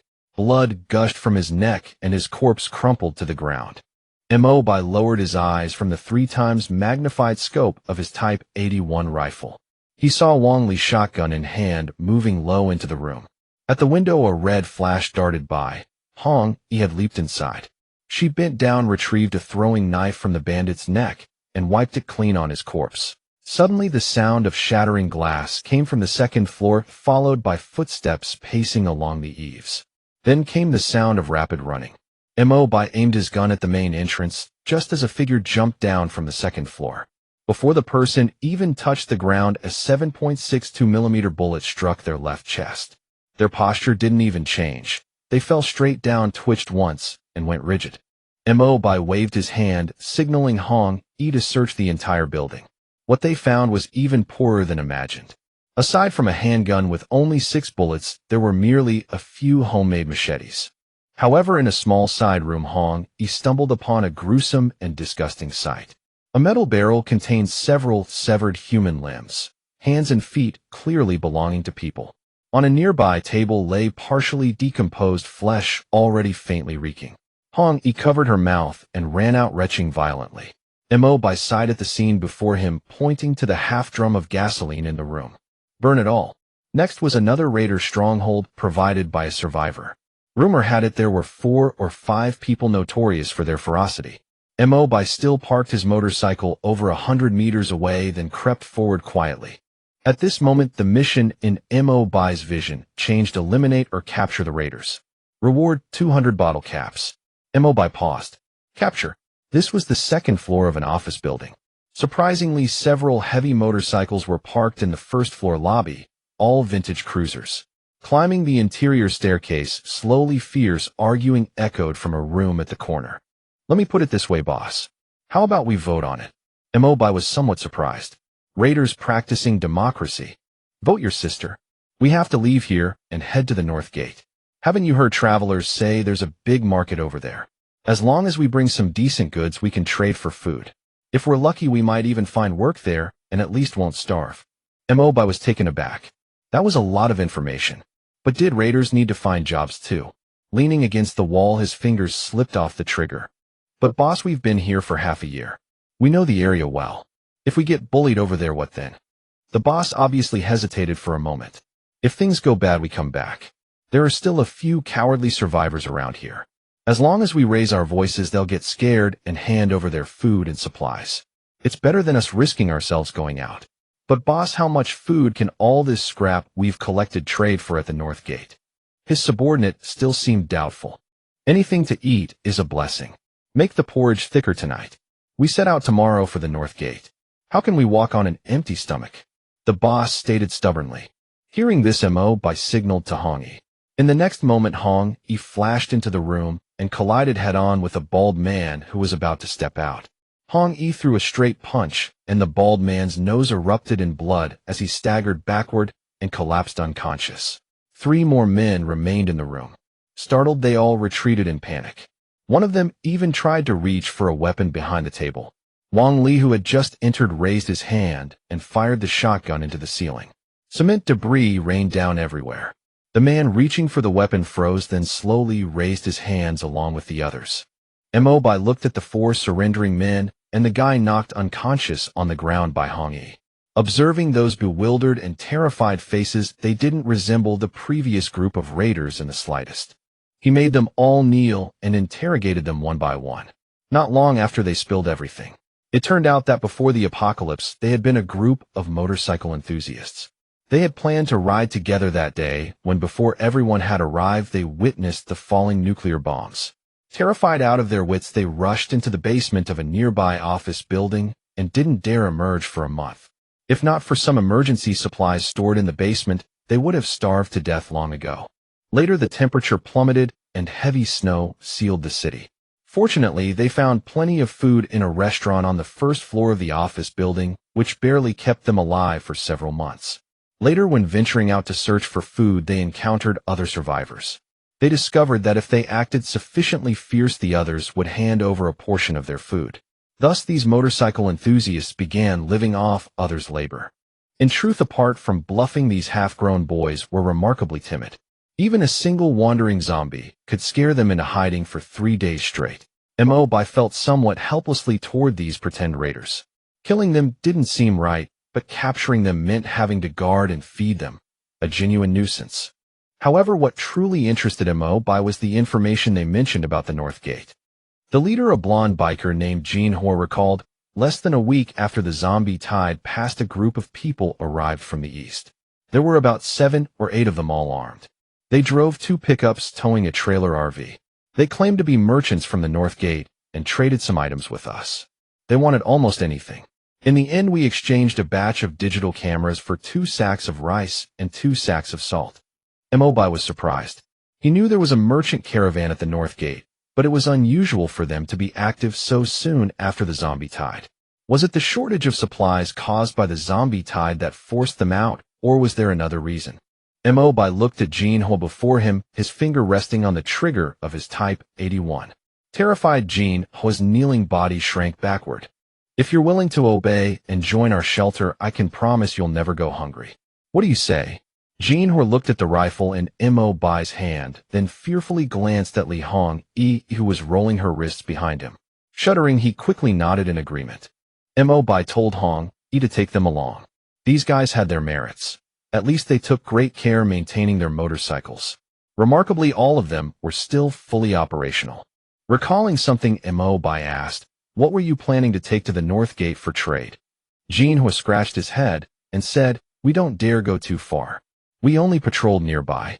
A few days ago, we found a foreign trade clothing company in an office building over there. Their offices were stacked with sealed boxes ready for overseas shipment. We opened them and found bulletproof inserts, the kind used by military and police. According to the addresses on the boxes, they were destined for Europe. We saw these were valuable goods, so we brought them all back." Mo Bai knew that purchasing bulletproof vests in Europe required qualifications, perhaps even easier than obtaining a firearm license. Moreover, export-grade bulletproof inserts were reportedly of excellent reputation. In the post-apocalyptic world, bulletproof vests weren't particularly effective against mutated creatures. But the greatest threat in the apocalypse was often one's own kind. Thus, bulletproof vests remained essential. As long as these bulletproof inserts were paired with a tactical vest he had purchased, it would form a complete tactical gear set. At that moment, text flashed on his shelter system: "Temporary mission complete. Eliminated and captured 2 raider groups. Reward 400 bottle caps." The addition of Jin Guang and his 4 former motorcycle gang members marked the shelter's first attempt to recruit raiders with no major criminal records, an endeavor that was not without its costs. For starters, most shelter residents harbored a certain degree of hostility toward them. Though Mo Bai's governance kept such sentiments from surfacing too openly, the undercurrent of distrust remained very much real. This was especially evident when Jin Guang and his group lined up for meals in the cafeteria, where their portions were noticeably smaller than those served to other residents. Mo Bai said nothing in the face of this situation. For one, Jin Guang and his group had joined the shelter as captives, so it was only natural that they held a lower status.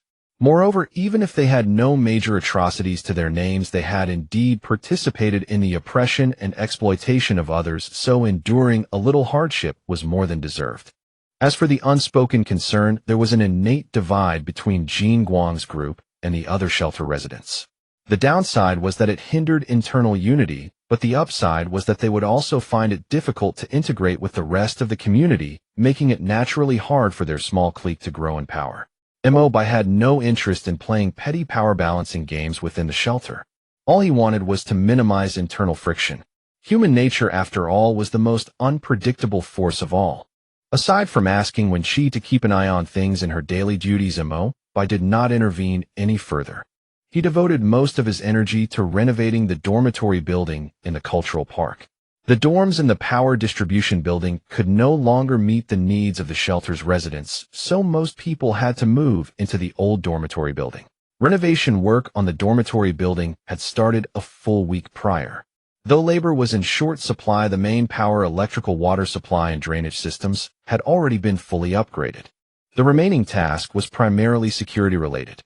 The dormitory building was only about 300 meters from the west gate, so the gate's defenses needed to be further reinforced. The original spike barrier maze set up at the west gate had become outdated, so Mo Bai simply built a sturdy steel gate roughly 3 meters tall out of angle iron and channel steel, fitted with a row of heavy-duty pulleys at the bottom. The gate was extremely solid and secure, but it had an obvious flaw: it took 5 people to push it open every time. With that in mind, Mo Bai also added extra angled support pillars to the west gate to prevent anyone from ramming the structure, which was essentially as sturdy as a city gate. Most of the original spike barriers were collected and stored away, while the remaining ones were piled up inside and outside the west gate to make the entire structure even more secure. As for the first floor of the dormitory building, it was also surrounded by the spike barriers dragged back from the west gate. What's more, the windows of the first-floor rooms were sealed shut, eliminating any possibility of zombies or mutated creatures breaking in from below. For the floors above, the second welded iron pipe cages were installed over all windows and doors. As for internal facilities, the supply of hot and cold water for the dorms was a problem. Since the dormitory building's own boiler ran on natural gas and the shelter had no natural gas reserves, a temporary solution had to be found. Residents of the dormitory building could come to the power distribution building to shower on Mondays, Wednesdays, and Fridays, with the exception of personnel who worked outside the shelter and patrol team members who needed to shower every time they returned from patrol. If they did not wash off the radioactive dust in the external powder every time, they would gradually develop radiation sickness. It was worth noting that both Jin Guang's group and the 9 people rescued from the police station had all developed chronic radiation sickness to varying degrees. Fortunately, Mo Bai had a relatively ample supply of radiation medication, and they would recover after taking the medicine and resting for a period of time. That said, the matter of producing radiation medication needed to be moved up the agenda. Mo Bai remembered that one of the most significant developments in the apocalypse was the invention of anti-radiation drugs and radiation cleansing agents. These were not pre-war formulas, but were made from special materials harvested from radiation zombies, a product unique to the post-apocalyptic world. Mo Bai did not remember the specific production methods or processes for these formulas, but that did not stop him from knowing that the core ingredient was the blood of radiation zombies. Radiation zombies had very little blood in their bodies, and most of their bodily fluids were pale green radioactive pus saturated with radiation. Killing zombies was a relatively easy task, but collecting blood from radiation zombies was a labor-intensive and tedious job. The formulas for the 2 types of radiation drugs were supposedly successfully developed by Shishan Bay City half a year later, and were soon rolled out to the vast majority of survivor bases capable of producing them. Mo Bai still had plenty of time to stockpile a batch of raw materials. As for extracting raw materials from radiation zombies, Mo Bai had his own plan. The primary material refinery, also known as the waste decomposer covered with a canvas tarp in the workshop of the underground garage, had not been powered on for quite some time. He had originally avoided using this strange-looking machine frequently. After all, a marvelous device that could decompose any material would inevitably spark curiosity about how it operated among everyone. But on second thought, this was the apocalypse now, when even ordinary people could cultivate supernatural abilities. There was no room for common sense anymore. He currently had more than 1600 bottle caps stockpiled. He would first use 500 of them to upgrade the material refinery. The 500 bottle caps vanished with a click, but the refinery before him showed no visible change. A notification popped up: insufficient space. Please select a sufficiently large area. Mo Bai was taken aback. This thing needed more space. After a moment of thought, he decided to move it above ground instead. There were plenty of empty rooms in the warehouse, which was a converted bathhouse building across from the power distribution building, making it the perfect spot to place the machine. In the future, any garbage and materials collected from outside could be fed directly into the refinery to produce finished materials. He went above ground to the first floor of the warehouse building across the street, found the largest empty warehouse, and clicked to place the machine. A massive piece of equipment appeared on the warehouse's cement floor. It was 10 meters long and nearly 8 meters wide. In addition to the 3-meter-wide main feed port at one end, it now had an extra feed port clearly designed for liquid materials. Mo Bai had someone pull a power cable from the generator room to connect the machine, then sent someone to check outside the west gate, where radiation zombies were often trapped in the spike barrier maze. Soon Tian Chung arrived, pushing a small handcart carrying the corpses of 2 radiation zombies. Mo Bai told Tian Chung to throw the radiation zombie corpses into the refinery's feed port. As Tian Chung watched the corpses being crushed and engulfed by countless gears, he couldn't help but wonder what Mo Bai's goal was. Mo Bai did not explain, but walked over to the refinery's control panel. The digital display showed that the following materials had been added: 400 g of protein, 500 g of biomass fuel, 50 g of radioactive waste, and 200 g of radiation collagen. A smile tugged at the corner of Mo Bai's mouth. As expected, after the upgrade, the refinery could extract materials from radiation zombie corpses. Radiation collagen was the key ingredient for making both types of radiation drugs, as well as an auxiliary material for producing primary body-strengthening potions. What was unexpected, however, was that protein and biomass fuel could also be extracted from radiation zombies, which was rather strange. Mo Bai did not say much about it. He only gave the order during the pre-dinner meeting that when patrol teams conducted routine patrols in the safe zone, they should mark the locations of radiation zombies they killed on the map, then notify the shelter to send out a recovery team. As for the refinery, staff needed to be assigned to monitor it, and all waste and scrap materials collected from outside could be thrown into the refinery for processing. Though everyone was extremely curious about the machine's ability to extract materials from garbage and even decompose radiation zombies, Mo Bai's simple order to keep it secret shut them up. Mo Bai was the undisputed leader of the shelter, and when he declared something a secret, no one dared to bring it up again, except for Hong Yi, who made a quiet grimace in secret. After the meeting, Mo Bai returned to the 3rd floor. He still had more than 1100 bottle caps left, enough for 1 high-level draw and 1 mid-level draw. The prize draw wheel started spinning, the question mark section on the wheel glowing brightly. It slowly came to a stop, the pointer pointing upward as a blue box flickered into view. Mid-level chemical workbench capable of producing the vast majority of industrial chemical products. Mo Bai chuckled to himself. This was exactly what he needed. He had a vague feeling that high-level draws would mostly yield core essential equipment for the shelter, so as long as he completed missions to accumulate bottle caps, he would definitely be able to draw the equipment he wanted. As for the remaining 100 points, he used them for a mid-level draw. His luck was excellent this time, as the wheel stopped on a familiar item: primary body strengthening potion. Only 1 injection of the same level body strengthening potion is effective. Repeated injections have no effect. Mo Bai was very pleased. His special ability allowed him to receive 1 extra injection of body strengthening potion. He picked up the integrated barrel syringe, aimed it at his arm, and injected the potion. A scorching surge of power flooded into his blood vessels, his blood turning into a strong, warm current flowing through his body. He could clearly feel tiny bursts of strength spreading to every part of him where the current passed. After checking his body, he found that his physical fitness had been strengthened once again, now roughly 4 times that of an ordinary person. What was even more noteworthy was that his Dantian Chi meridians had also expanded significantly.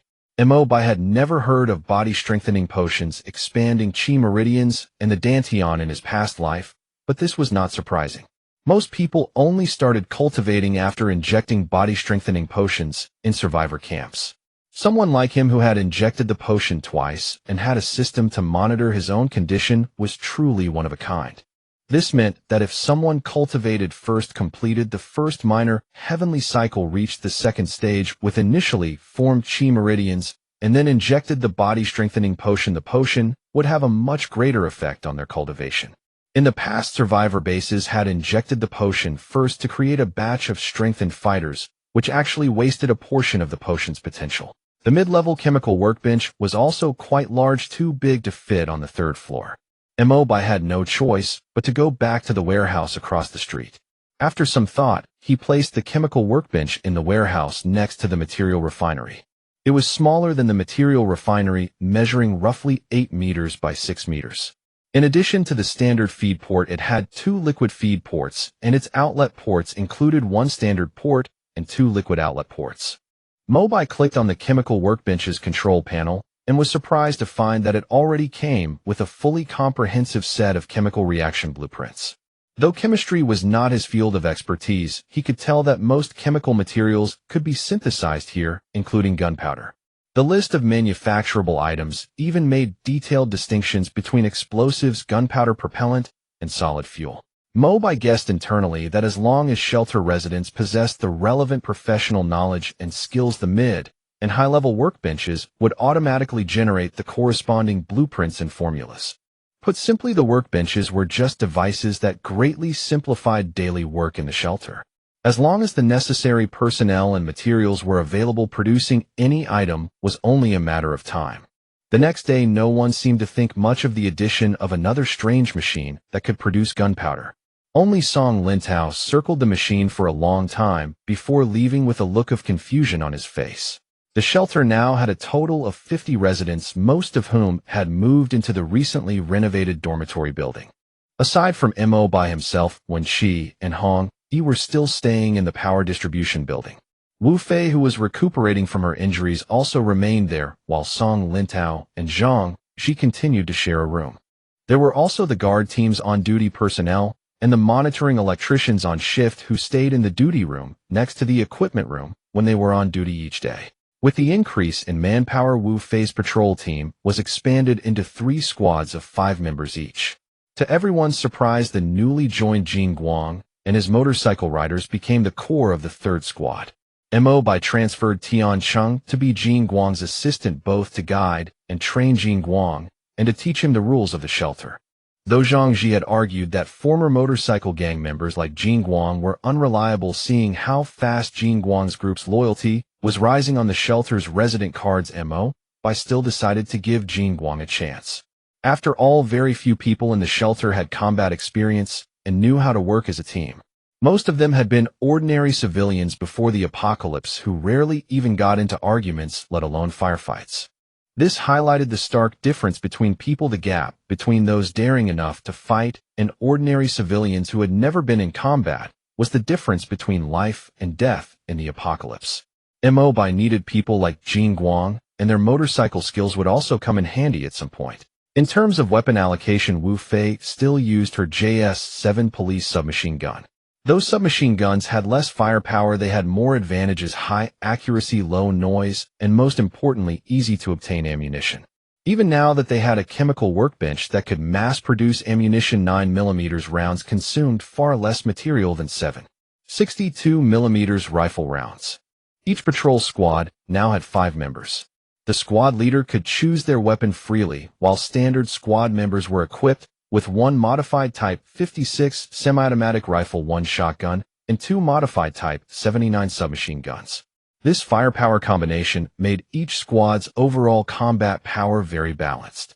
On top of that, Wu Fei held shooting training courses every week, and only those who reached intermediate weapon proficiency were exempt from further training. This ensured that all patrol members maintained a relatively high level of shooting proficiency.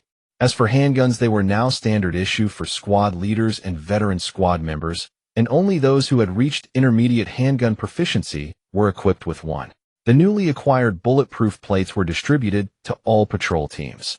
Each person's tactical vest was fitted with front and rear ballistic plates, greatly improving their ability to protect themselves.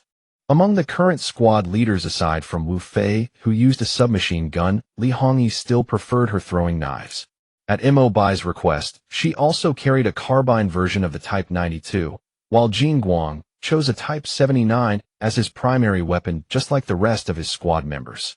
During routine patrols, they often encountered unexpected situations. In these cases, lightweight, high-accuracy submachine guns and carbines were the preferred choice for most squad members. Even Tian Sheng, who carried a shotgun as his primary weapon, also carried a carbine version of the Type 92 as a backup. Over the following week, the three patrol teams rotated duties. One trained and rested, another conducted exterior patrols, while the third handled base security. This rotation allowed the entire guard detail to enjoy a measure of relaxation. A supply transport unit was also established. Zhang Ji led a team to retrieve 3 abandoned electric delivery trucks from the streets, and after minor repairs they were put to use. These compact, quiet four-wheelers could travel over 100 kilometers on a full charge. Their only limitation was a relatively small payload capacity of roughly 300 kilograms, though this proved manageable provided there were enough of them. After each patrol returned, the transport team would follow behind to collect the deceased zombies and mutated creatures, loading them onto trucks and bringing them back to the cultural district for processing in the refinery. While the quantity of specimens varied with each expedition, the refinery's stored reserves of radioactive collagen steadily increased. During his free time, Mo Bai visited the medical bay to check on Wu Fei, who was still recuperating. Her condition had improved significantly over recent days, particularly the wound on her neck, which had nearly healed. What remained was merely physical weakness from excessive blood loss, something that would resolve with nourishing food and a few more days of rest. Though he could not quite pinpoint why, Mo Bai sensed a subtle shift in the way Wu Fei looked at him. Different from before, though he could not articulate what exactly had changed. That afternoon, while monitoring the refining machine's interface, Mo Bai stumbled upon something intriguing. The corpses of both mutated creatures and zombies counted as collected materials. This explained why his bottle cap count had continued climbing steadily. However, a pressing concern emerged.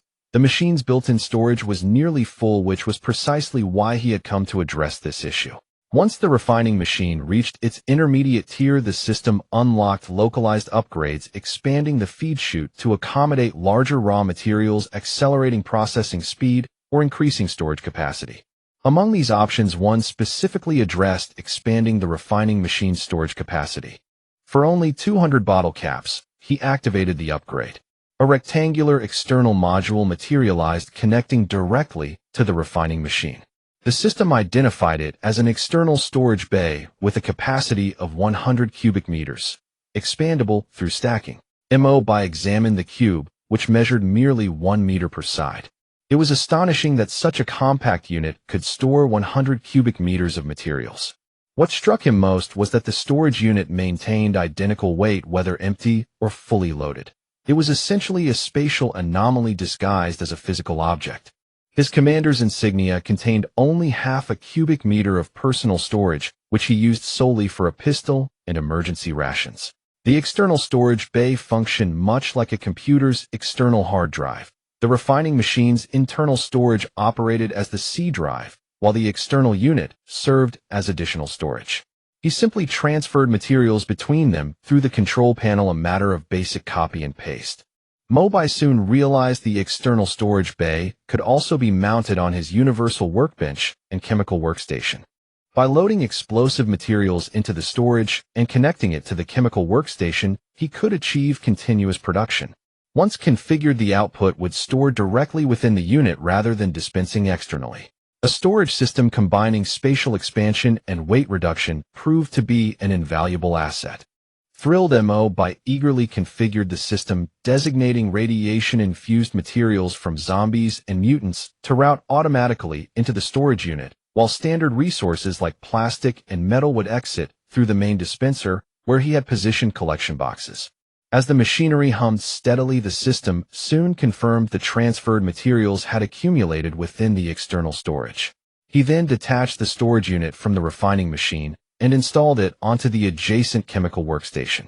On the display screen, the grayed-out production list, previously indicating insufficient materials, turned white, signaling availability. After Mo Bai initiated the chemical workstation, the output conveyor began operating. 5 milliliter injection vials emerged, aligning neatly as they rolled across the belt. Anti-radiation serum, 5 milliliters per dose, compatible with standard handheld injectors. Each administration provides 100 points of radiation resistance. Within moments, cardboard boxes at the conveyor's end had accumulated hundreds of vials. These medications boasted a 5-year shelf life, ensuring long-term storage viability. Once the containers reached capacity, the conveyor finally ceased. 500 doses of anti-radiation serum had been produced. Next, blister packs of white tablets emerged from the conveyor. Each pack contained 9 pills arranged in a 3x3 grid, slightly larger than common cold medication. These were the radiation treatment tablets that would not be officially released until half a year later, yet Mo Bai had begun mass-producing them on his shelter's chemical workstation well ahead of schedule, recognizing them as among the most vital medications in the apocalypse. Despite the modest quantity of raw materials collected over the past few days, production had already yielded over 1,000 tablets. By Mo Bai's calculations, the chemical workstation's efficiency far surpassed conventional manufacturing. If a standard pharmaceutical factory had attempted this, achieving even half the output would have been remarkable. Even extracting materials from a single radiation zombie yielded 40% more than manual collection methods from his previous life. The current refining machine and chemical workstation were nothing short of game-changing advantages. With the refining machine and chemical workstation now operational, the shelter's energy constraints, already strained, demanded immediate attention once more. At the shelter's weekly meeting, when she reiterated that the patrol team should prioritize securing fuel-based energy supplies, Wu Fei, attending despite her injuries, reported that patrols had exhausted all efforts. Fuel vehicles within the safe zone had been drained using manual pumps, and the sole gas station within the perimeter had similarly been emptied by evacuees before the collapse.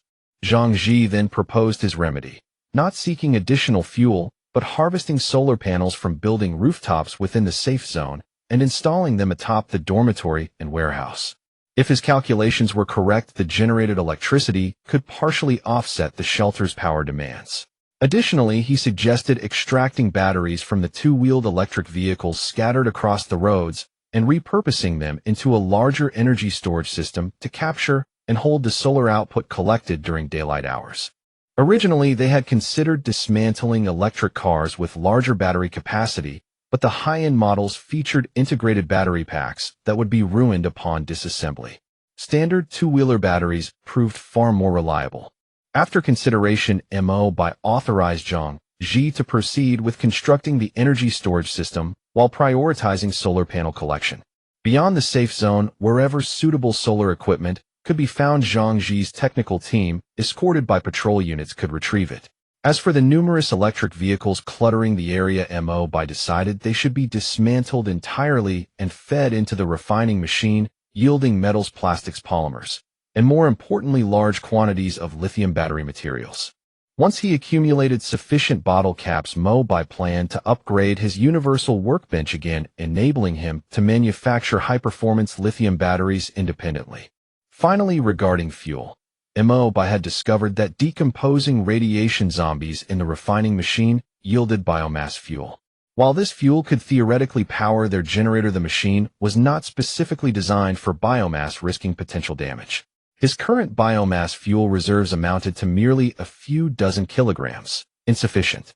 A dedicated biomass generator would have to wait for fortune from the next lottery draw. Several days later, Zhang Ji's voice crackled through the intercom from the monitoring room. "Boss Missouri, come to the monitoring room. We have a situation." Arriving shortly, Zhang Ji pointed to the monitoring console's microphone. It is Hong Yi's patrol team. They have encountered a strange group claiming to be merchants from Baiguan Market. Hong Yi is awaiting instructions on how to proceed. As expected, the system delivered a notification mission, first caravan trade. Complete the transaction for a reward of 300 bottle caps. Mo Bai was somewhat surprised. Jin Guang had mentioned encountering Baiguan merchants not long ago, yet barely a month had passed, and they had returned. After consideration, Mo Bai decided to have Hong Yi escort the merchants to the east gate. The location was closer to the warehouse, facilitating easier loading and unloading, and situated within the firing range of the rooftop sniping position atop the electrical building. Should any trouble arise, both he and Wu Fei could provide covering fire from above. Less than an hour later, Mo Bai stood at the east gate, greeting the caravan from Baiguan. Trailing behind the lead pickup was a silver recreational vehicle, its interior stripped of furniture and fitted instead for cargo. 3 pickup trucks composed the convoy, accompanied by approximately 10 armed guards, considerable protection for a small trading party of 3 vehicles. The caravan leader was a slightly portly middle-aged man with graying temples and sharp piercing eyes, the unmistakable bearing of a seasoned veteran. Mo Bai observed them carefully while the middle-aged leader equally assessed the shelter's commander. However, he paid particular attention to the settlement's overall defensive capabilities. They maintained a patrol unit, small in scale yet rare for possessing both long and short firearms in the aftermath. The reinforced iron gates and armed personnel visible behind them suggested at least 15 to 20 armed defenders, sufficient to rival medium-sized survivor enclaves numbering several hundred. The leader deliberated briefly, then decided to adhere to proper customs and greet them with courtesy. Greetings, honored shelter commander. I am Liu Yu, a merchant from Baiguan Market. You may be aware of Baiguan. We were among the first batch of traders to receive official traveling licenses from the Baiguan authority. Liu Yu extended his right hand with a practiced smile. Mo Bai raised an eyebrow. Baiguan licensed traders were akin to semi-official merchants in his previous life, holding formal agreements with the Baiguan authorities, patrolling trade routes while simultaneously procuring supplies on their behalf. These traders maintained commendable reputations even in the apocalypse. In fact, the post-collapse trading markets and commodity prices were heavily influenced by their operations. The Liu Yu before him was no stranger. His caravan had been one of the largest in Baiguan during the old era. Mo Bai, representing Jichang Town, had conducted multiple large-scale trades with him, though those dealings occurred over a year later, when Liu Yu's fleet alone boasted 7 or 8 armored vehicles alongside dozens of medium and heavy freight trucks. Liu Yu's current caravan appeared to be responding to Baiguan Market's call to unite survivor enclaves and establish free trade routes, venturing outward from Baiguan's periphery.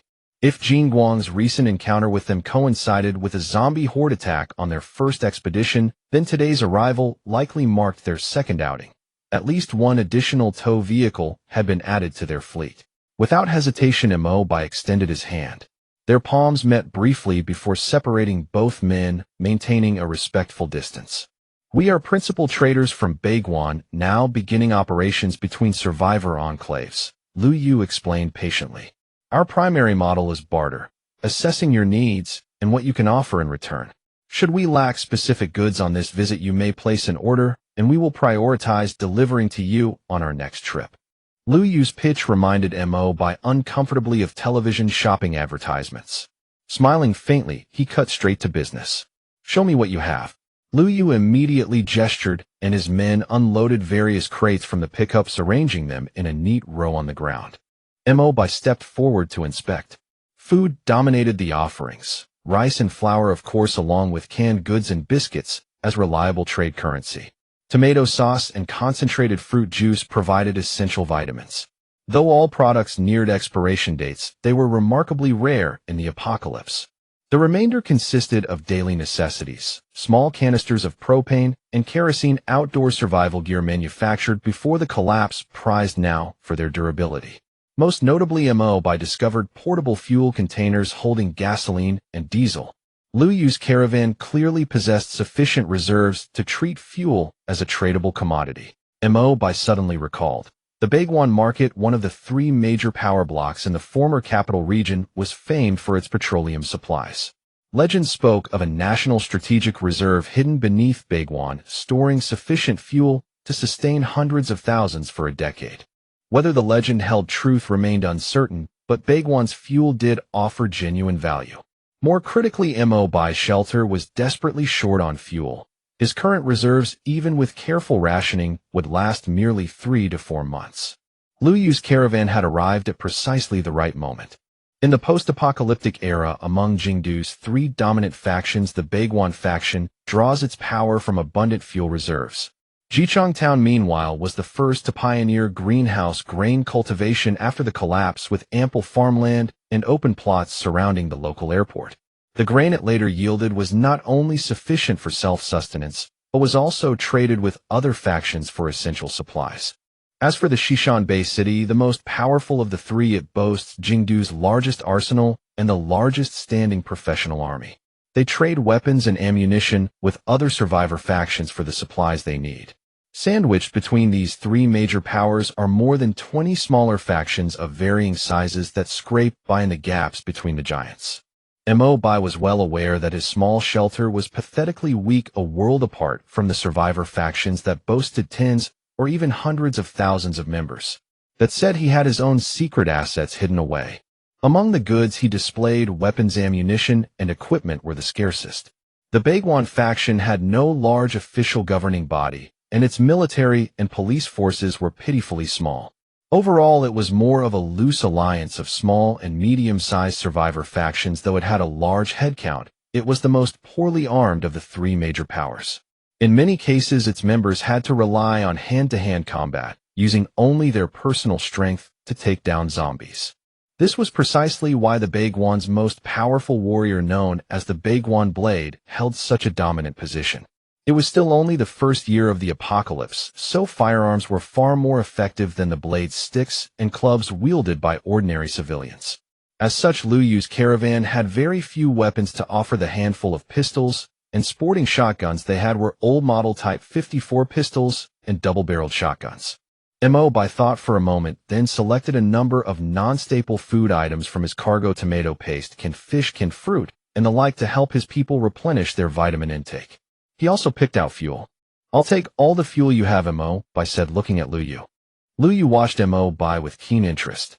The young man before him was strikingly calm and composed, nothing like the rowdy motorcycle gangs that roamed the wasteland.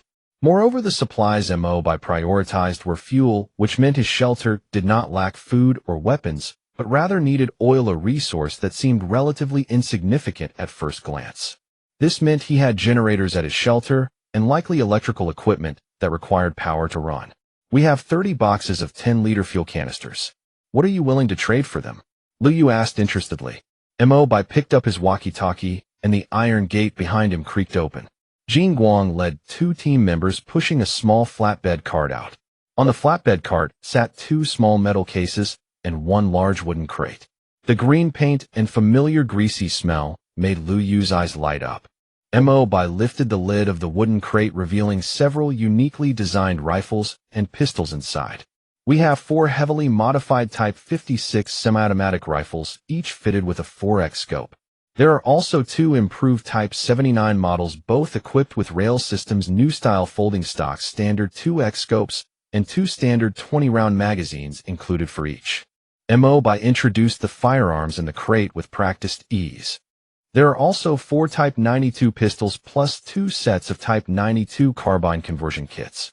The last 2 cases hold 200 rounds of standard 7.62 by 39 mm rifle ammunition and 200 rounds of 9 mm pistol ammo. Mo Bai squinted at the stunned Liu Yu with a smile. "Tell me how many of these you can trade for." Liu Yu shook off his dazed expression and swallowed hard. He had served in the military and had a decent knowledge of weapons, but he had never expected anyone in the post-apocalyptic wasteland to retrofit these old firearms with such modern modifications. If these upgrades were not just for show, they would greatly boost the weapon's performance and ergonomics, making them worth 2 or 3 times the price of their unmodified counterparts.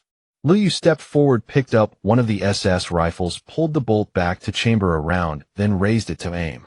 It was clear he had served in the military, for he was extremely familiar with this type of rifle, commonly used in basic recruit training. Liu Yu gently pulled the trigger, listening to the clink of the internal receiver mechanism, then checked the weapon's rough accuracy through the 4x scope. He lifted his head, his eyes blazing with curiosity, and asked, "Do you have the machine tools and experts to modify weapons?"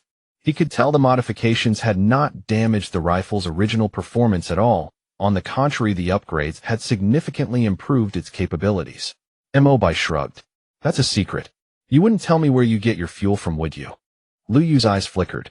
He set down the SS rifle he was holding, looked at Mo Bai, and finally nodded. "These are all rare, high-quality goods. We can trade our 30 boxes of fuel for 4 rifles, 1 Type 79, 2 Type 92 pistols, and the carbine conversion kits. We'll take all the ammunition too. As for the shortfall in payment, I can exchange some non-staple food supplies. We'll give you 10 kilograms of tomato paste, plus 1 case each of canned fish, and canned tomatoes with 24 cans per case." Mo Bai did a quick mental calculation. 30 boxes of 10-liter gasoline would be enough to fuel his shelter for about a month and a half, and with the extra food supplies on top, he nodded in agreement. Next, Liu Yu began unloading the boxes of fuel from his vehicle one by one. Finally, he leaned over and asked in a low voice, "Can you guarantee a steady supply of similar weapons and ammunition every month? We can trade fuel for them. Long-term cooperation comes with a discount." Mo Bai glanced at Liu Yu and replied with a smile. "Of course, but we'll need more fuel. You can come by once a month from now on. If you have any weapons you want modified or upgraded, bring them along." Liu Yu returned to his vehicle satisfied. Seeing that all the goods had been unloaded, he ordered his men to load the selected crate of weapons and ammunition onto the truck, tipped the brim of his cap in a salute to Mo Bai, then started his pickup truck and drove away. Mo Bai watched Liu Yu's convoy drive off into the distance, standing still for a moment in thought. He then called Jin Guang and the others over to carry the non-staple food supplies and fuel inside. Today's haul was substantial, at the very least, ensuring the shelter's fuel depot would have enough stock to last about half a year. With the completion of this mission, Mo Bai added another 300 bottle caps to his stash. That was good news, and at this rate he would be able to spin for another reward soon. The arrival of the trading caravan was a novel and joyful event for most of the shelter's residents. Not only did they get canned goods and tomato paste to replenish their vitamin intake, but they also obtained scarce fuel. Humans are inherently social creatures with a need for community. They require not only the supplies needed to survive, but also interaction with others of their kind to affirm their sense of existence. The arrival of the trading caravan made the residents truly realize that there were other survivors like them out in the world, not just dangerous zombies and marauding raiders. The trading caravan also reminded Mo Bai that his shelter needed spaces where people could relax and unwind. He decided to split the public fitness equipment originally located on the first floor of the power distribution building into 2 parts. One set would be moved to the first floor of the dormitory building, and the other to the common area on the second floor of the power distribution building for residents' convenience. The freed-up first-floor space was fitted with a bar counter and a small water bar. Mo Bai selected a resident who had previously worked at a bar to staff the counter, serving alcohol and beverages to residents every evening after dinner. The shelter's warehouse still had a stock of alcohol. In addition to the whiskey and baijiu Mo Bai had stored specifically for himself, there was also a large quantity of common alcoholic beverages. Considering that alcohol was a highly sought-after commodity in the post-apocalyptic era, Mo Bai had stockpiled several tons of best-selling alcohol. Placing these alcohols in the newly opened bar would help liven up the shelter's atmosphere, giving residents a place to relax, chat, and socialize. The bar's opening was a hit with all the shelter residents as expected. The most obvious change was a small but rapid increase in the residents' happiness and loyalty metrics in the system. Most residents' loyalty had already hovered around 80, and the bar's opening pushed Jin Guang and the others whose loyalty had previously lingered around 70 straight up to 80 as well. It seemed that entertainment facilities were a necessity for the shelter. Mo Bai's shelter expansion plan was not limited to just a small bar. He also adjusted the functions of the buildings in the cultural park further and began carrying out renovations. First was the indoor studio that had previously been used as a shooting range. After being renovated and refurbished, it would serve as the shelter's training center and exercise facility. Even Hong Yi's close-quarters combat training sessions were moved there. The power distribution building had become too cramped for the shelter's current needs, so Mo Bai planned to turn it into the shelter's command center. The above-ground buildings in the cultural park, which was already within the safe zone, could then be put to use. The other building was the restaurant opposite the training center, the very place where Mo Bai had first encountered a mutant dog. After multiple rounds of cleanup, the place had been thoroughly cleaned. As a fully equipped high-end restaurant, it also had thick, sturdy glass curtain walls. Mo Bai decided to move the cramped kitchen and dining area from the power distribution building here, and even prepared a dedicated emergency generator to power the restaurant's freezer. With its spacious, bright interior, comfortable dining environment, and even high-end tableware, the restaurant was a hit. When she led the kitchen staff in expanding the residents' meal options, and the system's happiness metric for residents rose visibly once more. Mo Bai had deliberately left Liu Yu with the impression that his shelter specialized in weapon modification, all to carve out a small share of the market before Shishan-based cities' weapons and ammunition flooded the market. He knew he could not compete directly with a massive power like Shishan, but he was confident he could get a slice of the pie in niche market segments. The first priority was to ramp up ammunition production. Selling guns was never as profitable as selling ammo because ammunition was an eternal necessity for every survivor. Zhang Ji and Song Lintao were soon added to the patrol team. Song Lintao was temporarily assigned to the patrols to use his professional expertise to find more gunpowder raw materials. As for Zhang Ji, his luck attribute was practically unreasonable. Even when the odds seemed slim, it would trigger almost every time the patrol team broke into a building, so 1 or 2 lucky finds were guaranteed during every patrol. This turned small, meager hauls into bountiful gains every time. With their priorities set, the mixed patrol team began deploying frequently. They first swept the surrounding safe zones, once more checking every building materials. After processing these materials at the chemical workbenches and combining them with the propellant they had made earlier, they now had more than 1 ton of propellant stockpiled. Next came steel, copper, and various fibers, all of which were loaded into the storage warehouse and fed into the universal workbench. Bright, shiny bullets then rolled off the conveyor belt at the output port one by one. Mo Bai only kept half of the gunpowder as a reserve, using all other materials to produce the most commonly used ammunition of the Era 7. 62mm rifle rounds and 9mm pistol ammo. A single 9mm round has a powder charge of 0.36 grams, while a single 7.62mm rifle round has a charge of 1.6 grams. 900 kilograms of single-base propellant could theoretically produce 1 million rounds of ammunition, 500,000 of each of the 2 calibers. Using only half of his propellant inventory, Mo Bai produced 500 rounds of ammunition in a single week. He did not deplete his entire stockpile, mainly because the warehouse had run out of copper and he had to halt production to keep a reserve of copper on hand. Even so, 500 rounds of 2 different calibers was still an enormous stockpile of ammunition. In addition, during breaks from ammunition production, Mo Bai used the workbench to manufacture 10 SS rifles and 10 sets of Type 92 carbine conversion kits. He had a premonition that modification parts for these 2 extremely common basic post-apocalyptic weapons would be in extremely high demand. However, he could not release too many of these modified weapons for now. For one thing, it was unclear how much stock the Baiguan faction could absorb, and for another, he did not want to alert them to his production scale, lest they grow greedy. The Baiguan had a population of over 100.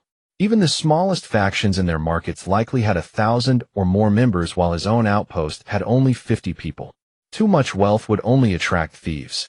On top of that, Mo Bai tasked Wu Fei with training other shelter residents to participate in weekly shooting and combat drills. The security team was currently severely understaffed for both patrols and defense duties, and with only a dozen or so members, they could not protect the entire park in the event of an attack. As for the other matter, he needed to organize a transport team to move the supplies from the Dingfuzwang underground warehouse back to the shelter in batches via the underground tunnels.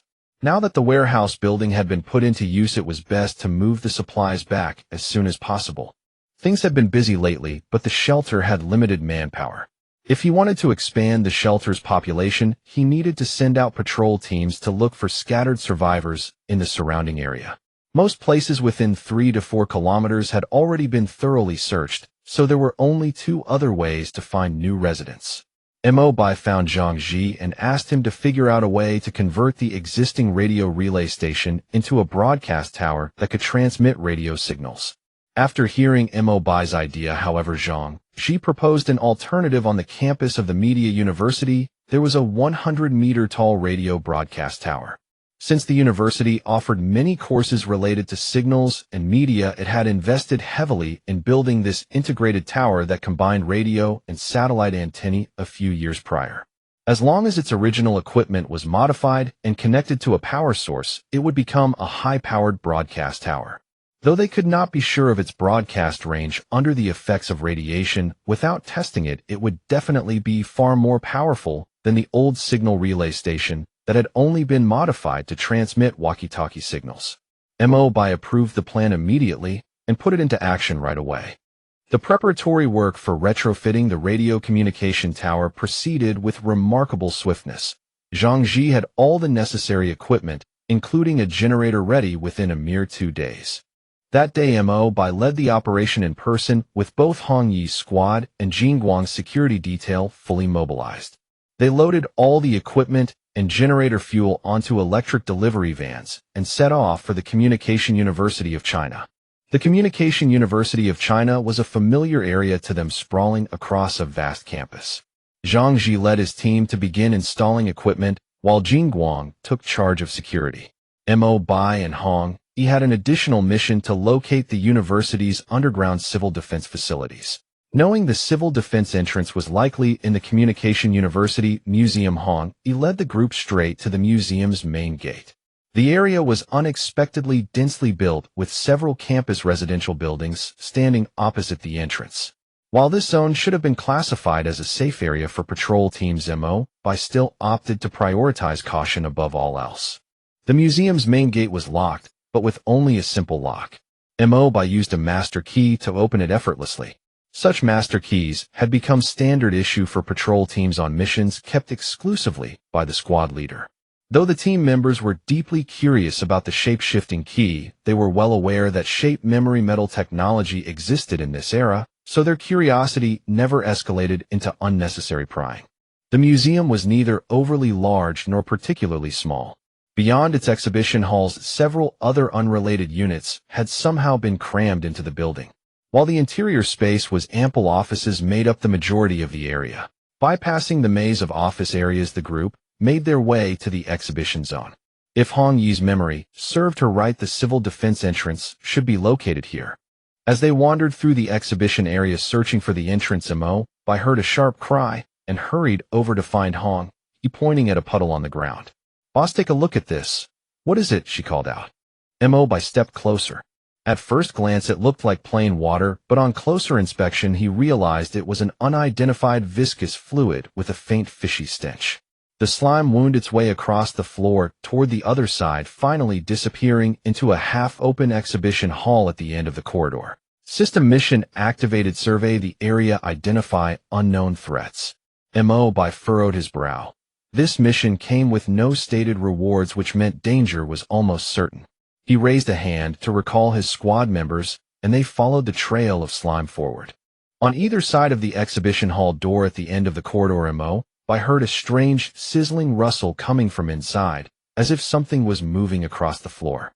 The squad readied their weapons. Hong Yi gently pushed open the half-open door, and a team member behind her, holding a Type 79 submachine gun, peeked inside, aiming his weapon into the exhibition hall. The sight inside the hall made the team and Hong Yi gasp in unison. A giant snake as thick as a water vat and dozens of meters long was coiled inside the less than 6-meter-tall exhibition space. Its body, covered in layers of dark scales, moved slowly, and a pair of blood-red snake eyes glowed from its triangular head, which was the size of a coffee table. Everyone was frozen in place, their hearts seemingly skipping a beat, every hair on their bodies standing on end from the eerie sight. Only Mo Bai's gaze sharpened. His innate calmness trait activated, forcing him to regain his composure immediately. He lifted his arm slightly and flipped the safety off his Type 81 rifle, but he did not point the barrel at the giant snake for the moment. Instead, he gently shoulder-bumped Tiancheng, who was still frozen in terror in front of him, and nudged the new recruit, holding the Type 79 submachine gun, with his left foot, as he stepped backward. He took a sharp breath into his walkie-talkie. "Hong Yi, fall back." Hong Yi jolted at the voice in her earpiece. She froze for a second before beginning to retreat, and the exhibition hall door, she had been holding open with her arm, slowly swung shut. The second the door slammed shut, Mo Bai barked, "Run head for the exit." The five of them turned and bolted with Hong Yi dragging the new recruit along. His legs had given out from fear. System alert: mission updated. Eliminate the level 4 mutated giant snake. Reward 500 bottle caps. Mo Bai cursed under his breath as he ran. It's this huge, and it's a level 4 mutant. It's trying to wipe out our whole team. In scientist classification system, level 4 mutated creatures were in a completely separate tier from the first 3 levels. All level 1 to 3 mutants and irradiated zombies could be killed with conventional thermal weapons, meaning even an ordinary person wielding such a weapon could theoretically take down a level 3 mutant, though tales of a single level 3 agile mutant wolf slaughtering an entire squad were also well documented. The defining trait of level 4 mutants was that standard small arms and small caliber bullets could no longer threaten them, not even pierce their skin. This made a single level 4 creature powerful enough to destroy an entire small survivor settlement on its own. Mo Bai never would have guessed that in less than a year since the apocalypse, a level 4 mutated snake would appear near his shelter. It was a terrifying creature that could swallow a whole cow in one bite, and if its premutation form was a venomous snake, its power would be even more formidable. To take down such a powerful creature, one would need at least a level 4 martial artist, specifically an expert at the 4th level of the body forging art. Right now, Mo Bai's body forging art was only at the 3rd level at best. Worse still, he specialized as a healer. As for Hong Yi, who had the fastest progress in the body forging art, she was only at the peak of the 2nd level. Even combined, they were no match for this mutated giant snake. Mo Bai did not look back. He heard the sound of the door at the end of the corridor being rammed open by the snake, and every hair on the back of his neck stood on end. He lunged forward without hesitation, shoulder charging open a glass door, then turned and crouched, raising his Type 81 rifle with both hands. Through the white light sight of his weapon, he saw the massive snake slithering down the corridor at high speed. Its pace was no slower than a car pulling away from a stop. At the door, Mo Bai had opened. Tiancheng and Wang Li rushed out one after another, while Hong Yi dragged the new recruit as she ran, still about 10 meters from the exit. The mutated snake had already raised its upper body, a clear sign it was about to pounce. Mo Bai did not hesitate. He opened fire with his Type 81, firing a burst of 3 rounds in quick succession. At a distance of over 20 meters, his first shot aimed straight for the snake's eye, while the next 2 bullets flew directly toward its gaping maw. But to his surprise, the mutated snake sensed the danger and twitched its head slightly. All 3 bullets struck its upper body. The 7.62mm bullets sparked against its dark green scales, ricocheting straight up into the ceiling. Clearly enraged by the attack, the mutated snake quickly coiled its body into a tight ball. Its snake head turned to lock its gaze on Mo Bai, its several-meter-long forked tongue flicking in and out, repeatedly blood-red eyes fixed on its target. By this time, Mo Bai had waited for Hong Yi to exit the glass door. He slammed the door shut immediately, while Tiancheng grabbed the chain lock on the ground, wrapped it around the door twice, and locked it tight. Mo Bai knew the door would barely hold the giant snake, but it was better than nothing. He immediately began to retreat, shouting into his walkie-talkie as he moved, "Zhang, we've got trouble. A giant snake is chasing us." The group then broke into a sprint down the street. Behind them, the mutated snake's body slammed heavily into the museum's glass gate. The deafening crash sent snow-white cracks spiderwebbing across not just the door, but the entire glass perimeter wall. The 2-centimeter-thick tempered glass was on the verge of shattering from a single impact. Mo Bai and his team picked up speed even more. They were only a few hundred meters from Zhang Ji's signal tower, and with no heavy loads weighing them down, they ran, with surprising agility, under the threat of death. Before they could run 200 meters, a thunderous crash came from the direction of the museum. The mutated snake's long tail had slammed into the glass curtain wall, and the already cracked wall finally gave way, shattering with a loud boom. The mutated snake broke free of the wreckage, let out a piercing hiss in the direction Mo Bai's group had fled, and slithered after them, its body writhing as it moved. Mo Bai glanced back and saw the snake was hot on their heels. Just as his scalp went numb, he heard shuffling footsteps coming from the residential building behind them. Dozens of irradiated zombies stumbled out of the apartment block and the shops on either side, gathering right in the middle of the road. Activated by the earlier commotion, they were instinctively drawn toward the source of the loud noise. The mutated snake's path was suddenly blocked by this horde of zombies. Feeling provoked, it stopped, raised its upper body, and swallowed one of the approaching irradiated zombies in a single gulp. The sight of its gaping maw and the irradiated zombie writhing inside its belly made Mo Bai shudder with cold. Such a horrifying scene was rare, even in his past life. Suddenly a flash of inspiration struck Mo Bai. He had noticed that the mutated snake was not picky about its food. Irradiated zombies had no edible parts worth consuming, so few mutated creatures would hunt them for food. But this mutated snake hunted by swallowing and digesting its prey whole. It had no requirements for the taste or texture of its food, and anything it could not digest would be expelled from its body later. This made the giant snake one of the few mutated creatures that would eat absolutely anything. Mo Bai shouted, "Stop!" He saw Hong Yi's confused expression and Tian Shang's dazed, sweat-soaked face as they stared at him in surprise. But out of trust in Mo Bai, they both halted their sprint.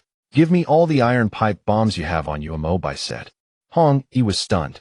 "Your bullets can't pierce its scales. The iron pipe bombs won't work either, right?" Mo Bai did not explain himself. "No more questions. Give them to me now." Patrol teams were issued a standard loadout of ammunition when heading out on missions: 3 spare magazines for submachine guns and rifles, 6 10-round stripper clips for the Type 56 semi-automatic rifles. On top of that, each member was given 2 iron pipe bombs. These bombs only exploded when their fuses were ignited, making them relatively safe, though no one had ever used one before. Soon all 10 iron pipe bombs were in Mo Bai's hands. He pulled the fuses out a little further than their original position. Originally, the fuses were designed to be inserted all the way to the bottom of the iron pipe to prevent accidental detonation if the fuse was pulled out completely, so the fuses were made quite long. In reality, the bomb would detonate as soon as the fuse burned into the interior of the pipe, so the length of the internal fuse section did not matter at all.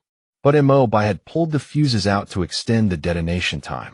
He took out 2 long zip ties, bound 3 iron pipe bombs together with each tie, and tied their fuses together as well, making 2 simple cluster bombs. He then threaded another zip tie through the bombs, waved to signal Hong Yi and the others to spread out, and pretended to rummage in his coat pocket, actually retrieving a water bottle from the storage space of his administrator badge. Inside the water bottle was a small sealed vial. He opened the bottle and dripped a bit of the solidified liquid from the small vial onto the end of the iron pipe fuse. After shaking it slightly in his hand and watching the slightly yellowed liquid on the fuse begin to dry, Mo Bai grabbed a set of iron pipe bombs in each hand and started running back. Under Hong Yi's utterly bewildered gaze, he dashed straight into the horde of 20-odd irradiated zombies. Mo Bai ran up to a zombie, dodged its lunge, looped the zip tie around its neck to fasten the iron pipe bomb, then gave it a side kick that sent the stumbling zombie flying toward the mutated giant snake more than 20 meters away. The giant snake, seeing dozens of identical meals in front of it, raised its upper body in excitement. Just as it hesitated over which to eat, first a stumbling zombie stumbled right up to it. The mutated snake did not hesitate and lunged forward to swallow the zombie whole before it could even react. The snake's neck rippled as it worked to push the swallowed zombie down into its stomach. Another zombie stumbled and fell right in front of it. The snake, which had never encountered food that came to it on its own, felt a flicker of confusion, but it did not mind saving itself the trouble of moving. It swallowed this zombie too. Watching the mutated snake swallow another zombie with an iron pipe bomb tied around its neck, Mo Bai turned and ran immediately. The surrounding zombies lunged at him one after another, but he dodged them all without a scratch. By the time he ran back, a few zombies were still chasing after him. A gunshot rang out and a spray of blood blossomed on the head of the zombie behind Mo Bai as it collapsed. Hong Yi's Type 92 carbine continued to spit fire, taking out each of the zombies chasing Mo Bai with a single shot each. She then turned and shouted, "Are you trying to get yourself killed charging him like that? Also, what did you put on those bombs?" Mo Bai gasped as he replied, "It's white phosphorus. The self-igniting kind." Hong Yi's face paled instantly, and she yelled, "Find cover, get down." The group quickly ducked into a shop front facing the street and heard a thunderous boom from outside that made their ears ring. Before their tinnitus could fade, another explosion rang out, boom. This was followed by the sound of countless chunks of flesh and bone clattering to the ground, pitter-pattering everywhere. Mo Bai leaned out to look and saw the coiled, mutated giant snake had lost its entire upper half. Only its still coiled lower body and a massive snake head remained, the snake's eyes wide open, as if it could not rest in peace even in death. Most of the surrounding zombies had been blown to pieces, with only 2 or 3 irradiated zombies still standing, too confused to process what had happened, wandering in circles on the spot. Mo Bai let out a long, relieved sigh and stepped out of the building. Hong Yi, Tiancheng, and the others followed close behind, staring at the gruesome scene on the street in stunned, speechless shock. The 100-meter-long level 4 mutated giant snake had just been blown to a mess of scattered flesh and bone. Hong Yi still could not believe her own eyes. Mo Bai thought to himself, thankfully, it was an unpicky mutated snake. If it had been a mutated wolf, it would never have eaten the zombies, no matter how we tempted it. We got lucky today. System alert, mission complete. Reward 500 bottle caps. Mo Bai found the snake's head among the piles of flesh and bone, rummaged through it with his dagger for a moment, then pocketed a gelatinous object the size of a pigeon's egg. Just then a group of people came running from not far away. It was Zhang Ji's construction team and Jingguang's security detail. Everyone stared at the gruesome, blood-strewn street in stunned disbelief. The subsequent tasks proved rather arduous. First, they had to eliminate the remaining zombies, then use the newly constructed radio signal tower to contact the shelter, requesting that they dispatch additional personnel beyond the patrol team, bringing all electric delivery vehicles to the communication university. First, all zombie corpses were loaded back and fed into the refining machine. Then came the remains of the mutant giant serpent. Although most of the serpent's body had been blown into scattered fragments across the ground, the larger chunks were still recyclable. The serpent meat was actually edible, and compared to other mutant creatures, most of the meat on the giant serpent was non-toxic. However, after Hong Yi and the others witnessed the serpent devouring zombies, they lost all appetite for its flesh. Even so, Mo Bai collected every scrap of recoverable serpent meat, transported it to the shelter's ice cellar for freezing. While the shelter's residents might be reluctant to eat serpent meat, it made for an excellent trade good for Lu Yu's merchants from the North Pass. In the post-apocalyptic era, fresh meat was extremely scarce, with less than 1/3 of a mutant creature's body being non-toxic and edible. As such, meat was a luxury, commanding exorbitant prices. The collected serpent meat could be canned, serving as a highly profitable commodity, whether consumed by the shelter's inhabitants or sold to merchant caravans. The collected fragmented serpent meat alone weighed several hundred kilograms, while half of the giant serpent's intact lower body still lay on the ground, weighing tons. Moreover, the hide of this level 4 mutant giant serpent was exceptionally tough, and its scales were impervious to blades and swords, requiring careful peeling from the inside out to remove the hide and scales bit by bit. Mo Bai knew that serpent hide and scales made excellent armor materials. In the post-apocalyptic era, materials from level 4 or higher mutant creatures could be crafted into named equipment, provided a skilled artisan was available. However, Mo Bai was unsure whether his refining machine and universal workbench could process such materials. This level 4 mutant giant serpent was a treasure from head to toe. Even its blood, considered a highly nourishing substance in traditional Chinese medicine, could be refined into ingredients for enhancement serums.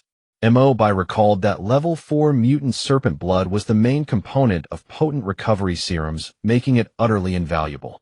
As for the serpent bones, they were lightweight, sturdy, and extremely resilient, with a wide range of uses. The serpent's eyes would solidify into lens-like structures similar to amber after death, and paired with its exceptionally sharp fangs, they were also rare equipment materials. Finally, the serpent's gallbladder and heart were top-grade primary ingredients for antidote serums, equally priceless treasures. A group of more than 30 people worked from noon until nightfall to fully process the entire serpent, haul it back to the shelter, and even recover over 50 liters of serpent blood. To avoid attracting other powerful mutant creatures, they had no choice but to thoroughly clean the streets and ground in the area with disinfectant and cleaner before returning to the shelter. The exhausted shelter residents had all gone back to rest, with only a small group of patrol team members whispering in the newly opened bar about Mo Bai's earth-shattering feat of strapping bombs to zombies and feeding them to the giant serpent during the day. The most vivid storyteller among them was none other than Tian Chung, who was usually known for his honest, simple demeanor. Not far away at the bar, quietly sipping a bottle of beer, was their Captain Wu Fei. At that moment, Mo Bai was standing in front of the refining machine, having just poured a bottle of serpent blood into it.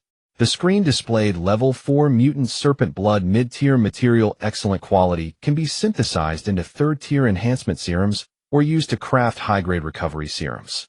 Next came a piece of serpent hide with attached scales the size of an A4 sheet. Level 4 mutant serpent hide, excellent quality, can be used to craft excellent grade light leather armor. Level 4 mutant serpent scales, excellent quality, can be used to craft excellent grade scale armor.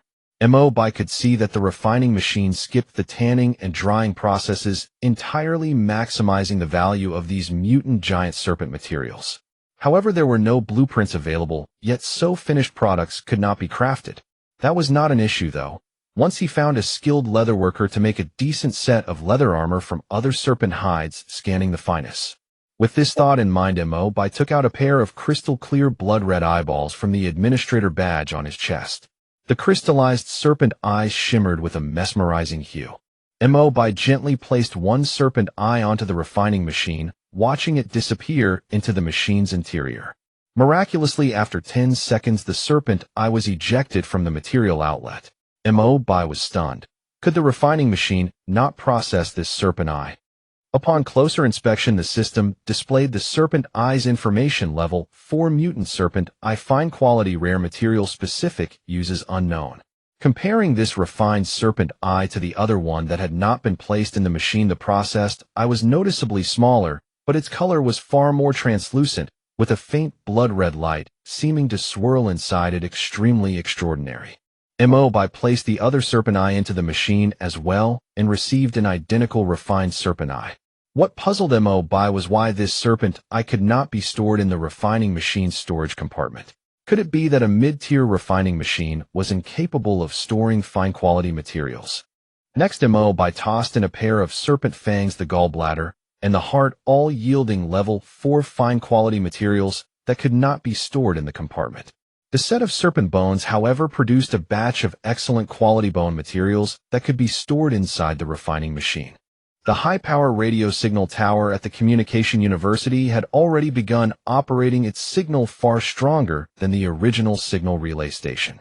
According to Zhang Ji's estimation, the broadcast reception range could reach over 10 kilometers, even in the urban area severely affected by radiation.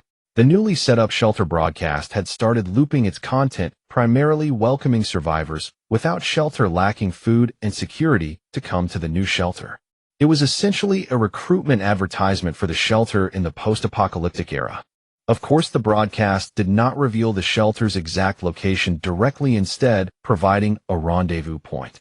Patrol teams would head there to scout every noon, and any survivors who arrived after hearing the broadcast would be brought back to the shelter.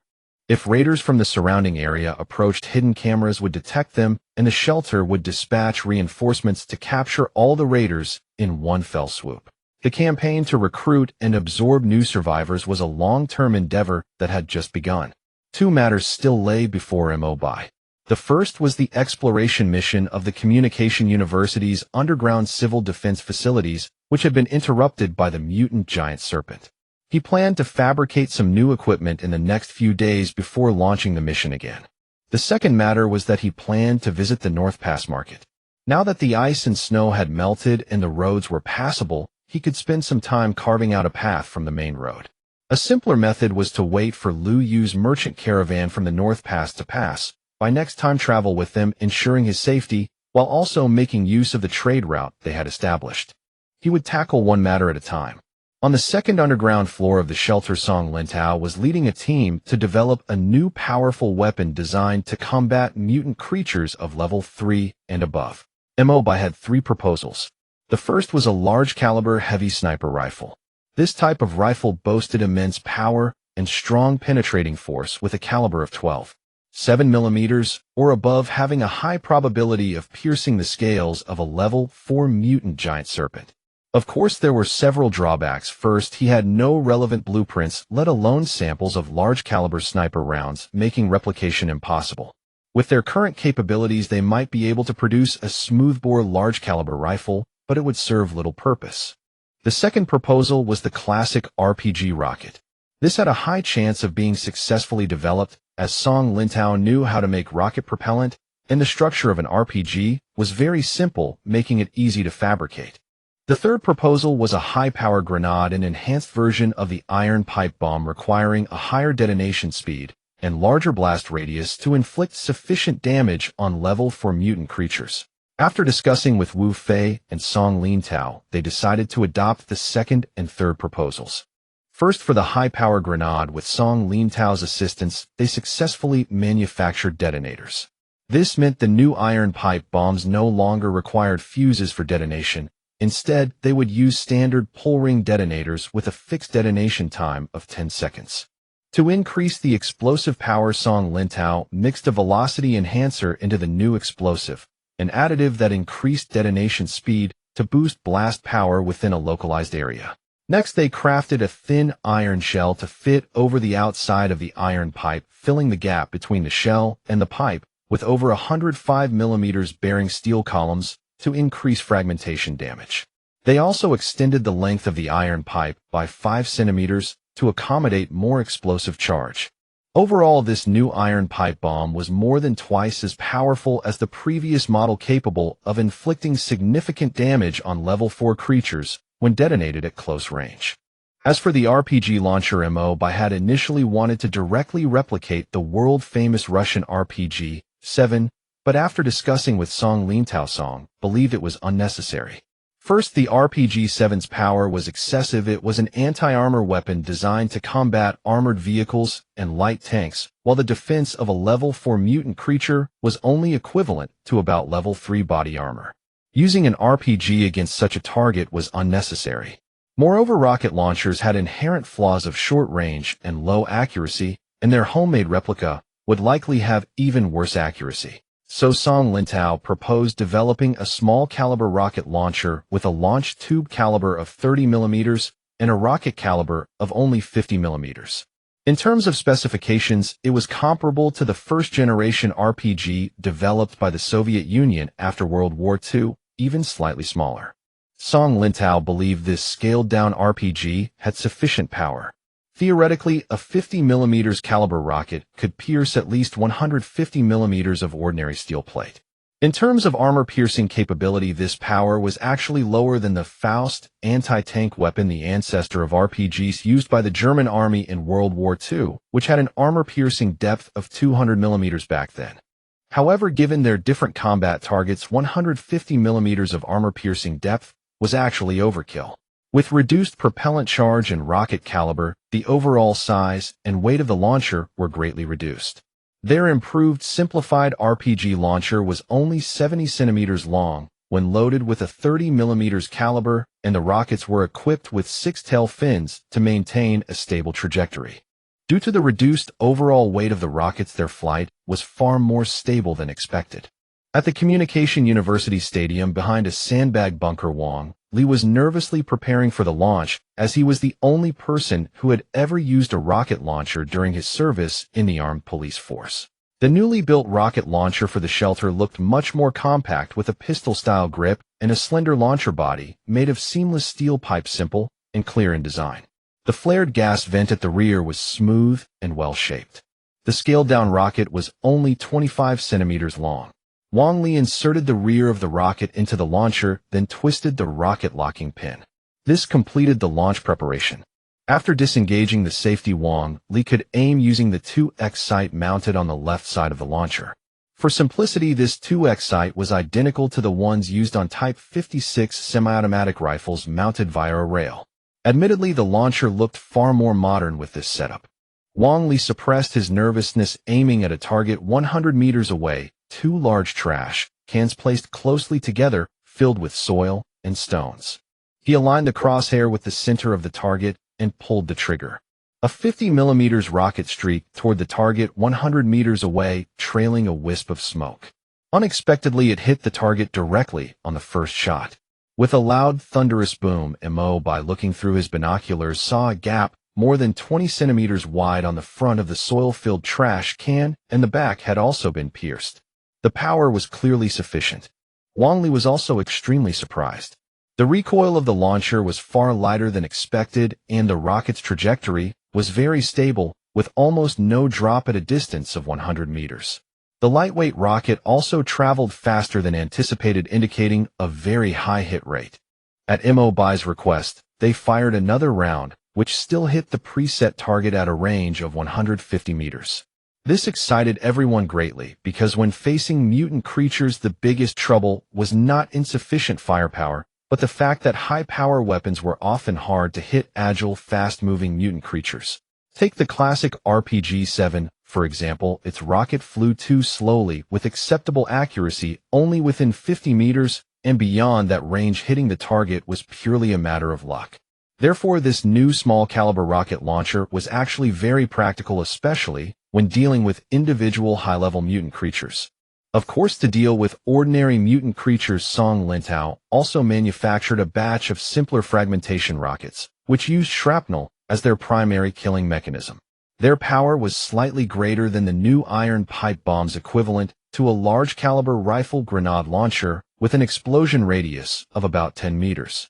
After finalizing the design, this small-caliber rocket launcher was roughly dubbed RPG Type 1.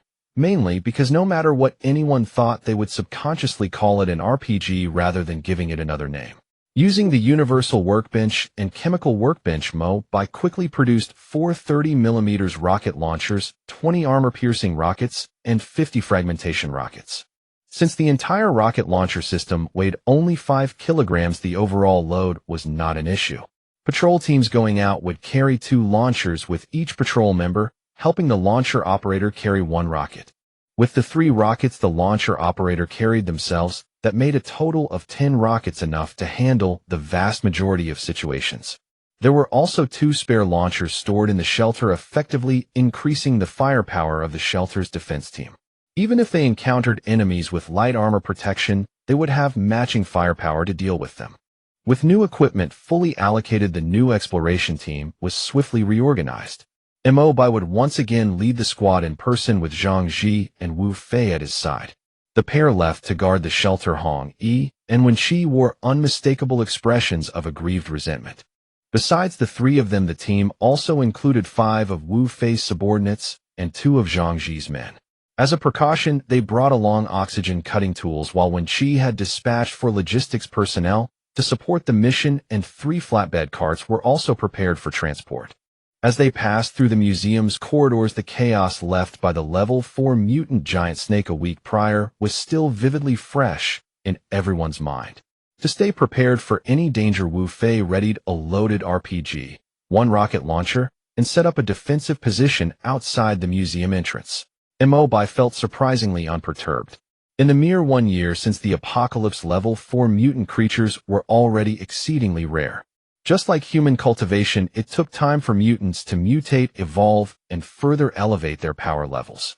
It was fundamentally impossible for such a high-level mutation to happen overnight.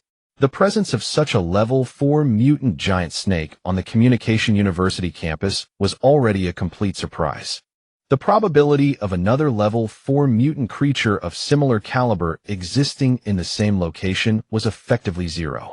What's more, the higher a mutant creature's power level, the less likely it was to live in groups, and the stronger its territorial instincts became. It was unbearable for these creatures to have other mutants of the same caliber roaming within their territory. Thus, Mo Bai did not believe they would encounter any similarly dangerous creatures in the upcoming exploration. As the team members gently pushed open the dilapidated exhibition hall door, the scene inside came into full view once more. The display cases and ornaments on the exhibition hall floor were already a complete mess, and the foul fishy stench had not fully dissipated even after a full week. Mo Bai gestured forward with his right hand, and the team began to move inward along the walls. This was a vast exhibition hall, and the group advanced slowly toward the rear with quiet footsteps. As calls of "all clear" rang out one after another, they reached the back of the hall where the scene before them left everyone utterly shocked. Beside the stairwell at the rear, a massive gaping hole had been torn into the sturdy wall, clearly forged by a violent impact from the inside. Next to the hole stood a steel airlock sealed door that looked vaguely familiar. The others turned to look at Mo Bai. It was obvious that the level 4 mutant giant snake had emerged from the air defense facility, and instead of using the door, it had smashed a huge hole straight through the sidewall. Mo Bai furrowed his brow, picked up his walkie-talkie, and ordered Wu Fei to lead her team inside. Soon Wu Fei arrived at the large hole carrying a rocket launcher, her face filled with shock at the sight of the gaping opening.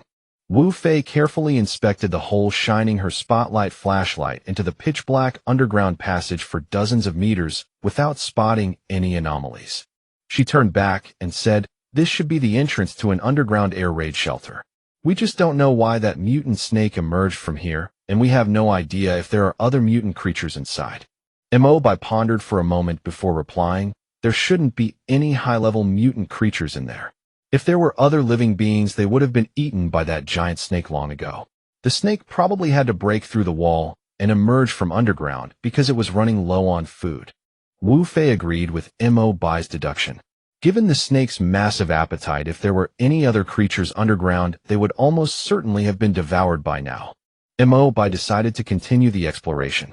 After setting up lighting, the group entered the underground passage. The downward-sloping corridor was steeper than any they had encountered before, and after advancing a short distance, they arrived at a relatively spacious underground cavern. Its structure was similar to the second basement level of the power distribution building, with roughly the same area as the original transit zone. Under the illumination of their bright flashlights, the cavern was slightly lower than the second basement of their shelter. The area had 5 passages leading in different directions. One was locked behind a steel door, while the other 4 had originally been secured with heavy iron gates, which were now all askew, clearly torn off their hinges by the mutant giant snake's brute strength. Mo Bai and his team began to search each passage one by one. The first passage led to a warehouse where shelves and supplies were scattered haphazardly across the floor. Many food items and storage crates had been destroyed, with rice flour and other provisions strewn everywhere. It was clear the mutant giant snake had foraged here, but since the warehouse contained almost no meat aside from a few cans, the snake had trashed the place in its frustration.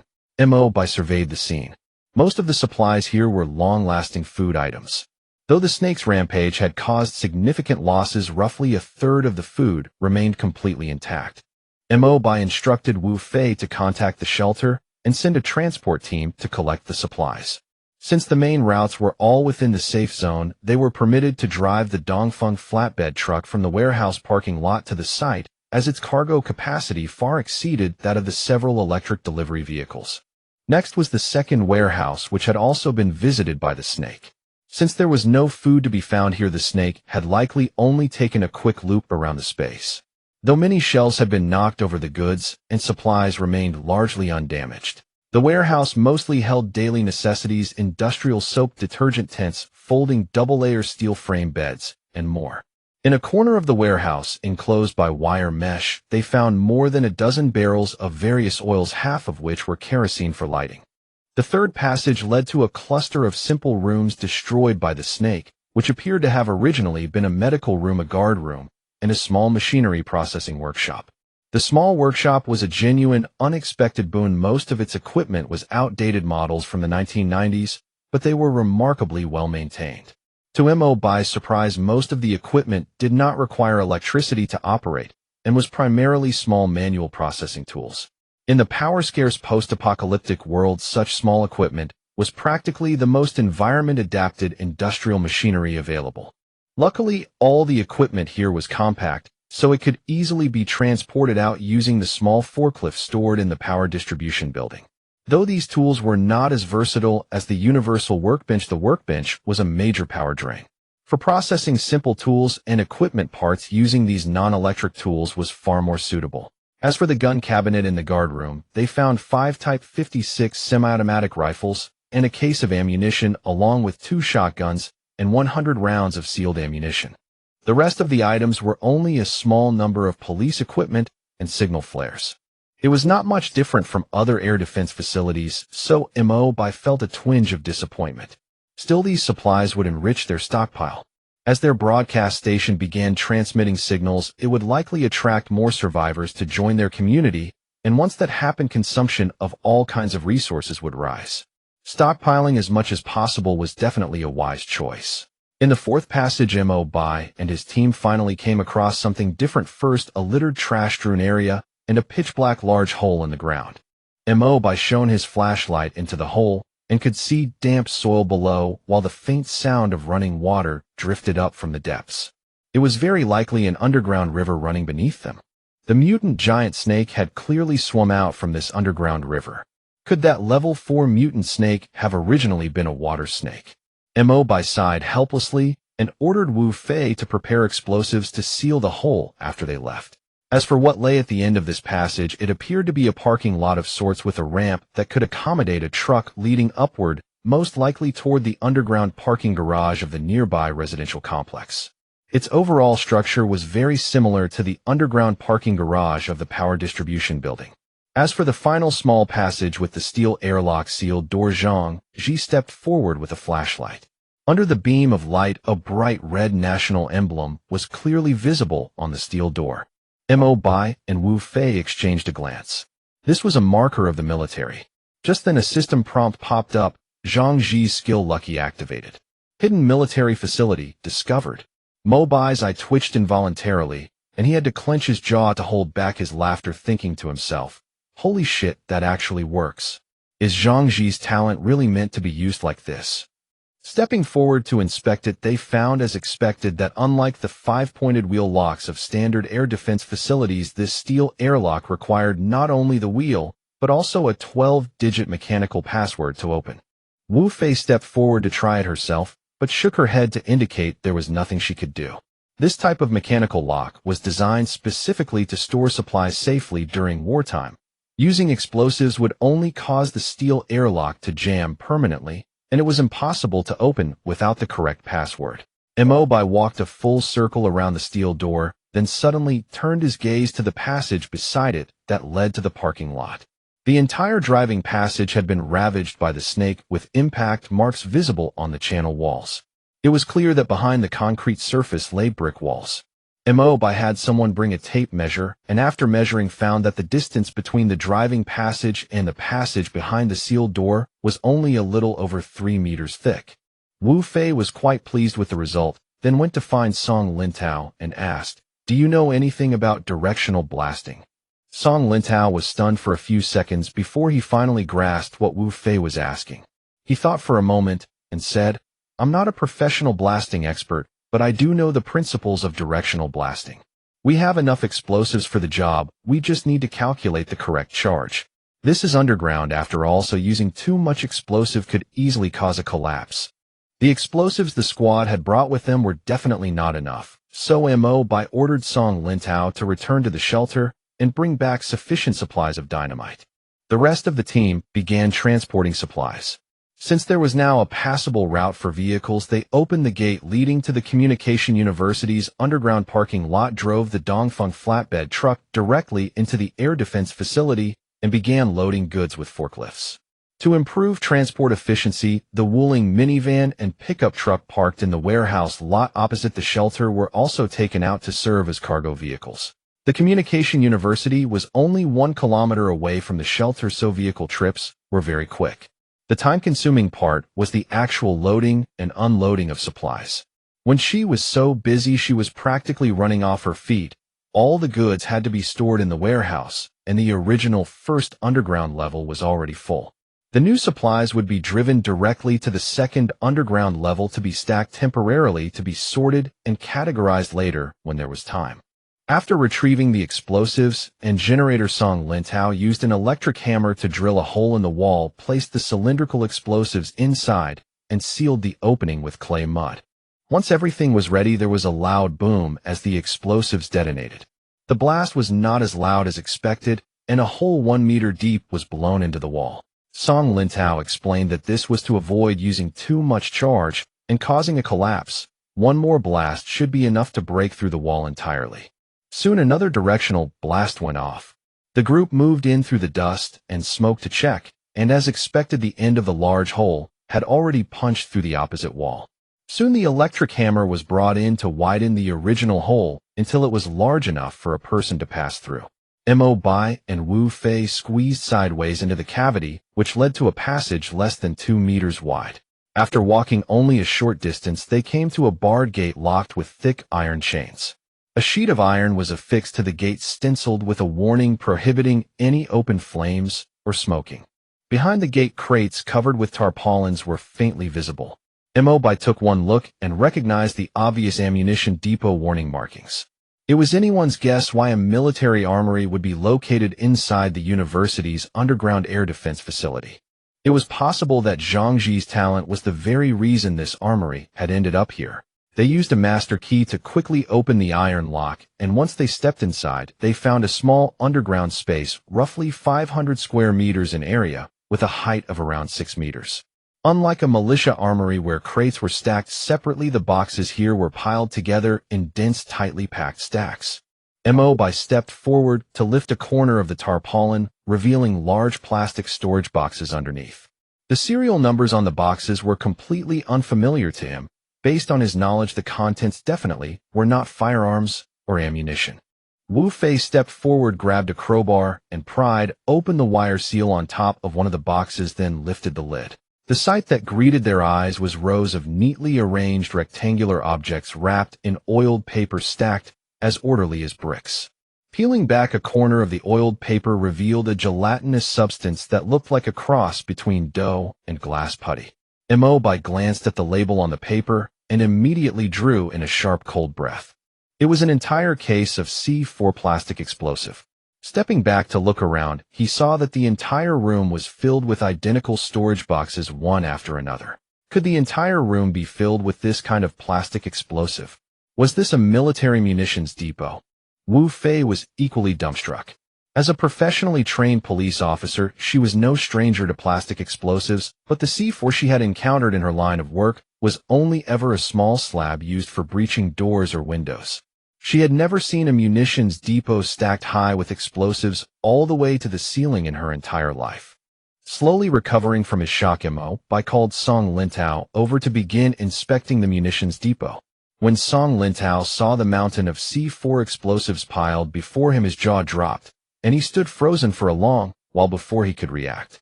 After a few minutes of sorting and cataloging, Mo Bai discovered that the explosives here were not only C4 plastic explosive. Only about 40 of the stock was this type of plastic explosive. The rest included around 10 cases of detonators, electrical wire, and fuses. They even found a batch of wired and wireless detonators for triggering explosions. In addition to C4 plastic explosive, they also found some standard TNT explosives and Octogen. Octogen is a high-performance explosive with far better properties than TNT, though it is quite expensive and is typically used in the warheads of missiles and torpedoes. During the search, Song Lintao unexpectedly found a case of the precious explosive CL-20. He looked proudly at the crystalline explosive cut into pieces the size of soybeans and sealed in gel packaging. Our country is the third in the world capable of manufacturing this super explosive with a detonation velocity of 9,600 meters per second and a power dozens of times that of TNT. We are also the second country to produce CL-20 explosive that meets stability standards. I was once a member of the research team that developed it, Song Lintao said with emotion.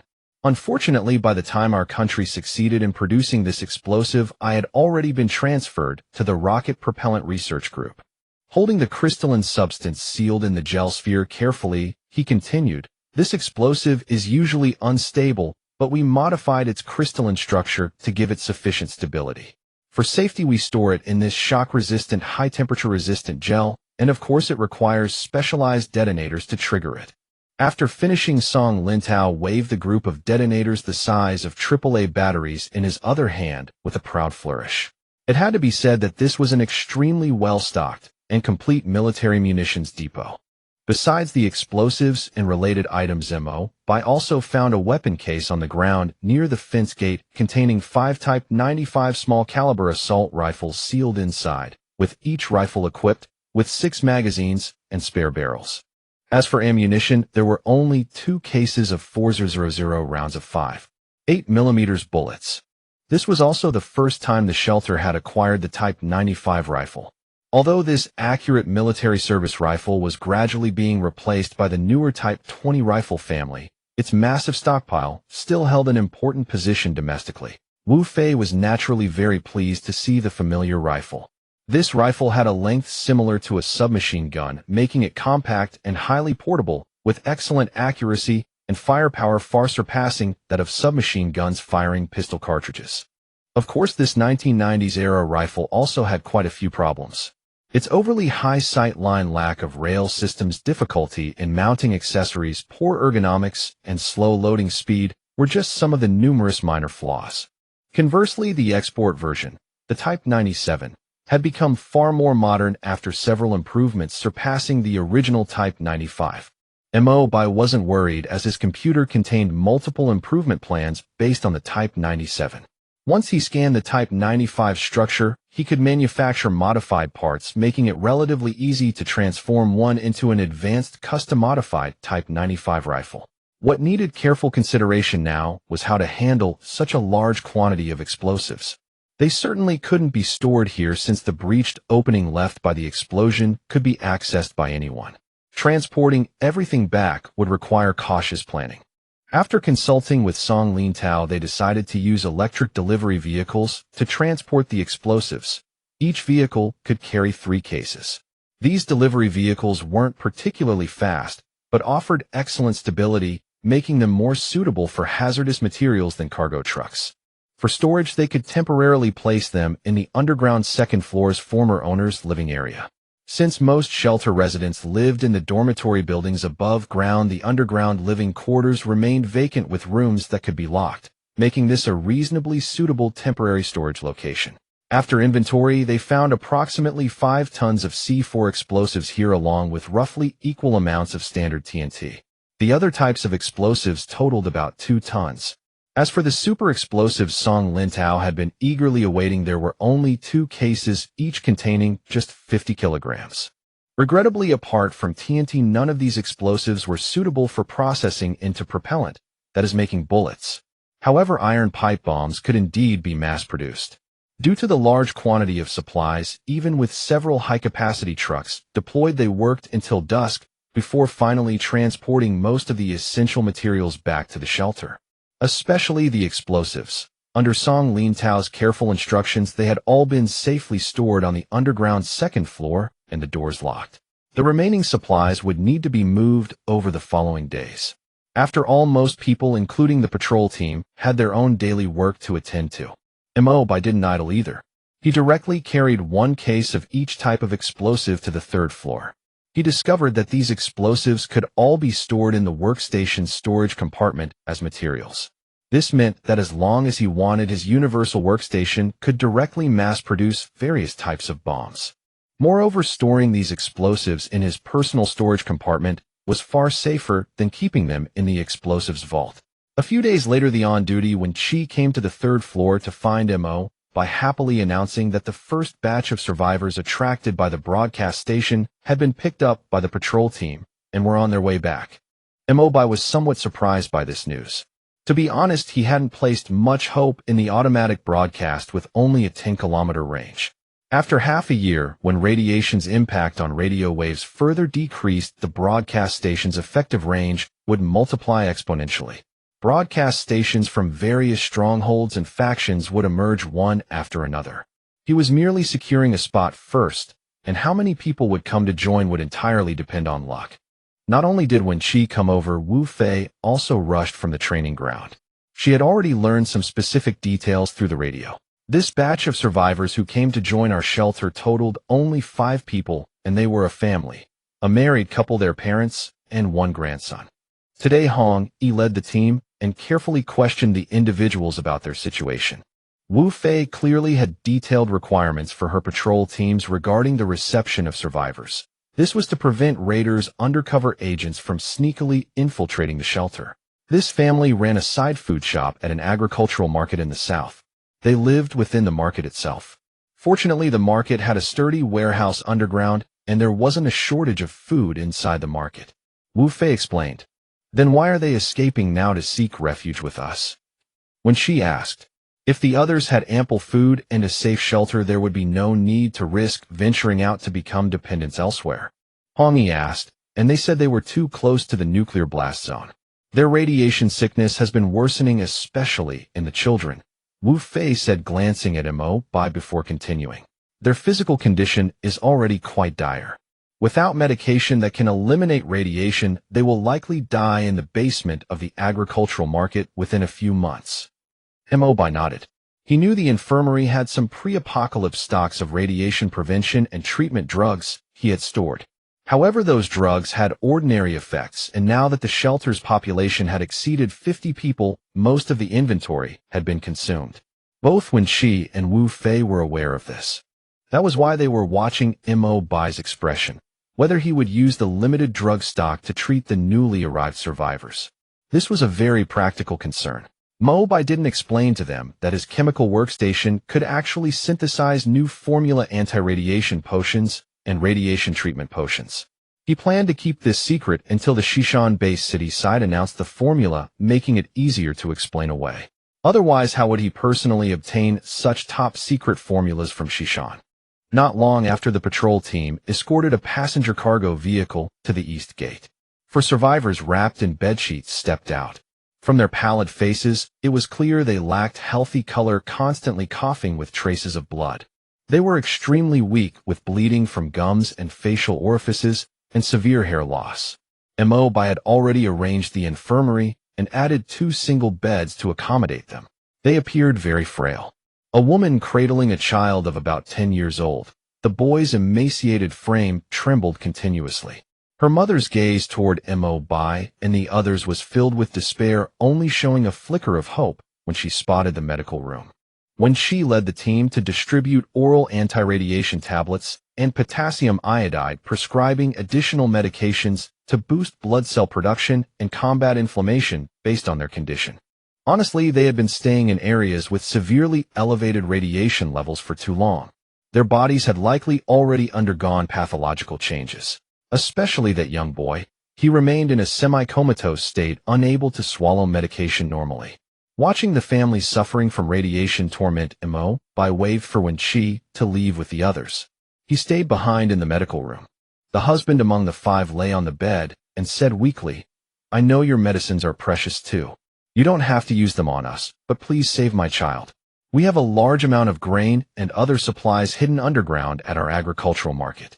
As long as you can save my child, I'll give it all to you. Mo Bai looked at this family. Among the 4 adults, only the father had the strength to speak. The other 3 simply gazed at him with pleading eyes. Even Mo Bai, whose heart was like iron, felt a surge of compassion. He glanced at the medical room door, approached it, and quietly locked it. When he turned back, a pistol-shaped injector and a box marked with a green radiation symbol had appeared in his hand. Mo Bai spoke softly. I have a new medicine for treating radiation sickness that's still in the experimental stage, but this may be your last glimmer of hope. Everyone here will receive this potion.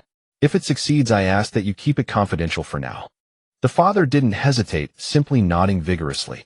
Mo Bai continued, your child is still too young. The medicine will take effect, but it will also consume his limited vital energy.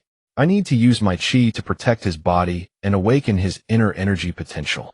Mo Bai pulled back the rear of the pistol-style injector and loaded a dose of anti-radiation potion, which would significantly boost the body's radiation resistance and greatly reduce the side effects of radiation sickness.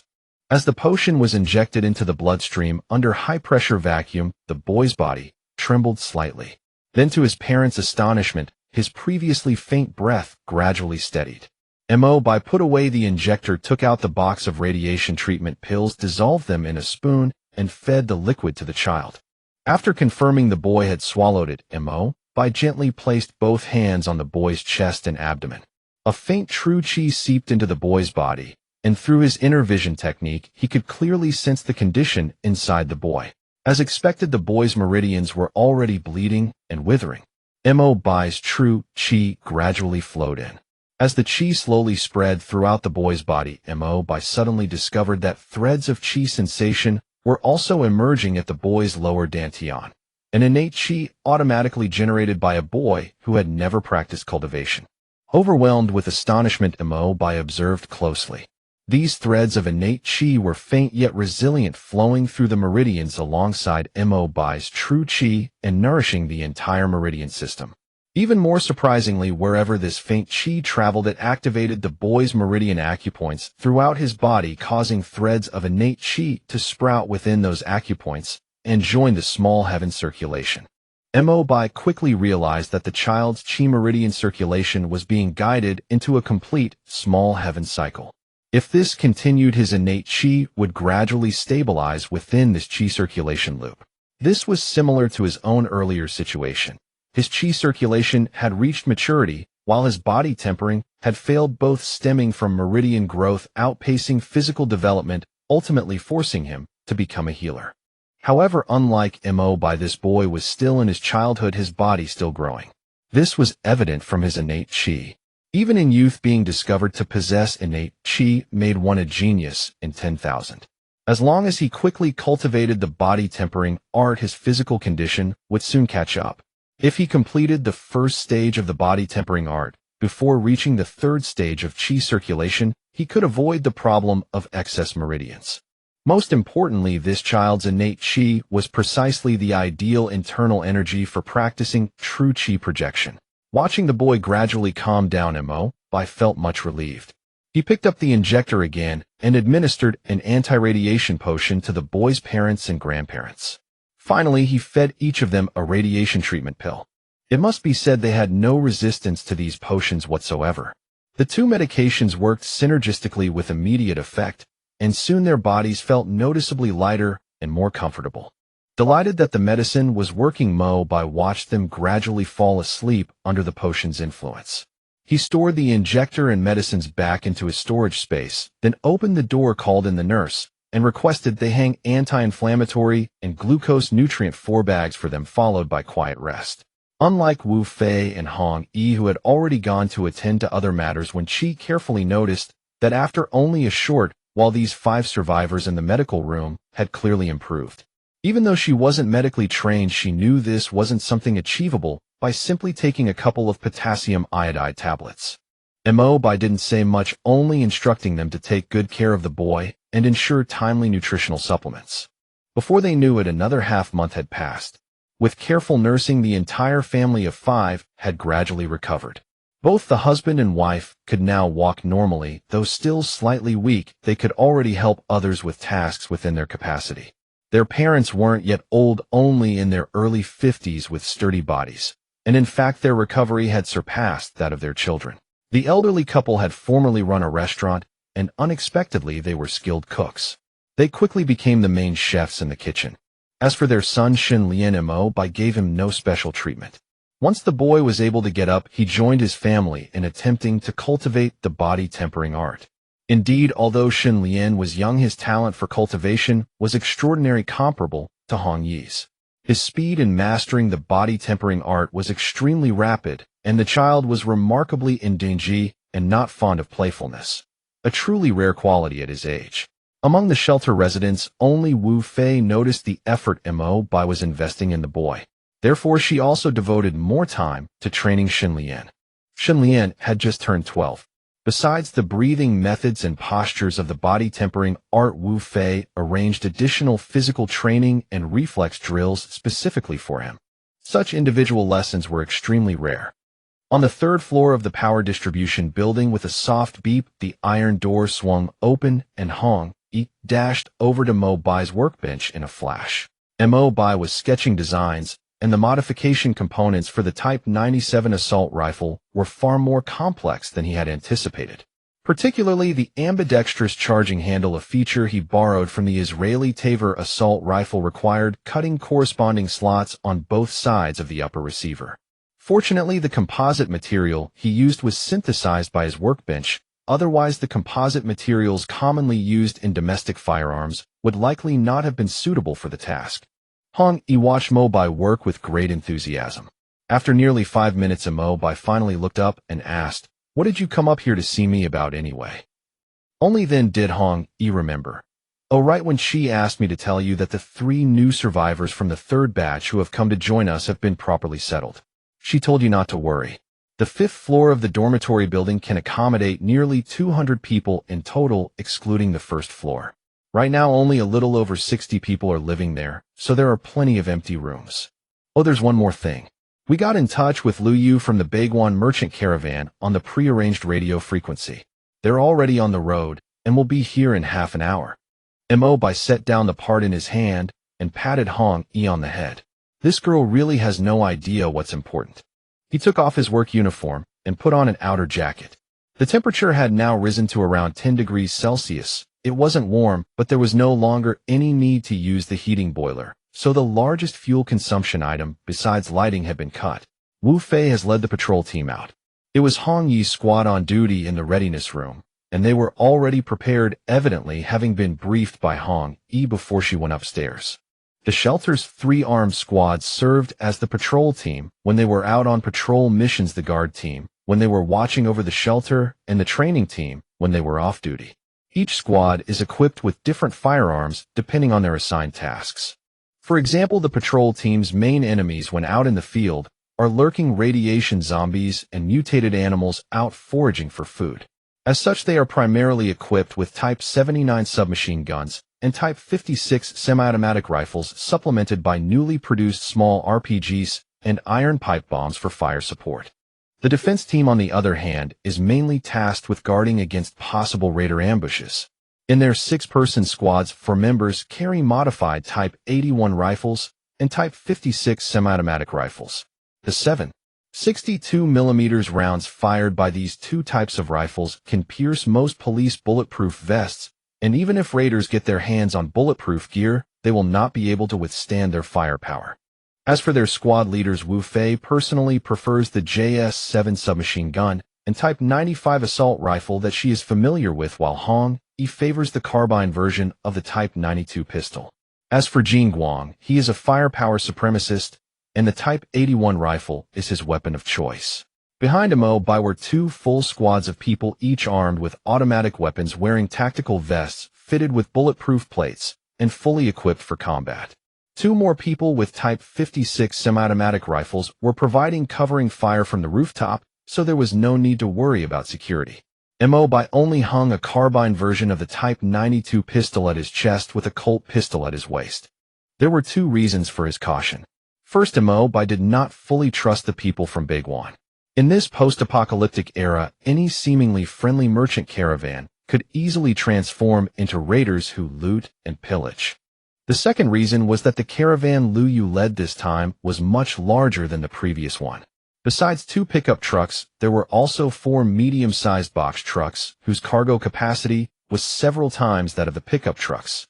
What's more, the number of escort guards had doubled from before, reaching over 20, and they were all fully equipped. It was clear that Lu Yu's caravan business was thriving, judging from the equipment his guards wore.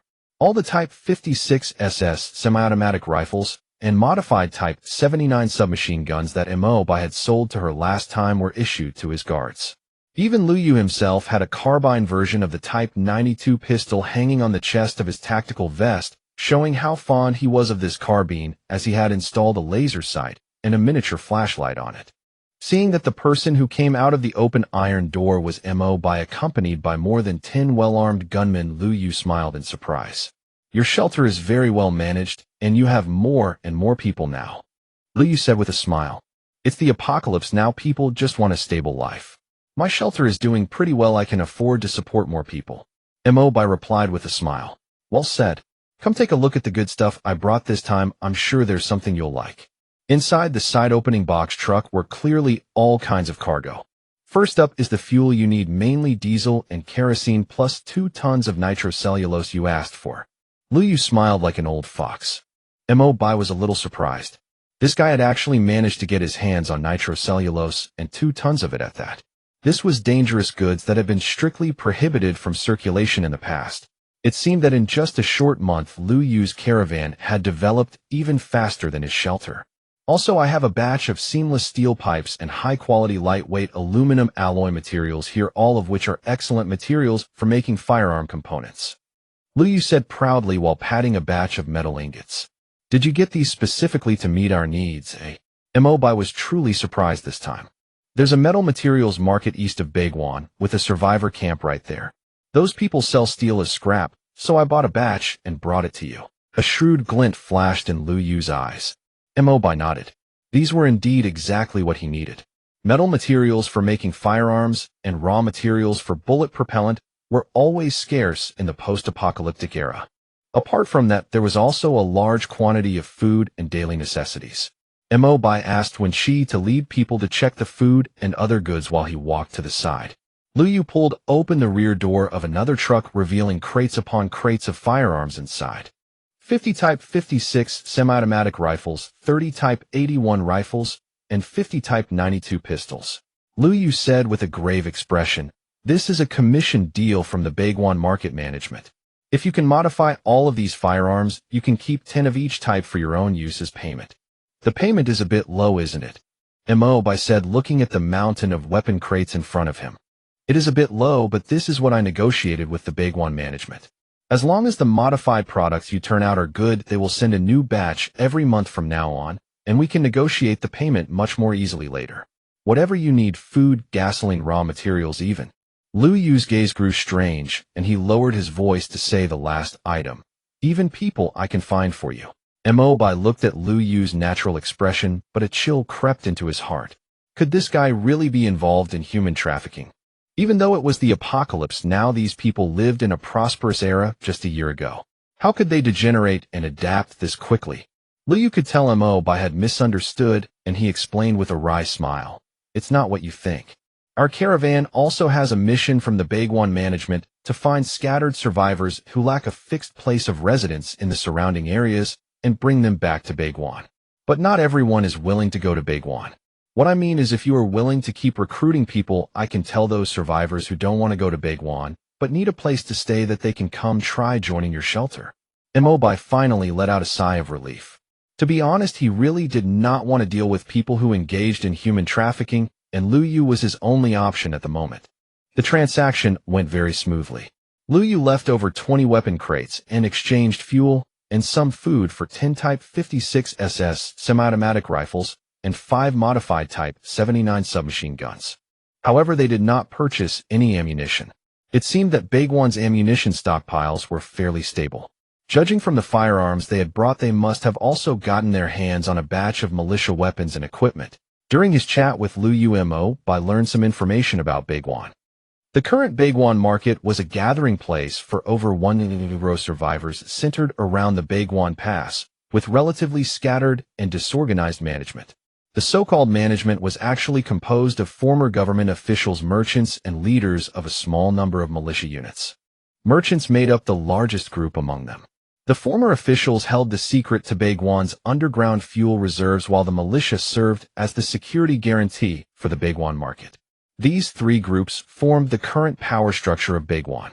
Lu Yu's caravan was one of the merchant factions, and he advocated uniting other survivor factions through trade to exchange goods and resources with each other. The faction of former officials advocated establishing a light industrial zone that could produce supplies independently. The militia was the target both other factions tried to win over, while they also built up their own armed forces separately. Just like Lu Yu's own caravan guard squad. The biggest incident before that had been the zombie horde 2 months prior. Hearing this, Mo Bai couldn't help but lower his head. He really didn't want anyone to know he had flown that drone before, as explaining it would be a huge hassle. 2 months ago, the Baiguan management discovered that a zombie horde was approaching. After discussion, most people chose to hide in underground air defense and civil air defense facilities, while some others sealed off the lower floors of high-rise buildings and hid in the upper stories. Lu Yu sighed as he continued, but we still underestimated the scale and power of the zombie horde. For a full week, the combined 200 survivors in Baiguan and surrounding outposts, a quarter of them, were gone forever. The surging zombie horde swallowed everything. Once a sealed-off area was breached by zombies, the entire survivor settlement would fall in an instant. The small amount of resistance was as powerless as a lifebuoy in a tsunami. It was clear that the Baiguan management had received the message Mo Bai had sent via drone, but they did not announce the source of the information and only hastily decided to go underground. Mo Bai thought to himself that his information had not been completely useless. In his previous life, less than 100 people had survived the zombie horde at Baiguan Market. This time, at least 500 fewer people had died. It could be considered a blessing in disguise.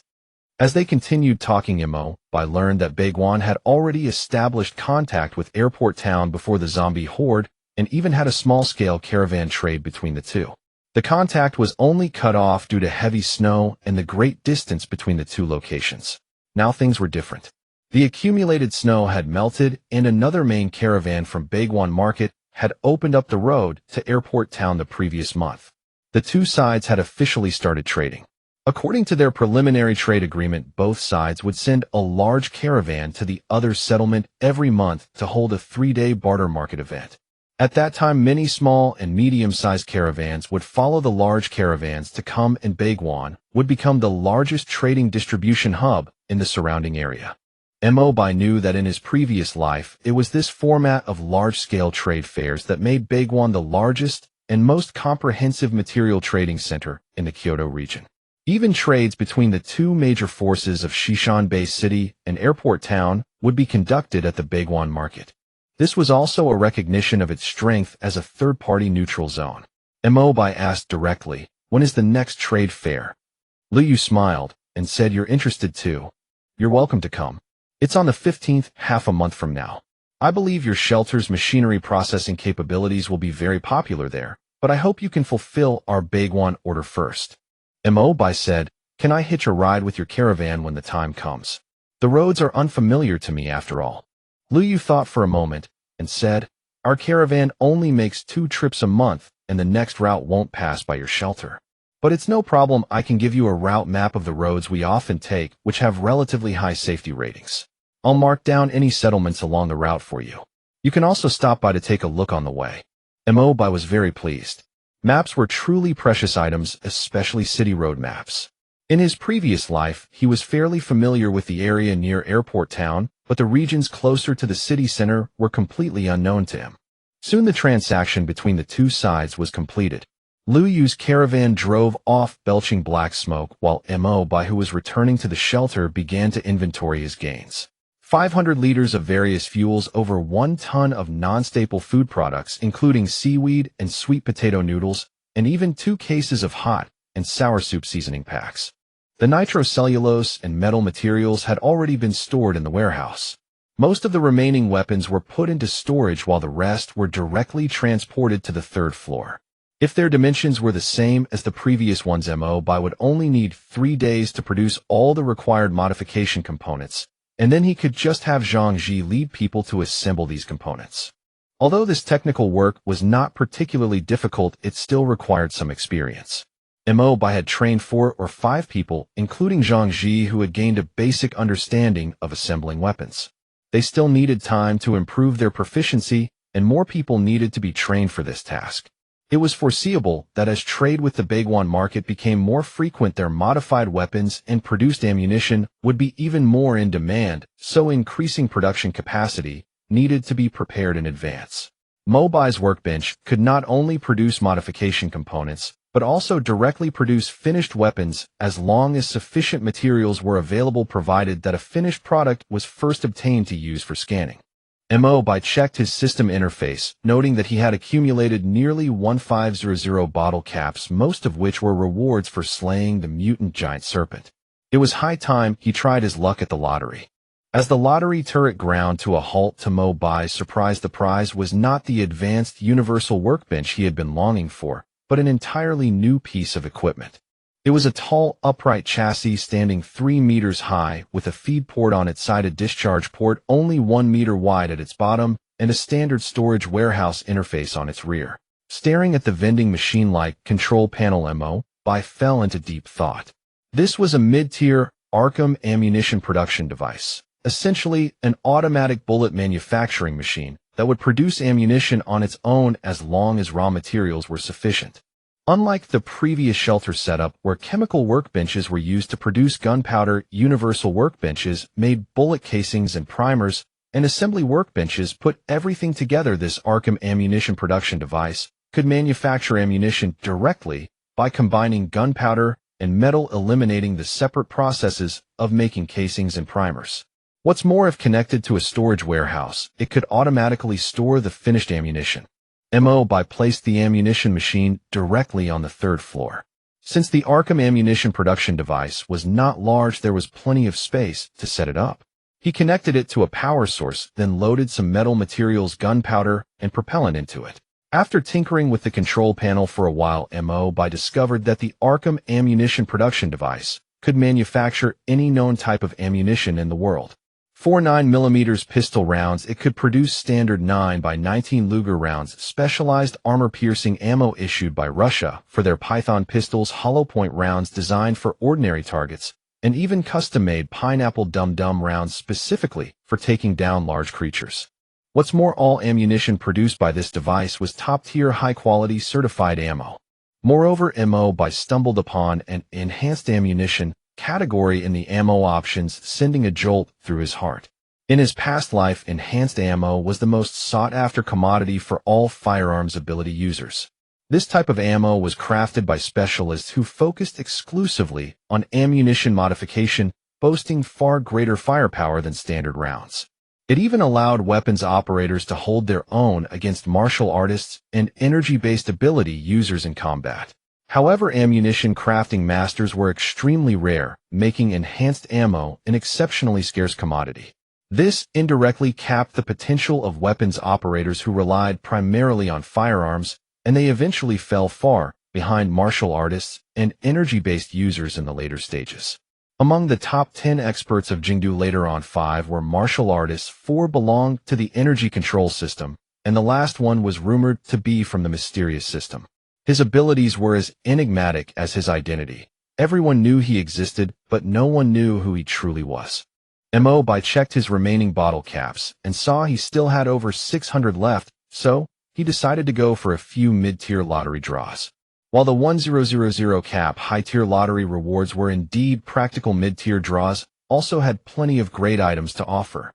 On the consecutive draw menu, the first turret stopped at a promising-looking icon Galil 31, an automatic rifle of excellent quality with an additional ability of 1 armor-piercing effect. Mo Bai thought this was a pretty good pull. Excellent quality was the lowest tier of named weapons, which could come with 1 special ability attached, and 1 armor-piercing was an extremely practical effect. If he ran into that level 4 mutant giant serpent again, this rifle should be able to pierce through the serpent's scale defense. As for damage output, Mo Bai didn't think a rifle alone could deal enough damage to a giant mutant creature like that serpent. But against small and mid-sized high-tier mutant creatures, this armor-piercing rifle that could break through defenses was far more practical. The Galil ACE-31 before Mo Bai was a short-barreled improved variant of the Galil rifle produced by Israel's IMI company. Compared to the original Galil rifle, it boasted excellent modern features and ergonomics, used the same 7.62mm ammo as the Type 81 rifle, and had compatible magazines. Weighing less than 3 kilograms, it was both lightweight and sturdy with accuracy comparable to the Type 81, and its automatic fire capability was outstanding. For Mo Bai, this was a fantastic rifle. It had a simple structure, was easy to repair, used widely compatible ammo and magazines, and could be mass-produced in small batches once scanned. He picked up the Galil AC-31, pulled the bolt lightly, and found it responded quickly. The sight baseline and stock were comfortable to hold, and best of all, it was lightweight and effortless to operate. Satisfied, Mo Bai tossed the rifle onto the workbench for scanning, then continued with the next round of lottery draws. A blueprint glowing with blue light appeared before Mo Bai, catching him off guard. He had never seen a blueprint show up in his draws before. Light armor blueprint, fine quality. Special materials can be added beyond base materials to reinforce the armor, and the quality of the special materials will affect the final product's grade. The blueprint was automatically added to the shelter system's newly added blueprint library. Mo Bai flipped through it, and saw that all blueprints for items that could be produced or built using shelter equipment were stored there, including drug recipes from various firearms and chemical workbenches. It requires special materials. It seemed the mutant giant serpent's skin and scales stored in the inventory would finally come in handy. He continued with the lottery draws and got 2 more blueprints in a row. Goggles blueprint fine quality. Special materials can be added beyond base materials to reinforce the goggles, and the quality of the special materials will affect the final product's grade. Combat dagger blueprint excellent quality. Special materials can be added beyond base materials to reinforce the combat dagger, and the quality of the special materials will affect the final product's grade. Mo Bai finally realized that mid-tier lottery draws aside from equipment and device upgrades mostly consisted of various recipes and blueprints. But there were exceptions, as his last 2 draws were quite different. Basic Bioenhancement Serum, beginner tier green item. It can enhance the basic abilities of living organisms, including humans. Only 1 injection of the same tier serum is effective. Multiple injections have no effect. Mid-tier healing serum, beginner tier green item. It can continuously heal internal and external injuries and may be injected repeatedly. This type of serum was also obtainable through mid-tier lottery draws. Just as Mo Bai was mulling over who to give the bioenhancement serum to, a system alert suddenly appeared. Total lottery draw spending has reached 500 bottle caps. The shelter system store is now unlocked. You may use bottle caps to purchase items here, and all previously obtained items will be automatically available for purchase in the store. Mo Bai quickly found the large store interface within the system. The item categories were clearly organized. The first page displayed weapons, armor, and medical supplies. The second page had shelter basic equipment, vehicles, and repair parts, and the final tab was shelter zones. Mo Bai had no trouble understanding the other categories, but he was curious about what shelter zones were. He clicked on the tab and was greeted with a 3D rendering of his current shelter, including the first underground level's garage and the second underground level's civil defense facilities. Already built zones were marked in green. When he clicked on an existing zone, such as the first underground garage, upgrade options popped up along with the effects of the upgrade and the maximum number of times it could be upgraded. The current underground garage was level 0. Upgrading it to level 1 would increase its length and width by 5 meters each and its height by 1 meter. Mo Bai thought it over. The upgrade sounded decent on the surface, but given the garage's current dimensions of 80 by 60 meters, its total area was 420 square meters. If upgraded to 85 by 65 meters, the area would jump directly to 5525 square meters. That was an extra 1300 square meters of space. Adding 1 meter to the original 6-meter height meant the vertical space increased by more than 1/6, so the total volume of the underground garage would increase by at least 1/3. Most importantly, upgrading from level 0 to level 1 only cost 500 bottle caps, but looking at the later tiers, upgrading from level 1 to level 2 would cost 100 bottle caps. Even so, this upgrade would be a huge boost for the current shelter. On top of that, the shelter also had expandable functional zones. Take the second underground level, for example. Its 3 existing functional zones were dormitories, a warehouse, and an administrative area, each with an area of less than 30 square meters. However, the 2 other walls of the second underground level's transit zone had no passages or zones built on them. The system showed that there were 3 blank areas that could be developed, each costing 100 bottle caps, to open up with the same 30 square meter area as the opposite zones. This would effectively double the total area of the second underground level. Most importantly, these newly developed blank zones could be directly assigned functional purposes. Clicking on a blank zone would bring up several functional zone options. The power equipment zone, for example, came with 2 high-power fuel generators that could run on gasoline or material fuel and had automatic power output adjustment capabilities. The warehouse storage zone came with large storage racks and security doors, plus 2 small electric forklifts as a bonus. The food storage zone came with storage racks, a cold storage warehouse, and a constant temperature regulation system requiring a power connection. The armory storage zone had built-in gun cabinets and storage racks, plus a sealed security door. The personnel dormitory zone came with a number of double and quadruple occupancy rooms fully furnished with basic furniture and required a power connection. The water purification work zone included one large water purifier, required a power connection and needed filter replacements and radiation removal serums purchasable from the system store. The air circulation zone had one large air circulation and filtration unit, required a power connection and needed air filter replacements. These were just the standard zones. Below them was a whole row of special zones, such as an automatic factory zone, a fitness zone, an entertainment zone, and even a swimming zone. This made Mo Bai's eye twitch involuntarily. Was this really a shelter system or some kind of community recreation system? But the good news was that almost all these zones came with basic equipment included, especially the water purification and air circulation zones, which came with their own water purifiers and air filters, so they could be put to use immediately once the zone was developed. There was no need to develop new zones for now, after all the current staff only filled less than half of the existing dormitory buildings. Next, Mo Bai found some great items in the equipment procurement zone and blueprint zone, a nutrient formula that could be used in chemical workbenches or food manufacturing machines to produce corresponding nutrients. The simplest version only required protein as raw material to make a nutrient gel with a jelly-like texture. A single 250 milliliters serving could provide all the nutritional needs for one person's daily survival, though this stuff was only enough to keep you alive. To have enough energy for activity or work, you needed at least 2 servings a day.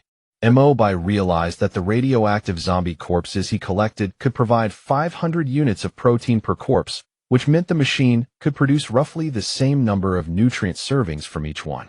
Although the idea of making food from zombie remains made Mo Bai feel sick in this food-scarce post-apocalyptic world, it was a valuable resource that could save countless lives. Seeing that it only cost 100 bottle caps to purchase, Mo Bai decided to just buy the formula directly from the store this time. The shelter's 3 armed squads served as the patrol team when they were out on patrol missions, the guard team when they were watching over the shelter, and the training team when they were off duty. There were too many items he wanted to buy in the system store. Mo Bai suppressed his excited restlessness and decided that earning bottle caps as quickly as possible would be his primary goal for a long time to come. There were 2 main ways to earn bottle caps: completing daily tasks such as routine patrol missions, external supply missions, and eliminating radioactive zombies and mutant creatures, all of which rewarded bottle caps. The bottle cap rewards varied depending on the task. For example, patrol missions within the media and cultural park only gave 10 bottle caps, while patrol missions in the safe zone within a 1-kilometer radius gave 20 bottle caps. In other words, the larger and more dangerous the patrol area, the more bottle caps were rewarded. However, considering the current shortage of patrol personnel, just being able to arrange daily safe zone patrol missions was already a good achievement. Exploration missions further out could only be organized once a week, and the same patrol range could only be claimed for rewards once. Even including the security patrols within the cultural park, the daily earnings were only about 30 bottle caps. As for supply and replenishment missions, rewards were determined by the value and quantity of the resources collected.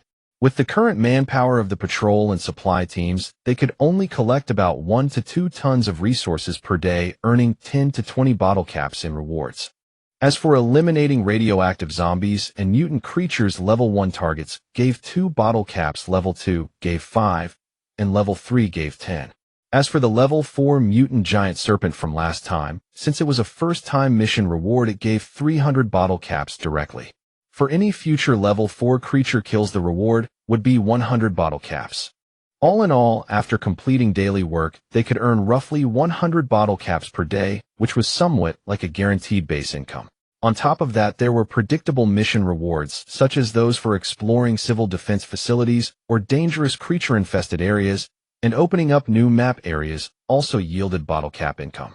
Just like the patrol team's manpower issues, these predictable missions required large numbers of personnel. The shelter currently had less than 80 people total, around 20 of whom were trained and suitable for combat missions.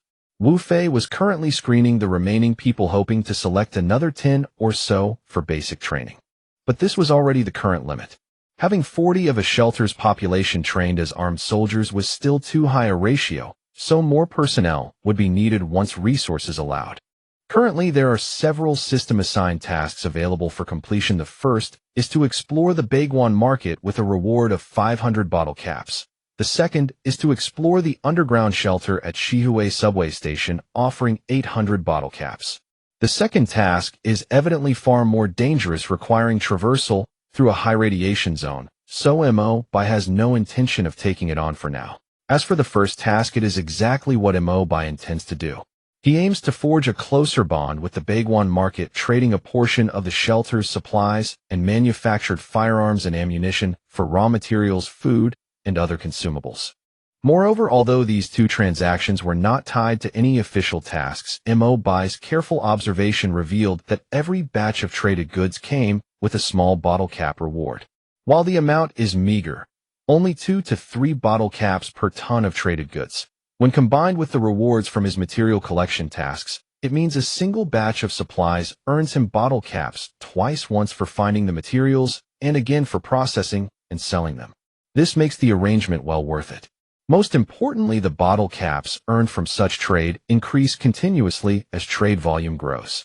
Now that he had obtained the route map from Liu Yu, he decided to set out for the Baiguan market as soon as possible. Before departing, he first needed to stabilize the shelter's internal affairs. After several internal meetings, Mo Bai announced the following adjustments: all armed personnel would be merged into a unified guard force with Wu Fei as the commander and Hong Yi as the deputy commander. Under their command were 3 6-member tactical squads and 2 5-member guard teams from the shelter. The tactical squads would primarily handle patrols of the safe zone, exploration missions, and other external combat tasks, while the guard teams would be responsible for security patrols within the cultural park and the security of the power distribution building. Wu Fei would be in charge of training 2 new guard teams, and Tian Sheng and Wang Li would be transferred from the tactical squads to serve as squad leaders for the guard teams. 2 new recruits would be selected from the newly trained personnel to supplement the tactical squads. Wen Shi would serve as the head of logistics, responsible for managing the canteen, bar, and warehouse operations. Zhang Ji would be responsible for the security system maintenance and repair of shelter equipment, as well as leading the material transport team. After the meeting, responsibilities were clearly defined, and every member had specific tasks to attend to. Mo Bai decided to set out for Baiguan the next day, planning to bring only Hong Yi with him. The remaining 3, Wu Fei, Wen Qi, and Zhang Ji, would stay as the shelter's management team to handle daily affairs, and any issues would be resolved through meetings among the 3 of them. As for this trip to Baiguan, Mo Bai had made thorough preparations. The straight-line distance between Baiguan and their shelter was roughly 30 kilometers, but the safe route provided by Liu Yu required a detour, making the total journey approximately 50 kilometers. Before the apocalypse, this would have been a mere 30-minute drive. But in the current post-apocalyptic wasteland, the roads were littered with roaming zombies and mutated creatures, so walking would likely take 2 full days at the very least. Thus, they needed a means of transport that was agile enough to navigate through the abandoned cars and roadblocks scattered everywhere. At this point, the maneuverability of electric 2-wheeled motorcycles stood out prominently. They were highly agile and could traverse all kinds of complex terrain, and their near-silent operation would not attract unwanted trouble. Of course, the drawbacks of electric motorcycles were also obvious. Their range was limited to roughly 100 kilometers, and recharging was extremely difficult in the post-apocalyptic world. Another major flaw was their extremely low carrying capacity. Mounting a single large backpack on the bike was already the maximum load they could handle. Mo Bai spent half a day modifying the 2 electric off-road motorcycles. First, he installed 2 fixed racks on either side of the front frame, which could hold 2 extra spare lithium batteries. Next, he secured a medium-sized storage bag to the upper part of the bike frame to hold essential supplies. Just in case, he packed a small outdoor tent and the corresponding tools inside. The bag on the other electric off-road motorcycle was filled with a week's worth of food and outdoor camping cookware. As for their personal gear, both Mo Bai and Hong Yi donned a new set of lightweight armor. The biggest difference between this armor and the standard 6094 tactical vest was that it was crafted by Mo by using a workbench with the skin and scales of the giant snake as materials. The tactical vest was made by adding snake skin to the base materials of high-strength nylon and canvas, while the core bulletproof lining inside the vest was crafted from the giant snake scales. Overall, this tactical vest weighed less than half of the standard model, but its protective capability exceeded level 4 standards, meaning it could withstand even 7.62mm machine gun rounds. It was also fire-resistant and blade-proof, making it a rare top-quality piece of gear.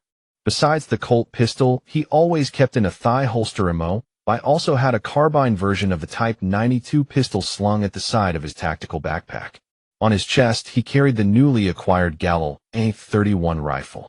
He only stored 3 spare rifle magazines in the chest ammo pouch to reduce his load. After all, he also needed to carry 3 extra extended Type 92 magazines.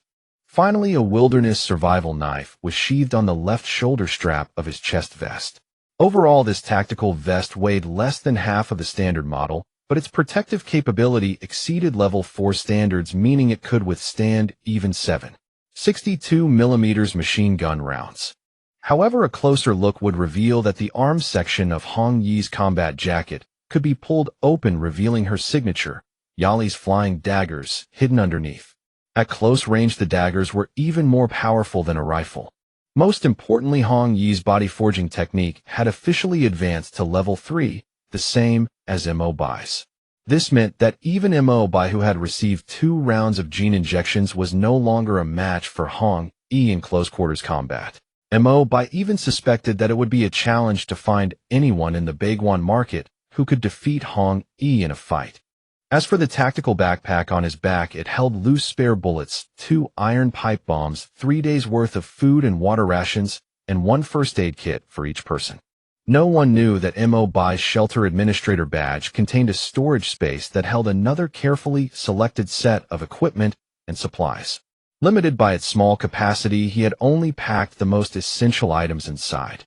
Early the next morning, just as dawn broke, the 2 electric motorcycles slipped out of the underground garage of the power distribution building and set off on the road to Baiguan. Mo Bai wore a tactical helmet, and unlike Hong Yi's, his tactical goggles displayed flickering electronic signals invisible to outsiders.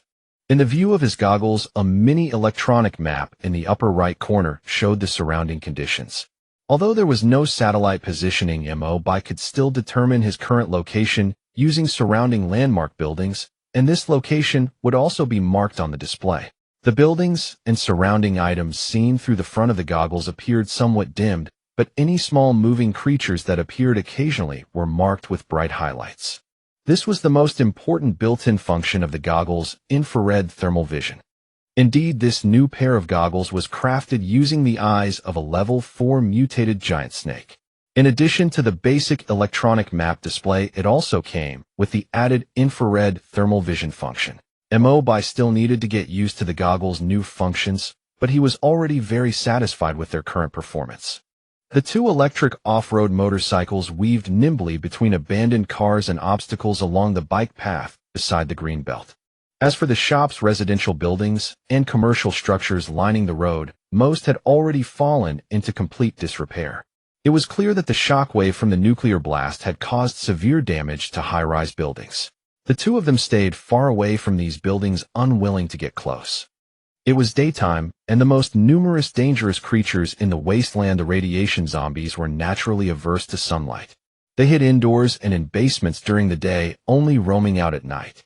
A large portion of mutated creatures also disliked sunlight, but caution was needed for those evolved from ordinary animals, such as cats, dogs, or avian variants, which were not afraid of the sun at all. They retained their original daily routine of hunting during the day and resting at night. The route provided by Liu Yu was only relatively safe. Dangerous creatures of all kinds still lurked along both sides of the road. For example, Mo Bai spotted a black panther-like creature about 3 meters long on the rooftop of the Shuangxiao Wanda Plaza.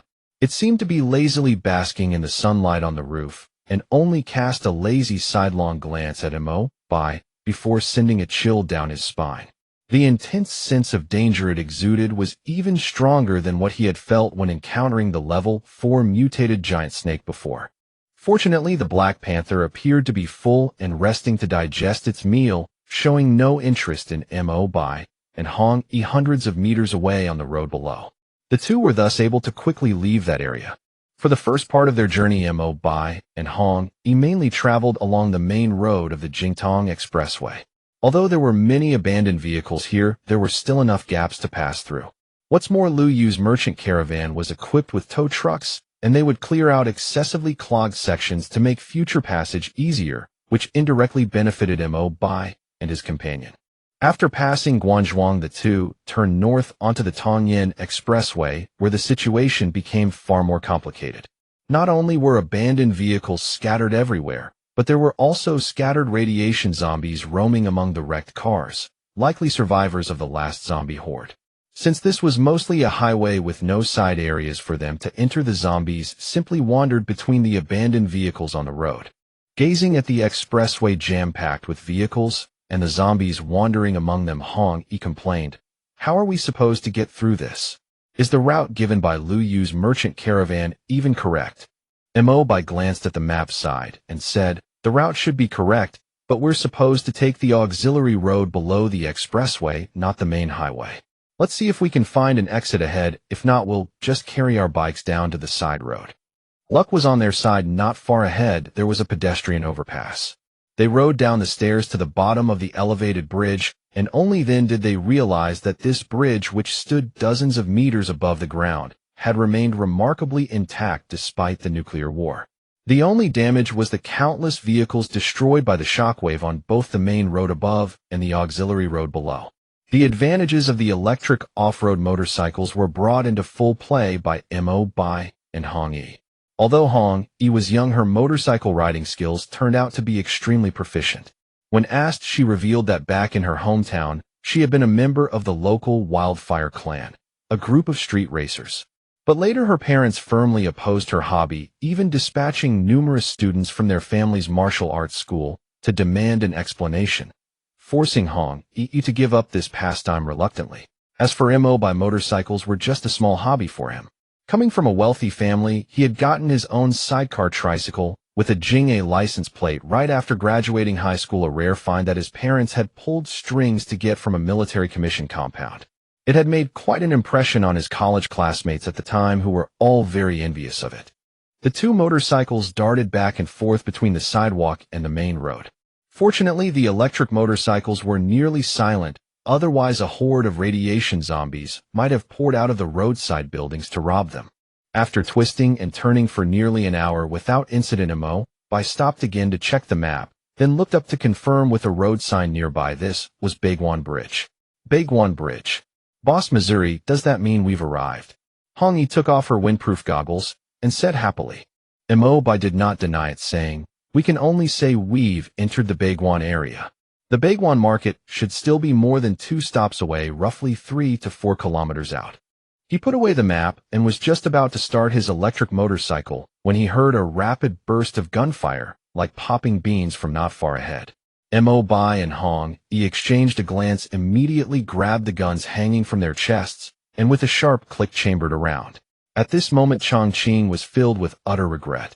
He had brought more than 20 people with him on this expedition, almost everyone he could muster. He had thought that exploring the underground warehouse of an office building would be a surefire success. He never expected that the warehouse would be a nest of mutated rats, home to over 100 bloodthirsty mutated mice. Only half of their makeshift exploration team had assorted firearms, and the best-equipped person among them only carried a Type 79 submachine gun. Faced with over 100 swarming mutated rats, the group of more than 20 people collapsed after firing only a few shots. Most of them were ordinary civilians surviving on relief rations in the Baiguan market, and they had never fought for their lives against mutated creatures before. Soon the slower runners were pounced on by the mutated rats, and after a series of blood-curdling screams, they were left with nothing but half their skeletons after being gnawed on. Witnessing such a horrific scene, the remaining people only thought of fleeing. The only thought in their minds was to run faster than the people beside them. Some even injured their companions to distract the bloodthirsty, mutated rats chasing behind them. Chongqing was different from the temporarily recruited members. He had a few reliable people by his side, and he was familiar with the roads. Once they reached the main road, they could find a way onto the elevated highway. It was now noon, and although the gray sky meant weak sunlight, mutated rats disliked the sun.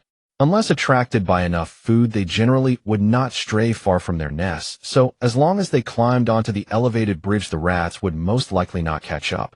Chongqing turned to look at the dozens of mutated rats still hot on their trail. These rats were nearly a meter long, with sharp teeth stained with blood, and their glowing red eyes filled with a feral madness. Gritting his teeth, Chongqing swept a burst of gunfire behind him. The 9mm bullets tore through the mutated rats, spraying blood everywhere.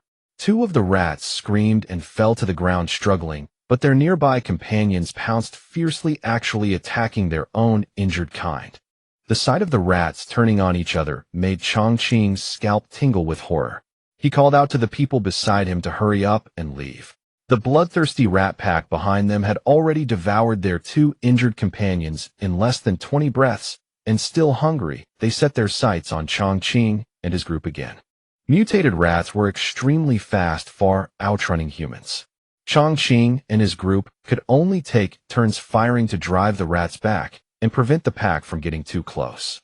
Rats were naturally afraid of loud noises. Although Chongqing's group were poor shots, the sound of gunfire still made the pursuing rat pack hesitate with fear. The main road was just ahead. Chongqing turned to fire again, only to hear a soft click from his Type 79. He was out of ammunition. The rat pack behind them was now less than 10 meters away. The sound of approaching gunfire rang out, bullets grazing Chongqing's earlobe as a mutated rat with jet black fur launched itself from the roof of the car, behind him, lunging for the back of his neck. The incoming bullet tore through the rat's open jaws, shattered its spine, and tumbled out through its waist, leaving a fist-sized gaping wound in the rat's lower back. Chongqing's entire body went rigid. The bullets whizzing past his face and the piercing, high-pitched squeals of the mutated rat right behind his head froze every nerve in his body so much so that he could not hear the panicked, frantic shouts of the people beside him. Only when he rolled his eyes did he spot a soldier standing atop a beat-up SUV on the opposite side of the road, clad in a windbreaker tactical vest, helmet, and protective goggles. The rifle in his hands was spitting fire continuously, its crisp, sharp reports merging into a single, unbroken string of sound. Beside the vehicle he stood on, another female soldier in matching gear was also firing into the swarm of rats behind Chongqing. Mere seconds later, the gunfire ceased. Chongqing finally snapped out of his rigid stupor, his body going limp as he collapsed onto the ground. Around him were people gasping for breath, all wearing expressions of utter disbelief. They had narrowly escaped death and still had not processed what had just happened. On the road they had just fled down lay more than 30 mutated rat corpses in various twisted poses, a gruesome scene of carnage strewn across the pavement. As the scene before him registered, Chongqing finally came to his senses and quickly turned to look in the direction the shots had come from. The soldier in the dark green windbreaker was pulling the magazine out of his automatic rifle. He checked the remaining bullets inside, slotted the empty magazine into the pouch on his chest, drew out another fully loaded one, and slotted it into the rifle. As he pulled back the bolt, a soft click made Chongqing flinch involuntarily. Chongqing took a deep breath, bracing himself on his wobbly legs as he tried to stand. A sharp, high-pitched squeal rang out from beside him, and a huge mutated rat burst out from behind a car, moving with terrifying speed as it lunged at the dark green-clad soldier whose hand had just left the trigger. Chongqing's scream had not even left his throat when a glinting small knife was firmly embedded in the mutated rat's skull. The rat made not a single sound before it went limp in midair. As its body fell, the soldier reached out and grabbed it firmly by the scruff of its neck. "This one's pretty plump, huh?" Mo Bai looked at the mutated rat in his hand. Mutated rats were omnivorous creatures, one of the few mutated species safe for consumption, and they tasted pretty good. Hong Yi took 2 steps forward, extending her small hand clad in fingerless gloves to gently pull the throwing knife out of the rat's head. She wiped it clean on the fur of the rat's belly, then slid it back into the knife sheath on her forearm. Then she frowned and said, "I hate rats. I'm not eating it." Mo Bai shrugged and asked, "You're scared of them?" "It's not fear. I don't hold back when killing rats. I just hate these furry, sleazy little things on principle." Hong Yi wore an expression of utter disgust. Mo Bai shrugged casually, then turned to look at Chongqing with a smile. "It's time we had a little chat." Within a few minutes, Mo Bai had learned the full story of these unlucky souls who had been chased by the mutated rats. Chongqing was a vendor at the flea market of the Baiguan Bazaar. The bazaar was divided into two main sections: the commercial district, which served the administrative body and major merchants, focusing on wholesale trade and high-value goods. The flea market was a gathering spot for small vendors and scavengers, also known as the Sunday market. Chongqing was fairly well known in the flea market. He mainly bought supplies found by scavengers, refurbished them, and resold them to others, dealing in everything from small appliances and medicine to guns and ammunition. He ran his business well and set fair prices, earning him a small but solid foothold in the flea market. The day before, he had gotten a tip from a scavenger that there was an underground warehouse under the ground floor shops of a commercial building on the edge of the Baiguan Bazaar, which might hold a batch of tea leaves. Tea was a consumable good in the post-apocalyptic era, with stocks dwindling every time a batch was sold and prices only getting higher as time went on. Chongqing's greed was stirred. By his usual business practice, he would hire an expedition team to explore the area, splitting the proceeds according to a set ratio. He would take 30 to 40%, with the rest going to the expedition team. This was because all the risk fell on the expedition team's shoulders. At most, he would only have to provide compensation for casualties if the mission failed. The profit margin on this batch of tea was far too large. Chongqing figured he already had a small team of trusted people, and if he recruited a few more scavengers, he could claim the entire haul for himself. If it succeeded, he might even be able to move up to the commercial district and become a respected big shot. Huge profits often made people lose all sense of reason. Chongqing recruited over a dozen scavengers at high pay, organized the expedition with his trusted aides at its core, and the result was foreseeable: nearly the entire team was wiped out. Chongqing ground his teeth in rage, vowing that he would tear the scavenger who had lied about the warehouse being full of tea into 1,000 pieces when he got back. Not only had more than 10 of his newly recruited men died, but several of his trusted aides had also lost their lives. The compensation he had to pay to the families of the deceased would be enough to bankrupt him completely. The thought made Chongqing's heart ache with despair. "Do I really have to pay compensation for my dead men?" he asked Mo Bai in disbelief. It turned out the Baiguan Bazaar had relatively strict regulations. If someone was directly employed and died on the job, their family had to be given a certain amount of compensation, usually equivalent to half a year's salary of the deceased. While this system put a price tag on human life, it also protected the rights of hired workers from another angle. It had to be said the Baiguan Bazaar did a pretty good job managing its human resources. That said, there were still people who found loopholes. Some hired people privately for scavenging and expeditions, and those who risked their lives for a bite to eat often did not care about the rules, let alone sign contracts with their employers. When these people died, no one cared. As a result, illegal odd jobs were rampant in Baiguan, and the management could not possibly monitor everything, so they often turned a blind eye to such practices. But all of Chongqing's men had signed contracts, so he had to pay compensation if they died. Even if there were no surviving relatives to inherit the compensation, the Baiguan Bazaar would collect it as tax. They even taxed dead people. Mo Bai was fairly amazed. Chongqing had just calmed down from the euphoria of surviving, only for the consequences of his failed mission to plague him with agonizing worry. After discussing matters with his surviving subordinates for a while, he went up to Mo Bai. He dared not be even slightly disrespectful to the two soldiers who had saved his life and were clearly extremely powerful fighters.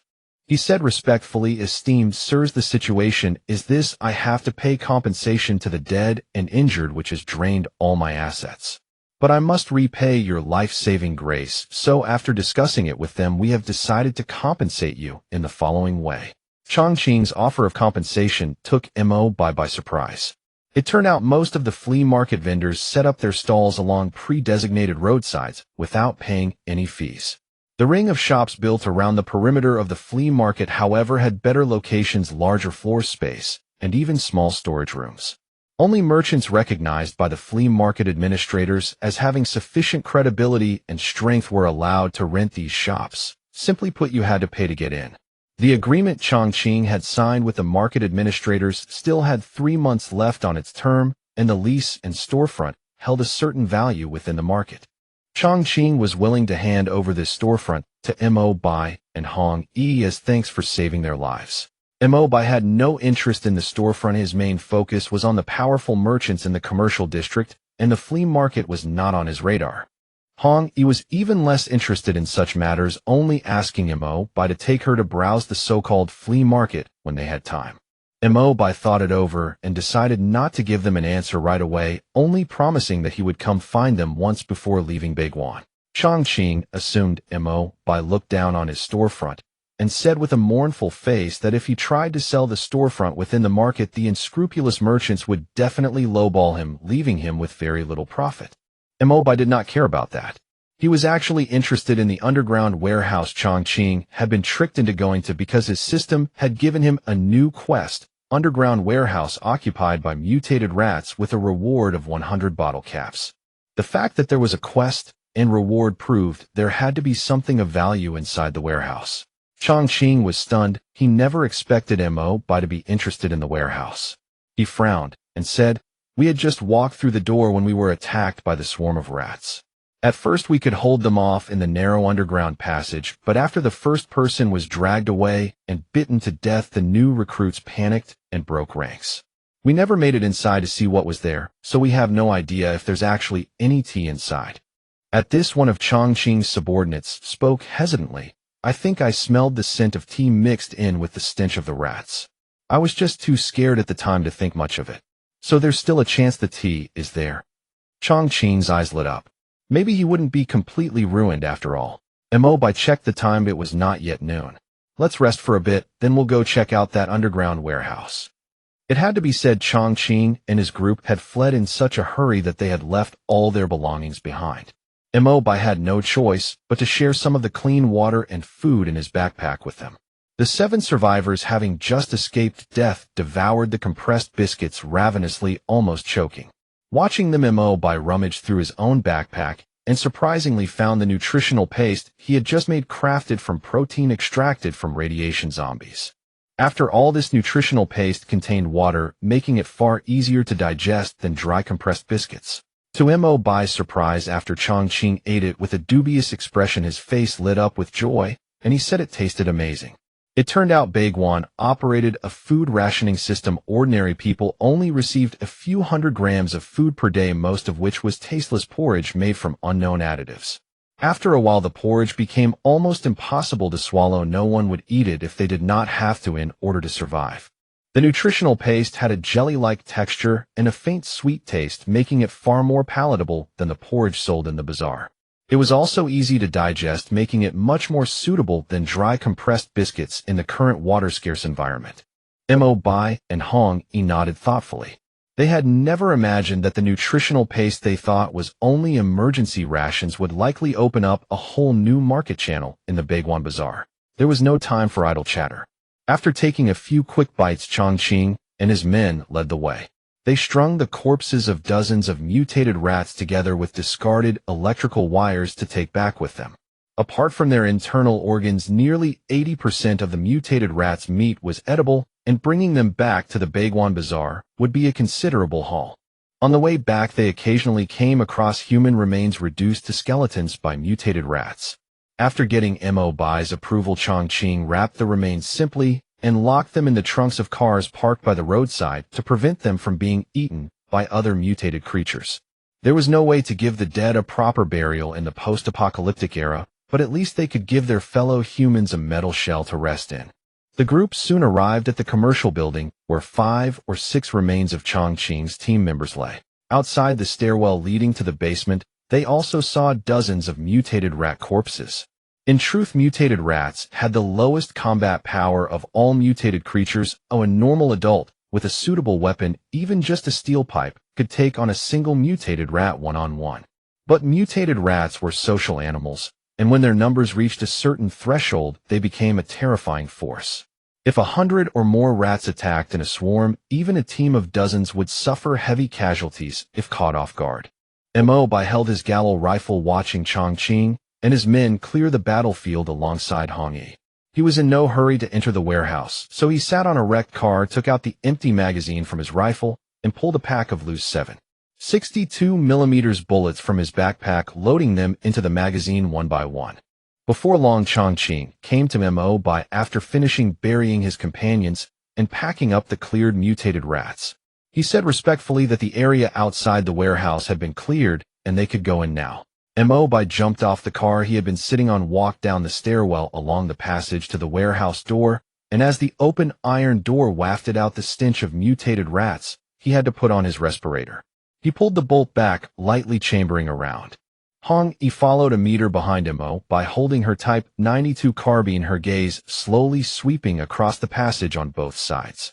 The two had ventured into dangerous places many times before, and they already shared a perfect tacit understanding.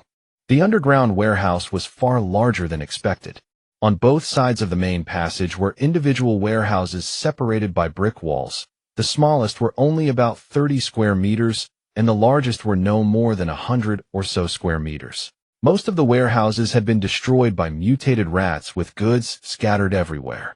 Most of the items were office equipment like printers and laminating machines. Mo Bai stopped in front of a warehouse at the end of the corridor, one of the few that had not been ravaged by the mutated rats. He sniffed lightly, and a faint, delicate fragrance mixed with the stench of rats reached his nose. Sure enough, it was the scent of tea. Excited Chongqing pried open the warehouse door with trembling hands.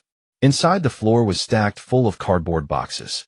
He opened one to find it divided into 12 compartments, each holding an iron can of tea leaves, each can weighing 500 grams. At a rough glance, there were over 100 boxes of tea in the warehouse. They had struck it rich. Chongqing, who had just escaped death and now stumbled upon a fortune, did not know whether to laugh or cry. After calming down with great difficulty, Chongqing went up to Mo Bai, his expression complicated, but his gaze resolute. "We only found this place thanks to you two. Without you, we never would have discovered this tea. So how we should handle the tea is entirely up to your decision, esteemed sirs." Ignoring the astonished looks from his subordinates on both sides, Chongqing continued, "I've been in business for years and know my own limits. A batch of tea this large will attract a lot of attention. With my current strength, I can't protect this shipment at all. It's better to give it all to you two. I'm sure with your power and the backing of your forces, keeping this shipment safe will be a trivial matter. As for the rest of us, we're just grateful to have kept our lives." Only now did his subordinates understand if Mo Bai and Hong Yi had any greedy intentions, they could have killed every single one of them easily with their combat power. Most importantly, they could see the two were fully armed with top-tier matching gear, which meant they had the backing of a powerful force. Such a force was far beyond what a small vendor like Chongqing could afford to offend. Since we can't offend them and can't beat them, and our very lives are in their hands, why not just be straightforward? Give up everything as long as we can keep our lives. Maybe we can even latch onto a powerful patron to rely on. Once they realized this, all of Chongqing's subordinates stepped up behind him, vowing that they would serve the two and keep all their secrets. Mo Bai and Hong Yi were truly surprised. They had never expected that finding a batch of high-value tea would also net them a group of followers, a nice little bonus. Mo Bai did not trouble himself over how loyal Chongqing and the others might be. He was simply thinking that he and Hong Yi alone could never transport all this tea. Besides, this place was too close to Baiguan, and if left here unattended, the scavengers would not even leave them the tea dregs within 2 days. Since he had temporarily taken in Chongqing's group, what followed was simple. A street away were the 4 Wuling vans they had brought. The tea chests looked large and full, but most of the volume was just outer packaging. The iron canisters inside were not large. By transferring those canisters into other cardboard boxes, they could free up a good amount of space. Even when all the tea was loaded, it filled only 2 of the Wuling vans. Another of the remaining vans carried things found from other underground warehouses, such as a dozen or so boxes of printing paper, along with some drum units and toner cartridges. These consumables were not worth much, but there would always be someone who needed them. If kept, they would sell off little by little. The cargo did not take up much space, so Mo Bai simply stuffed his electric motorcycle into the van as well. He then climbed into the last Wuling van with Hong Yi and Chongqing, and the group followed the back roads Chongqing knew, while heading straight for Baiguan Market. The small Wuling vans wove nimbly through the lanes. The road had clearly been cleared by Baiguan. Most abandoned vehicles had obviously been towed to the sidewalks on both sides, and some stretches were even wide enough for 2 vehicles to travel side by side. Soon the small convoy reached an intersection and stopped. Ahead stood more than a dozen towering reinforced concrete buildings. Unexpectedly, these high-rises were almost completely intact, and the most obvious sign was that most of their windows were still unbroken. Chongqing smiled and introduced, "Welcome to Baiguan West District." The area enclosed by these dozen high-rises is the most populous part of Baiguan Market, and it is also where the flea market is located. He looked at this area curiously. Mo Bai did not say much. Of course, he had been here in his past life. Baiguan West District had formerly been a commercial and residential area centered on Xinguang Center. The lower levels were all new malls and commercial centers, while the high-rises were mainly commercial apartments of 30 stories or more. This commercial residential area had unexpectedly survived intact after the apocalypse. Most importantly, as an important part of Baiguan Metro Station, its underground was also the largest civilian air defense facility in the area, capable of safely sheltering tens of thousands of people. At the same time, the area bordered major road junctions on the west and north, while its east and south sides were surrounded by the Beitong River and the Tonghui River, making it a naturally safe zone. Moreover, after the apocalypse, the local government had made this one of the main evacuation and refuge sites, and had also stockpiled large quantities of supplies there. The buildings here had been constructed to withstand a magnitude 9 earthquake, and were among the few high-quality structures in the urban area built according to the new seismic standards. As a result, the many apartments and residences inside were extremely well preserved and could accommodate large numbers of people seeking shelter. Baiguan West District had 5 underground levels.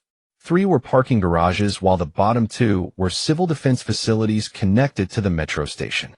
It could be said that they were exceptionally sturdy.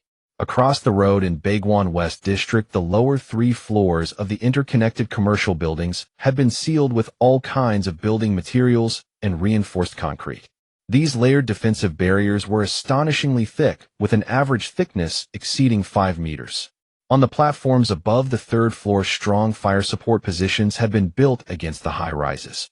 From the visible windows alone, several twin-mounted 14.5mm dual-purpose anti-airground heavy machine guns jutted out, providing firepower that was nearly invincible as a defensive position unless it encountered tanks. Moreover, inside the commercial buildings surrounding the bases of the high-rises were layers of unusually complex defensive works. Countless fortifications and both open and concealed firing points were buried within the intricate structures. Not to mention radiation zombies and mutant creatures.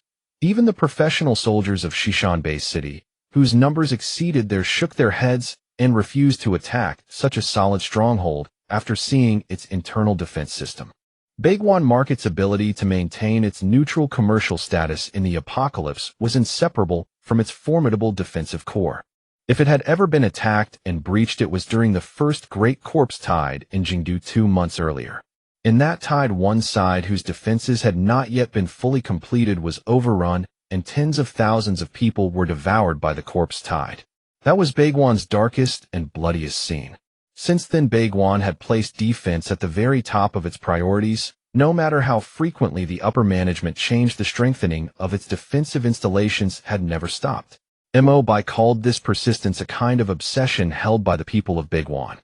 However, Mo Bai was not entirely satisfied, because the place he wanted to go was not Baiguan West District, but the true central area of Baiguan. That was the area north of the junction of the Tonghui River and the Beitong River, a stretch of land surrounded by water. That was Baiguan's core safe zone, and Baiguan's power plant and core factories were also located there.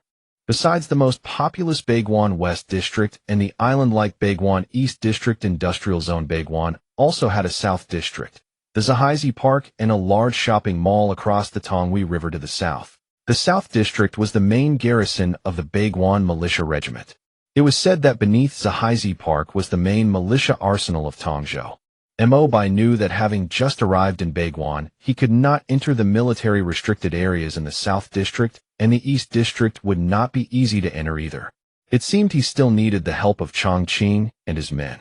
The entrance to Baiguan West District was a narrow gap between 2 high-rise buildings. The original commercial building had been opened up through the middle and was sealed by a gate bristling with iron spikes. After Chongqing submitted his identification and access permit, He also filled out a form that recorded the number of casualties and the types of recovered goods. However, the observant Mo Bai noticed that the form did not have a field for the quantity of recovered supplies, presumably to avoid overly sensitive information. Chongqing was also very cautious. He listed the main recovered goods as office supplies, and the tea was only included later in the item list as incidental spoils. Only then were they permitted to enter. Chongqing explained, to leave Beiguan or go on an expedition, one must obtain a certificate stating the destination and approximate gains. This information is marked on the central map in the Beiguan Information Hall. Beiguan merchant caravans or expedition teams can obtain it by paying a small fee. Although much of this intelligence lacks timeliness and is often inaccurate in the apocalypse, it still provides very useful reference information for most teams preparing to explore the surrounding areas. Mo Bai understood the benefits of this method very well. With time and the expansion of Beiguan's merchant caravans and exploration teams, their knowledge of the entire Jingdu region would surely become the broadest and most detailed in the area.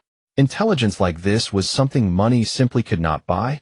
Their van convoy soon entered the interior of Beiguan West District. What came into view were the towering high-rises around them with sheets and clothes hung out to dry from the windows. Between the clustered tall buildings were temporary dwellings built from construction steel pipes and frames, with people coming and going. One could also see many small restaurants, tiny shops, and even a dumpling shop with a sign. Even more numerous were the roadside vendors. On the crowded streets, survivors sat on the ground everywhere. Unlike the survivors outside, these people also had sallow faces and looked somewhat malnourished, but with the safety issue solved, they seemed more concerned about having enough to eat and staying warm. The van convoy entered through an underground parking garage entrance and reached the first basement level, which was clearly a very large underground parking lot. After the vehicles stopped, workers wearing identification badges pushed flatbed trolleys over. After negotiating with Chongqing, the workers began unloading the goods from the vehicles and loading them onto the handcarts. Chongqing's men then followed these workers, escorting the cargo away. Meanwhile, Chongqing went up to a man who looked like the supervisor and pulled a pouch from his pocket. Inside were strings of coins.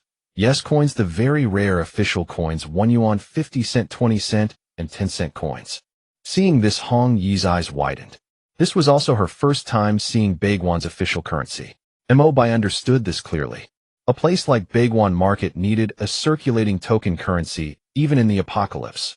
Barter was certainly possible, but while it worked for small transactions, it was not enough for large ones, and not every exchange of goods could be exactly equal in value.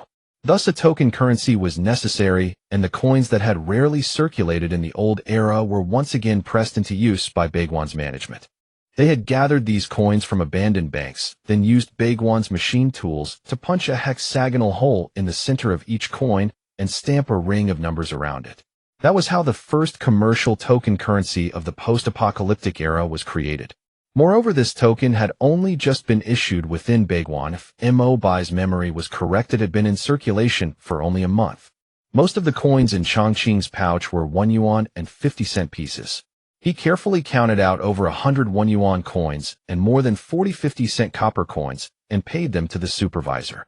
Then he explained to Mo Bai that the Wuling vans they had driven were rented from the Beiguan vehicle yard, so they needed to pay rental fees by time and fuel costs by consumption. Seeing the curious looks from Hong Yi and Mo Bai, Chongqing continued to explain that renting a Wuling van here for an expedition cost 20 Beiguan coins per day, while fuel was paid according to usage. Regular 92-octane gasoline cost 5 yuan per liter. To provide a price comparison, Chongqing told them that the most standard grain price in Beiguan was rice at 50 cents per jing. This price gave Mo Bai a basic understanding of Beiguan's prices. Chongqing told them that in Beiguan, weapons, ammunition, and medicine were the most expensive, and next came food and non-staple provisions, then came fuel and daily necessities. Small workshops were set up in both the West and East districts dedicated to refurbishing items found outside or producing new things, ranging from food processing to all kinds of clothes and small items. Beiguan Market was using merchant caravans of all sizes to send these simple goods to nearby survivor settlements of every scale. Though it was still just an embryo, this forward-thinking commercial awareness and small-scale industrial model suited to the current apocalyptic reality was Baiguan's greatest advantage in becoming the largest commercial force in the Jingdu region 2 years later, and in being named one of the 3 great powers alongside Xishan Bay City and Jichang Town. Even in his past life, Mo Bai had known that Baiguan Market's leadership was outstanding in this regard. What made him curious, however, was that Baiguan's top management was the most low-key among the 3 great powers. They claimed to have a shareholding-based Baiguan management company, and every member's voice was determined by the proportion of the commercial share they held in Baiguan Market. As for how many members this so-called board of directors actually had, and exactly how many shares each person held, it had always remained a mystery. The Baiguan senior figure Mo Bai had known best in his past life was Guan Yi, known as the Baiguan Blade, one of the 3 great masters of that time. He had once asked Guan Yi about his position in the power structure of Baiguan Market. Guan Yi's expression was somewhat strange, and he used a metaphor. In Baiguan, I am just the manager of an escort agency. Mo Bai guessed that the Baiguan Blade, as Baiguan's #1 expert, essentially existed as something like a mercenary or security company. Baiguan Market hired him and his men, paid them generous salaries, and covered all their expenses. But Mo Bai had never been able to figure out what methods Baiguan used to bind such an expert and leader of an armed force as the Baiguan Blade so firmly to them. Of course, speculation was only speculation. The internal relationships within Baiguan were complex and intertwined. Even with his past life experience, he would not dare to make major decisions on the basis of guesses alone. Following Chongqing's group through one side of the parking area, they arrived at another converted underground space. It had originally been the underground section of a shopping center with a relatively spacious floor and high ceilings. It was clear that this was a warehouse zone, and the entrance was guarded by armed personnel. Mo Bai glanced at these militia-dressed armed men wearing old Type 56 chest rigs and carrying Type 56 semi-automatic rifles and Type 56 assault rifles. Notably, on top of the sentry post at the warehouse entrance was a sandbag position with a Type 56 light machine gun mounted on it. After paying 10 1 yuan coins, Chongqing put the tea and other goods directly into the warehouse. He explained that his shop could not hold so much stock, and that the warehouses of most shops in Baiguan West District were centralized here. Goods could only be retrieved with keys and credentials, and fully armed militiamen served as security, making it much safer than storing things in one's own shop. Next, Chongqing said he needed to handle the death benefits for his fallen subordinates and the compensation issues for the scavengers he had recruited but who had died to the mutant rats. He suggested that Mo Bai wait for him at his shop, but Mo Bai said he wanted to walk around the West District and visit the flea market. Chongqing said he respected Mo Bai's decision and handed him strings of coins tied on nylon cord, 10 1 yuan steel coins and 10 50-cent copper coins, enough to buy some things at the flea market. Chongqing also had a thin, small-framed subordinate follow Mo Bai as a guide. This guide is named Li Qin. Though not tall, he appears quite shrewd, claiming his time here ranks second only to Chongqing, making him a true local fixture. He respectfully led Mo Bai and his group first to the flea market at the heart of the West District. Though called a flea market, the official name of Baiguan for this place is Sunday Market, yet Mo Bai felt it was not much more upscale than a regular flea market. The Sunday Market is sprawling, occupying 2 full floors of the former commercial complex at the core of the West District, each floor spanning over 10,000 square meters. Most vendors sit on the ground along both sides of the marked pathways, their goods displayed right before them. The number of vendors was far from small, especially along both sides of the main thoroughfare, where a bustling, crowded scene unfolded. Mo Bai and Hong Yi followed Li Qin as they walked deeper inside. Li Qin hesitated for a moment, then lowered his voice to say to Mo Bai and Hong, "Please unload the magazines from your weapons, my lords. There is a rule here: except for the militia maintaining public order, no one else may have live rounds in their gun chambers, and it is best not to display weapons too conspicuously, otherwise the patrolling militia may intervene." Mo Bai glanced at Li Qin, noticing a thin sheen of cold sweat trickling down his forehead.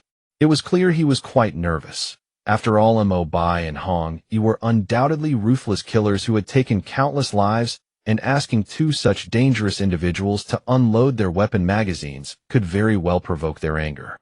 Mo Bai stared at Li Qin for a moment, then reached out with his left hand to remove the magazine from the ACE rig on his chest and tucked it into the pouch of his tactical vest.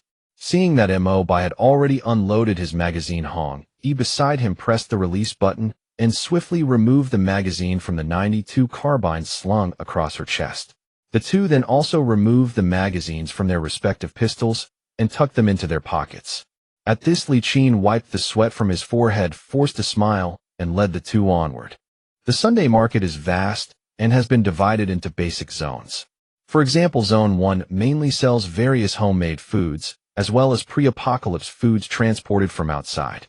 These pre-apocalypse foods are mostly non-staple items, such as biscuits, candy, rice flour, and seasonings. Homemade foods are far more varied. There are common staples like steamed buns and baked sesame cakes, as well as cakes, bread, baguettes, homemade pickles, pickled radishes, and even unknown plant roots dug up from the fields. All sorts of strange foods. There are also dried or cured meat products, most sourced from hunted mutant beasts. The most common are mutant rats and mutant rabbits. These two creatures are also astonishing in their numbers and reproductive capacity in the post-apocalyptic world. They exist in massive swarms, and once they gather in large groups, they pose a deadly threat to inexperienced exploration teams like Chongqing's. Li Qin explained that there are also specialized butcher shops that accept mutant creatures.